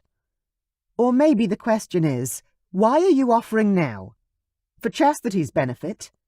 Because it's not for us. Is this some fickle attempt to smooth things over?" "Katie," Patrick whispered, rolling his eyes at me like I was the one who should be embarrassed. Well, I wasn't. I just glared back at him. Axel glanced back at Patrick. "Look, I didn't mean to upset anyone. Maybe we can talk about this another time, Patrick." "Yeah, good idea," my partner agreed. I bit the inside of my cheek to stop myself from spitting back at them again, but then I caught Chastity's eye, and she looked damn near almost as angry as me. Chapter 4. Katherine. Chastity glared at me. "What's your problem, Mom?" Axel grabbed her arm as though he could stop her. Chastity, maybe we should leave it." Oh no. If anyone should be leaving, it should be us, seeing this going downhill real fast. "No, I want to know," she told him, then turned her attention to me again. "Well?" She raised a single eyebrow and pursed her lips. Bitch face. Who the hell did she think she was speaking to? "Well, what?" I barked back, glaring at my daughter. "What's your problem tonight?" Chastity demanded, leaning forward in her chair. "You know there's no paid maternity leave in America, right? So why wouldn't you encourage Dad to get a better job? A higher-paying job?" This is about money, is it? Since when did Chastity care so much about money? That wasn't how we'd raised her. Not at all. Oh, that's right. She was dating a billionaire now. Everything was about money. "You don't need to concern yourself with our finances, Chastity," I snapped. She never had before. Why should she be worried about us now? "We're perfectly fine, thank you. A lot more comfortable than we were when we had you, that's for sure." "Good," Chastity said. "Then you won't guilt this baby into thinking it's his or her fault that you don't get to do anything." Excuse me? I felt my blood beginning to reach boiling point. Axel tried to stop her once more. "Sweetheart." I opened my mouth to tell her exactly what I thought about that ridiculous statement, but then 2 servers turned up with our dinners, serving all 4 of us at once. My chest was heaving, and I was struggling to catch my breath. My head was killing me, and I could practically feel my blood pressure shooting up and through the roof. This is bad for the baby. "Enjoy your meals," the waiters said, and left. As soon as they were gone, I leaned over my vegetarian risotto concoction and hissed. "How dare you!" Chastity's hand tightened into a fist on the table. "How dare I what?" she hissed back. "How dare you think you can tell us what to do? You're the one who's repeating all the same mistakes we did, and you think you know better. Well, you don't. You barely know this man, and you're too young to have any baby, let alone his." There, I said it. I threw myself back in my chair and crossed my arms over my chest. Meanwhile, Chastity's face was flushing redder and redder. I wished I could whisper to Pat, "What the fuck do we do?" But it was too late now. I knew the men were looking at us, but I didn't dare drag my gaze from Chastity's tomato-coloured face. Then Axel tried to step in. "Sweetheart." Chastity pushed herself to her feet and glared down at me. "So you think I'm too young to have this baby? Well, I'm older than you were with me, and in 1,000 times better financial position, so you're wrong, Mum. Totally wrong." "You should be going to chiropractic school, Chastity, and chasing your dream. Not letting one mistake ruin your future." Axel started to interject. Chastity exploded. "This isn't a mistake," she screamed into the quiet restaurant. "You're the one making mistakes, getting pregnant at 43. But I at least supported you when I saw you needed it. You couldn't even do that." I stood up, not allowing Chastity to speak down to me. She had no idea what this meant to me, to us. This baby is our second chance to be together, to be a real family. Chastity's gasp was loud and cut through me like a knife. "You and me, Mum, we're done. Enjoy your baby, because you're never going to get to see this one. She's just a mistake anyway." Chastity cupped her belly, framing her swelling stomach with her hands protectively. "Axel, let's go." She? Had Chastity just said she? Was she having a little girl? The pain in my head became crippling, and I was beginning to get too dizzy to stand, so I sat back down in my chair. Chastity grabbed all her stuff and twisted around to stomp toward the door like she used to when she was a little girl. Axel, in his $10,000 suit, followed behind her. He spoke to the maitre d' in apologetic tones, then stepped outside with Chastity. I slumped into my chair, groaning at the wave of pain consuming me. "Katie," Patrick said, sliding his hand onto my thigh. "That wasn't smart." I closed my eyes against the pain and the sense of sorrow that swept up from under me. "I know. This was the wrong choice." "Dinner," Patrick said, his tone regretful. "You aren't well enough, and there are too many relationship dynamics to try to fix this in one meal." He sighed heavily. I forced myself to look up. My throat was thick with emotion, and my eyes were beginning to water. "It's all right," he said, leaning forward to kiss my lips. "I'm going to speak to Chastity. You need to eat something, so you don't faint on the way back to the car. All right?" I nodded. "Okay." My fork seemed too far away, but I managed to pick it up and use it to scoop up the pumpkin that was just sitting there. The meal itself was presented beautifully, was colourful, and smelled absolutely divine. But my stomach churned and recoiled at the idea of eating anything. It made me feel sick. "I'll be right back, okay?" Patrick said, squeezing my hand. "Eat, please." He got up and walked to the front door and stepped outside. He was going to talk to them. Probably to apologize for my behavior, I thought miserably. I sat up straighter, anger filling my aching gut to replace the self-pity and sadness. How did everyone else manage to pretend that everything was okay? Because it sure as fuck wasn't. Chapter 5. Patrick. I wasn't losing my daughter. Not today, not ever. No amount of crazy pregnancy hormones and unpredictable mood swings would take our daughter from us. This was all temporary. We all had a future together, somehow. I felt sure of it. So, swallowing my pride, I walked to the front door of the restaurant. Axel moved forward from the outside to open it for me. Once I stepped out into the cool night air, I looked toward my daughter. Chastity was barely holding herself together, and her eyes were filled with tears, and her face was still pink with anger. I couldn't stop myself from pulling her into my arms. She would always be my little girl, no matter what. "I'm so sorry, Chastity." She broke into sobs then. I just held her tightly, wishing with all my heart that I could make everything better. When I pulled back, I held onto her upper arms, hoping she wouldn't faint or swoon, or whatever pregnant women were prone to do when they were unfed and overcome by strong emotions. "I have to get back in there before she blows another gasket," I said. "The doctor said her blood pressure's too high already, and we have to try and keep her calm." And that was a drastic understatement. I didn't want to alert Chastity as to how unwell her mom really had been, but I'd woken up with a fist of pain in my gut every day for a week. Chastity sobbed out a laugh. "Yeah, good luck with that."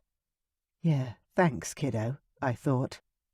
I held out my hand to Axel, determined to keep this as civil as possible. "I appreciate the job offer. I'll be over tomorrow around 1 p.m. if that's okay." Axel shook my hand and nodded. "I'll clear the schedule. Thank you, Pat." I nodded, took a deep breath, and headed back into the restaurant. I'd seen Axel speak to the maitre d' earlier, so I was almost certain we wouldn't be paying for the meal, but even so, I'd pay for the dinner if he hadn't already organised something. Axel had always been generous with money, but I didn't want him to think we were taking advantage of him. When I got back to the table, I sat down to my steak. Axel and Chastity's dinner sat untouched on the other side of the table. Hundreds of dollars of food wasted. I picked up my knife and fork and forced myself to eat my whole meal, drinking my wine as I went, despite the glances from the other exclusive patrons. The steak was mercifully amazing. Tender, juicy, and perfectly seasoned. I allowed myself a small sigh of satisfaction. "How's your risotto?" I asked Katie when I'd finished my meal. She glared up at me. "What did you say to them out there?" I picked up my wine glass and took another sip of the imported red. "I told Axel that I'd see him at his office on Monday and meet his team. I'll see if we can work together." I'd found myself occasionally wondering if Axel was the right employer for me. He was smart, strategic, and hard-working. If I hadn't known him for a decade as my gym buddy, I would have applied for a job at his company years ago, to be honest. He had a nose for business. Katie's eyes widened. "What? I can't believe you did that!" I put down my glass and turned to look at her. "Axel is a good boss and a motivated, wealthy entrepreneur who built his company from the ground up. I might have some issues about the fact he's in love with our daughter, but, to be honest, I've often considered working for him in the past." Katie softened slightly. "Then why haven't you up until now?" I nudged her arm toward her dinner. She automatically put some more of her meal in her mouth. "Because I didn't want to risk our friendship. But now, what else have we got to lose? Our friendship has changed irrevocably anyway, so we may as well build it into whatever we want." Not to mention the fact that I'd be getting paid enough money to buy Katie and our new baby anything their hearts desired. But I wasn't telling her that just yet. Katie was proud about money, often to her own detriment. There were many times I'd offered extra child support or help with chastity, and she'd refused, believing she had to do it all on her own, that it was somehow nobler to suffer and trudge on than accept financial help. She nodded and stared down at her meal, looking deflated. "You know I only want what's best for you and the baby, don't you?" I asked her, watching her carefully. She nodded but refused to speak. I sighed. "I know you feel terrible, and you're still angry at Chastity and Axel and the whole situation. I get it. So, how about we call this night a bust, get you home, and we cuddle and watch a movie in bed?" She lifted her head and stared at me, her eyes filling with fresh tears. "Yes, please." "Okay," I said, leaning forward to kiss her softly. "I'm going to pay the bill if there's anything owed. You eat as much as you can, and then we'll head home." Katie smiled and tucked into her dinner with renewed gusto. Axel had already paid the bill, of course, but I knew Katie would feel better if she thought we were square, so I sent Axel my thanks via text and took my beautiful woman home. She cried in my arms until she fell fast asleep, weak and fatigued. Katie was spent, both mentally and physically. This second pregnancy was taking a heavy toll on her. It was a whole new experience for the both of us, and not entirely in the best way so far. My heart ached for her. Chapter 6. Patrick. Taking Monday afternoon off work, I made my way to Axel's building. I arrived half an hour early, just so I could suss things out before anyone knew I was there. The building itself was one of the tallest in the city, with clean lines and a pleasing aesthetic. The main foyer was impressive, minimalist in style, and always clean with vibrant live plants artfully decorating the space. It exuded an atmosphere of wealth and prestige, without being ostentatious about it. The entire place seemed to say, "I'm here to do business, not fuck around." I'd been here a few times before, but had largely avoided it in the past. Looking back, I'd subconsciously considered this company out of bounds. For some reason, I'd felt Axel's company was too good for the likes of me, and I let my pride and misgivings about our friendship get in the way of a greater future. But I had a partner again, and a new baby to provide for now. And nothing was getting in my way when it came to creating the life we wanted. Not only that, but I missed Chastity as well as Axel's friendship. So I was on board to do whatever I needed to do to get those relationships back on track, even if it meant working for Axel's company. No doubt, if all went well, it would go a long way to smoothing things over and bring us all closer together again. I checked in with the admin in the foyer, then headed up to the top floor where Axel's personal domain began. As soon as the doors opened, Cheryl spotted me. She was a legend, the dragon who'd been with Axel since his first day on the job. She was the real gatekeeper, and without her, I had serious doubts whether Axel would have ever made it this far. "Patrick," she greeted, with her characteristic half-smile. "I have you on the schedule for 1 p.m.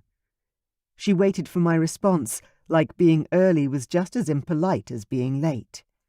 I tried not to laugh. "Yeah, I was hoping you'd let me check out the new team without them knowing I was here." Cheryl's smile was fuller this time. She actually looked amused. "I could do that," she said. "Mr. Patterson is out and will be back in about 20 minutes. I rubbed my hands together. "Excellent. Show me the way, Cheryl." She actually grinned at me this time and tilted her head so I would follow her lead. "This way."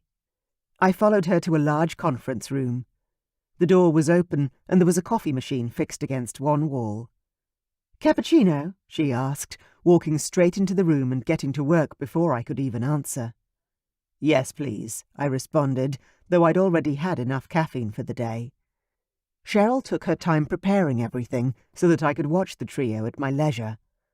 All three were in their mid-20s, dressed in corporate suits and the normal business armour. However, what made them interesting was the way they spoke to each other. They started their conversations in English, then swapped to French, then to another language I didn't recognise. All three of them knew what was going on, and they hopped from their chairs to standing to making notations on the whiteboard, and then they were back to their laptops again. And they didn't stop. The energy in the room was electric and enthusiastic, with lots of competition, but in a good way. The manner in which they worked reminded me of a football team I played on in college, but in a corporate setting. It was amazing to watch. Axel had really made a great decision in hiring these three. "Have a seat," Cheryl said finally, indicating a chair for me and placing my cappuccino on the table. "It won't be long." She left me to sit there and observe them, and although they cast me a smile once or twice, they were too engrossed in their project to really pay me any attention. At 1 p.m. I got up and went in search of Axel's office. I knocked on his door and walked inside to grin broadly at my friend. "Those three are going to take over this company, Axel. You're in trouble." If he gave them the opportunity, they'd take his company to new heights. They were young and would need guidance, but the potential there was amazing. I could see that even with a blindfold on. Axel laughed and closed his laptop with a smile. "You've been here less than a minute and you've already worked that out?" he asked. "I got here half an hour ago, actually, and have just been hanging out with Cheryl and listening in on the three of them. They swap between English, French, and some other language I didn't recognise. Which in itself really impressed me. It meant they could easily expand Axel's business and act as interpreters when necessary. Not to mention, being multilingual also showed highly developed right brains. Axel gestured to the seat in front of his desk. "Do you want to sit and chat?" Sit and have a normal, stressful, bullshit interview? No, thank you. "Nah, I was thinking we could go out for lunch and talk there. I'm starving and I know you haven't eaten yet." He never did. Axel stayed lean because he rarely ate during the day. He was just too busy most of the time to breathe. My friend stood up and walked around the desk, a smirk on his face. "Do you want to take the three vicious babies?" he asked. I shook my head. "No. I already know I want to work with them." And I'd developed my relationship with them over time. It was Axel's friendship I needed to rebuild right now. "So you're in?" Axel asked, his tone matching the excitement I saw in his eyes. I nodded, nerves twisting my gut. This was a huge step, but it was the right one. I knew it. It was time to expand my horizons beyond my comfort zone. I'd been complacent and bored for far too long, and even worse, for far too little pay. Axel narrowed his eyes at me. "Don't you want to know the salary? Benefits?" Why? I already knew they'd be better than what I currently had by a landslide. I laughed. "Axel, I know how generous you are. I know I've always given you hell for your success and your money and all that shit, but—" I admired the man. I did. I always had. I just had no idea how to tell him that. "Hey, look. Don't get soft on me. Here." Axel turned around and picked up some paperwork from his desk and handed it to me. "This is only the initial offer." I took the paperwork and realized it was a contract. He'd already drafted one up. Had he been that confident that I'd want to work here? I had to read it. No point going to lunch if I didn't know what I was accepting or if we were moving forward. If he was ready, so was I. Axel moved back around his desk and sat back in his executive chair. I read the whole thing, shocked at how truly generous Axel was being. Is this standard? I wondered. Or was he giving me extra due to Chastity and my relationship? I didn't want that. Taking advantage of him wasn't my deal. "A car?" I asked, glancing up at him. Was he serious? I already had a car, as he knew, but Katie could definitely use an upgrade. She certainly deserved one after all these years. "Yes," Axel said, nodding once. "Top-tier health benefits," I continued, reading through again. "Yes, for you and your whole family," he said. Tightness wrapped around my chest as I read the figure at the bottom of the first page again. My salary is freaking insane. It was almost 3 times what I currently made. This would be life-changing for me, Katie, and our baby. "Not enough?" Axel asked suddenly, jumping to the edge of his chair. "We could set some bonuses based on performance," he offered. Was he serious? He wanted to offer me more. No way. "I need 2 weeks to tie up some loose ends at my current position, then I can start." "As easy as that?" he asked, looking shocked. I nodded. "Yeah, as easy as that. Have you got a pen?" If he thought I was letting him change his mind, he was insane. Axel pushed a pen across the desk toward me. I picked it up and signed on the dotted line without thinking twice. "Done." Axel shook his head. "I can't believe we're finally going to work together." Me neither. "Even though we said we never would." I shook my head and pushed the signed document across the desk, back at the man who was officially now my boss. Axel stood up and walked around the desk, grabbing his jacket. "And now lunch to celebrate." "On you," I said with a grin. Not that I couldn't afford it now. "Of course," he answered with his telltale grin. An hour later, we'd drunk a bottle of red wine and eaten a couple of steaks, and were sitting in one of our favourite restaurants on a late Monday afternoon. "Don't you have to get back to work?" I asked Axel. He took a sip of his water after 4 glasses of wine. "Don't you?" he countered. I shrugged. I took the afternoon off. And it was time to celebrate anyway. I had a new job, and my best friend and I were on track to getting our friendship back to where it should be. "Then I will too," Axel declared, then ordered us another bottle of red. "I still owe you that birthday meal, and since the other night got shot to hell, we can pretend this is your birthday lunch." I groaned and ran both hands over my face. Fuck, that was ridiculous. Katie is so worried about everything at the moment, and it makes her crazy. In fact, I was becoming seriously worried about her mental health. I didn't think depression was meant to hit until after the baby was born, but I needed to talk to her doctor and see what we could do. She was really struggling. "Can I ask you something?" Axel said. "Sure," I answered, though I was going to need more fortification for this conversation. I picked up the bottle of red and poured us both another glass. At this point in time, I don't think we should have any secrets.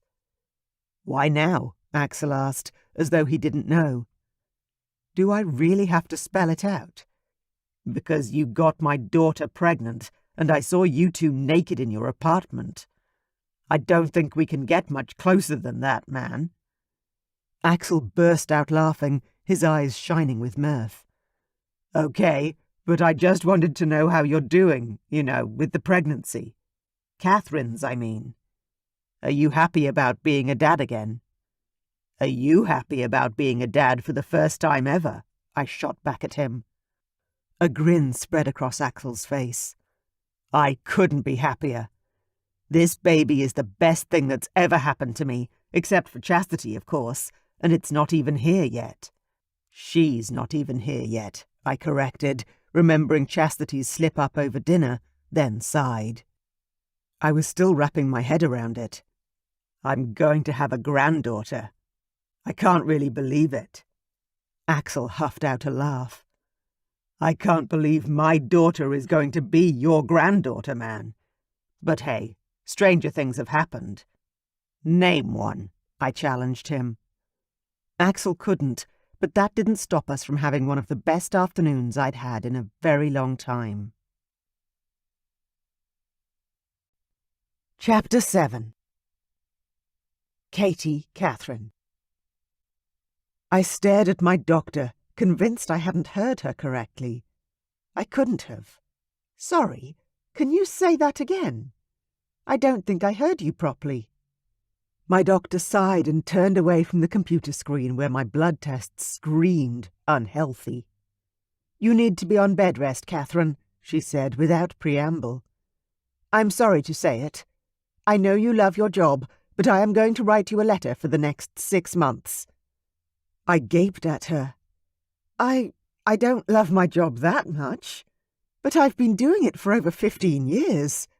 And financially, my job had supported me and had kept Chastity clothed and fed all this time, not that Patrick hadn't helped financially. He always had. But I liked being independent and taking care of myself. The doctor stared at me. I'm sorry to give you this news, Katherine, but I need to provide you with the best medical advice possible for you and the health of your baby. Your blood pressure is dangerously high, and you're not eating enough. You're also not sleeping, and the baby is in the 10th percentile for height and weight. I swallowed hard. And the 10th percentile is bad, I ventured. She pressed her lips into a thin line. 50th is average, 10th is getting very small, and since you're certain on conception dates, we know that the baby is truly the age that we believe it is. I blew out a breath, my heart breaking at the thought of my baby suffering because of me. Okay, so the baby is small because my body is failing. Your body is not failing. Your body is amazing. You conceived this baby naturally, and despite all the stress that's happening in your life, you're both still standing, so to speak. But you need to rest. In fact, I'm going to put you on 4 weeks bed rest from today to start with. I gasped, then glared at her. You wouldn't. A sense of betrayal filled my veins. She smiled in the face of my anger. I certainly would. Do you have anyone who can help you at home? Did I? I wasn't asking Charity, that was for damn sure. What about your daughter? My doctor asked gently. I shook my head. No, she's just graduated college. I saw her last week. And what a reunion that had been. The day I'd looked forward to for years and years had been a stiff, stilted night that had left me feeling hollow and alone. Patrick was the only reason I hadn't spent the whole night crying. The doctor continued. Surely she can bring over food and help out. No, I snapped. She's moved in with her boyfriend. Though that man was definitely not a boy. And she's pregnant also. She's measuring 4 weeks ahead of me. The doctor's eyes widened a little. Wow, that's special. Being able to share your pregnancy journeys together. It would have been. It should have been. But I tried to stay calm and explain to the doctor that our relationship wasn't up to that sort of stress at the moment, but I couldn't speak. Instead, I tried inhaling sharply through my nose, but my eyes began to burn and my throat closed up. The doctor moved the tissue box closer. "What's happened, Katherine? This is a safe space. You're welcome to talk to me." I burst into tears. I couldn't help it. I sobbed and sobbed, letting out so many of the painful feelings from the past few months that had been slowly building up to crash down on me like a tidal wave, so heavy I could no longer bear it. Chastity's college graduation had been a bittersweet event for me and Patrick. We'd worked so hard to give her every opportunity that we'd never had. She'd received a great education, then secured a place in chiropractic school. We'd had such high hopes for her future. But just like me, she'd gotten pregnant, and now her future was, well, ruined. My doctor got me a glass of water from the water cooler in the corner of the room. The crying began to slow down, and after I'd blown my nose and mopped up the tears on my face, I sipped on the water she gave me. Strangely, I was still feeling embarrassed, but slightly better having decompressed a little. "Now tell me what that was," she said gently. I sighed heavily. I hadn't told anyone except Patrick about what Chastity and I were going through, but it felt good to have someone else to talk to. Basically, my daughter and I aren't really speaking. I'm not happy that she fell pregnant before she even graduated college, to a guy she's known for less than 6 months, and I don't have the energy to even try. The doctor smiled softly, then pushed over the letters she'd printed out. "It sounds like you need to sort out everything with your daughter at your own pace. Speak to Patrick. See if you can get a little help at home, because I want you in bed as much as physically possible, Katherine. Only getting up to go to the bathroom or shower. Eat in bed. Read in bed. Netflix in bed." I groaned. "But my students..." She gave me the strong, resolute, don't fuck with me face. "Katherine, your baby's health is literally on the line here. Do I need to call Patrick?" I reached for the letters I'd need to send in to work. "No. We'll sort something out, I'm sure," I managed stiffly. Patrick had already offered financial support, and I was pretty sure Mum and Dad would help with meal preparations and cleaning. "I could probably get you into the hospital for a few weeks if you need some round-the-clock care," the doctor offered. "Oh, no," I said, picking up my bag and standing. "I'd much rather be at home. I just need to wrap my head around all these changes, that's all. Not to mention the fact I would miss Patrick incredibly if I was in hospital for 2 weeks. He'd come to visit, but we'd have no privacy." The doctor smiled. "Your whole life is about to change again, Katherine. Another baby after raising your first to adulthood is a big deal. It's okay not to be all right all the time." I smiled for the first time since arriving. "I know, but this is our second chance. For our relationship, for our whole family." And it was the only thing that kept me sane through the never-ending nausea and fatigue. "Then focus on that," she said, walking me to the door.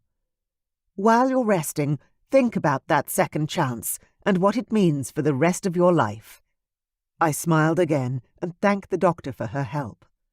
Then I drove home, pretty sure that had been against the rules, but not wanting to screw up multiple people's day because we needed to go back and fetch my car. Once I got home, I emailed work the news, then crawled into bed and slept the day away. When Patrick got home, he'd brought pizza and garlic bread. I could smell it. The usually delicious aroma made me feel a little yucky, but I needed food, so I'd force it down, for the baby. "Hey, hun," I called out. "I'm in here." He walked in looking too handsome for words, carrying plates and pizza boxes. "I thought you might be resting when you didn't answer your phone." Is everything okay?" I groaned. "Sorry, love. It was on silent because of the doctor's office policy. They don't allow phones. Then I was so tired I just forgot to turn it back on when I got home." I opened the smaller box and tried hard not to breathe as I picked up a slice of my favourite cheese pizza and took a bite. Patrick was staring at me like he'd never seen me eat before. "What?" I asked, chewing away. Nothing. I only got you the small because you haven't been eating lately. I would have gotten you a large like mine if I'd known you were up to eating it. Sorry, sweetheart." I choked down the pizza, then reached for my bottle of water next to the bed. "The doctor said I've lost too much weight and I have to eat more." My stomach actually felt a little better having some food in it, so I grabbed the slice up again and took another bite. Patrick gave me the side eye. "I've been telling you that for 3 months," he said flatly. I smiled at him, though my chest was tight with the knowledge that I'd have to tell him our news. "Well, it seems that I have to listen now," I answered. "The doctor has told me I can't work anymore and that I'm on bed rest for a month." Patrick's mouth dropped open. "Seriously? How bad is it, Katie? What aren't you telling me?" I wiped at the tear that had sneakily leaked out onto my cheek. "It's bad. The baby's too small, like way under average, and my blood pressure's still super high. I don't think the baby will be born healthy unless I stop everything and rest." Patrick moved the food to the dressing table, kicked off his shoes, then climbed under the covers with me. "You are doing amazing, sweetheart. I don't want you to ever think badly of yourself for any of this, okay? Later pregnancies are hard on the body, you know that. But I believe in you, Katie. You can do this, and I'm right here with you, all the way." "Okay," I managed to say, though my throat felt thick with emotion once more. Patrick wrapped his arm around my shoulders. "I'm going to rent out my place and move in here as soon as possible, if that's still okay with you. And I'll get you set up with access to all my bank accounts too, okay?" I stared up at him. "I have savings, Patrick, and the house is mostly paid off." "We're a couple, right?" Patrick asked. "A committed, in-love couple who are working toward a future together that's going to include the next 50 years or so, right?" he pressed. I raised an eyebrow at him. 50 years? I gulped. "I'll be 90 by then." He shrugged. "I can dream. But my point is, who cares if I pay for a few extra things this year? I might need your help in the future. You never know what's going to happen in life. Just look at us now. We just have to ride the wave together." I nodded slowly. "That's true." "So let's truly begin our lives together, okay?" he said. "You don't have to worry about money anymore. No stress. We can eat takeout every night if you want, and we can even get a housekeeper or someone in if you'd like. Whatever makes life easier for you, beautiful." I stared up at him. Really? Was it really possible that he'd want to support me so much? Patrick really was the love of my life. He always has been. Patrick laughed in that easy, happy way that had charmed the pants off me since I first met him. "Of course. I can't carry the pregnancy for you, sweetheart, but I can and will help you with everything else possible." I reached for a tissue, blew my nose, then smiled up at my gorgeous man. "How about more pizza?" I asked, feeling a little stronger than I had been. He grinned at me. "Absolutely." Patrick grabbed the boxes and dragged them back to the bed. And then we spent the rest of the night chatting and eating and sleeping in the bed that would be my whole world for at least the next month solid. Chapter 8. Patrick. The next month flew by at work. I finished up with my old crew, then began working with Axel.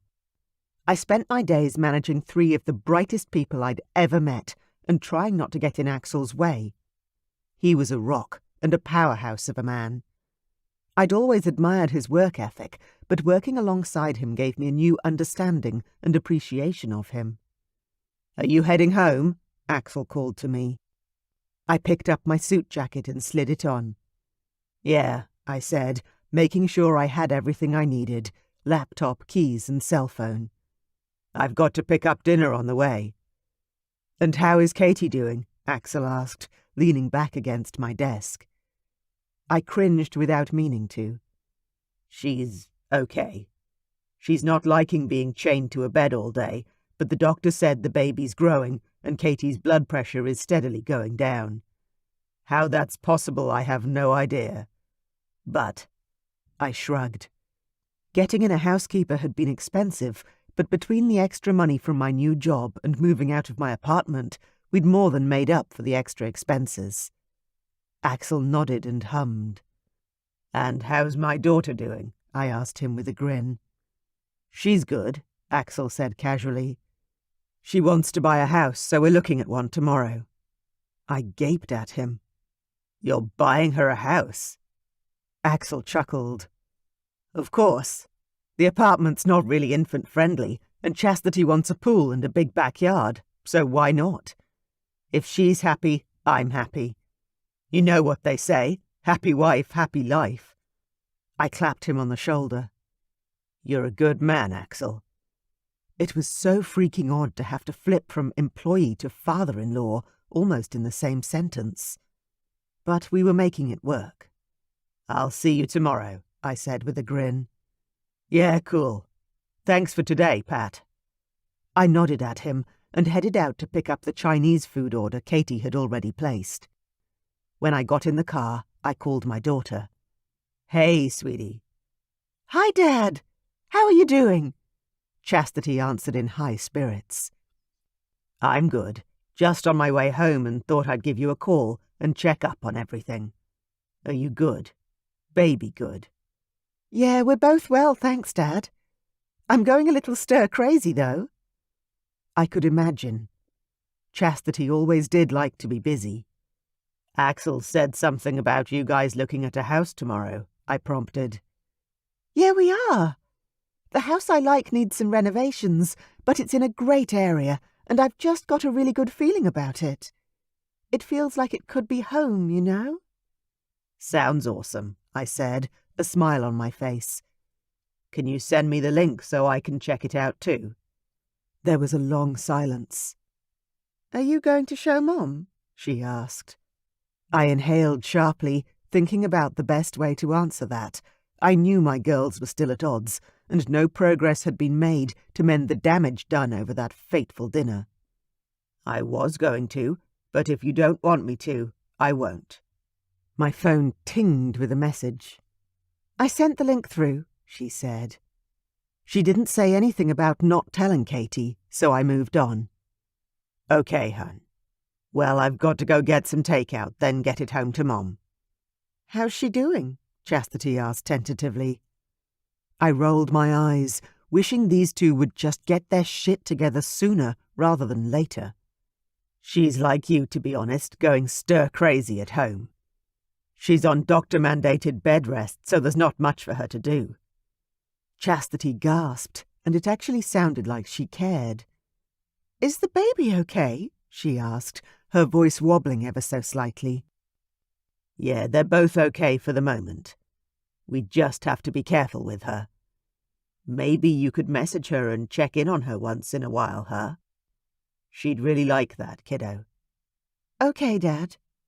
Good night." "Night, sweetie." I hung up, then heaved a massive sigh. I hated the fact Katie and Chastity weren't getting along. I really did. In the past, I might have enjoyed it, being the favourite for a hot minute, but now that Katie and I were back together, it just wasn't good at all. Katie was miserable, and things with Chastity were awkward too. I got home to a clean house and a cranky Katie. She was sitting up in bed with the covers up to her waist, a pile of books next to her. "Dinner delivery," I called, grabbing some bowls and cutlery to bring with me. "Grab the tray too, please, hun," she called. "Nancy cleaned everything today. When I was taking a shower, she even stripped the bed and remade it fresh." I grinned at her tone as I set everything up on the clean bed and opened the plastic containers. I was putting on a bit of weight eating like this all the time, but I figured I had the rest of my life to work out at the gym. The most important thing was that Katie was gaining weight again. Her cheeks had filled out, and her breasts were plump and full. And I knew if I started showing any signs of worrying about my weight, her self-conscious streak would rear its ugly head. "Why does that sound like a bad thing?" I asked, a smile quirking my lips. "She didn't even ask me," Katie exploded. "I don't even like these covers." I glanced down at the pretty blankets and back up at Katie again. "I think you're overreacting, sweetheart. The bed looks lovely." Katie glared at me and snatched up the spring rolls. "Maybe I am, but I feel like I'm going crazy here." "You're doing amazing, beautiful. Even the doctor said so. And your bed rest ends technically tomorrow, so I thought you'd be celebrating by now." Katie grumbled about work and being bored and something else I didn't quite catch. So, having learned not to allow her mood swings to affect me negatively, I just served myself, grabbed the remote and jumped into bed with her. "Well, I'm happy to be home." I laid a kiss on her luscious lips and began eating. "I'm starving." I'd eaten lunch around 12, but had nothing else since. Do you think we could maybe try something tonight?" Katie asked cautiously. "Like what?" I answered as I continued to eat, thinking she was referring to something to do with a new Netflix series. "We can do anything you want, beautiful." "Could we make love, maybe?" she said hopefully. I blinked at her, then forced myself to swallow the giant spoonful of fried rice in my mouth before speaking, so that I didn't choke and cough up food all over the freshly made bed. I'd fucking love to. But are we allowed to? I mean, given your state?" Katie gave me a look that made me feel about 15 years old again. "What?" I asked defensively. "I'm allowed to ask. I'm just trying to be safe. I don't want to hurt you." Katie sighed. "I spoke to the doctor today. Again. And she said that as long as we aren't swinging from the chandeliers or anything, it should be fine. In fact, she suggested that the feel-good hormones would probably benefit my mood." "You can say that again." I put my food aside and began tugging at my tie. "Now?" I asked. "Because I'm so ready." Katie laughed aloud. It made my heart sing. It had been too long since I'd heard her laugh like that. "No," she said, pushing at my chest playfully. "Eat first." "But I was just thinking, rather than having a lazy Netflix night, we could have a, well, you know." "A sex night?" I asked, kissing her lips and tasting the sweet honey and soy noodles she'd just been eating. "Hell yes. I've missed being inside you." I picked up my food again to finish my meal. Katie blushed prettily as she stared down at her own food, poking it around with her fork. I ate quickly, then jumped up, ready for action. She stared up at me with wide, vulnerable eyes. "Where are you going?" "To take a shower." I grinned. "I need to wash the day off of me so that I can come and ravish you." I winked at her as her lips twisted into a smile, then marched into the ensuite for my shower. I'd gone to the gym before work and had a quick shower there, but that didn't mean I was clean. Quite the opposite. I scrubbed myself thoroughly, in between my toes and under my fingernails. It had been months since I'd been able to do more than spoon Katie tenderly in the middle of the night, and I'd been wishing I could make love to her like I used to. Once I was sparkling clean and feeling refreshed, I turned the water off and jumped out of the shower before reminding myself to slow down. I dried myself and tried not to run out of the bathroom, half afraid she had changed her mind in the 10 minutes I'd been gone. "Steady," I told myself. Steady. I didn't want to spook her if she was feeling fragile. I really wanted her, so would take it slow. I walked back into the bedroom, still naked, to find that Katie had moved most of the food onto the dresser, pulled down the bed covers, and was now lying on her back in her underwear and nothing else. "Oh, wow," I whispered, my gaze sliding over her body. "You're even more beautiful than I remember." She giggled and rolled onto her side, cradling her stomach. "And look, my belly's getting bigger." I stroked my hand over her growing baby bump, appreciating the feel of her flesh changing due to our child, my child. "Are you sure?" I asked once more. She nodded and reached her hand down between us. "Absolutely," she breathed against my lips. Chapter 9. Katherine. What Patrick didn't realize was that I had missed him just as much as he'd clearly been missing me.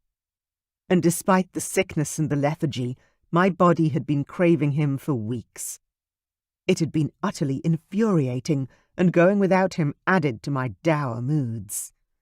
Then, this morning, I'd woken up from the hottest, sexiest dream and called my physician immediately to find out what I could do about the fact that my hormones were going crazy on me. The doctor had laughed and explained that as long as I didn't get my heart rate up unreasonably high, we'd be just fine.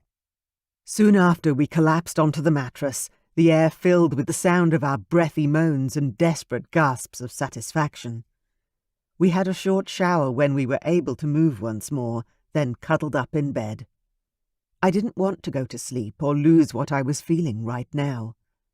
I was so happy and content and well. I'd missed it and him so damn much that it pricked my eyes with unshed tears. "Thank you," I whispered up at Patrick, kissing his cheek. He turned toward me. "For what?" he asked, his brow furrowing. "For everything," I said. "You've been amazing. Bringing home food every night, renting out your house, getting a housekeeper, and paying for everything." He smiled. "My job's the easy one, sweetheart. You're the one growing us a second-chance baby. You're the amazing one." I didn't think so. Most days I felt like a failure at least once a day. But at this moment, he was right. I felt amazing, thanks to him. "Listen," he said as he cleared his throat. "I don't in any way want to kill the mood, but I know that you like to hear about chastity news as soon as I know it, so do you want the day's report? Or do you want to wait until tomorrow?" I sat up and turned to face him. "You have something to report?" He nodded, slid out of bed and walked to the living room. "I'm just grabbing my cell. I'll be back in a second." I pulled up the blankets, my heart banging harder in my chest. Calm down, I told myself, taking some steadying breaths. The last thing I wanted to do was get worked up for nothing, especially after such an incredibly hot and satisfying session with Patrick. Patrick walked back into the room with his cell, then slid into bed with me once more. "I spoke to Axel as I was leaving work today, and he mentioned that he and Chastity were looking at houses this week. So I called our daughter and asked her about it." My chest was tight, but I wanted to know. "A house? Already? What did she say?" I asked anxiously. "She confirmed that they were looking at a house. She's interested in one that has a big backyard.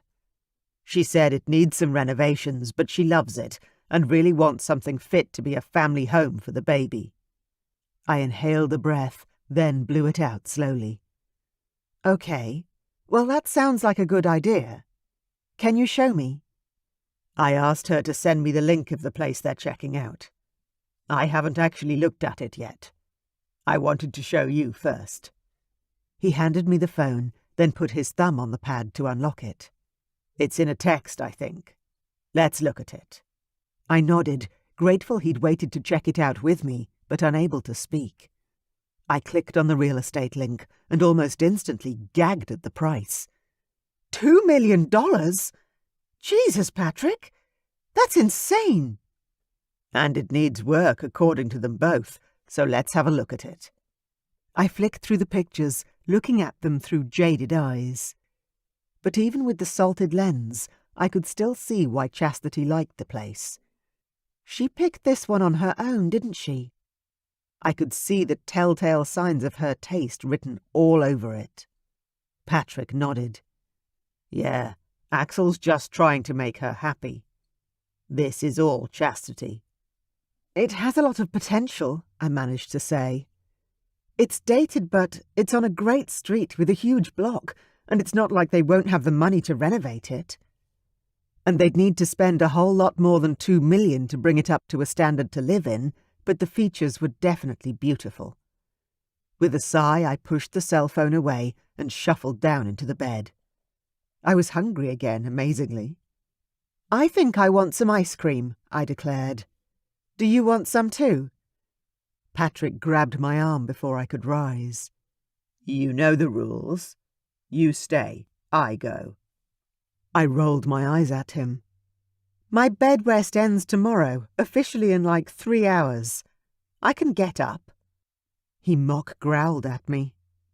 I had to laugh. Okay, all right. Thank you, honey. Patrick disappeared into the kitchen and brought back 2 bowls of ice cream full to the brim with chocolate and peanuts. Oh, yum. Thank you, I said, tucking in with my renewed appetite. We ate in peace for a time before Patrick struck up a conversation. I hope you're not jealous of what Axel can buy for Chastity, sweetheart. You don't need to be. We might not be able to buy a house like that exactly, but with my new salary and our 2 places sold, we could upgrade very substantially. I looked up at him, not even sure how to reply to that. Or we could knock this place down and build something newer and bigger. If you don't want to change location. I shook my head adamantly. Oh no, I couldn't knock this place down. This little house had been my only home for 20 years now. It was Chastity's house. Her growth marks were still on the walls. Her bedroom had only ever been her bedroom. Oh, wow. I sighed. I hadn't even thought about where the baby would need to sleep. It needs to go into Chastity's room, wouldn't it? So that means cleaning out her room. We could add an extension on, Patrick said. Another level, maybe. We don't have to get rid of Chastity's room. I bit my lip, feeling my heart ache with sadness. No, let's not. You're right. Can we talk about it another day? Of course we can, Patrick said. But I want you to know that everything is on the table, Katie. New house, new baby, new life. Everything. I want you to be happy and have everything you didn't have the chance to enjoy last time. I smiled and reached out to cup his face. I just want you, Patrick. Forever. You've got me, he whispered, kissing my lips and holding me tight. It was a lot to process when I thought about it. My daughter was buying her first house, and she hadn't even bothered to show me or tell me about it herself. On a night where I should feel nothing but happy, there was a small part of me that was still broken. And I have no idea how to fix it. Chapter 10. Katherine. I'd made it to 6 months pregnant and couldn't believe I was still standing. In fact, I was moving around the house, cleaning and cooking. My blood pressure was manageable, and I'd even found myself looking at real estate pages just to see what was out there. I knew it was unrealistic to think we could stay in this house forever. Patrick and I barely fit, let alone a new baby that would be spoiled in a way that Chastity never was. That had led to Patrick applying for a new loan, and the next thing I knew, we were well on our way to finding the perfect house for our new family. I still couldn't believe it. All those dreams I'd had when I was 20 years old and totally in love with Patrick the first time, they were all coming true this time. A part of me was frightened that at some point I might wake up to find that all of this, This love, our baby, Chastity and Axel, everything, was all a fever dream. And as much as the billionaire couple was still a thorn in my emotional soul, I wouldn't unwish any of it, not if it meant even the slightest chance I'd lose Patrick. As it turned out, I wouldn't be going back to work for at least a year after I gave birth, if not longer. And we had money now like I never had before. My new deluxe and modern stroller cost more than my first car had. It boggled my mind, and I pinched myself regularly. Things with Chastity were still strained, unfortunately. I messaged her every few days just to keep in contact, but she hadn't called to talk, and I hadn't called her either. I felt like a stranger to my own daughter, and it secretly made me angry that Patrick got to see her and talk to her when I didn't. Axel and Patrick were getting along famously, and although I kind of hated it, I was happy for Patrick. He was content with his job in a way I'd never seen him before, not even 20 years ago. I begrudgingly had to admit that Patrick working with Axel had been the right move, even if I still felt like it was a recipe for disaster. Our whole family could be pulled apart if those two had a spat. Not that we were doing so well even now, but still. I wasn't a fool. I knew things could get a lot worse than they were now. My phone rang from the kitchen counter, and I grabbed it, expecting it to be Patrick or my mum. They both checked in on me at least once a day. The screen said, "Baby girl." I only had one of those, that I knew of at least. We still hadn't found out what the new baby's gender was. I picked up quickly and cleared my throat. "Chastity, hello." My voice sounded rusty, but I hadn't spoken in over 6 hours, since Patrick left for work. "Hey, Mum. How are you doing?" "I'm fine," I managed to say, though a longer, more involved answer came to mind. "That's great. Dad said you finished work up early to rest. How's that going?" I clenched my teeth together. I knew Patrick and Chastity chatted often enough, but I didn't know how much he'd told her about me. Obviously, the answer was plenty. "It's tedious," I said, then sighed. No point in pretending I didn't know what was going on with her. I did. "Did you take possession of the new house yet?" I asked, changing the subject from me. There was silence for a moment. "Yeah, we closed a month ago, and it's finally ready to move in. I was wondering if you wanted to come over and see it." "Of course I do," I shouted in my mind, as if the answer was bloody obvious. I'd been dying to see it. But why was she showing me now? Was it out of guilt? Pity? What had spurred her to call today? Finally, I pushed myself to get over my own crap. None of it changed anything, and there were bridges that needed to be mended. Sucking it up, I smiled so that my tone of voice sounded brighter. "I'd really like that. What time suits you?" I asked. "Any time today if you want. Axel won't be home until dinner time. Do you want me to send a car round to pick you up?" She has a car to send to me. That meant that she also knew I wasn't allowed to drive at the moment. I swallowed down my pride. "Yes, that would be good, thank you." "Okay, great. His name is Harry, and I'll call him now. He'll probably be around soon." I hung up after we said our goodbyes and stood in the kitchen for too long. I had to call Patrick. With shaking hands I pressed the buttons, and luckily he picked up on the first ring. "Hey, beautiful. How's your afternoon going?" he asked. "Did you ask Chastity to call me?" I slapped myself on the forehead. Shit. I sounded like a bitch. I didn't mean it to sound like that. "No. I haven't spoken to her for a few days. Why? What's happened?" I told Patrick about our brief but cordial conversation where Chastity offered me the proverbial olive branch. He was silent on the other end of the line. "What's wrong?" I demanded, as the silence dragged on uncomfortably. Are you ready to see her yet, sweetheart?" "What do you mean? Of course I'm ready to see her. It's been months. I'd never gone so long without seeing my own daughter, and it was killing me inside. Patrick sighed. I know you miss her, but you're going to have to get your head right, Katie. She clearly wants to reconcile, not fight. I frowned at him, even though he wasn't there to see it. I know that. I think. I'm not sure you do, but okay. There was a knock at the door, and I twisted around to grab my bag. The driver is here, hun. I have to go. I didn't want to argue with him about this. I just had to play it by ear and go into it with good intentions. Okay, but just remember that this day might make or break your relationship with our daughter, Katie. Do not go in there angry or hurt, okay? I believe in you. We can be a family again. I was a bit agitated by his comments, but I knew he was only trying to help. Thanks, Patrick. I'll talk to you later. Then I hung up and went to the door.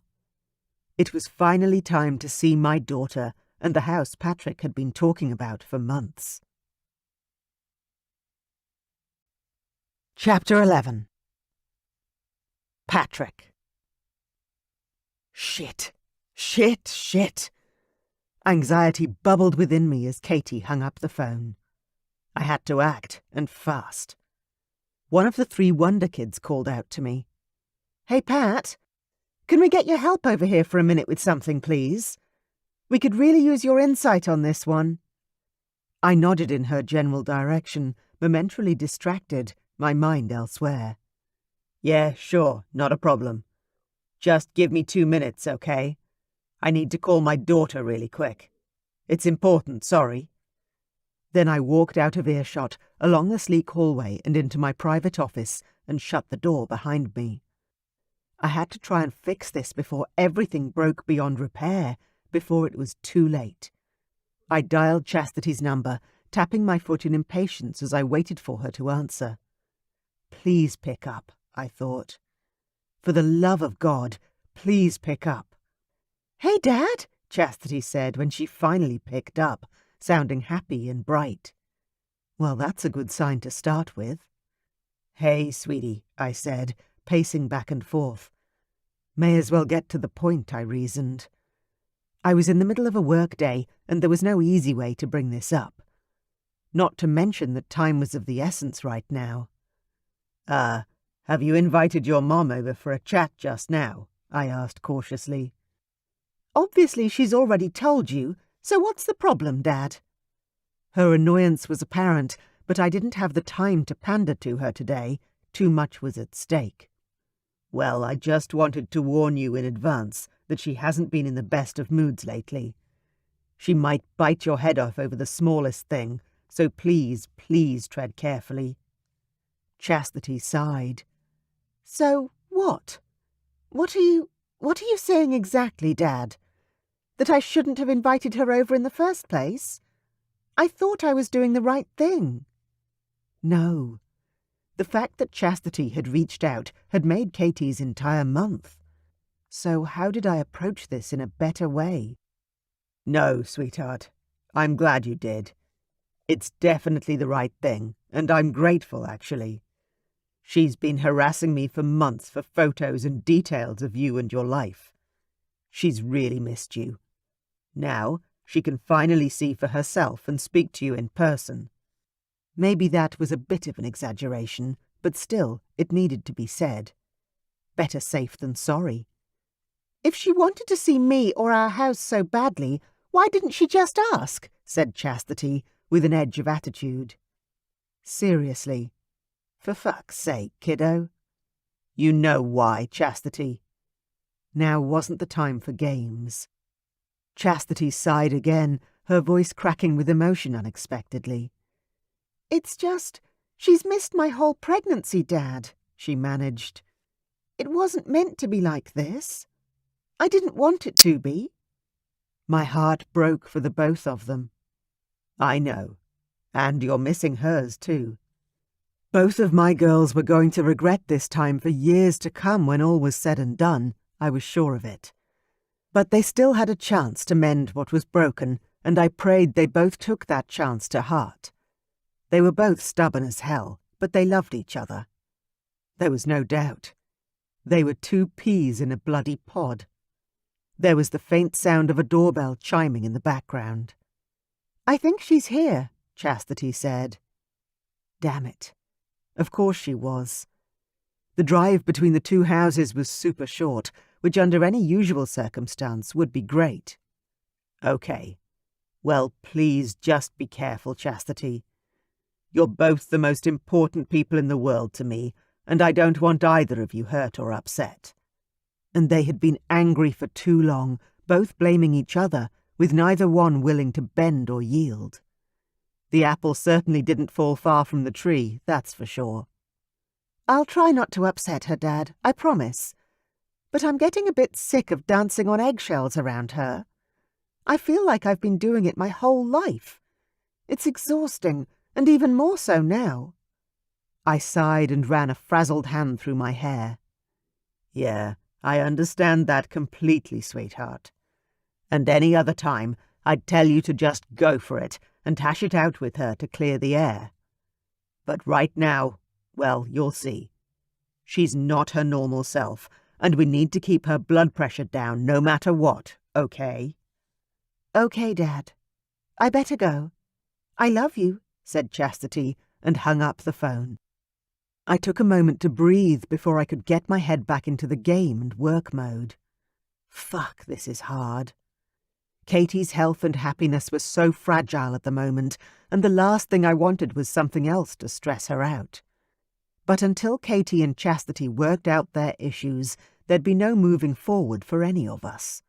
Not really. And no one would be happy, least of all me, the damn piggy in the middle. I walked to the door of my office and emerged once more, ready to get on with the day. Hopefully they'd be able to pull the bandage off quickly, kiss their wounds better, and make peace with one another. Then we could all move on with our lives, properly, as a united family. But for now, I had to trust them and their instincts and leave the ball in their court. I could only do so much. And while they'd be on my mind, I had to focus. Axel hired me for a reason, and I didn't want to let him down. I wanted us to all get along, and to help take his business to the next level. We all needed to make this work, somehow. We just have to find the way. Chapter 12. Katherine. My back hurt. In truth, the aching never totally stopped. But standing on Chastity's concrete porch made that pain even more obvious. I rang the doorbell a second time, taking a breath while trying to remain calm. I wasn't upset at my daughter, and the last thing I wanted to do was piss her off after barely having spoken to her in 3 months. The door opened, and my beautiful daughter was standing on the other side. "Hi, Mom." I gulped at the emotions tightening my chest like a vise. Her belly was so much bigger than last time I'd seen her. I'd missed so much. "This is a nice area," I managed to say, glancing around. "You were lucky to be able to buy on this street." I could have slapped myself upside the head for that bullshit conversation starter, but my heart was beating too fast, and I needed to calm down before we got into any of the heavier stuff. "We were," Chastity agreed. "Very lucky." I glanced up at the pretty new front door, with frosted glass panels and an ornate handle. It was so Chastity that it made me ache. I'd not only missed most of her pregnancy, but I'd also simply missed her, my girl. "Come in," Chastity offered, standing back and beckoning me inside. "We only moved in officially a few days ago, so we're not quite unpacked yet." If I knew my daughter, the house would most likely be spotless. She'd be nesting, and without a job or school to distract her, she'd have energy galore to throw into this project. I walked in, my back aching at the movement. I kept it slow, using measured, careful footsteps. I should have brought my belt from the chiropractor, but I hadn't wanted it to draw attention to my issues. I already felt overwhelmed with my status as a geriatric pregnancy. I didn't want to feel any less capable than I already did, especially to others, especially to younger mothers like my daughter. Dumb move. "Are you okay, Mum?" Chastity asked suddenly. Yep, definitely should have worn my sacroiliac belt. "Yes, I'm fine," I answered, not wanting to rattle off my long list of ailments. Chastity was bright and beautiful, a true model pregnant woman. "Do you want the tour?" she asked, gesturing to the hallway.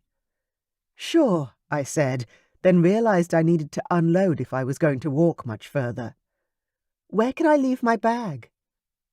"Oh, let's go straight to the kitchen. You can put it down there."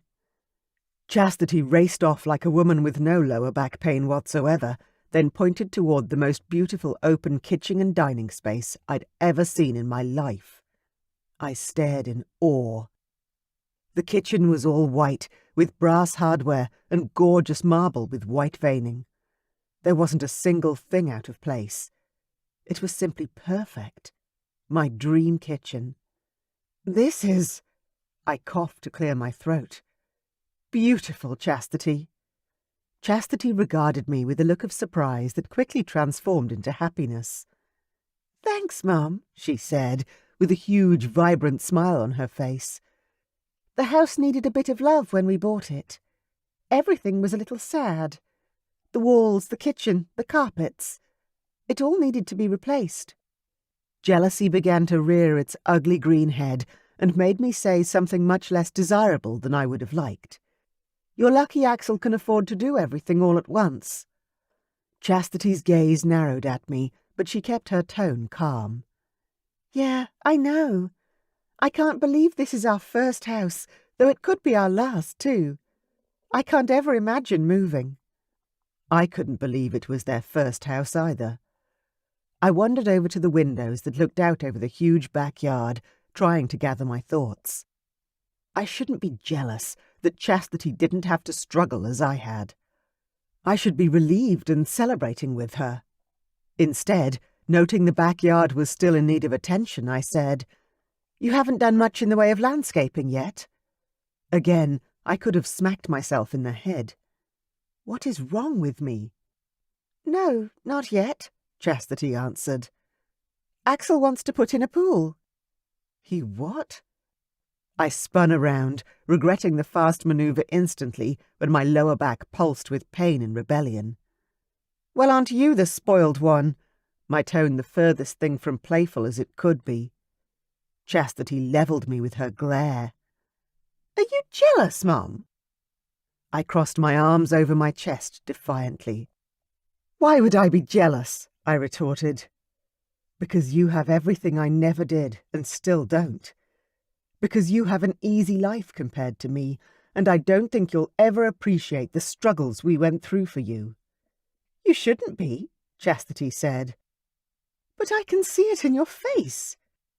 "So you tell me, Mum, why would you be jealous? I know you had it tough when I was little, but your life is great now. You have Dad back and a new baby on the way." I turned away, facing out toward the backyard once more. She would never understand. Never. And it irked me more than I would ever like to admit to. Chastity walked closer. "You need to tell me, Mum.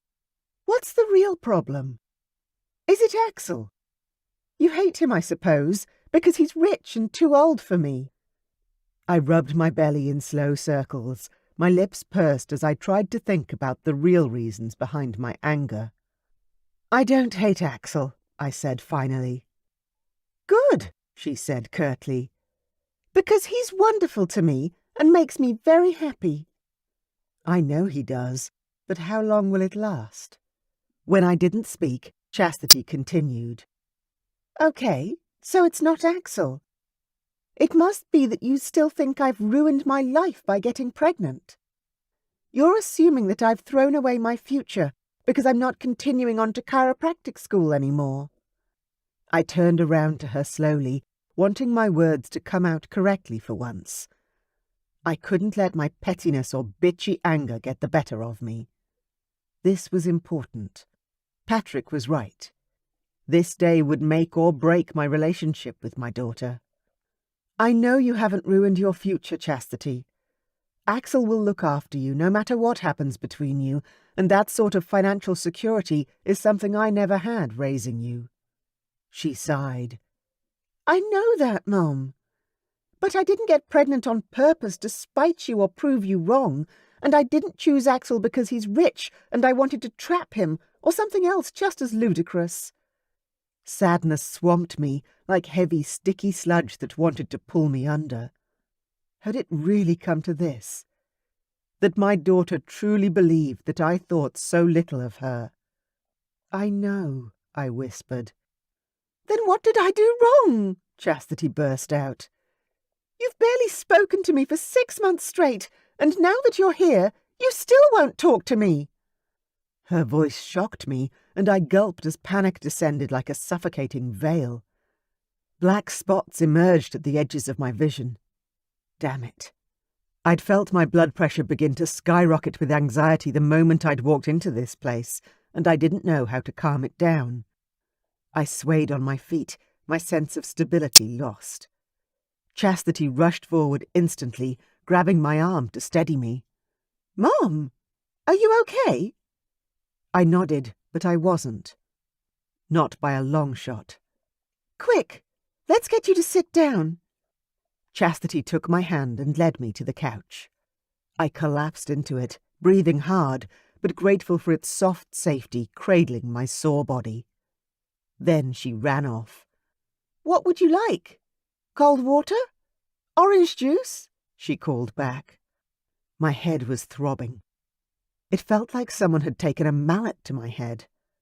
I should have eaten lunch before I came, but I'd been too nervous and was worried I wouldn't keep it down. Juice would be nice. Chastity rushed back to the couch and handed me the glass, a look of concern painting her pretty features. What's going on with you, Mom? She asked. I took the drink with 2 shaky hands, not wanting to spill anything on the grey and white rug beneath my feet. Chastity moved over to the couch opposite me and sat poised, waiting for the answer and affording me time to recover a little of my strength. I took one sip, then another, the black spots at the edges of my vision finally receding. Lots of things are wrong with me. I sighed heavily, admitting defeat. I'm 43 and having my 2nd baby. The hospital staff treat me like I'm some sort of oddball because I dared to get pregnant naturally at my age. Chastity grinned at me. Yeah, well, I suppose most of the women who get pregnant in their 40s are through IVF. You're a bit of an anomaly, or rather a miracle, really. I nodded. What Chastity said was true. I'd met plenty of older expectant mothers at my appointments, but all were there having gone through numerous cycles of IVF. I took another sip of juice. I have high blood pressure, and they're pretty sure I'll get preeclampsia, which means they'll have to deliver the baby via C-section as soon as it gets too dangerous for the both of us. Which meant I could very well have a sick baby on my hands, and with the C-section, I'd be lucky if I could stand up afterwards to even care for my own child. Chastity gasped. Oh, Mum, that's terrible. I'm so sorry. How are you feeling about all that? You can talk to me, she said, ever my beautiful girl with the biggest heart and a soul full of empathy. How do I feel? Terrible. I hate it, I confessed. I was still jogging 5 miles a day when I was 8 months pregnant with you. This one, though, I rubbed my poor baby that wouldn't get any of the healthy exercise hormones Chastity had been lucky enough to receive. This one is taking everything I've got, plus some. But is the baby healthy at the moment? Chastity asked, her hands resting on her own bump protectively. This one I could answer easily.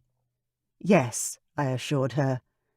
The doctors are happy with the baby's progress. It's just my body that's struggling. I feel like a failure. Chastity's eyes filled with tears. You are not a failure, she answered with passion. I'm just so sorry it's this hard for you, Mum. No, I said, sighing again. I'm sorry, sweetheart. I've been so stupid. I shouldn't have reacted the way I did when you told me you were pregnant. I was just so angry for you, not at you. I felt that you were going to miss out on so much and were making the same mistakes I did. But she isn't. Look at the house she has. The future ahead of her. But I'm not, Mum, said Chastity, gesturing to her new home. Look around. This is my new life. A man who loves me, a new house, and a baby girl who will hopefully be born in a month or so now. I know this isn't what we planned for, but it's what I want. I have no regrets.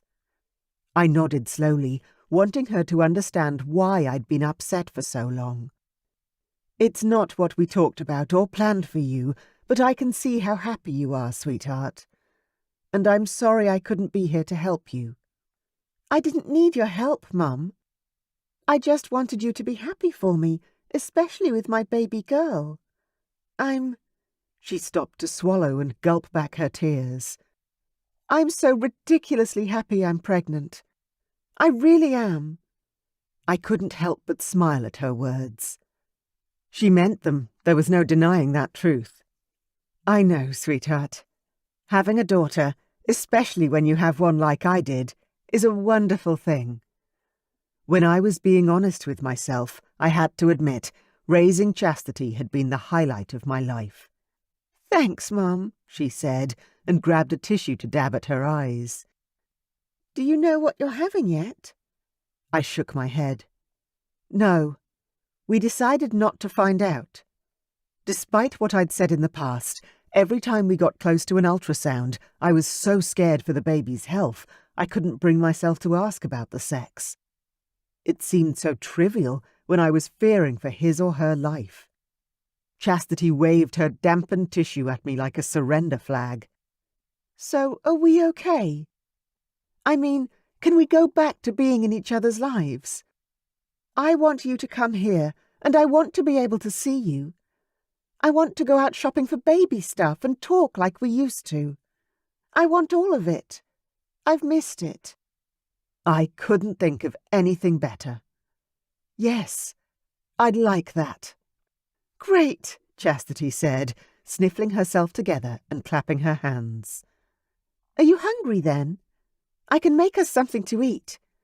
Chastity groaned as she hauled herself to her feet. I couldn't help but laugh a little. It was still good to know I wasn't alone in the discomfort department. Chapter 13. Katherine. I watched Chastity waddle to the kitchen. I'm not really hungry, sweetheart, I called after her.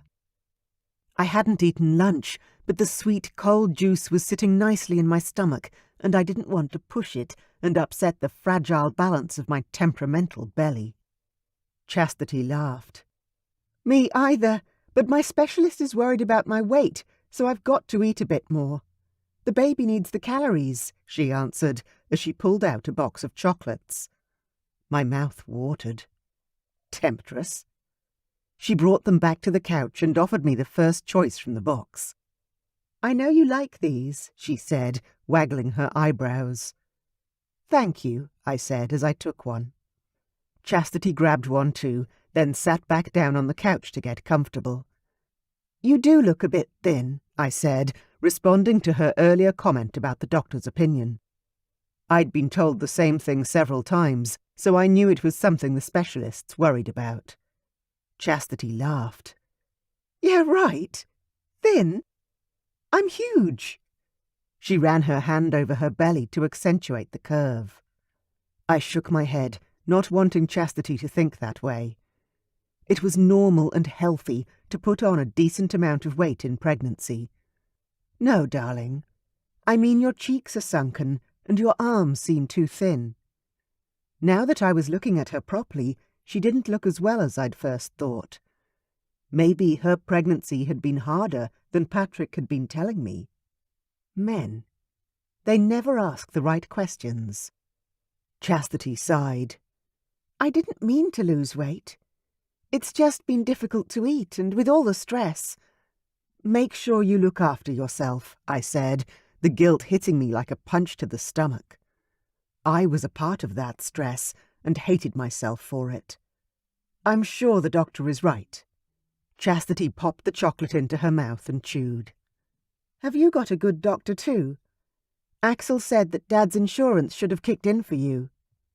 I nodded, hating the fact that we needed to rely on Chastity's boyfriend for our basic needs. Yes, it did. I didn't really want to change doctors since I liked mine.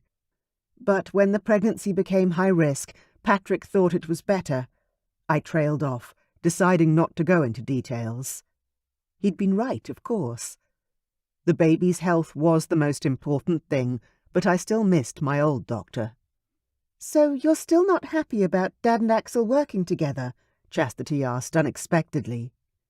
It's not that I'm not happy, I said, trying my best to focus on the positives of the situation. Then what is it? Chastity asked. It's obvious you're not happy about your health insurance, and that is certainly something I don't understand.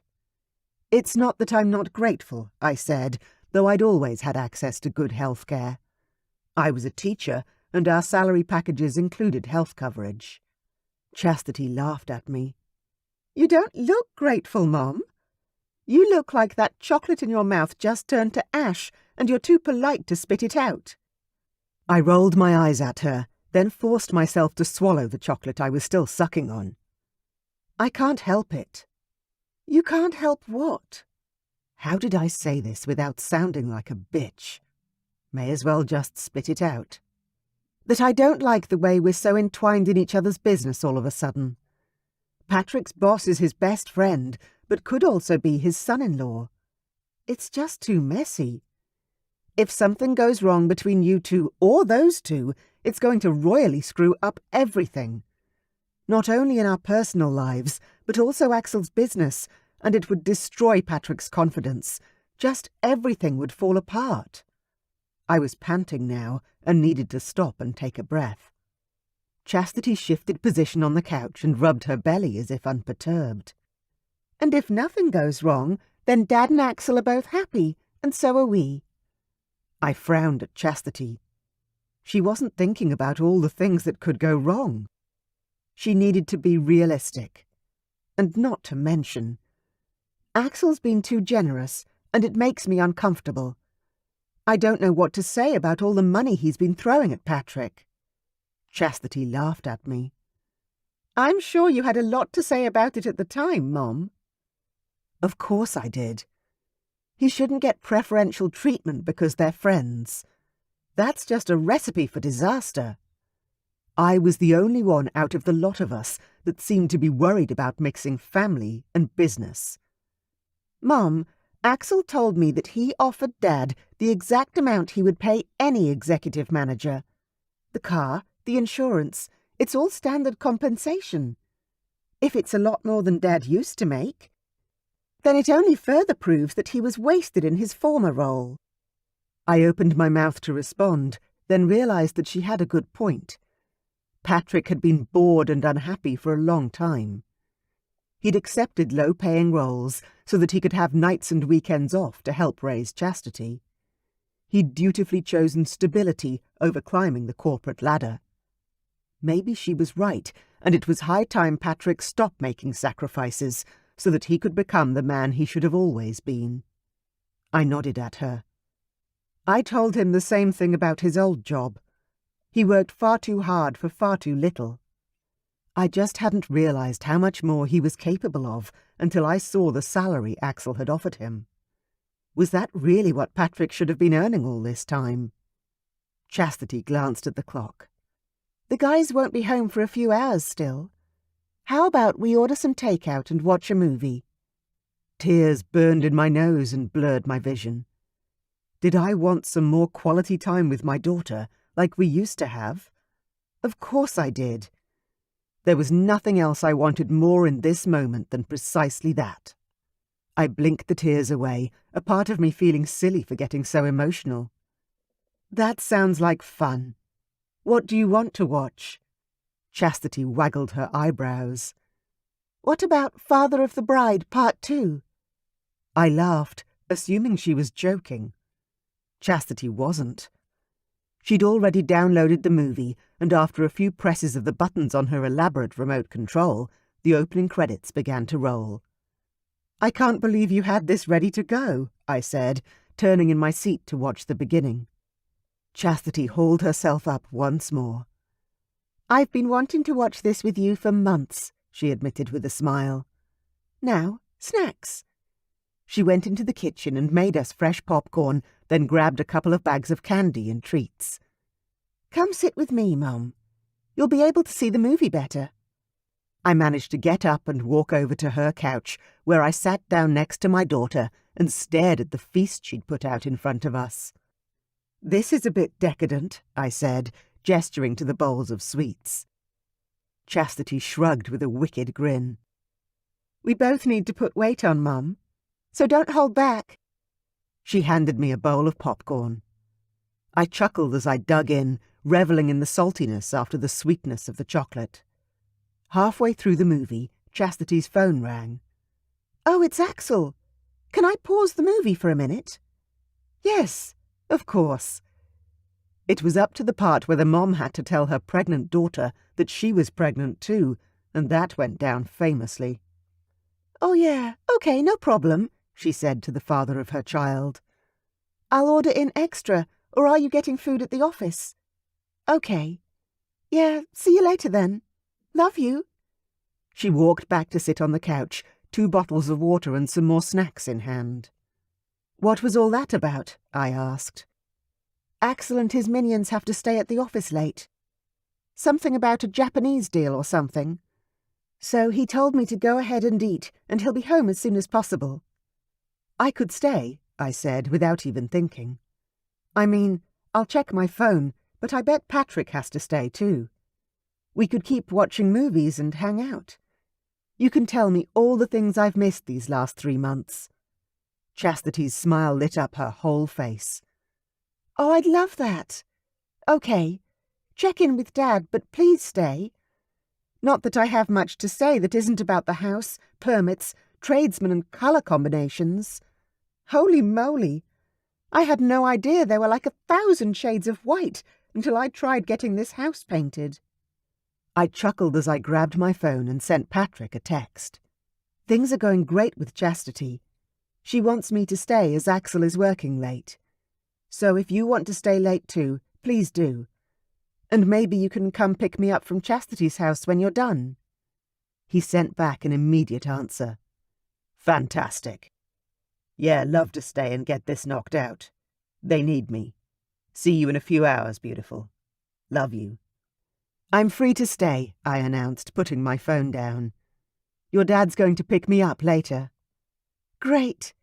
Hey, before we finish the movie, do you want to come and see the baby's room? Absolutely. I staggered to get to my feet and waddled after my daughter. She led me into a perfectly beautiful room fit for a princess. It's huge, I exclaimed, walking into the light-filled room, drinking in all the glorious features. Oh, Chastity, it's like a real-life fairy tale. There was a rocking chair in one corner, a lush pink rug in the middle of the room, and a beautiful white antique crib against a wall that looked like it had a hand-painted mural set upon it. And above, an adorable classic mobile rotated, butterflies of varying shades of pink fluttering up and down. It was just gorgeous, all of it. What a lucky little girl my granddaughter will be. Thanks, Mum. I love it. It looks like you don't need anything at all, I said, gazing around. What on earth could I possibly gift you? I need clothes, she said brightly. I've only got an outfit for the hospital, and that's about it.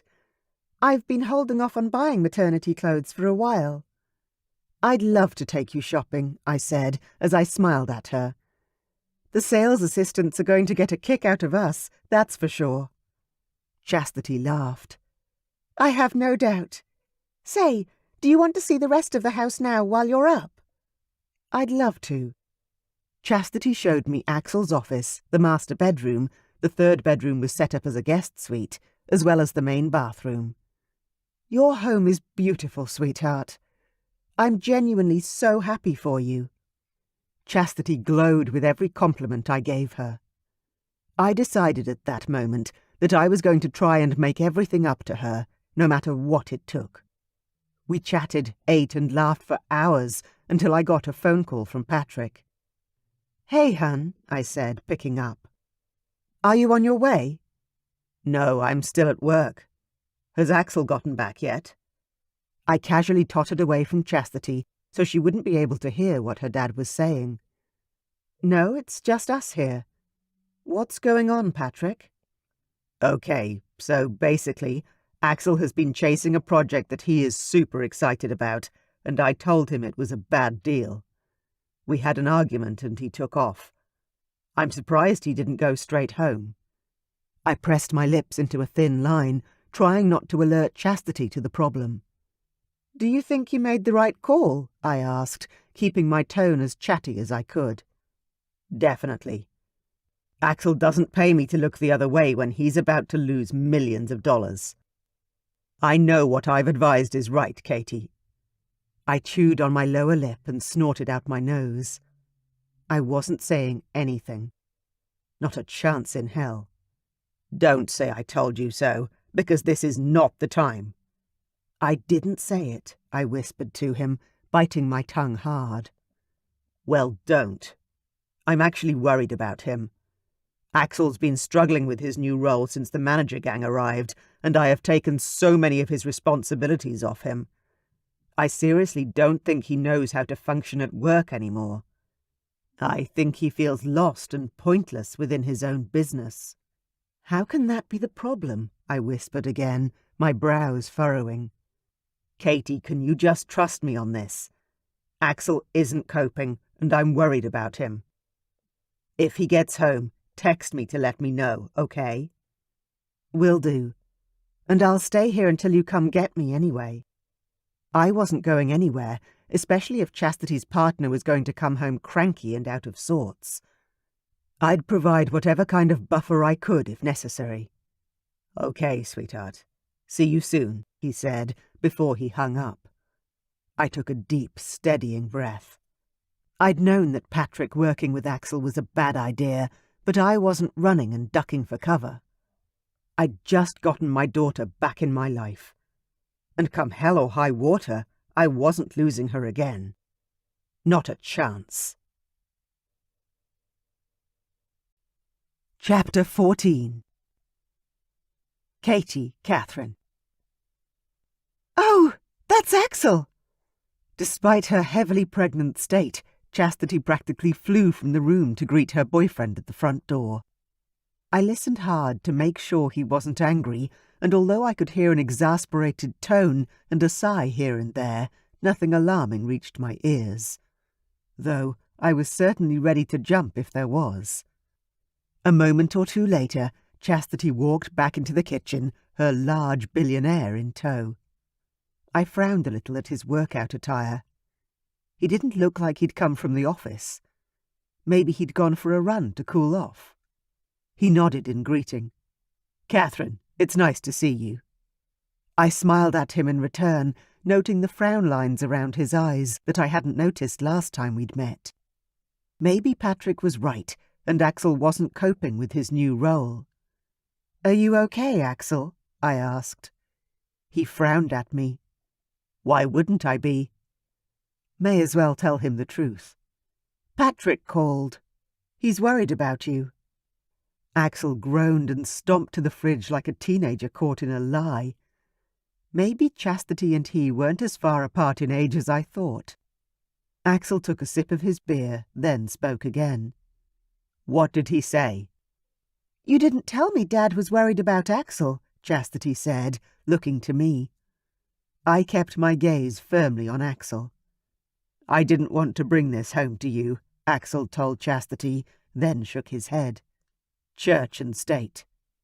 I almost laughed. It was such a great way of saying that he was trying to keep his work and home life separate, but when he had personal and work already thoroughly mixed, I could only imagine how it must be a difficult balance for him. And there it was. For the first time, I felt sorry for the billionaire. He couldn't fire Patrick because Chastity would hate him. And if something happened between Chastity and him, then how would he work with Patrick? What had Axel been thinking when he offered Patrick a job? Probably that he was helping everyone, all at once. I stood up, wanting to hug Axel for the first time ever. "Go on," he said to me, crossing his arms over his chest in a defensive position I knew all too well. "Tell me that I made a mistake, Katherine. That I should never have hired my best friend, the man that will be my father-in-law." He took another long chug of beer, then said, "I fucked up. There, you have it." And suddenly I realized I had to undo whatever damage I'd done with Axel as well. He'd gone out on a limb to help my family, and I'd all but sat back and waited for him to fail. I was done being the bad guy. There was no joy or love to be gained from gloating or expecting the worst. My family needed my support, and I was damn well going to step up and give it to them. I shook my head adamantly. "No, you didn't, Axel. You gave Patrick the job he needed, the job he's always wanted. He's been bored for so many years, and you gave him the chance to do more, to be more." Axel looked down and ran a frazzled hand through his hair. "Katherine, that is generous of you, but it doesn't change the fact that Pat is single-handedly trying to destroy the biggest deal I've ever made. He's making me second-guess everything I've worked so hard for. It's infuriating." My immediate reaction was that I wanted to laugh at him. Obviously, he'd never had anyone tell him no before in his life. He was so used to always getting his way that at the first sign of pushback, he was ropeable. I managed to keep my laughter under wraps, but I grinned and rubbed my belly. "And?" "What do you mean, and?" he fired back. I blinked at him like he ought to have worked out what I was talking about. "I mean, Axel, he's your second in charge. He loves you more than anyone." That was a hard thing for me to admit, and I didn't mean above Chastity or me. But when it came to non-blood family, Axel was everything to Patrick. And it was a truth I needed to start remembering. Axel leaned forward on the counter and stared down at the white marble, his brow furrowed. "What are you trying to say, Katherine?" "I'm saying that Patrick's intentions are only to support you, to be worth the money you pay him. If he's telling you to stop and look again, maybe you should consider heeding his warning." He looked up and glared at me. "Seriously? You think he knows better than me what's good for my own company?" I didn't so much as flinch, though I knew many who would in the face of Axel's anger. Instead, I simply shrugged. What reason would he have to want you to fail? Your company puts food on the table in our house and feeds his daughter too. And I thought you'd know him better than to think he'd be making any kind of rookie mistakes at this level, Axel. If he's getting cold feet over this deal, maybe you should check yourself." I turned toward Chastity, feeling like now was the right time to go. I couldn't be any more succinct or honest. "It's time for me to go. Can you call your driver for me, please, sweetheart?" Axel groaned. "No, don't do that. Call Pat and ask him to come pick you up. He hasn't seen the house yet anyway." "You want Dad to come to the house now?" Chastity asked, biting her lip as though worried about how all this would unfold. Axel nodded. "Yes. Tell him to come in if he wants to talk. If he doesn't, he can still pick your mom up." "Okay, sure," I said, and began texting Patrick to come over and have a chat with Axel. "Are you okay?" Chastity asked Axel, reaching out for him. "Yeah, I think so, sweetheart. Things at work have just been intense lately. I'm sorry to have brought it home." Axel reached for Chastity's belly bump affectionately, pressing his hands gently to his child. "And how's our baby today? Has she been giving you grief again?" he asked, changing the topic for the moment. Chastity glowed with happiness. She's fine. She's just getting too big for me to carry her around like this. There's not long now, he said, leaning forward to kiss Chastity on the lips. I wandered toward the coffee table snacks, feeling strangely voyeuristic witnessing Chastity and Axel like this. They actually seemed beautiful together and truly in love. It was hard for me to admit, but they made for a striking and happy couple. My phone binged, and I glanced down to see Patrick's response.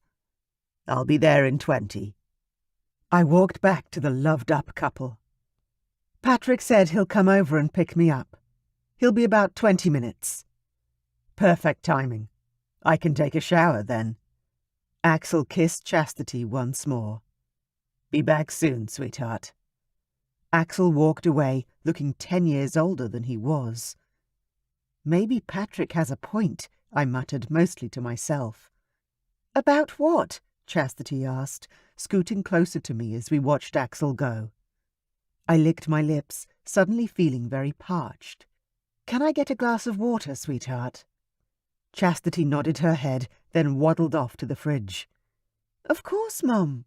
But are you okay? Yeah, I'm just really tired. It had been a big day. One of the biggest yet. I sat down on one of the kitchen stools, feeling quite woozy. Thanks. I took the bottle of water from Chastity and had a sip, the cool liquid immediately soothing. What were you saying before? About Dad being right, my daughter prompted. That's right.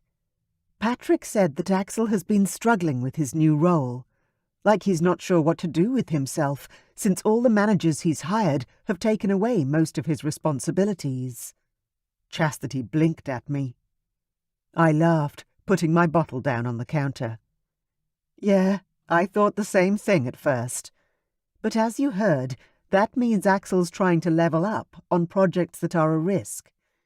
Your dad advised him that he was going to lose millions of dollars and to not go ahead with the project, and Axel basically flipped out. Chastity ran her fingers through her long blonde hair, tugging at the tangles in an agitated manner. So what do I do, Mum? It was the first time my daughter had asked for relationship advice, and I took a moment to think on it, because I didn't want to screw this up. I think you need to reassure him. He thinks he's failing. In our family, in his work life, and when that happens, it tends to feel like your whole world is collapsing around you. Chastity walked over to the fridge, grabbed herself a juice, then came back to me, a newly determined look on her face. You're right. When he comes out, I'll tell him. He should know that he's appreciated and that what he's doing is the best thing for the family. Not in front of me, I added quickly. Go wait in your room for him to hop out of the shower. Some things are better said in private. You're right again, Mum, she said. Thanks. Then she hugged me and waddled off toward her master suite. A tear slipped down my cheek and I wiped it away. I had my daughter back, and my heart ached now for all the right reasons. Alone now, I had a moment to myself. I was feeling more tired than normal, but my blood pressure felt okay. I just needed to sit down for a while. I stumbled over to the couch and leaned back on the soft cushions. Whoa, I said, trying to relax as a bit of a head spin through me. When Patrick texted to say he was almost here, I didn't get up. This was Axel's show. I was just here to watch and offer support where it was needed. The doorbell pealed, and Chastity came rushing out of her bedroom to go let her dad into the house. I heard them chatting quietly, then the front door shut, and they both moved inside. Come see the baby's room, I heard Chastity call excitedly to her dad. It's my favourite place to be in the whole house, although the kitchen is pretty amazing too. Patrick walked into the kitchen, where he found me sitting on the couch. Katie. He reached out and helped me up. Are you doing okay? He rubbed his hand over the baby tenderly. I nodded. Yeah, I've had a good day. Patrick leaned forward and whispered into my ear. Well done, beautiful. Dad, come see the backyard, Chastity said, drawing Patrick toward the large windows that looked out into the relatively plain yard. Chastity went on about their plans for renovating, talking animatedly. I took a breath to steady myself. I still had one more bridge to mend. I put a hand against my lower back to try and support it, then popped my head into the master suite. "Are you still in here?" I called out. Axel was standing in the middle of the room in a pair of relaxed blue jeans and a white shirt. Yeah, why?" he answered. I pushed the door open and stepped inside. "You're really worried about this, aren't you?" Axel glanced away. "Yeah, I am." "Why?" "Why?" he repeated. "Because everything I care about is on the line. Chastity, Pat, my whole company." I rubbed my belly in comforting, rhythmic, circular motions. "I like your list of priorities. That's how it should be." He frowned. "What do you mean?" "You said, Chastity, Patrick, then your company. It may have been accidental, but that's how you see it in order of importance, and that's how it should be. Your wife or partner, your best friend, and then your job." He had his head on straight, that much was obvious. And despite everything I'd worried about and thought about Axel over the years, he loved my daughter. And that was enough. Axel scrubbed his hands over his face. "Katherine, I took a step closer to him. Whatever he was about to say, it could wait. I had to get my words out first. "No, wait. Axel, I'm trying to pay you a compliment, not upset you. It's no secret I haven't always liked you." He huffed out a laugh. "Really? No way. I never would have guessed." "You're the sort of man who tends to chew on girls and spit them out, and I was scared for Chastity in the beginning." He opened his mouth to talk, but I spoke over the top of him. "But I was wrong." Axel's jaw dropped. "There, I said it. I was wrong. About you. And about you and Chastity being together. But my daughter is the happiest I've ever seen her. You're obviously a good man, a good provider, and a great friend, or Patrick wouldn't have kept you around for a decade. And he certainly wouldn't have come around as quickly as he has about you two either." God, it felt good to be wrong. It had never felt so good. Axel sighed. "Why do I feel like there's a but coming?" "No buts," I said. "I just ask that you listen to Patrick the same way you have on all the other issues you two have faced. He loves you, Axel. My daughter loves you. And my granddaughter is going to love you too." I had to stop talking then, because the mere mention of my granddaughter coming into the world made tears well up in my eyes and my throat clogged up. Axel stared at me for a long moment, then nodded once. "Thank you, Katherine." "What are you two doing in the bedroom?" Patrick asked, his face lighting up with humour as he walked suddenly into the room with us. "If I didn't know you both so well, I might be jealous." "You?" Chastity huffed, nudging me out of the way to go stand next to Axel. "I'd just start to worry that Axel really does have a thing for pregnant women, and it's not just me." She laughed. Axel wrapped his arms around our daughter. "It's just you, sweetheart. I promise." I looked at Patrick and gave him a small, approving smile. It was his turn now. I'd done all I could to put this family back together. "Should we take this party back to the living room?" Patrick suggested. "Sure," Axel agreed. "Want a beer?" "Yeah, that would be great," Patrick said. We all walked back into the living room as a family, and my heart sang. Chapter 15. Patrick. Axel handed me my beer, his shoulders tense. I looked over at my beautiful women and realized we needed somewhere private to chat.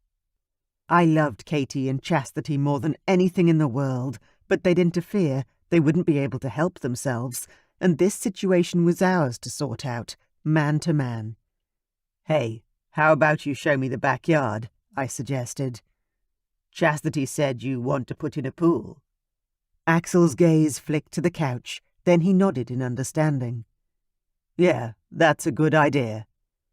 Axel led the way through the French doors, then shut them behind us. "There are chairs beneath the tree if you want somewhere quiet to sit," he offered. It would be dark, too, which would help both of us feel more able to speak freely. We wandered off the back porch and took a seat on either side of the massive tree in the backyard. The sun had gone down, and a shroud of darkness fell around us. I wasn't sure where to start exactly regarding the disastrous deal of Axel's, so I made small talk. "It's a beautiful house, Axel. Chastity is very lucky. I'm the lucky one, Pat. She's amazing." So much for small talk. The silence stretched. Then Axel began to talk. "Pat, I'm sorry about what happened today. I behaved badly. I'm better than that. I let my temper get the better of me." He had, but no worse than other bosses I'd had. The difference was that Axel had taken everything I'd said personally when I was giving him my professional opinion. I took a sip of my beer. "You might be right, you know. Working together and being family might just be too much." I hadn't thought it would be a problem initially. After all, Axel and I were friends long before we'd become more. Axel shifted on the bench seat. "How do people do it, Pat? Keep everything separate." "I don't think that's so much the key," I mused. "Some of the best teams in the world are related. Fathers and sons or brothers, and they make it work because they're related, not in spite of it." "What do you mean?" Axel said. I'd been thinking about this, and it made sense. "Well, our friendship makes me more honest with you, more likely to tell you the truth." Axel didn't sound convinced. "Pat?" He didn't get it, and I had to make him understand. All our futures relied on this moment. "No, think about it. You can hire any guy to be your second. You could pay him a fortune to bow and scrape and work his ass off. But ultimately, he doesn't care if you lose $20 million. He doesn't care if your company goes ass up, because he'll just move on to the next job. But you're my family, Axel.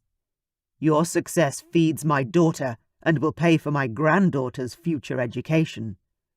And I'll be damned if I stand by and let you make a mistake that could ruin you. I just won't do it. You can fire me at the end of the day for being a stubborn asshole who won't let you close a deal I think is shit. But I won't lie to you. I won't feed your ego. I refuse to do that, Axel." I sat back and waited to let my friend and boss digest everything I'd said. Axel was quick, but he needed a minute with this. Then he groaned. "Do you really think it's that bad a deal?" How much louder do I need to say it? "Hell yes. I ran the numbers. Let me show you tomorrow. If I'm wrong, you can fire me." Axel turned to look at me in the darkness of the backyard. "I don't want to fire you, but I'm not sure I can stop myself from yelling at you if you go up against me like that in front of everyone again." I chuckled. "Yeah? And?" "I don't want it to be like that between us. Yelling and screaming. Feeling..." "What? Angry?" I laughed. "Yes!" Axel all but shouted at me. I laughed again. Axel was my age, but he had so much to learn still. "Bud, you're my best friend. I don't care if you yell and scream or throw a chair at me. I'm going to tell you straight up what I think. It's up to you if you want someone kissing your ass or covering it, because I'm only here to do one of those things." I'd never lie to him. I wasn't built that way. It was probably why I'd stayed in low-paying, low-responsibility jobs for so long. I wouldn't kiss ass to get ahead. And I certainly wouldn't stay quiet while my bosses got screwed over or they tried to screw over someone else. It just wasn't in my nature. And with Axel, I had the chance to be me and support his success, if he'd let me. Axel stood up, then extended his hand for me to shake. "So, you'll keep working for me?" I reached out and shook his hand. Then my best friend pulled me to my feet. "Yes, but only if you can handle me giving you the truth, because I'm not going to lie to you, Axel. Not for any amount of money." Axel pulled me in for a brief hug. "You're a good friend, Pat." I pulled back and gave him a friendly knock to the shoulder. "And you're a great boss, Axel. But you need to learn to take advice." We turned and walked back toward the house. Axel huffed out a laugh. "Yeah, I know I do. And I could probably use a little more." We stood on the porch, shoulder to shoulder, side by side. Our women were inside, bathed in light and laughing with happiness. Axel wasn't moving to go inside and fell silent. "Tell me what you need." "I need to slow down, Pat, but I don't know how. I hired the terrifying trio to take my workload down a notch, then got you to take the rest of the stress. But Cheryl started funneling these new projects to me, and I saw the potential for growth, and..." I shrugged. "You can't stop. You're a workaholic. I've always said it." It was Axel's turn to punch me in the shoulder. "Shut up. I need help, not your shit." I laughed loudly. He really did need a break. "Look, you need a vacation, friend. It's obvious as the day is long. You're about to have a baby, and you're killing yourself for, what, another $1 million? Please. Take Chastity away to Hawaii or something. Get some rest, smarten up that tan, and I promise your empire will still be here and standing when you get back." Axel scrubbed his hands over his face. "Fuck, Pat. How have you done this for so many years? Managed a kid and work?" I laughed and shook my head. "I never managed an entire company the way you do, but yeah, it's fucking hard, man. Now, you tell Chastity you're going to take her for a vacation, and I'll convince Cheryl to back off for a few years until my granddaughter is old enough." I opened the door for my friend, and that's when I heard a pained moan and a frightened shout. "Dad! Quick!" It was Chastity. I ran for Katie. She was lying on the couch on her side, clutching at her belly. "My love, what happened?" I asked, giving her my entire focus. "Something's wrong," Katie cried, her face red as a beet. "The baby—" "I'm calling an ambulance," Axel called and walked away, already on it. I kneeled down on the rug and put my hands on my woman. "It's going to be okay, beautiful. Help is coming. Just hold on." The kick of dread had my gut churning, but I kept my gaze fixed on the mother of my child. Katherine began to scream. I lifted her dress to check for any bleeding, but found nothing. "Just hold on, honey. There's no blood. We're going to get you through this." She was writhing, like she had when she was in the late stages of labour with Chastity, but she wasn't having the baby, so what was happening? "The baby!" Katie was sobbing. "The baby!" Our baby was almost 30 weeks. He or she could survive if they had to come out now. But if it didn't, I wasn't sure how Katie would survive it. I stubbornly shut down the voices inside my head and focused on what we would need. "Chastity, get your mom's bag. We'll need to take everything with us." Katie writhed on the couch, her face pale and stricken. I grabbed her hand. "Hold on tight, baby. I'm not leaving you," I promised her. "Axel," I called. "Go open the front door for the ambulance crew." Axel ran off instantly, and Chastity came back with Katie's bag. I think this is it, Dad. Katie let out a scream, then clutched her belly hard, an expression of utmost agony twisting her face. My heart sank, and the world shrank down to my ex-wife, my Katherine. Oh, please, God, just don't take Katie from me. I just got her back. Please. They're here, Axel called out, and there were sounds of commotion at the front door. Help is here, I crooned to Katie. Hold on, sweetheart. Just hold on. But the baby, Katie groaned. Just hold on, please, Katie. I almost sobbed, but swallowed the fear down, staying as strong as I could for her. Let's go. 2 men walked in with a gurney, and within moments had Katie strapped to the mobile bed, and we were moving. Mom, Chastity cried out after her. We'll come in our car behind you. Katie shook her head through the pain. No, stay here. Rest, she commanded, still thinking about her daughter's safety and well-being. Chastity looked at me, frozen by indecision. I'll call you with news, okay? I said. Then we ran out of Chastity's new house and into the white emergency vehicle. How far along is she? One of the paramedics asked. 29 weeks, I think, I answered. Katherine nodded vehemently behind the oxygen mask they'd put on her. The paramedic banged on the roof and the back doors shut. Then we took off. I sat still, holding Katie's hand as the man examined her. There was blood between her thighs now, staining through her skirt. I stared down at my girl, smiling with all the love I had for her. I love you, sweetheart. Never forget that. She nodded, seeming to be in less pain now. We're almost there. It was the longest few minutes of my life as we raced through traffic and were whisked into the emergency department. They took Katie into a private room and got the ultrasound out straight away. There's the heartbeat.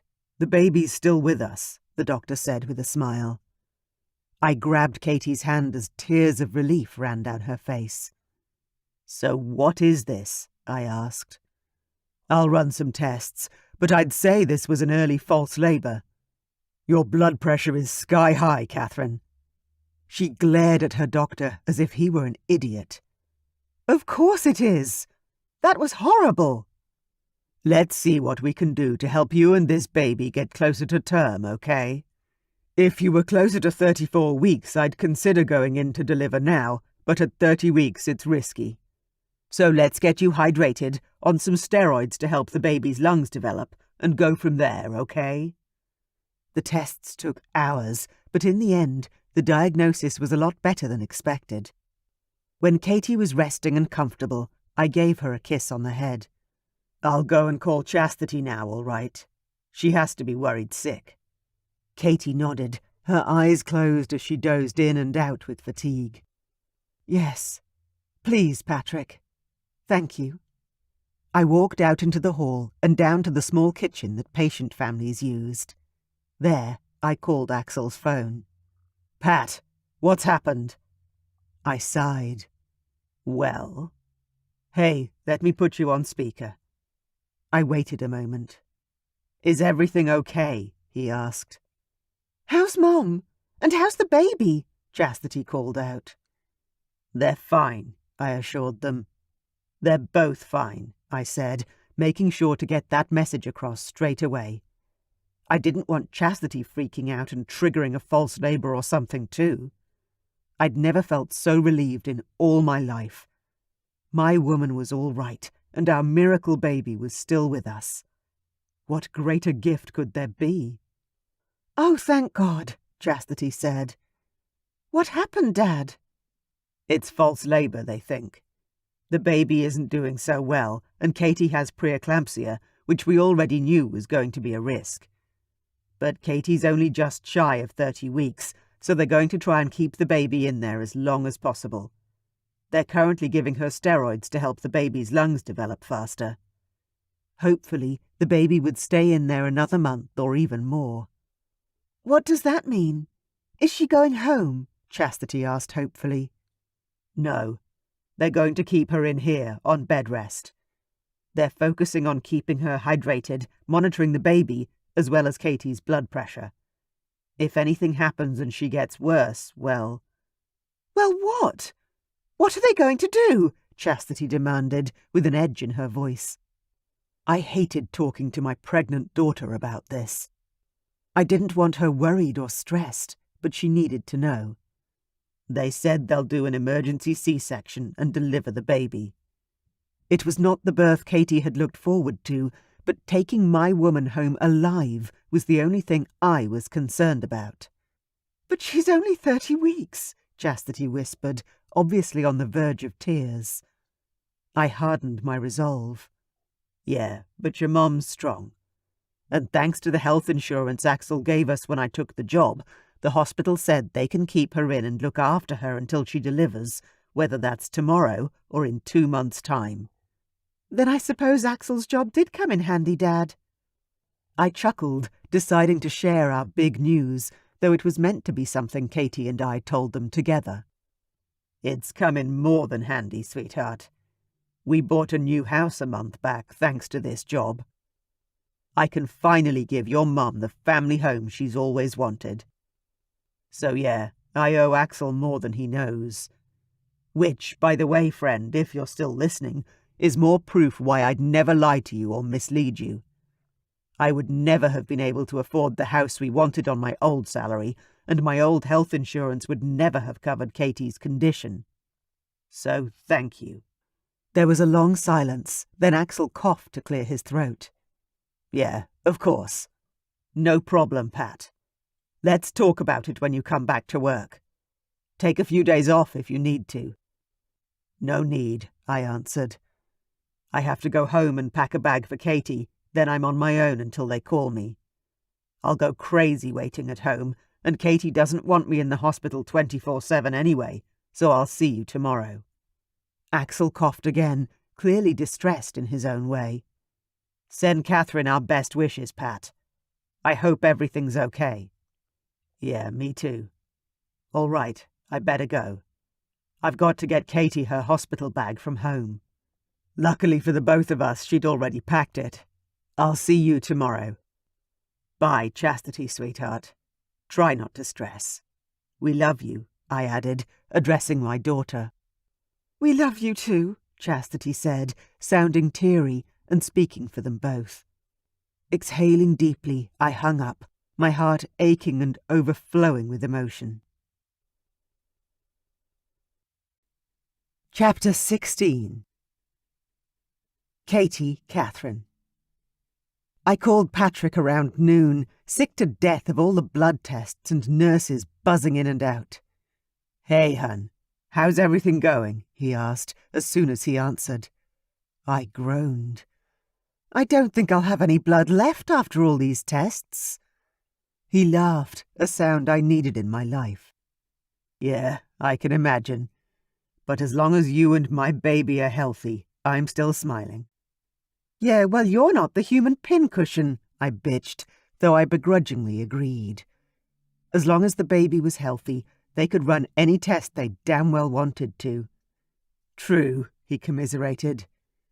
Have you spoken to Chastity at all today? Yeah, she messaged me this morning before they got on the plane. Our lucky daughter was off to sunny Cancun on a baby moon, whereas my only view for the next month would be the white walls of the hospital.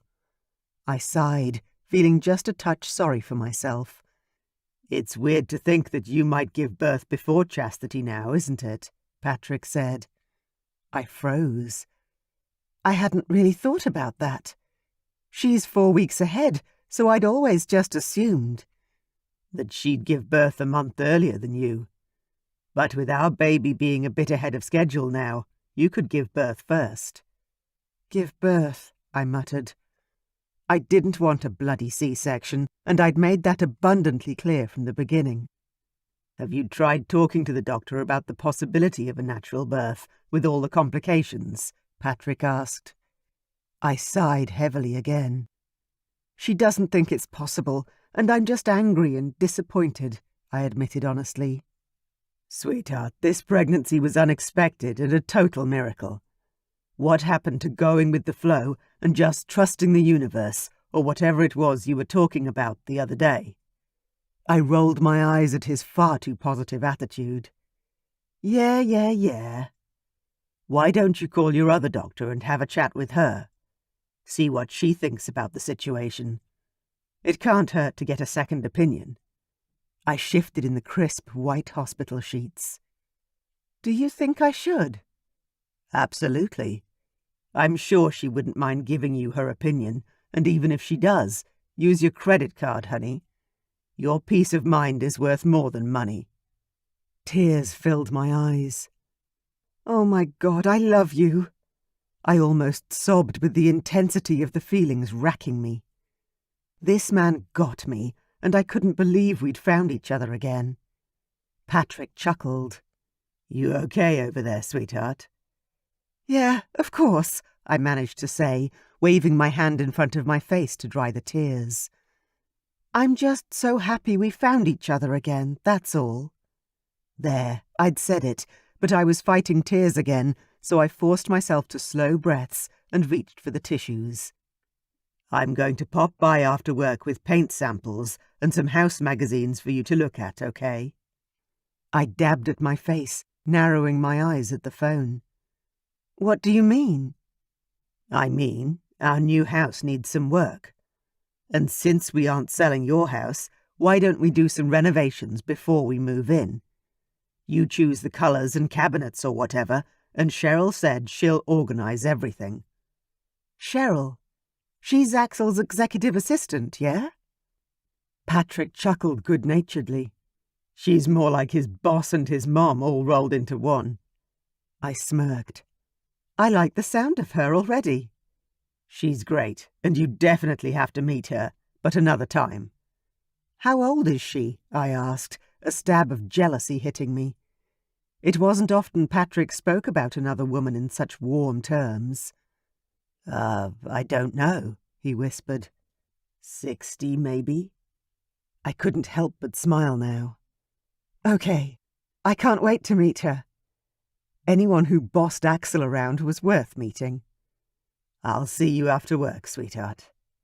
We hung up, and I began flicking through pictures of kitchens online on my phone. I loved the house Patrick and I had bought together. It was tired and needed some love, but it was twice the size of my current home and had a massive backyard. But with all the expenses of the baby and me not working, I'd been happy to wait to renovate.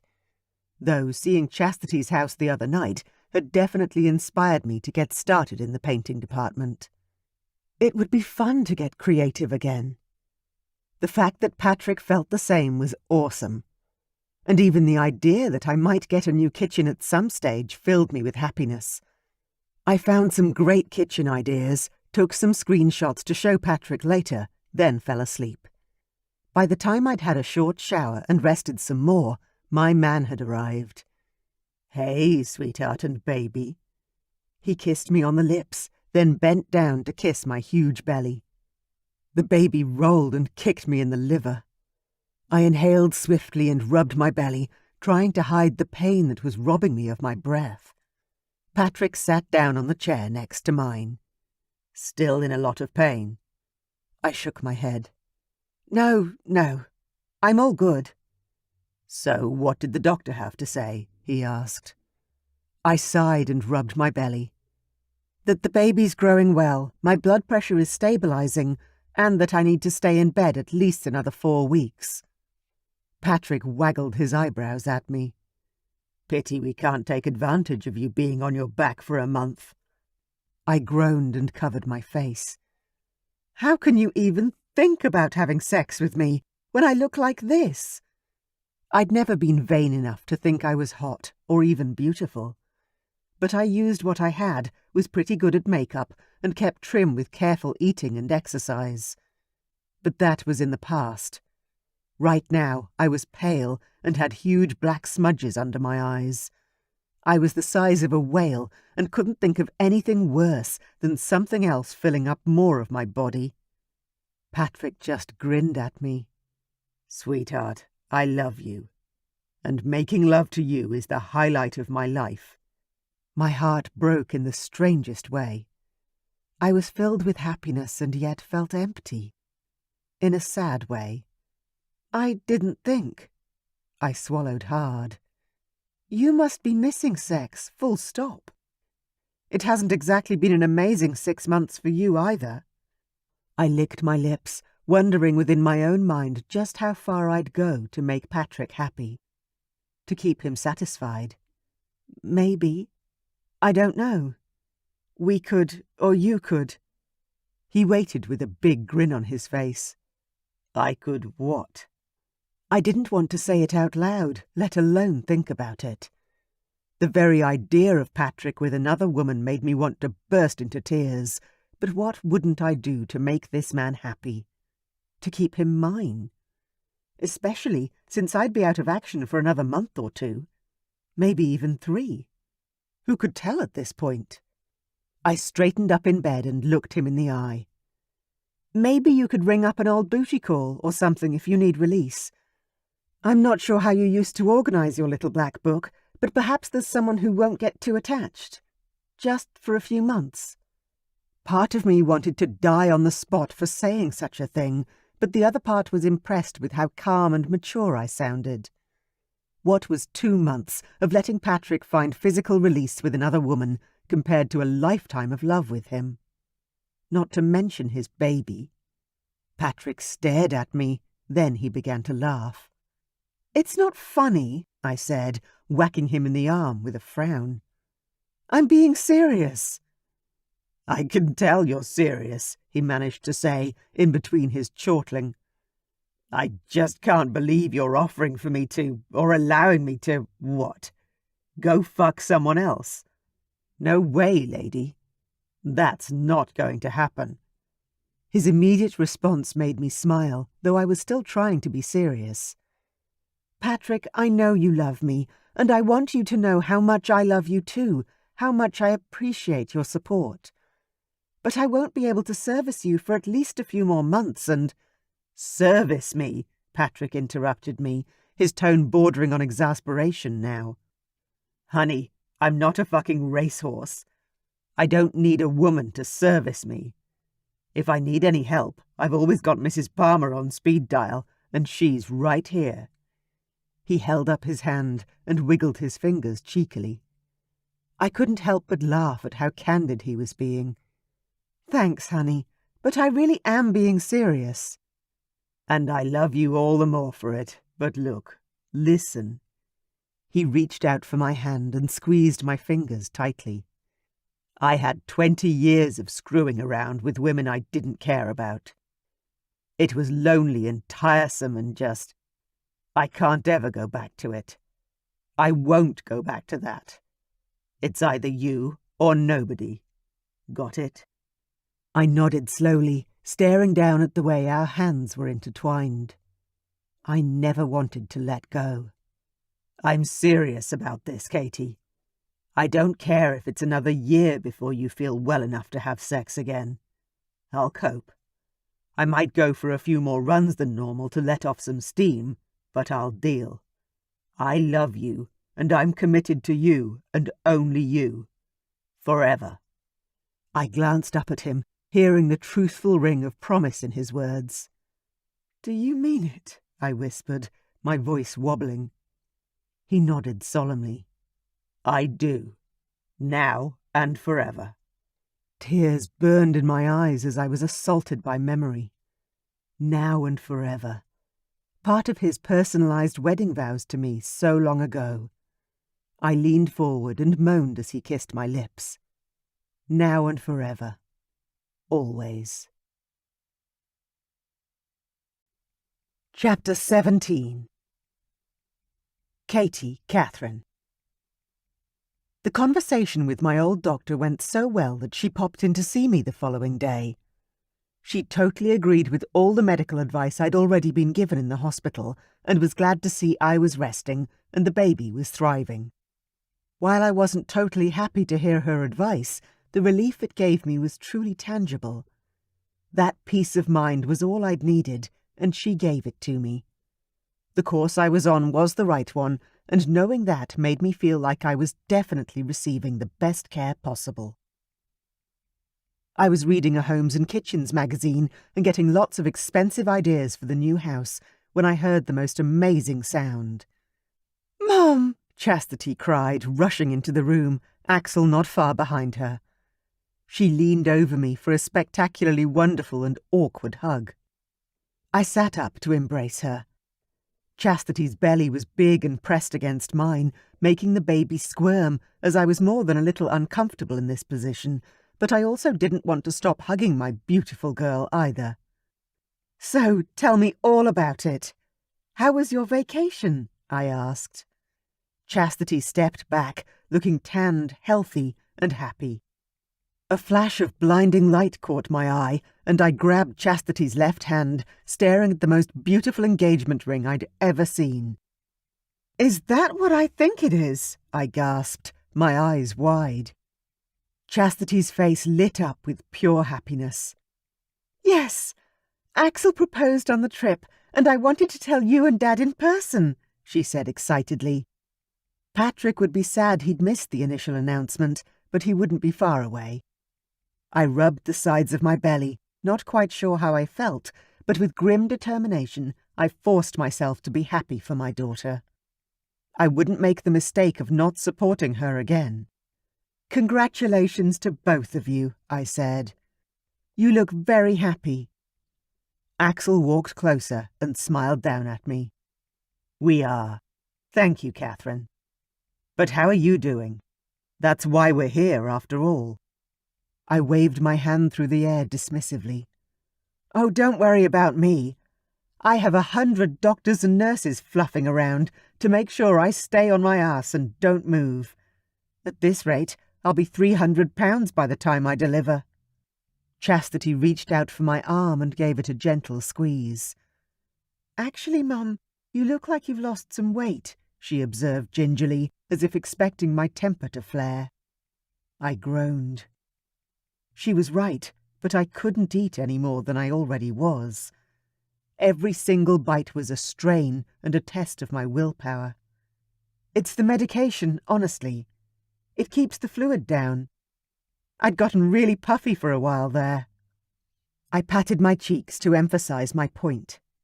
Chastity and Axel glanced at each other, sharing one of those worried looks I was far too familiar with now. Chastity sat in Patrick's chair, her hands automatically going to her large belly. We should have organised a photo shoot for you two, Axel said suddenly. Both of you pregnant at the same time. What an amazing memory it would have been. Chastity laughed and looked at me. Oh, yeah. Just imagine that, Mum. I almost laughed too, until I realised something quite shocking. I don't think I have any photos of this pregnancy at all. None.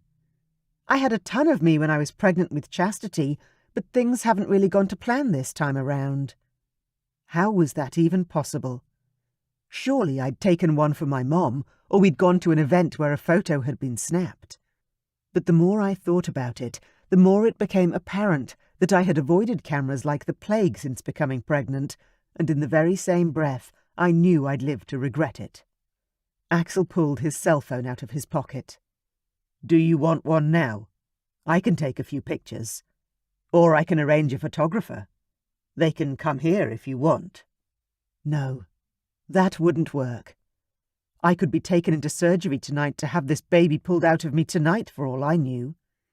Every hour was as uncertain as the next at this point in time. We had to take a picture now.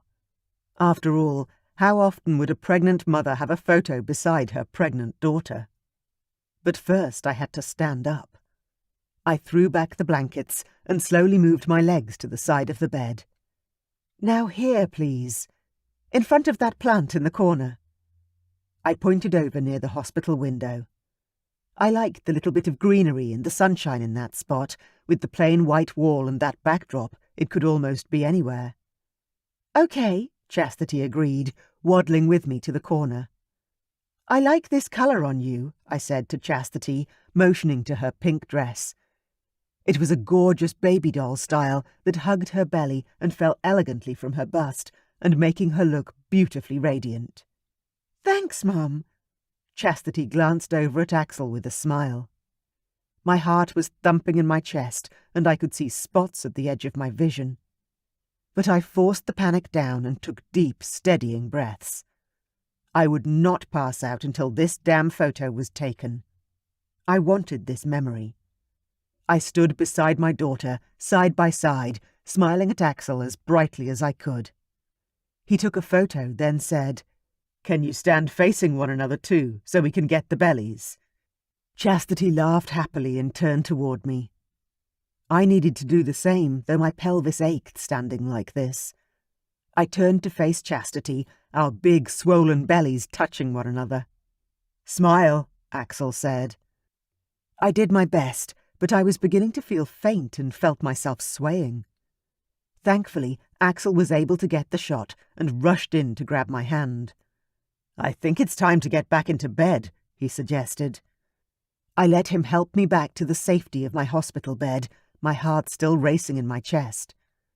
Patrick walked through the door, coming straight toward me with a worried look on his face.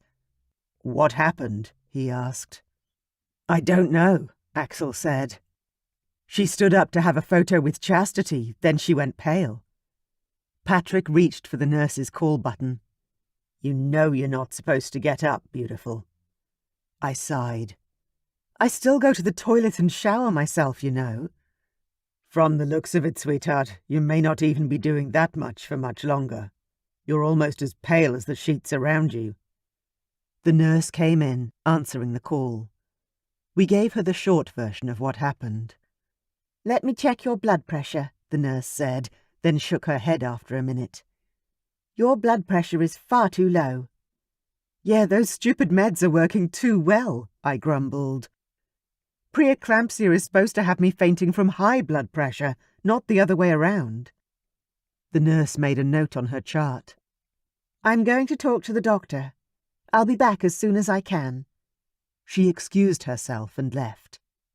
Patrick sighed and visibly shook himself. "Okay, so how are you two? How was the vacation?" he asked. "Amazing," Chastity said, then stepped forward, arm extended. She wiggled her fingers. "And look!" Patrick took her hand and stared down at the stunning ring. "Congratulations," he said, and reached out to shake Axel's hand like a totally normal person and not an overprotective and pissy father. He handled that better than expected. "Thanks," said Axel. "Do you have a wedding date set?" Patrick asked them and sat down beside me. Chastity shrugged. "No idea, honestly," she admitted. "I'm just enjoying the moment, and being engaged is awesome." Axel smiled. "We haven't talked about it, but I'd like to get married as soon as possible. So, it really just depends on if you want a maternity wedding dress or not, sweetheart." I could have laughed at the look of surprise on Chastity's face. "You want to get married in the next 4 weeks?" she gasped. Axel thrust his hands into his pockets. "I'd marry you tomorrow if you'd let me." Oh my God. I groaned and shook my head, exchanging a look with Patrick. "Seriously, these two are nauseating." Talk about two teenagers in love. Axel laughed. "I'm sure you two are just as bad in private." I met Patrick's gaze. We were much more private about our affection, but Axel was right. My love for Patrick was just as strong, if not more. Patrick and I had a much longer history together than these two new lovebirds. Axel reached for Chastity. "So, what do you say?" "What do I say to what?" "How do you feel about getting married sooner rather than later?" Her eyes widened. "You were serious?" "Of course I was. But I totally understand if you want to wait until after the baby is born." Chastity grinned. "She'd be an adorable flower girl," she conceded. Now that would be cute. "She would," Axel agreed, then walked away to the far corner of the room. "Are you okay?" she called out to him, one brow crooked. He nodded and casually changed the subject, but it was obvious he was upset about something. "How's work been, Pat? Now that we're back, if you need time off." No, it's fine for the moment. Patrick reached onto the bed and grabbed my hand. I think I'd drive Katie nuts if I was hanging around here all day. Oh, he would, I confirmed. Believe me, he's worse than the doctors.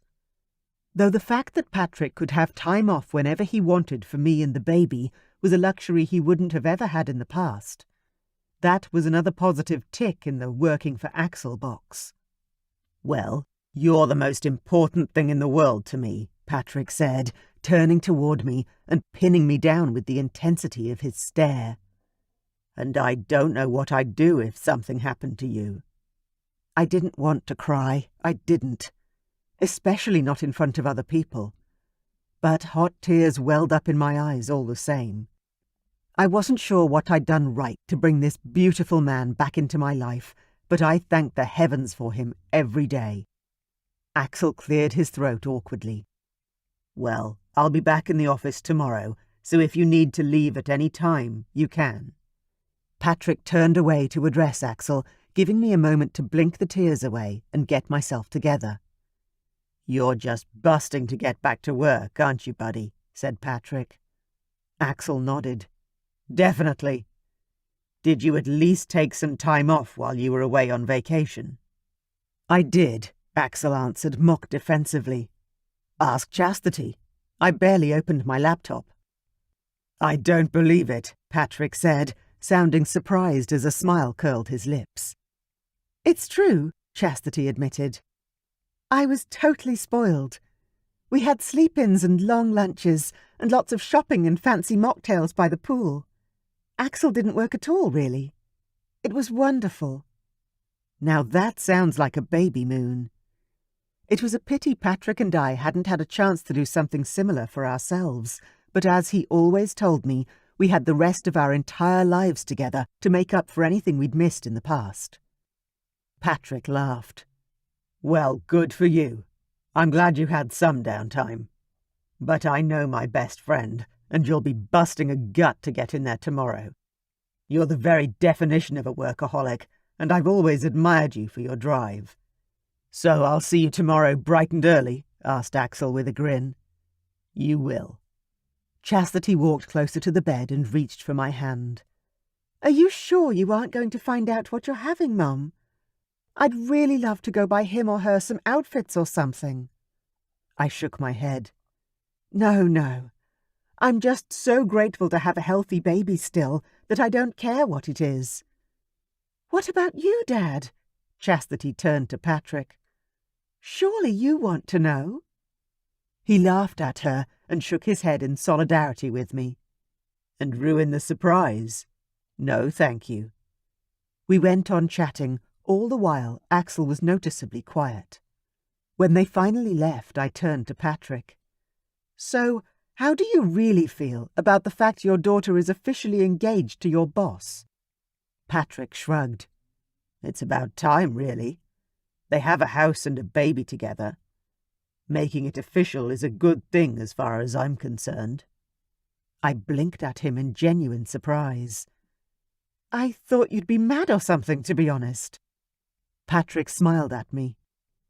Axel's totally besotted with our daughter, Katie. If he wants to declare that to the world with a ceremony and an expensive piece of jewellery, then let him. The baby is the true commitment. The wedding, less so, but it's nice. Our baby twisted and turned inside my belly. So this baby, to you, is more of a commitment than a marriage? He grinned. Hell yes. Of course it is. I'd love you to be my wife again, officially, but I'm as committed as I can be, Katie. I leaned forward and kissed him, not even daring to comment on the sideways marriage proposal. Once I had this baby and was well again, maybe I'd propose to him. We'd done everything else backwards. Why not that as well? Chapter 18. Katie, Katherine. There was a knock on my hospital room door, and rather than a nurse coming to check my blood pressure for the millionth time, it was my beautiful, radiant, and heavily pregnant daughter. "Hey, sweetie," I called out, more excited to see her than I would have thought. "Hi, Mum. How are you doing today?" she said, all smiles. Not bad, I said, focusing on the positives of the day. We've reached 31 weeks today, so that's really good. The baby is getting bigger by the minute, and the longer he or she stays in there, the better. I rubbed my belly and stared at my daughters. It seemed somehow smaller than mine. "You're 35 weeks now, right?" I asked. "Yeah. I have a checkup with my specialist tomorrow, actually." Chastity grabbed the yoga ball from the corner of the room and sat on it with a groan. "This is great," she said. "I can see why people like to sit on them during labour." "Yeah, they are," I answered. "But what's up, honey? You look like you need to tell me something." Chastity looked nervous, and since she'd only been here last night, she obviously wanted something. She cracked up with laughter unexpectedly. "I've been considering Axel's proposal that we get married while I'm still pregnant, but there are so many things to consider and worry about, and I kind of want your advice." I pushed myself up into a seated position so that I could give her my full attention. "What's there to worry about?"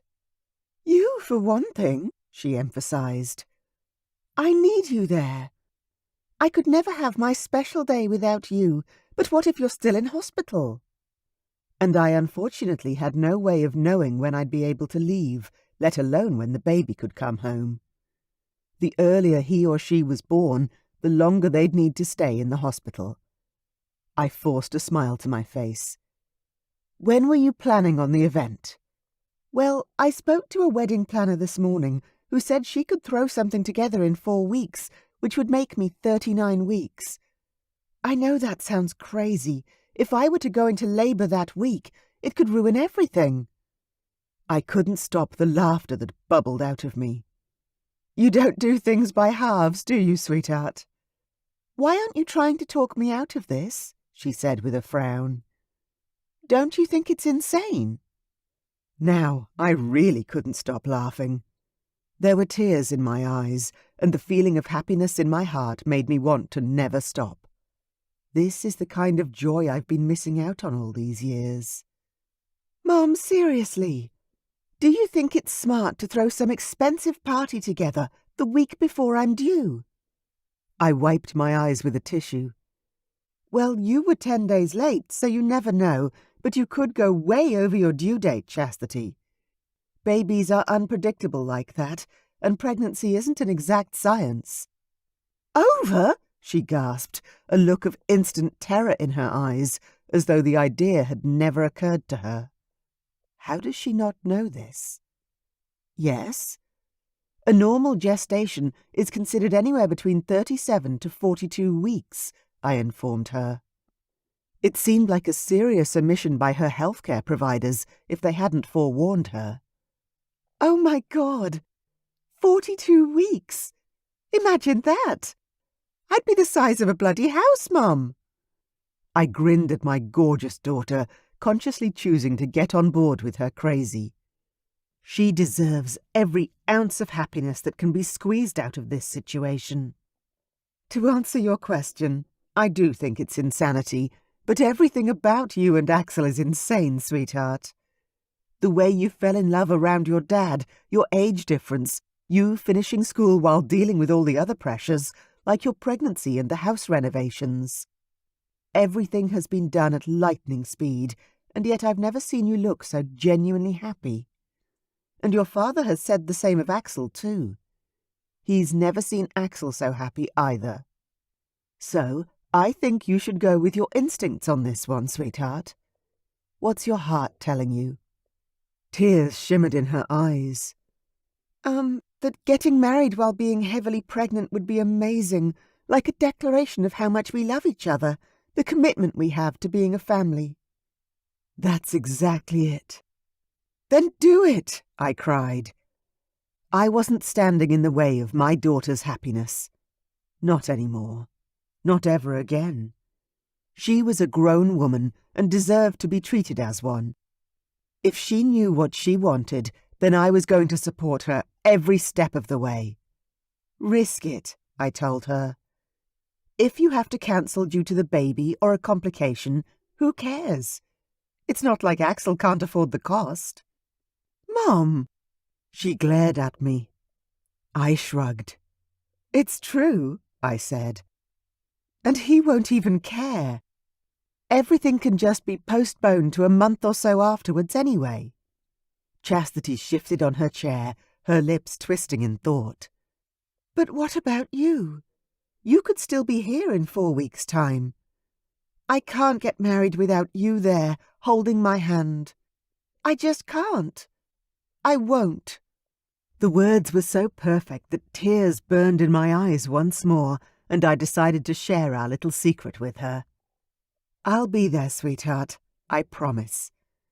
And although he may not be able to attend in person, your little brother will be there in spirit too. What? Chastity croaked. You're having a boy? I thought you didn't know. I wiped at the tears.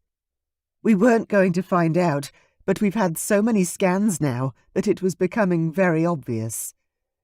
The ultrasounds were happening almost daily at the moment, and we'd have to be blind not to notice. Patrick had asked the sonographer, and it was confirmed just yesterday. Chastity reached out and pressed her hand against my belly, something she'd never done before. My little brother.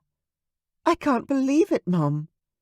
Your dad is so happy, I said, unable to hold my feelings inside any longer.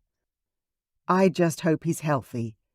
The scans all say he's big and strong, but so much can go wrong now, especially with my age.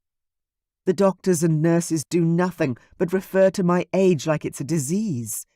You'd swear I was a leper or something. Ignore them, Mum. Your baby's a miracle. You just need to keep him in there a little longer, and you're doing amazing. I nodded, then decided to change the subject. What will be, will be. Show me what dresses you're looking at. Do you have any ideas of what you want to do? I do. I was thinking of something small and intimate, maybe 50 people.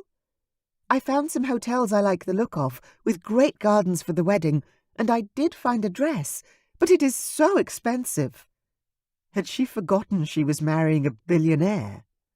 I'm sure Axel told you that you could have anything you like. She nodded with a gleeful but nervous grin. He did. And your father will want to help with the wedding or the honeymoon. I'm not sure, but he'll want to pay for something. Even though his salary came straight from Axel's company, Patrick would definitely want to contribute. Thanks, Mum. She pulled out her cell phone and started scrolling. Can I show you what I've found so far? I shuffled a little closer. Definitely. Show me. The afternoon was an absolute dream. We did nothing but talk about wedding stuff. Dresses, flowers, reception packages, and the wedding officiant. Money was no object, which made everything so much more fun than I could have ever imagined. Chastity was too nervous to book the wedding planner, so I made the phone call for her from my hospital bed. And it went so smoothly, she asked me to make some more calls. Once again, I felt important in my daughter's life, and part of me couldn't believe this was happening. She still needed me, and I couldn't even begin to describe how good that felt. And now I was having another baby and starting the whole cycle all over again. And why not? I'd done a good job with Chastity. She was beautiful, inside and out. So much so that a man like Axel had met her, got her pregnant, and proposed to her in a matter of a few months. He was quite literally head over heels for her. He locked her in and made sure she would never get away, in the best way possible. He knew she was amazing, and I was so happy for her. After she left, I ate dinner, had another damn blood draw, and then Patrick arrived. "Hey, sweetie, you're looking happy," he observed. I settled back against the pillows, exhausted to the very bone. I am happy. Chastity came by today, and we planned a lot of her wedding. We booked the planner, talked about flowers and her dress. It was fantastic. I loved it. Patrick sat down in his chair next to me, his eyebrows high. They're planning the wedding already. I laughed and rubbed my belly, loving the strong kicks that bruised me from the inside, but reassured me that our son was alive and well. They're getting married in a month. They what? He asked, his eyes becoming saucers. I grinned at him. Obviously, Chastity hasn't spoken to you just yet. He frowned. I had a missed call, but I wanted to get here as quickly as possible, so I didn't return it. Damn. She'll catch you up, I said, reaching for my glass of water. And how are you feeling today? Patrick asked, pulling out a protein bar, his classic pre-dinner snack. I'm good, I said, swallowing hard as a wave of nausea washed over me. You're as pale as a glass of milk, and I can tell you're in pain, he countered with a grimace. I shrugged. So what? I'm past 31 weeks, and they'll go in and take the baby out soon. I'll put up with whatever I need to in order to keep him in there as long as I can. Sciatica, no sleep, headaches. I didn't care. Not today. My baby boy was healthy, and my daughter was happy. I looked over at Patrick. Honey? He smiled at me. Yeah? Will you marry me? Again, I proposed. He reached out and grabbed my hand. Are you serious? I grinned at him, my heart overflowing with love. Absolutely. I love you more than anything in the world and want nothing more than to be your wife and be a family with our baby boy. Patrick got to his feet, cupped my face, and kissed me hard. I kissed him back, giggling when he pulled back with a big smile on his face. So, I asked him, are you saying yes? He shook his head. No, I'm saying hell yes. Of course I'll marry you, Katie. Tomorrow. Today. Every day. I grabbed his hand, my soul singing with joy. I don't want to steal Chastity's thunder. So please, let's keep this between us until after their wedding. He nodded, then lifted my arm to kiss my hand. We need to go shopping and buy you a ring. That sounds amazing. But honestly, I didn't care much about jewellery, although a new wedding band would be beautifully symbolic and perfect. I had Patrick again, and God willing, soon I'd have my baby boy in my arms too. Chapter 19. Patrick. Over the next week, I watched Katie get thinner and paler. She was also cranky as all hell, yet wasn't up to her usual level of spirit. I could see my feisty woman disappearing before my very eyes. The doctors were worried about her being able to make it much further, but Katie was valiantly fighting to stay in that hospital bed and out of the operating room.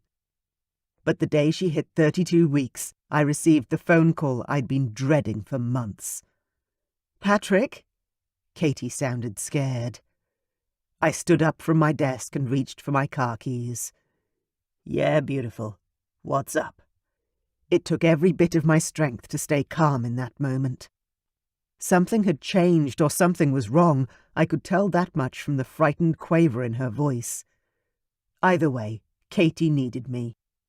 That much was certain. The doctors, they want me to go into surgery. Can you come, please? My heart pounded sickeningly hard against my sternum, but I forced myself to sound calm when I asked, When? Now? I was already walking to my office door. Yeah, now. I closed my eyes and forced my voice not to tremble. I'm on my way, beautiful. I love you. Try and stay calm, okay? I'll be there as soon as possible. I love you, Patrick. Bye. Then she hung up. I could tell she was shaking on the other end of the line, but I needed to stay cool if I was going to get to the hospital in one piece. I should have walked, but instead I set off running to the front desk and whacked my hand down in a panic. "Cheryl, I've got to go. The baby," I breathed. "Go. I'll take care of everything." And she would. I knew she would. Cheryl was truly awesome, and when I had time to tell her, I was going to make sure she knew it. I ran to the elevator doors, adrenaline pumping hard in my veins now. I rode it down to where my car was parked and thanked Axel once again for giving me allocated parking, even though I'd told him not to. The drive to the hospital was fucking insane. I wanted to scream at every fucking red light I copped. I almost stopped the car so that I could get out and run on 3 separate occasions. But eventually I got there in one piece and managed to get inside without tripping over or having a car accident. I was sweating when I arrived, my stomach twisting with worry as I ran into Katie's room. "Hey, beautiful." There were 2 nurses in the room with her. "I think they want you to go put surgical stuff on," she answered. "Yes, sir. Come with me, please," a nurse who I'd never seen before said to me. I bent down and pressed a kiss to Katie's lips. "I'll be with you every second, okay? Don't be scared. You've carried our baby boy all this way. It's time to let the doctors do their thing." She nodded and cupped my face. "Okay." I kissed her again, hard. "I love you, and I'll be back." "I've got to call Chastity," Katie whispered, her eyes haunted with worry. "Do it," I said, forcing a smile on my face. "She'll want to know. I'll go get geared up." I wanted nothing more than to scoop her up out of bed and hold her tight. But that was the last thing she needed me to do, so I turned and followed the nurse out of the room. As soon as we were out of earshot, I said to her, "What's happened? Is she in danger? Is the baby?" The nurse led me to a room where she told me to wash my hands thoroughly and put blue scrubs over the top of my clothes. "Tell me what's going on," I demanded, starting to wash my hands when the nurse remained silent. "Katherine and her baby are possibly headed for danger. Her blood test results came in this morning, and the doctor wants them both out of this situation as soon as possible." "But the baby is 2 months from full term," I said, my heart still thumping in my chest like a frantic bongo drum. "He's doing very well given the situation," the nurse assured me. "He's no longer undersized, but he's showing signs of stress due to Katherine's blood pressure. He'll be safer outside the womb now." I didn't want to think so, but I had to trust the doctors to save my son and the woman who would be my wife once more. Soon. Very soon. I waited for what seemed like forever, but then was allowed into surgery. Katherine was strapped to a table, a modesty sheet pulled up, so we couldn't see what the doctors were about to do. I rushed to her side and pressed my lips to her face. "Beautiful girl, are you okay?" "Yeah." She smiled at me, and it was obvious that whatever drugs they'd given her to calm her down via the IV were affecting her. "You've done so well, sweetheart," I said, bending down to kiss her forehead, then the tip of her nose. "I truly love you, and I cannot wait to meet our son." The surgeons were at work beyond the curtain, and I tried not to listen as they cut my beautiful woman open. They were chatting casually away about the football, then about the instruments they were using. I tried not to get angry. This was a beautiful moment for us, an important moment, and they were fucking chatting like they were having a beer at the end of the day. "He's coming, very soon," I said to Katie. Then suddenly the doctor announced that he was out. "Here's your baby," the doctor said, holding our son above the curtain, the umbilical cord still attached. He was clearly not breathing, still sleeping in a strange purple way. But he was beautiful. And tiny. I swallowed hard, emotions swimming up to clamp down on my throat. But I didn't get the chance to speak or touch him. He was whisked away by a nurse to be attended to, and then machines began to beep loudly all around me. Katie wasn't talking anymore. "Honey? Katie!" I stood up and looked around at the doctors in the room. What's happening to her? Panic hit me hard. She's losing too much blood, a doctor said, moving quickly around the room. Take the baby into the NICU, he ordered. A nurse came over to me, my son in a plastic crib, swaddled in a white blanket. Come with me, Patrick. I can't leave Katie. The doctors need to concentrate now. Please, come with me, she repeated. I glanced back at my beautiful woman, my heart feeling like it was being physically ripped out of my chest. But they were working on her and bringing in transfusion bags, and my son needed me too. I did as I was told and went with the baby and his mobile plastic crib. Is she going to be all right? I asked, putting my hand on his belly, loving the warmth of him and the way he squirmed. Alive and healthy, though still tiny. The doctors are doing their best. We're going to take your son to the neonatal intensive care unit, as he is 8 weeks premature. I'll assess him there. He was breathing on his own and looked perfect to me, but I didn't argue as I followed the nurse to the preemie station. The next hour was the longest of my life. I paced along the corridor, looking in on the special care unit and dying to go and find out about Katie. Was she all right? Were they stitching her up? Was she conscious again? I tried not to think about the possible outcomes of today. Losing Katie was on my list of things that I would not be able to survive. But who would raise our son if I joined my Katie in the afterlife? Axel and Chastity immediately came to mind. He'd have his sister, at least, and would be raised alongside his niece, with every financial advantage any parent could ever dream of. Then it hit me. I needed to call Chastity. She'd be worried sick. She hadn't heard from either of us since her mom called her prior to the surgery. As soon as I got the report from the nurse about our son, I dashed off to get my phone from the nurse who'd taken it earlier. I dialed Chastity's number, taking my first sip of water in hours. "Hey, Dad! Is everything okay?" she asked, sounding as breathless as I felt. I forced a smile to my face and focused on the positives. Yes, the baby's fine. You have a new baby brother. You're officially a big sister. Oh, Dad, that's so amazing. And how's the baby? How big is he? I smiled as I told her the news. My son was a fighter, just like his mom. He weighs almost 4 pounds and he's doing very well.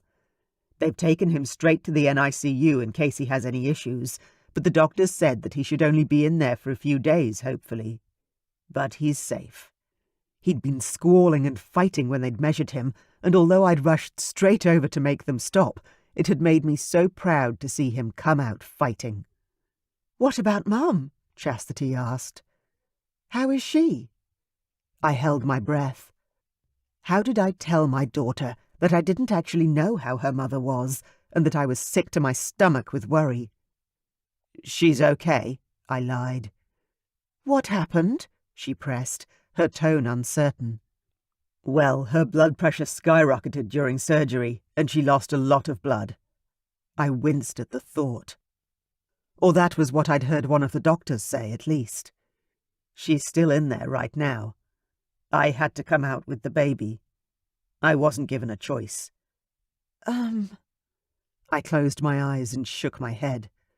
I could slap myself for calling so early. What an idiot I was. I should have waited until I knew Katie was fine before calling Chastity. I tried to reassure her. "She'll be okay, sweetheart. Your mother's a fighter, you know that. She's fierce. We just have to wait for her to come out of surgery."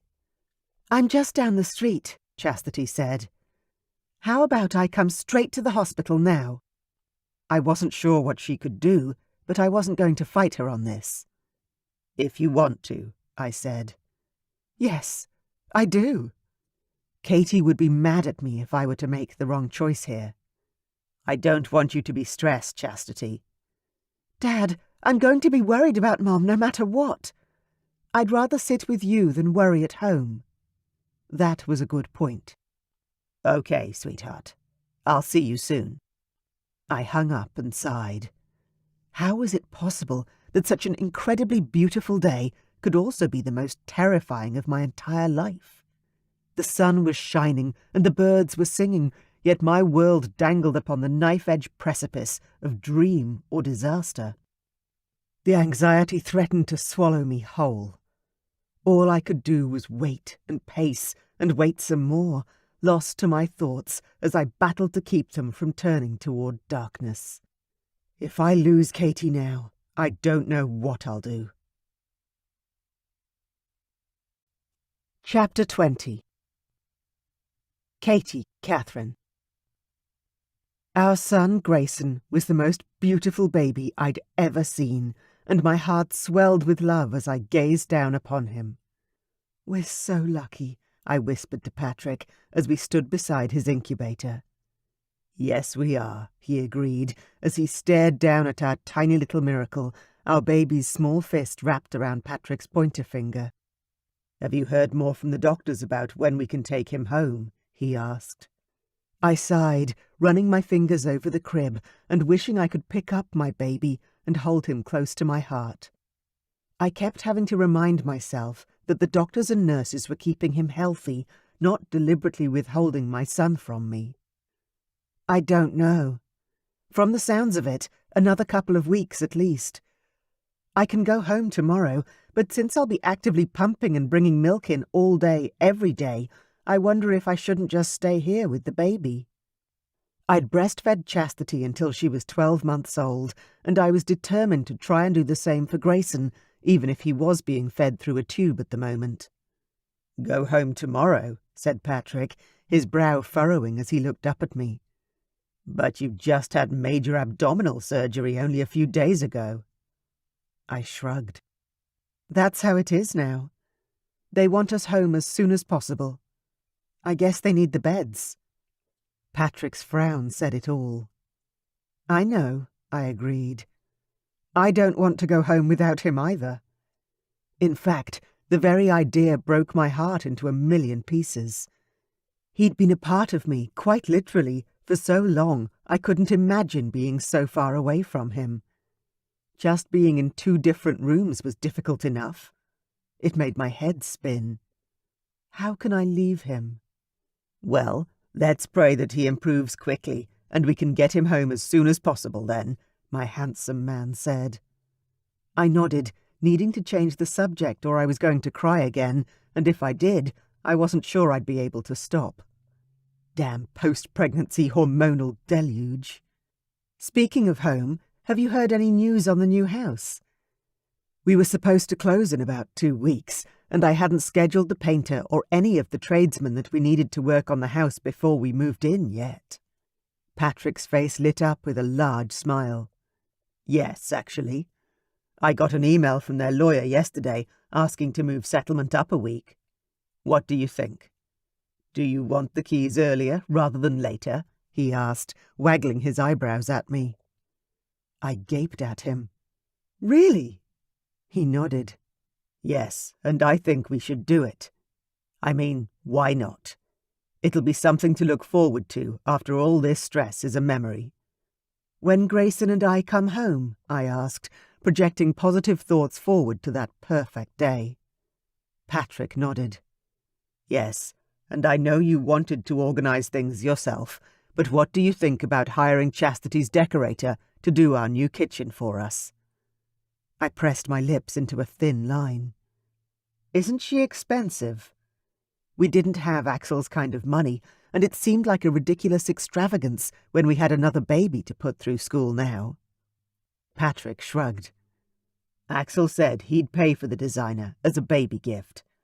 We just pay for the kitchen, labor, and appliances." I stared down at my tiny baby boy, trying to see this as the gift it was and not let my ego get in the way. "I suppose. We don't really need anything else, do we?" Patrick glanced up at me again and smiled. "That's my girl. No, we don't need a stroller or any of that stuff. Let Axel pay for the designer, then you'll get the kitchen of your dreams, and we can finally have the family we always wanted." I couldn't stop the tears that welled in my eyes this time. Damn it. "Hey, are you okay?" he asked, his tone automatically soothing and reassuring. I wiped at the moisture on my cheeks. Yes, I think it's just, the hormones and all the emotions. Just everything from the last few days. Patrick took his hand out of the incubator and reached for me. "Let's go back to your room, beautiful." I pressed a kiss to my fingers, then to the plastic crib that was keeping me from picking my baby up. "We'll see you soon, sweetheart," I promised. I let Patrick take me back to my room, then it was time for him to go to work. He kissed my lips and said goodbye. Once settled, I ordered a cup of tea and rested in bed. My blood pressure was returning to normal, and although my belly was still very sore, I was feeling a lot better now that I was no longer pregnant. The sound of footsteps met my ears just as I was taking a sip of tea. Then my beautiful daughter burst into my room. "Chastity," I breathed. "Oh, Mum, you look wonderful," she said, rushing to my side. I managed to smile at her, knowing full well that I looked anything but wonderful. But I was alive, and so was my baby, and that's all that mattered at the end of the day. The quality of life and freedom would come in time. "I feel a little strange, but there's no pain, thanks to all the meds they have me on. How are you doing, sweetheart?" Chastity was weeks away from giving birth, and she still looked as vibrant and happy as ever. "I'm good," she said, sitting in the chair next to my bed. "Your tummy is half gone, and you look so good." I ran a hand over my rapidly decreasing belly. "I miss my baby." "I'm recovering well, so I'll be able to make your wedding in a few weeks," I told her. It was something I cleared with the doctors as soon as I could. Chastity's eyes bulged. "Seriously? I was going to cancel it until you recovered, Mum. Maybe leave it until next year sometime." "No way," I declared.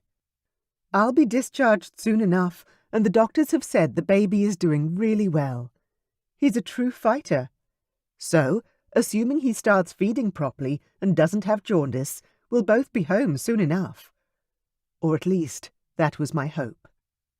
No need to stress Chastity out about Grayson."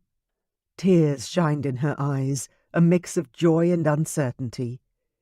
"That's too much pressure on you, Mum. You don't need to." I reached out to my beautiful daughter, needing to reassure her. "I want to, Chastity. Look, I know I haven't been a fan of Axel's. Right from the start, I know I was a bitch to him." Chastity didn't respond and merely pursed her lips, maintaining her silence. I continued.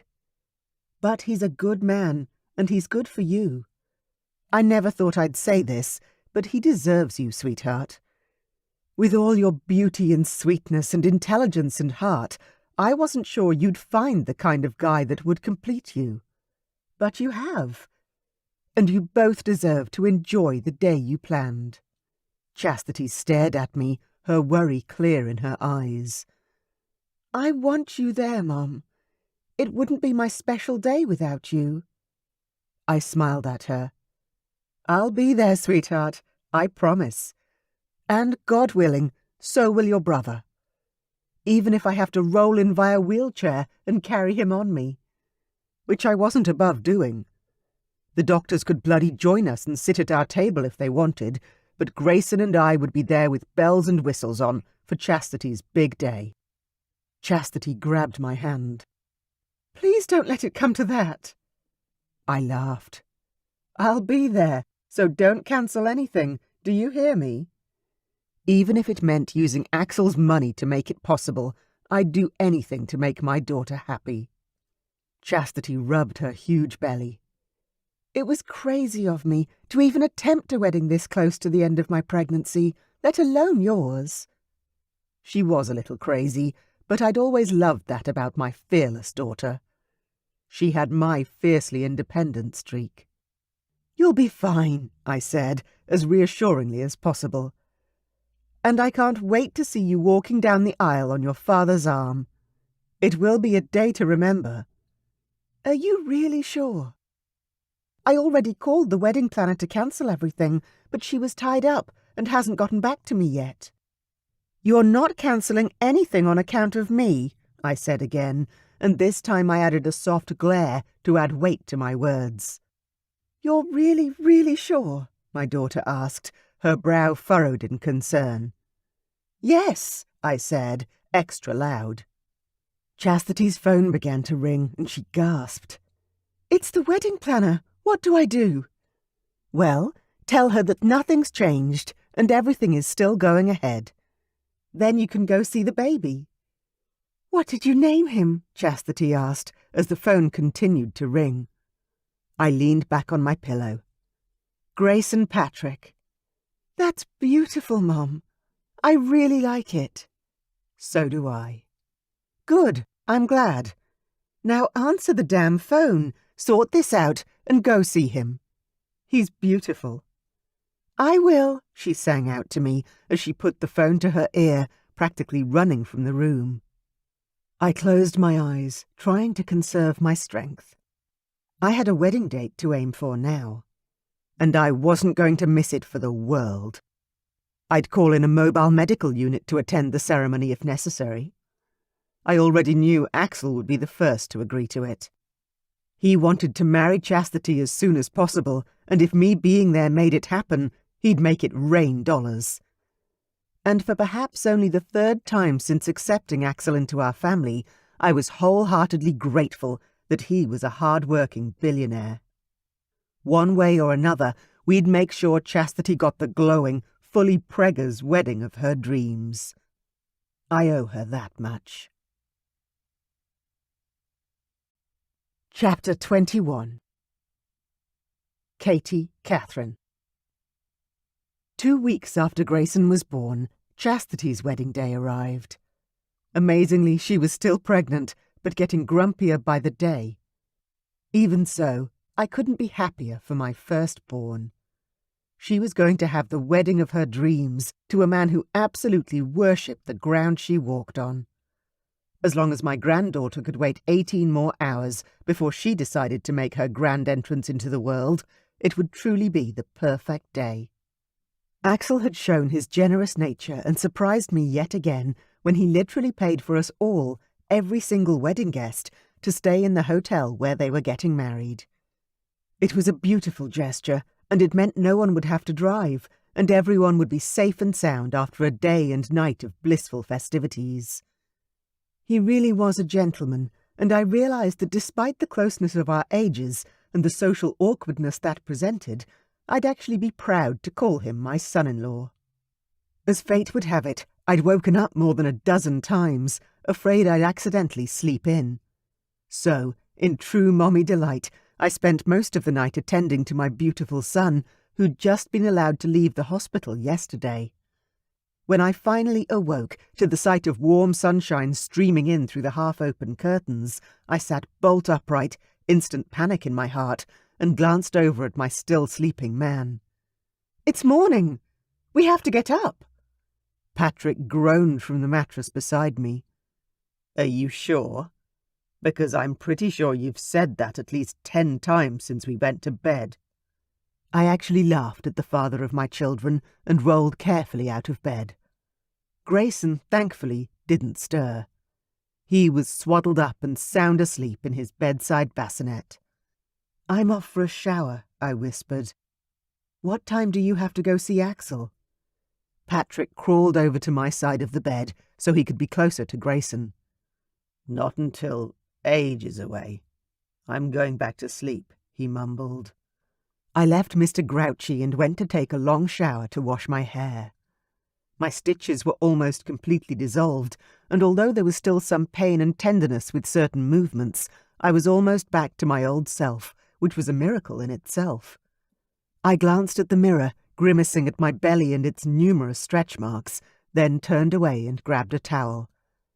I wasn't going to let myself have a single negative thought today.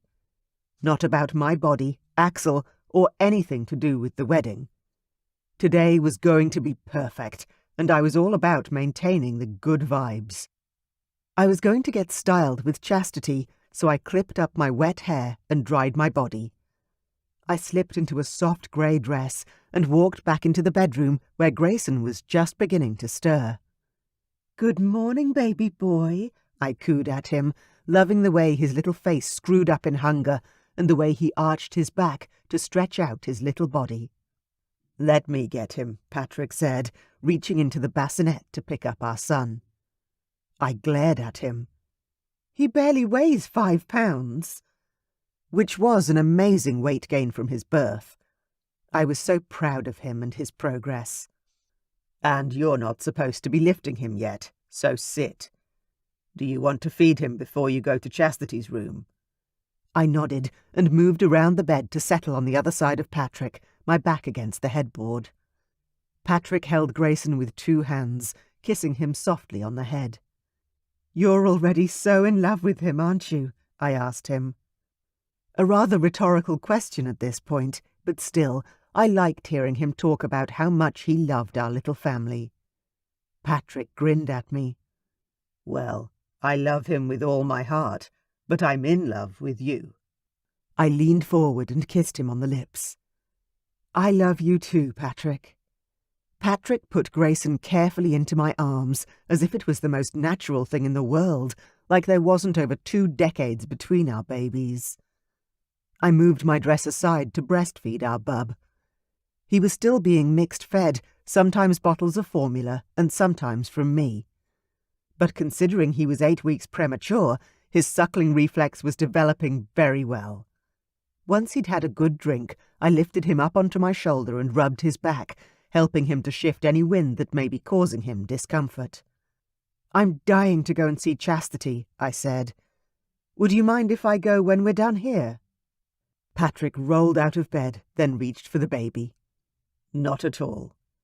I got up off the mattress once more, tucked my breast away, then grabbed the baby wrap. "I'll just change him, then go." Chastity's room was just down the hall, so it wasn't far to go. Even so, I was nervous and excited all at once. I changed Grayson's diaper, happy to see that his belly button was cleaning up well since his umbilical cord stump fell off a few days ago. "We'll see you later," I told Patrick, grabbing one of the room keys and sliding Grayson into the baby carrier that meant he was held warm and snugly against my body like a little baby bear. Patrick kissed me again and walked me to the door. "When are we going to tell Chastity that we're getting married again?" he asked, obviously excited to make it official. I rolled my eyes and grinned playfully at him. "Well, not today, obviously." It was his turn to roll his eyes. "I know that. I'm not totally daft. But when?" he pressed. I took a moment to think about it. "Well, maybe sometime after their baby is born. I don't want to take away from any of Chastity's experiences at this point. She deserves all the light to shine down on her." Patrick kissed me again. "Since when did you get so selfless, huh?" "Hey," I complained, elbowing him in the belly. Patrick laughed. "Ease up. Go on. Go enjoy your morning with our daughter, and I'll see you at the ceremony, beautiful." I nodded and headed down the brightly lit hallway to Chastity's room. That's where I ran into Axel, obviously heading for the gym. "Morning," he called, pulling a keycard from his pocket. "I was just coming to drop this off to you, in case you wanted to get in and see Chastity." "You're a mind reader," I said, taking the card from him. "Thank you." Axel nodded, then grinned. "Well, I'm headed to work off some damn nervous energy. See you later?" "Yep," I said. "We'll be there with bells on." "We wouldn't have had it any other way," Axel said, with a tender smile I'd only ever seen him direct toward Chastity. We stood there, staring at each other for a minute, smiling, a sense of family flowing between us. Finally, everything was at peace between he and I. "Well, anyway, see you later," he said with a grin, and headed off. I watched him go, shaking my head. If anyone had asked me what sort of man Chastity would marry, a man twice her age would not have been at the top of the list, and yet here we were. And Chastity had never been so happy. It was funny how the most unexpected could be exactly what was needed. I tapped the card key against the door pad and pushed on the handle. The suite Chastity had was very similar to ours, with a huge bed and a sitting room. I picked up the phone and called down to room service, ordering several breakfast items and drinks. I was starving, and Chastity would need food to get her going for the day, whether she wanted it or not. She'd need the energy, and the baby needed food too.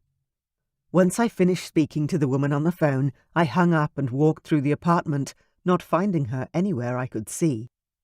I walked into her bedroom, where the duvet was thrown back, but my pregnant daughter was missing. "Chastity? Are you awake yet?" I called out, not wanting to scare her if she came out of somewhere unexpectedly. "Yeah, Mum," she called back. "Just in the bathroom." She opened the door to the ensuite and waddled out in a big, fluffy and luxurious bathrobe. I clapped my hands together in glee. "I've ordered some room service, so breakfast should be here soon. Then the hairdresser and makeup artist will arrive. It's all systems go." Chastity sat down in a large armchair, her eyebrows knitted together in a suspicious frown. "How come you're all bouncy already, Mum? It's a bit early, isn't it?" I laughed. "Well, it is my only daughter's wedding day." And as I was no longer pregnant, I felt so much better than I had a month ago. A feeling Chastity would experience soon enough. "Yeah, but you had major surgery a few weeks ago, and you look amazing."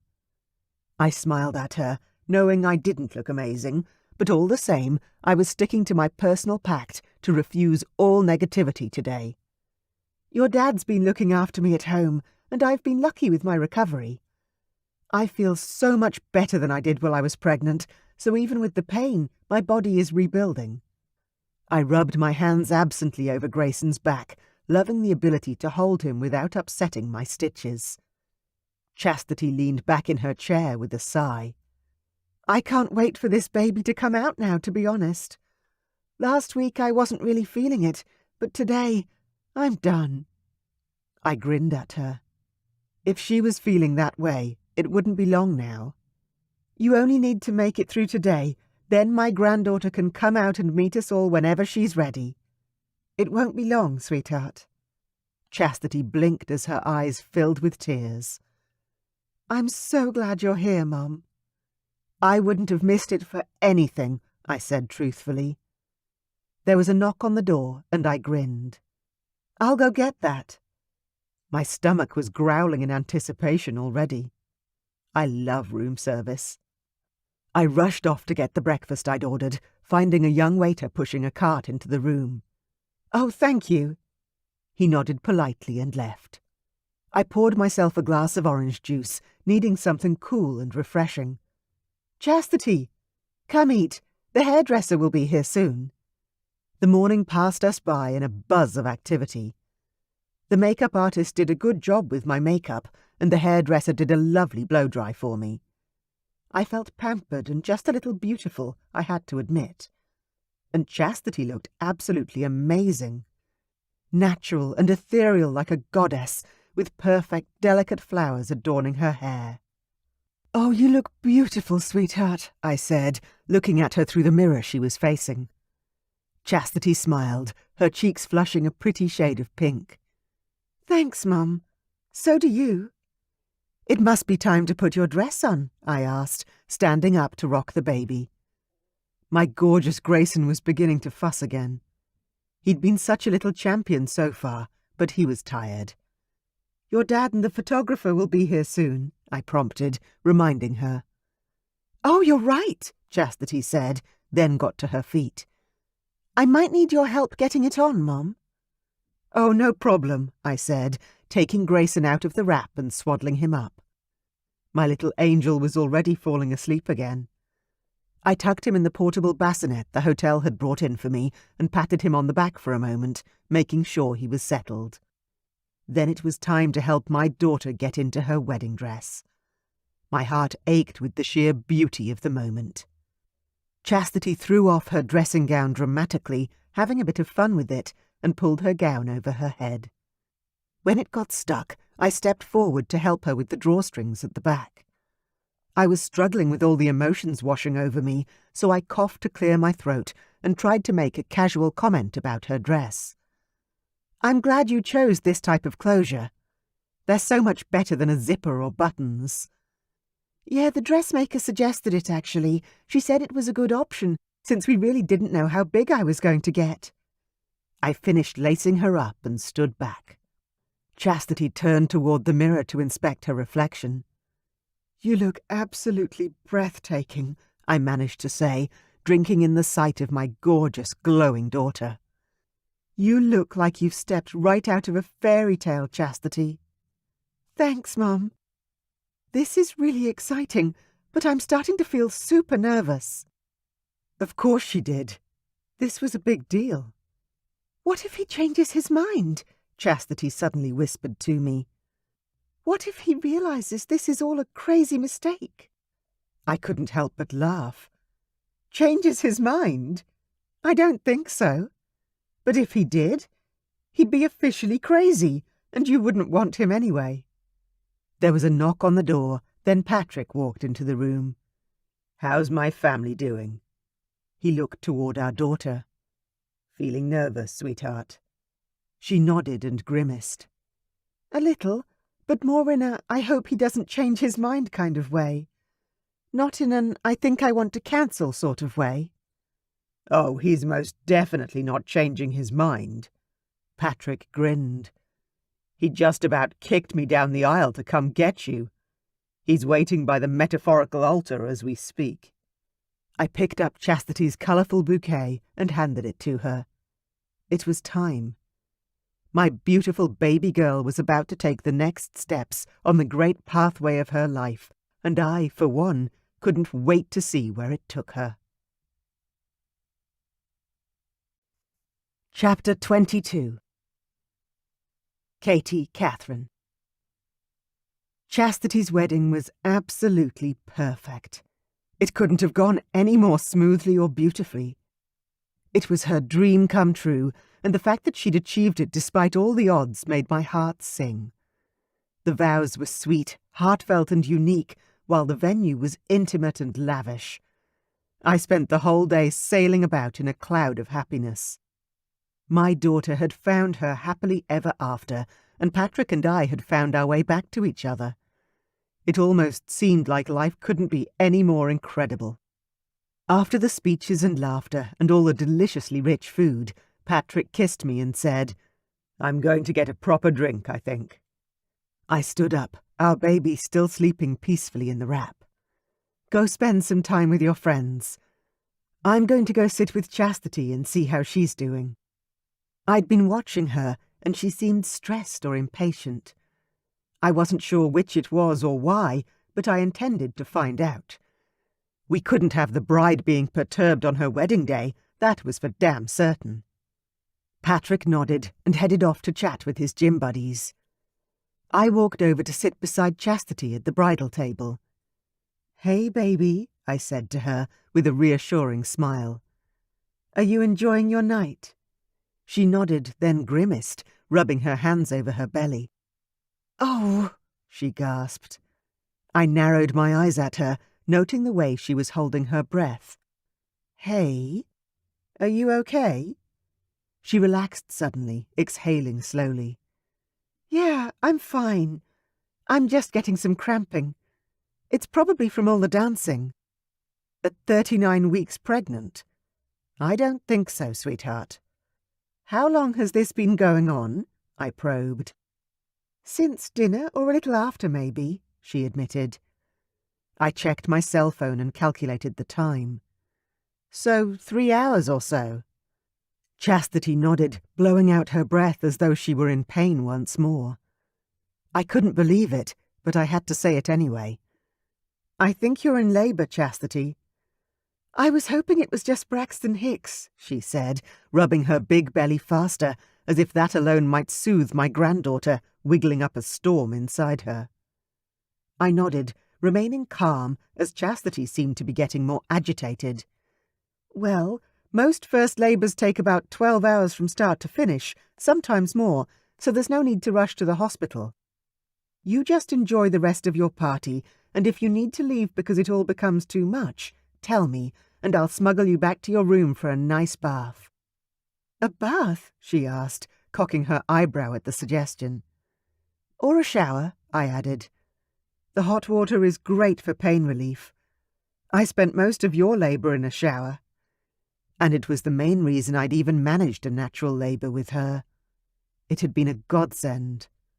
"Okay," she said, nodding and rocking on her chair in a way that screamed she was beginning to panic, which was completely normal. I reached out a hand and squeezed her arm. "Just remember what I said. Don't fight the pain. It's doing something amazing. It's functional. Just ride the wave and make sure you rest in between every contraction. You'll need your strength for the last hour. Remember, labour is a marathon, not a sprint." Chastity squeezed her eyes shut, grimacing in pain, before she exhaled slowly. "Yep, I can do this," she said, though she didn't sound entirely convinced. "Of course you can." I smiled at her. "You're one of the strongest people I know, and I'm so proud of you." Chastity stared at me, her eyes opening wide as though she was surprised. "Thanks, Mom. I love you too." I stayed with her, holding her hand and encouraging her to take little sips of water when she could. "You're doing so well, sweetheart. Just rest as much as you can in between contractions, okay? That is the key." I fed the baby and chatted casually with Chastity about how perfect the day had been, although I could see that she wasn't quite with me. She was already fading away inside of herself to a safe place where she could find her strength and conserve her energy for what was to come. Axel escaped the huge group of friends that had swarmed him and held him hostage for the past hour. He walked straight up to his new wife and smiled down at her. "Hey, beautiful. How are you doing?" Chastity gripped her belly and smiled at her new husband. I think I'm in labour." Axel's shock was a palpable thing. "What?" he stammered. "She's definitely in labour," I agreed calmly. "Contractions are every 5 to 7 minutes. They're a bit irregular still, but they're getting stronger." Axel hurried around the table and sat down next to her, his eyes imploring. "Why didn't you tell me earlier?" I put my hand over my mouth to stop myself from laughing. He was panicked in a big way. "Because I didn't want to leave yet. The first stages of labour can literally take hours. Plus, if it's a false start, we would have left our own wedding for nothing." I was proud of how reasonable and calm Chastity was sounding. Axel, not so much. "Let's go now, then," he urged. "Is it straight to the hospital? Or—" "No. We have to call the doctor's service first to let them know we need her to meet us there. Plus, Dr. Martinez said to stay at home until I can't stand it anymore," she answered, in between contractions. "So what do we do?" he asked. I swallowed down the laugh that rose once more.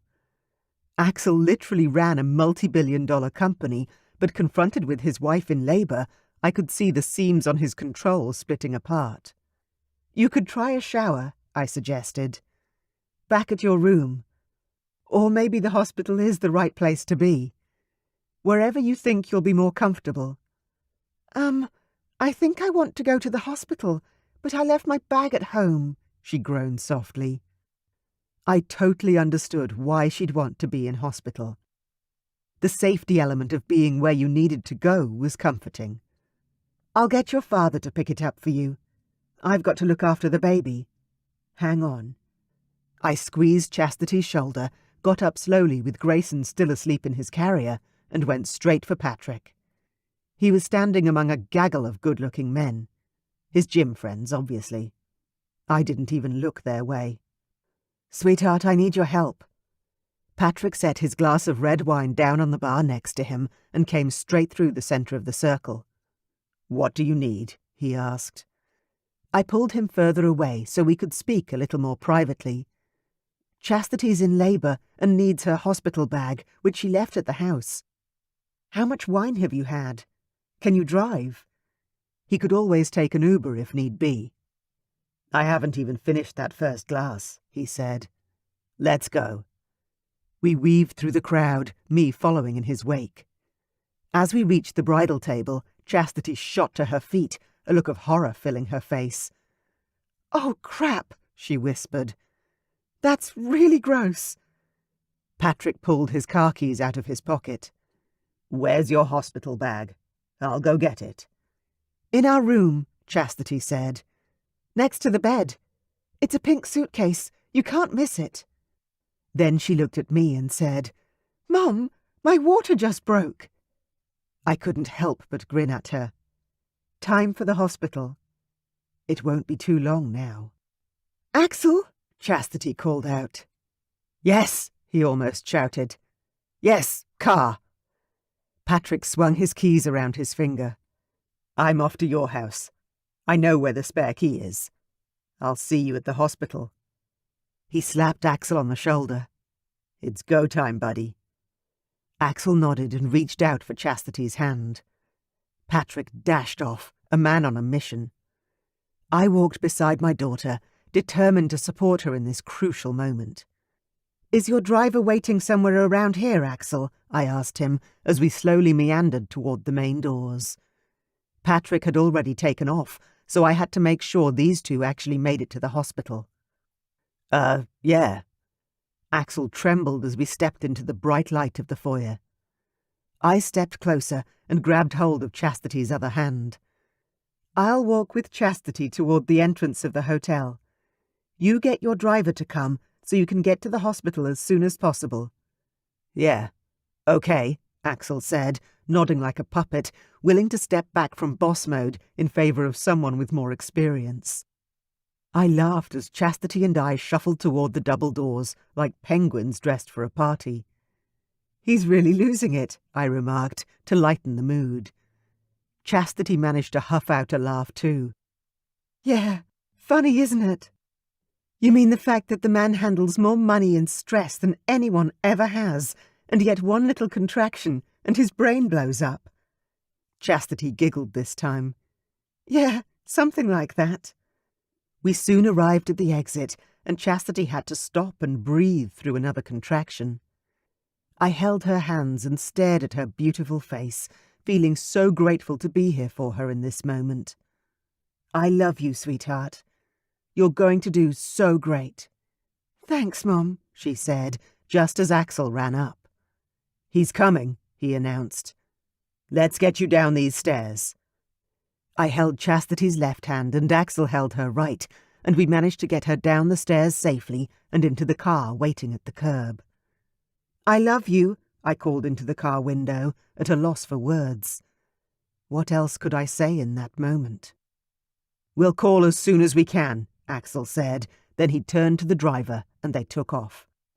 I stood on the curb, watching them drive away into the night and toward the hospital. Grayson stirred on my chest, lifting his little head, then head-butted my ribs. I laughed and rubbed my hands along his back, soothing him with my love and presence. Life was truly perfect. In every way. I'm going to be a grandmother soon. I could scarcely believe it. Epilogue. Katherine. 5 years later. Grayson was a handful and a half. Even if I'd been 20 years younger, I doubt I would have been able to keep up with him. "I cannot wait until he goes to school in the new year," I said with a sigh. "He's like a tiny energy vampire." Patrick laughed as he pulled off his shirt, displaying his gorgeous body to the whole world. Well, to me, and my dream kitchen anyway. "You say that now, beautiful, but next year, mark my words, you're going to miss him." "I still might go back to work," I said defensively, crossing my arms over my chest. Patrick cackled as he walked off to have a quick shower, that criminally gorgeous ass disappearing from view. "I might," I yelled after him. He didn't respond, but I could hear his laughter in my head. I'd meant to go back to work after Grayson turned 1, but Patrick had convinced me to take an extra year to enjoy our son. Financially, we were in a great place, and there was no real need for me to return. Or that was what Patrick had said. Grayson would be our last baby, and truthfully, I wanted to see him grow and appreciate all the little things I missed out on when I had to return to work with Chastity. And Patrick loved having a wife that wasn't too stressed out and enjoyed cooking and maintaining the house. And why wouldn't I? It's my dream home. It wasn't the role I'd ever thought I'd play, but when I didn't have to work, my days opened up with countless possibilities. I had to pinch myself most days to remind myself that this was really my life. A loud crash in the playroom made me groan. "Grayson!" "Not again." "I didn't mean it," came his innocently childish response. I took a moment to breathe, closing my eyes to keep my calm so that I didn't start yelling. That was the old Katie. I tried to maintain my cool as best I could these days. Becoming an older, second-time mother and new grandmother had taught me a thing or two about patience. I slowly made my way into the second living room, which had quickly become a very messy playroom. The Legos box was in pieces, and coloured blocks were strewn everywhere, like a mini tornado had stormed through. "I didn't mean it, I promise." Grayson grimaced, his brows raised hopefully to avoid a telling off. His gorgeous little face made my heart ache in the best way. "I know," I said, as calmly as possible, but we didn't have time for this. "It's Maggie's birthday today, remember? So let's go get you ready, yeah?" "Yes!" He jumped up and literally ran to his bedroom, zooming full speed like a little bolt of lightning. We'd had Grayson's 5th birthday just a few weeks ago, which Chastity had missed because she'd been in labour, giving birth to Leo. Patrick and I had happily taken care of our other 2 grandbabies and had them stay with us for a few days while Chastity recovered. Although it had been crazy with the 3 kids altogether, I'd had the best time of my life. I loved being a grandmother to such lively and spirited little angels. They kept me young. Grayson rushed to get dressed. With effort, I managed to get him into a nice pair of jeans and a blue shirt, though I was pretty damn sure he'd be covered in paint or glue or cake by the end of the day. This boy honestly ruined more clothes than any other child I'd ever met. It was almost comical, and I'd long since given up getting upset over it. They were just clothes, and thankfully we were in a position to afford more whenever the need arose. His happiness and development was our primary concern. "I'm ready," he sang triumphantly, as if it was him and not me that just wrangled him into his cute outfit. "Don't forget your card," I said, pointing at the table behind him. "Oh, yeah," he cried, dashing for the beautiful little card he'd demanded he be allowed to make during the week. I knew Chastity would appreciate the handmade gift from her little brother more than anything else she could receive. "I'm going to get ready now, and then we'll go, okay?" I told him. He ran over and slid his tiny hand into mine. "Okay, Mum." And there it was, the reason my heart beat strongly every day. We walked into the large living room, the one Grayson wasn't allowed to destroy, where Patrick, now dressed in tight blue jeans and a crisp white shirt, was waiting for us. "Do you mind putting him in the car?" I asked. "I just need a minute." "Of course," Patrick said, grabbing the car keys and holding out his hand. "Let's go, buddy." Patrick walked off toward the front door with our son.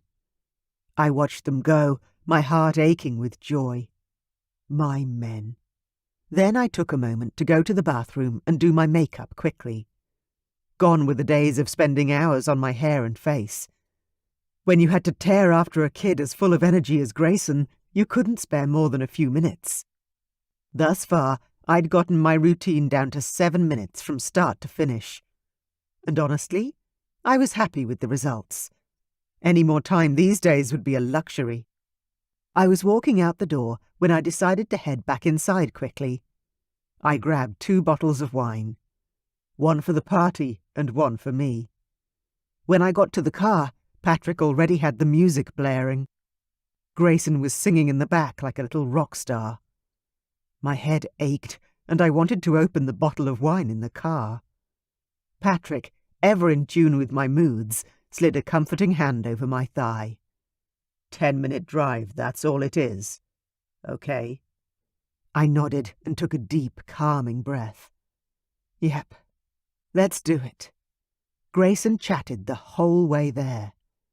10 minutes of non-stop running commentary and a boatload of questions. He was the happiest and most inquisitive child, though he truly did my head in some days.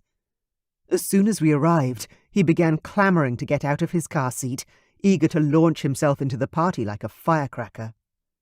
Wait, I said, though the child lock was on and he couldn't get out without help anyway. I took my time getting out of the car.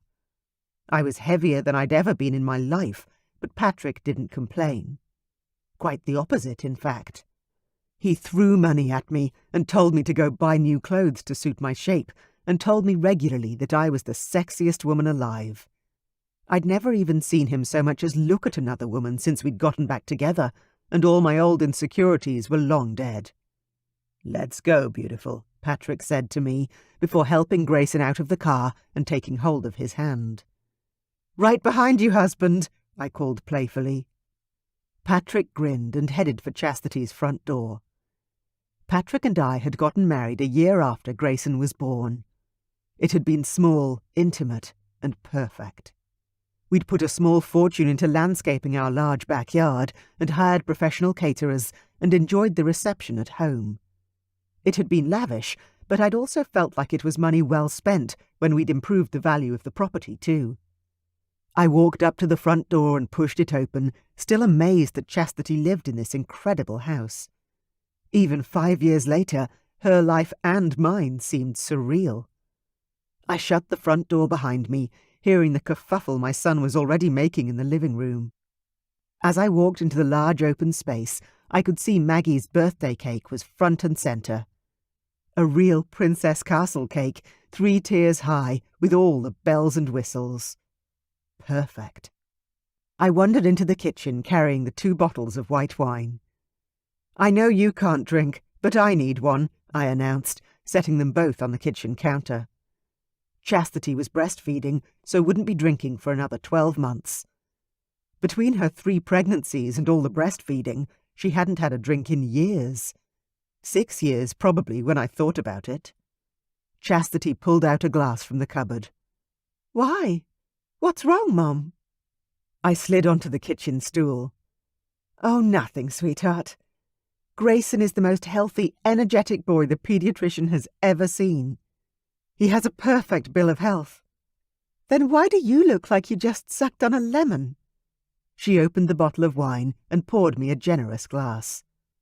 I took a sip, feeling so old in that moment. Chastity had 3 kids and looked vibrant and alive. "Because I'm exhausted, hon.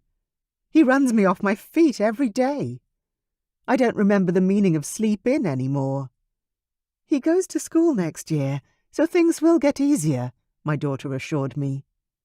"Yeah, probably," I conceded. I drank some more, then glanced through the large windows to where my perfect little boy played. One day I wouldn't be tired.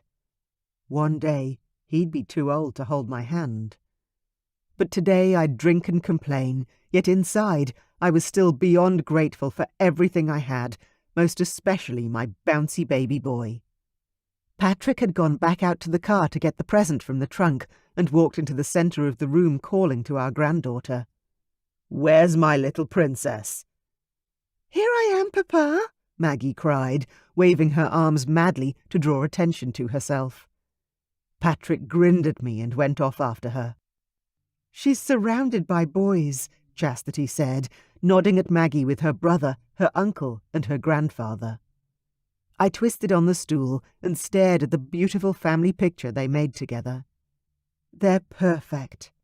And speaking of perfect, where's my little lion?" "Leo's in his bassinet," Chastity said, nodding in the direction of his room. I hopped up and headed toward my newest grandchild, my wine forgotten. Leo was so delicious, and as soon as I stepped into his room and stared down at the newborn, my breath caught in my throat, and I was choked up with emotion all over again. "You are so beautiful, baby boy." I reached out and stroked his chubby cheek where he lay in his bassinet sleeping. "How about we do the cake?" Chastity called out from the kitchen. I couldn't stop myself from scooping the sleeping baby up into my arms. He smelled like divine perfection, and I immediately felt my ovaries aching. "Not a chance," I whispered to my temperamental hormones. I had 3 beautiful and healthy grandbabies to adore, plus 2 children of my own. I didn't need any more. I walked out of the nursery holding baby Leo in my arms and watched on, content and at peace. Chastity organized all the kids around Maggie's amazing cake. "Ready? Happy birthday to you." As a family we sang, while filling the house with happiness and joy. Maggie grinned at us all, lapping up the attention. Then, after our 3 cheers and hip-hip hoorays, she blew hard and extinguished all of her candles in one shot. We all cheered, hoping her heart's desires would come true. Patrick clapped loudly. He loved his little princess. Meanwhile, the boys fussed to take turns at blowing out the candles. Okay. Grayson's turn, then Thomas's turn, all right?" "Then we can cut the cake," Chastity said, wrangling them all like a pro. After all the kids had a turn blowing out the candles, she served the cake. A little perturbed by the amount of spittle that likely covered the delicious confectionery, the adults sat out on the cake and allowed the children to enjoy it. Once they were finished devouring their body weight in sugar, we all sat outside on the deck to watch the kids playing under the tree and on the swings. It was a truly beautiful day.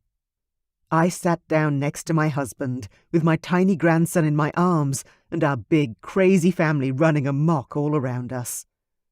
Our lives truly were the picture of happiness, and together we had our own little slice of suburban paradise.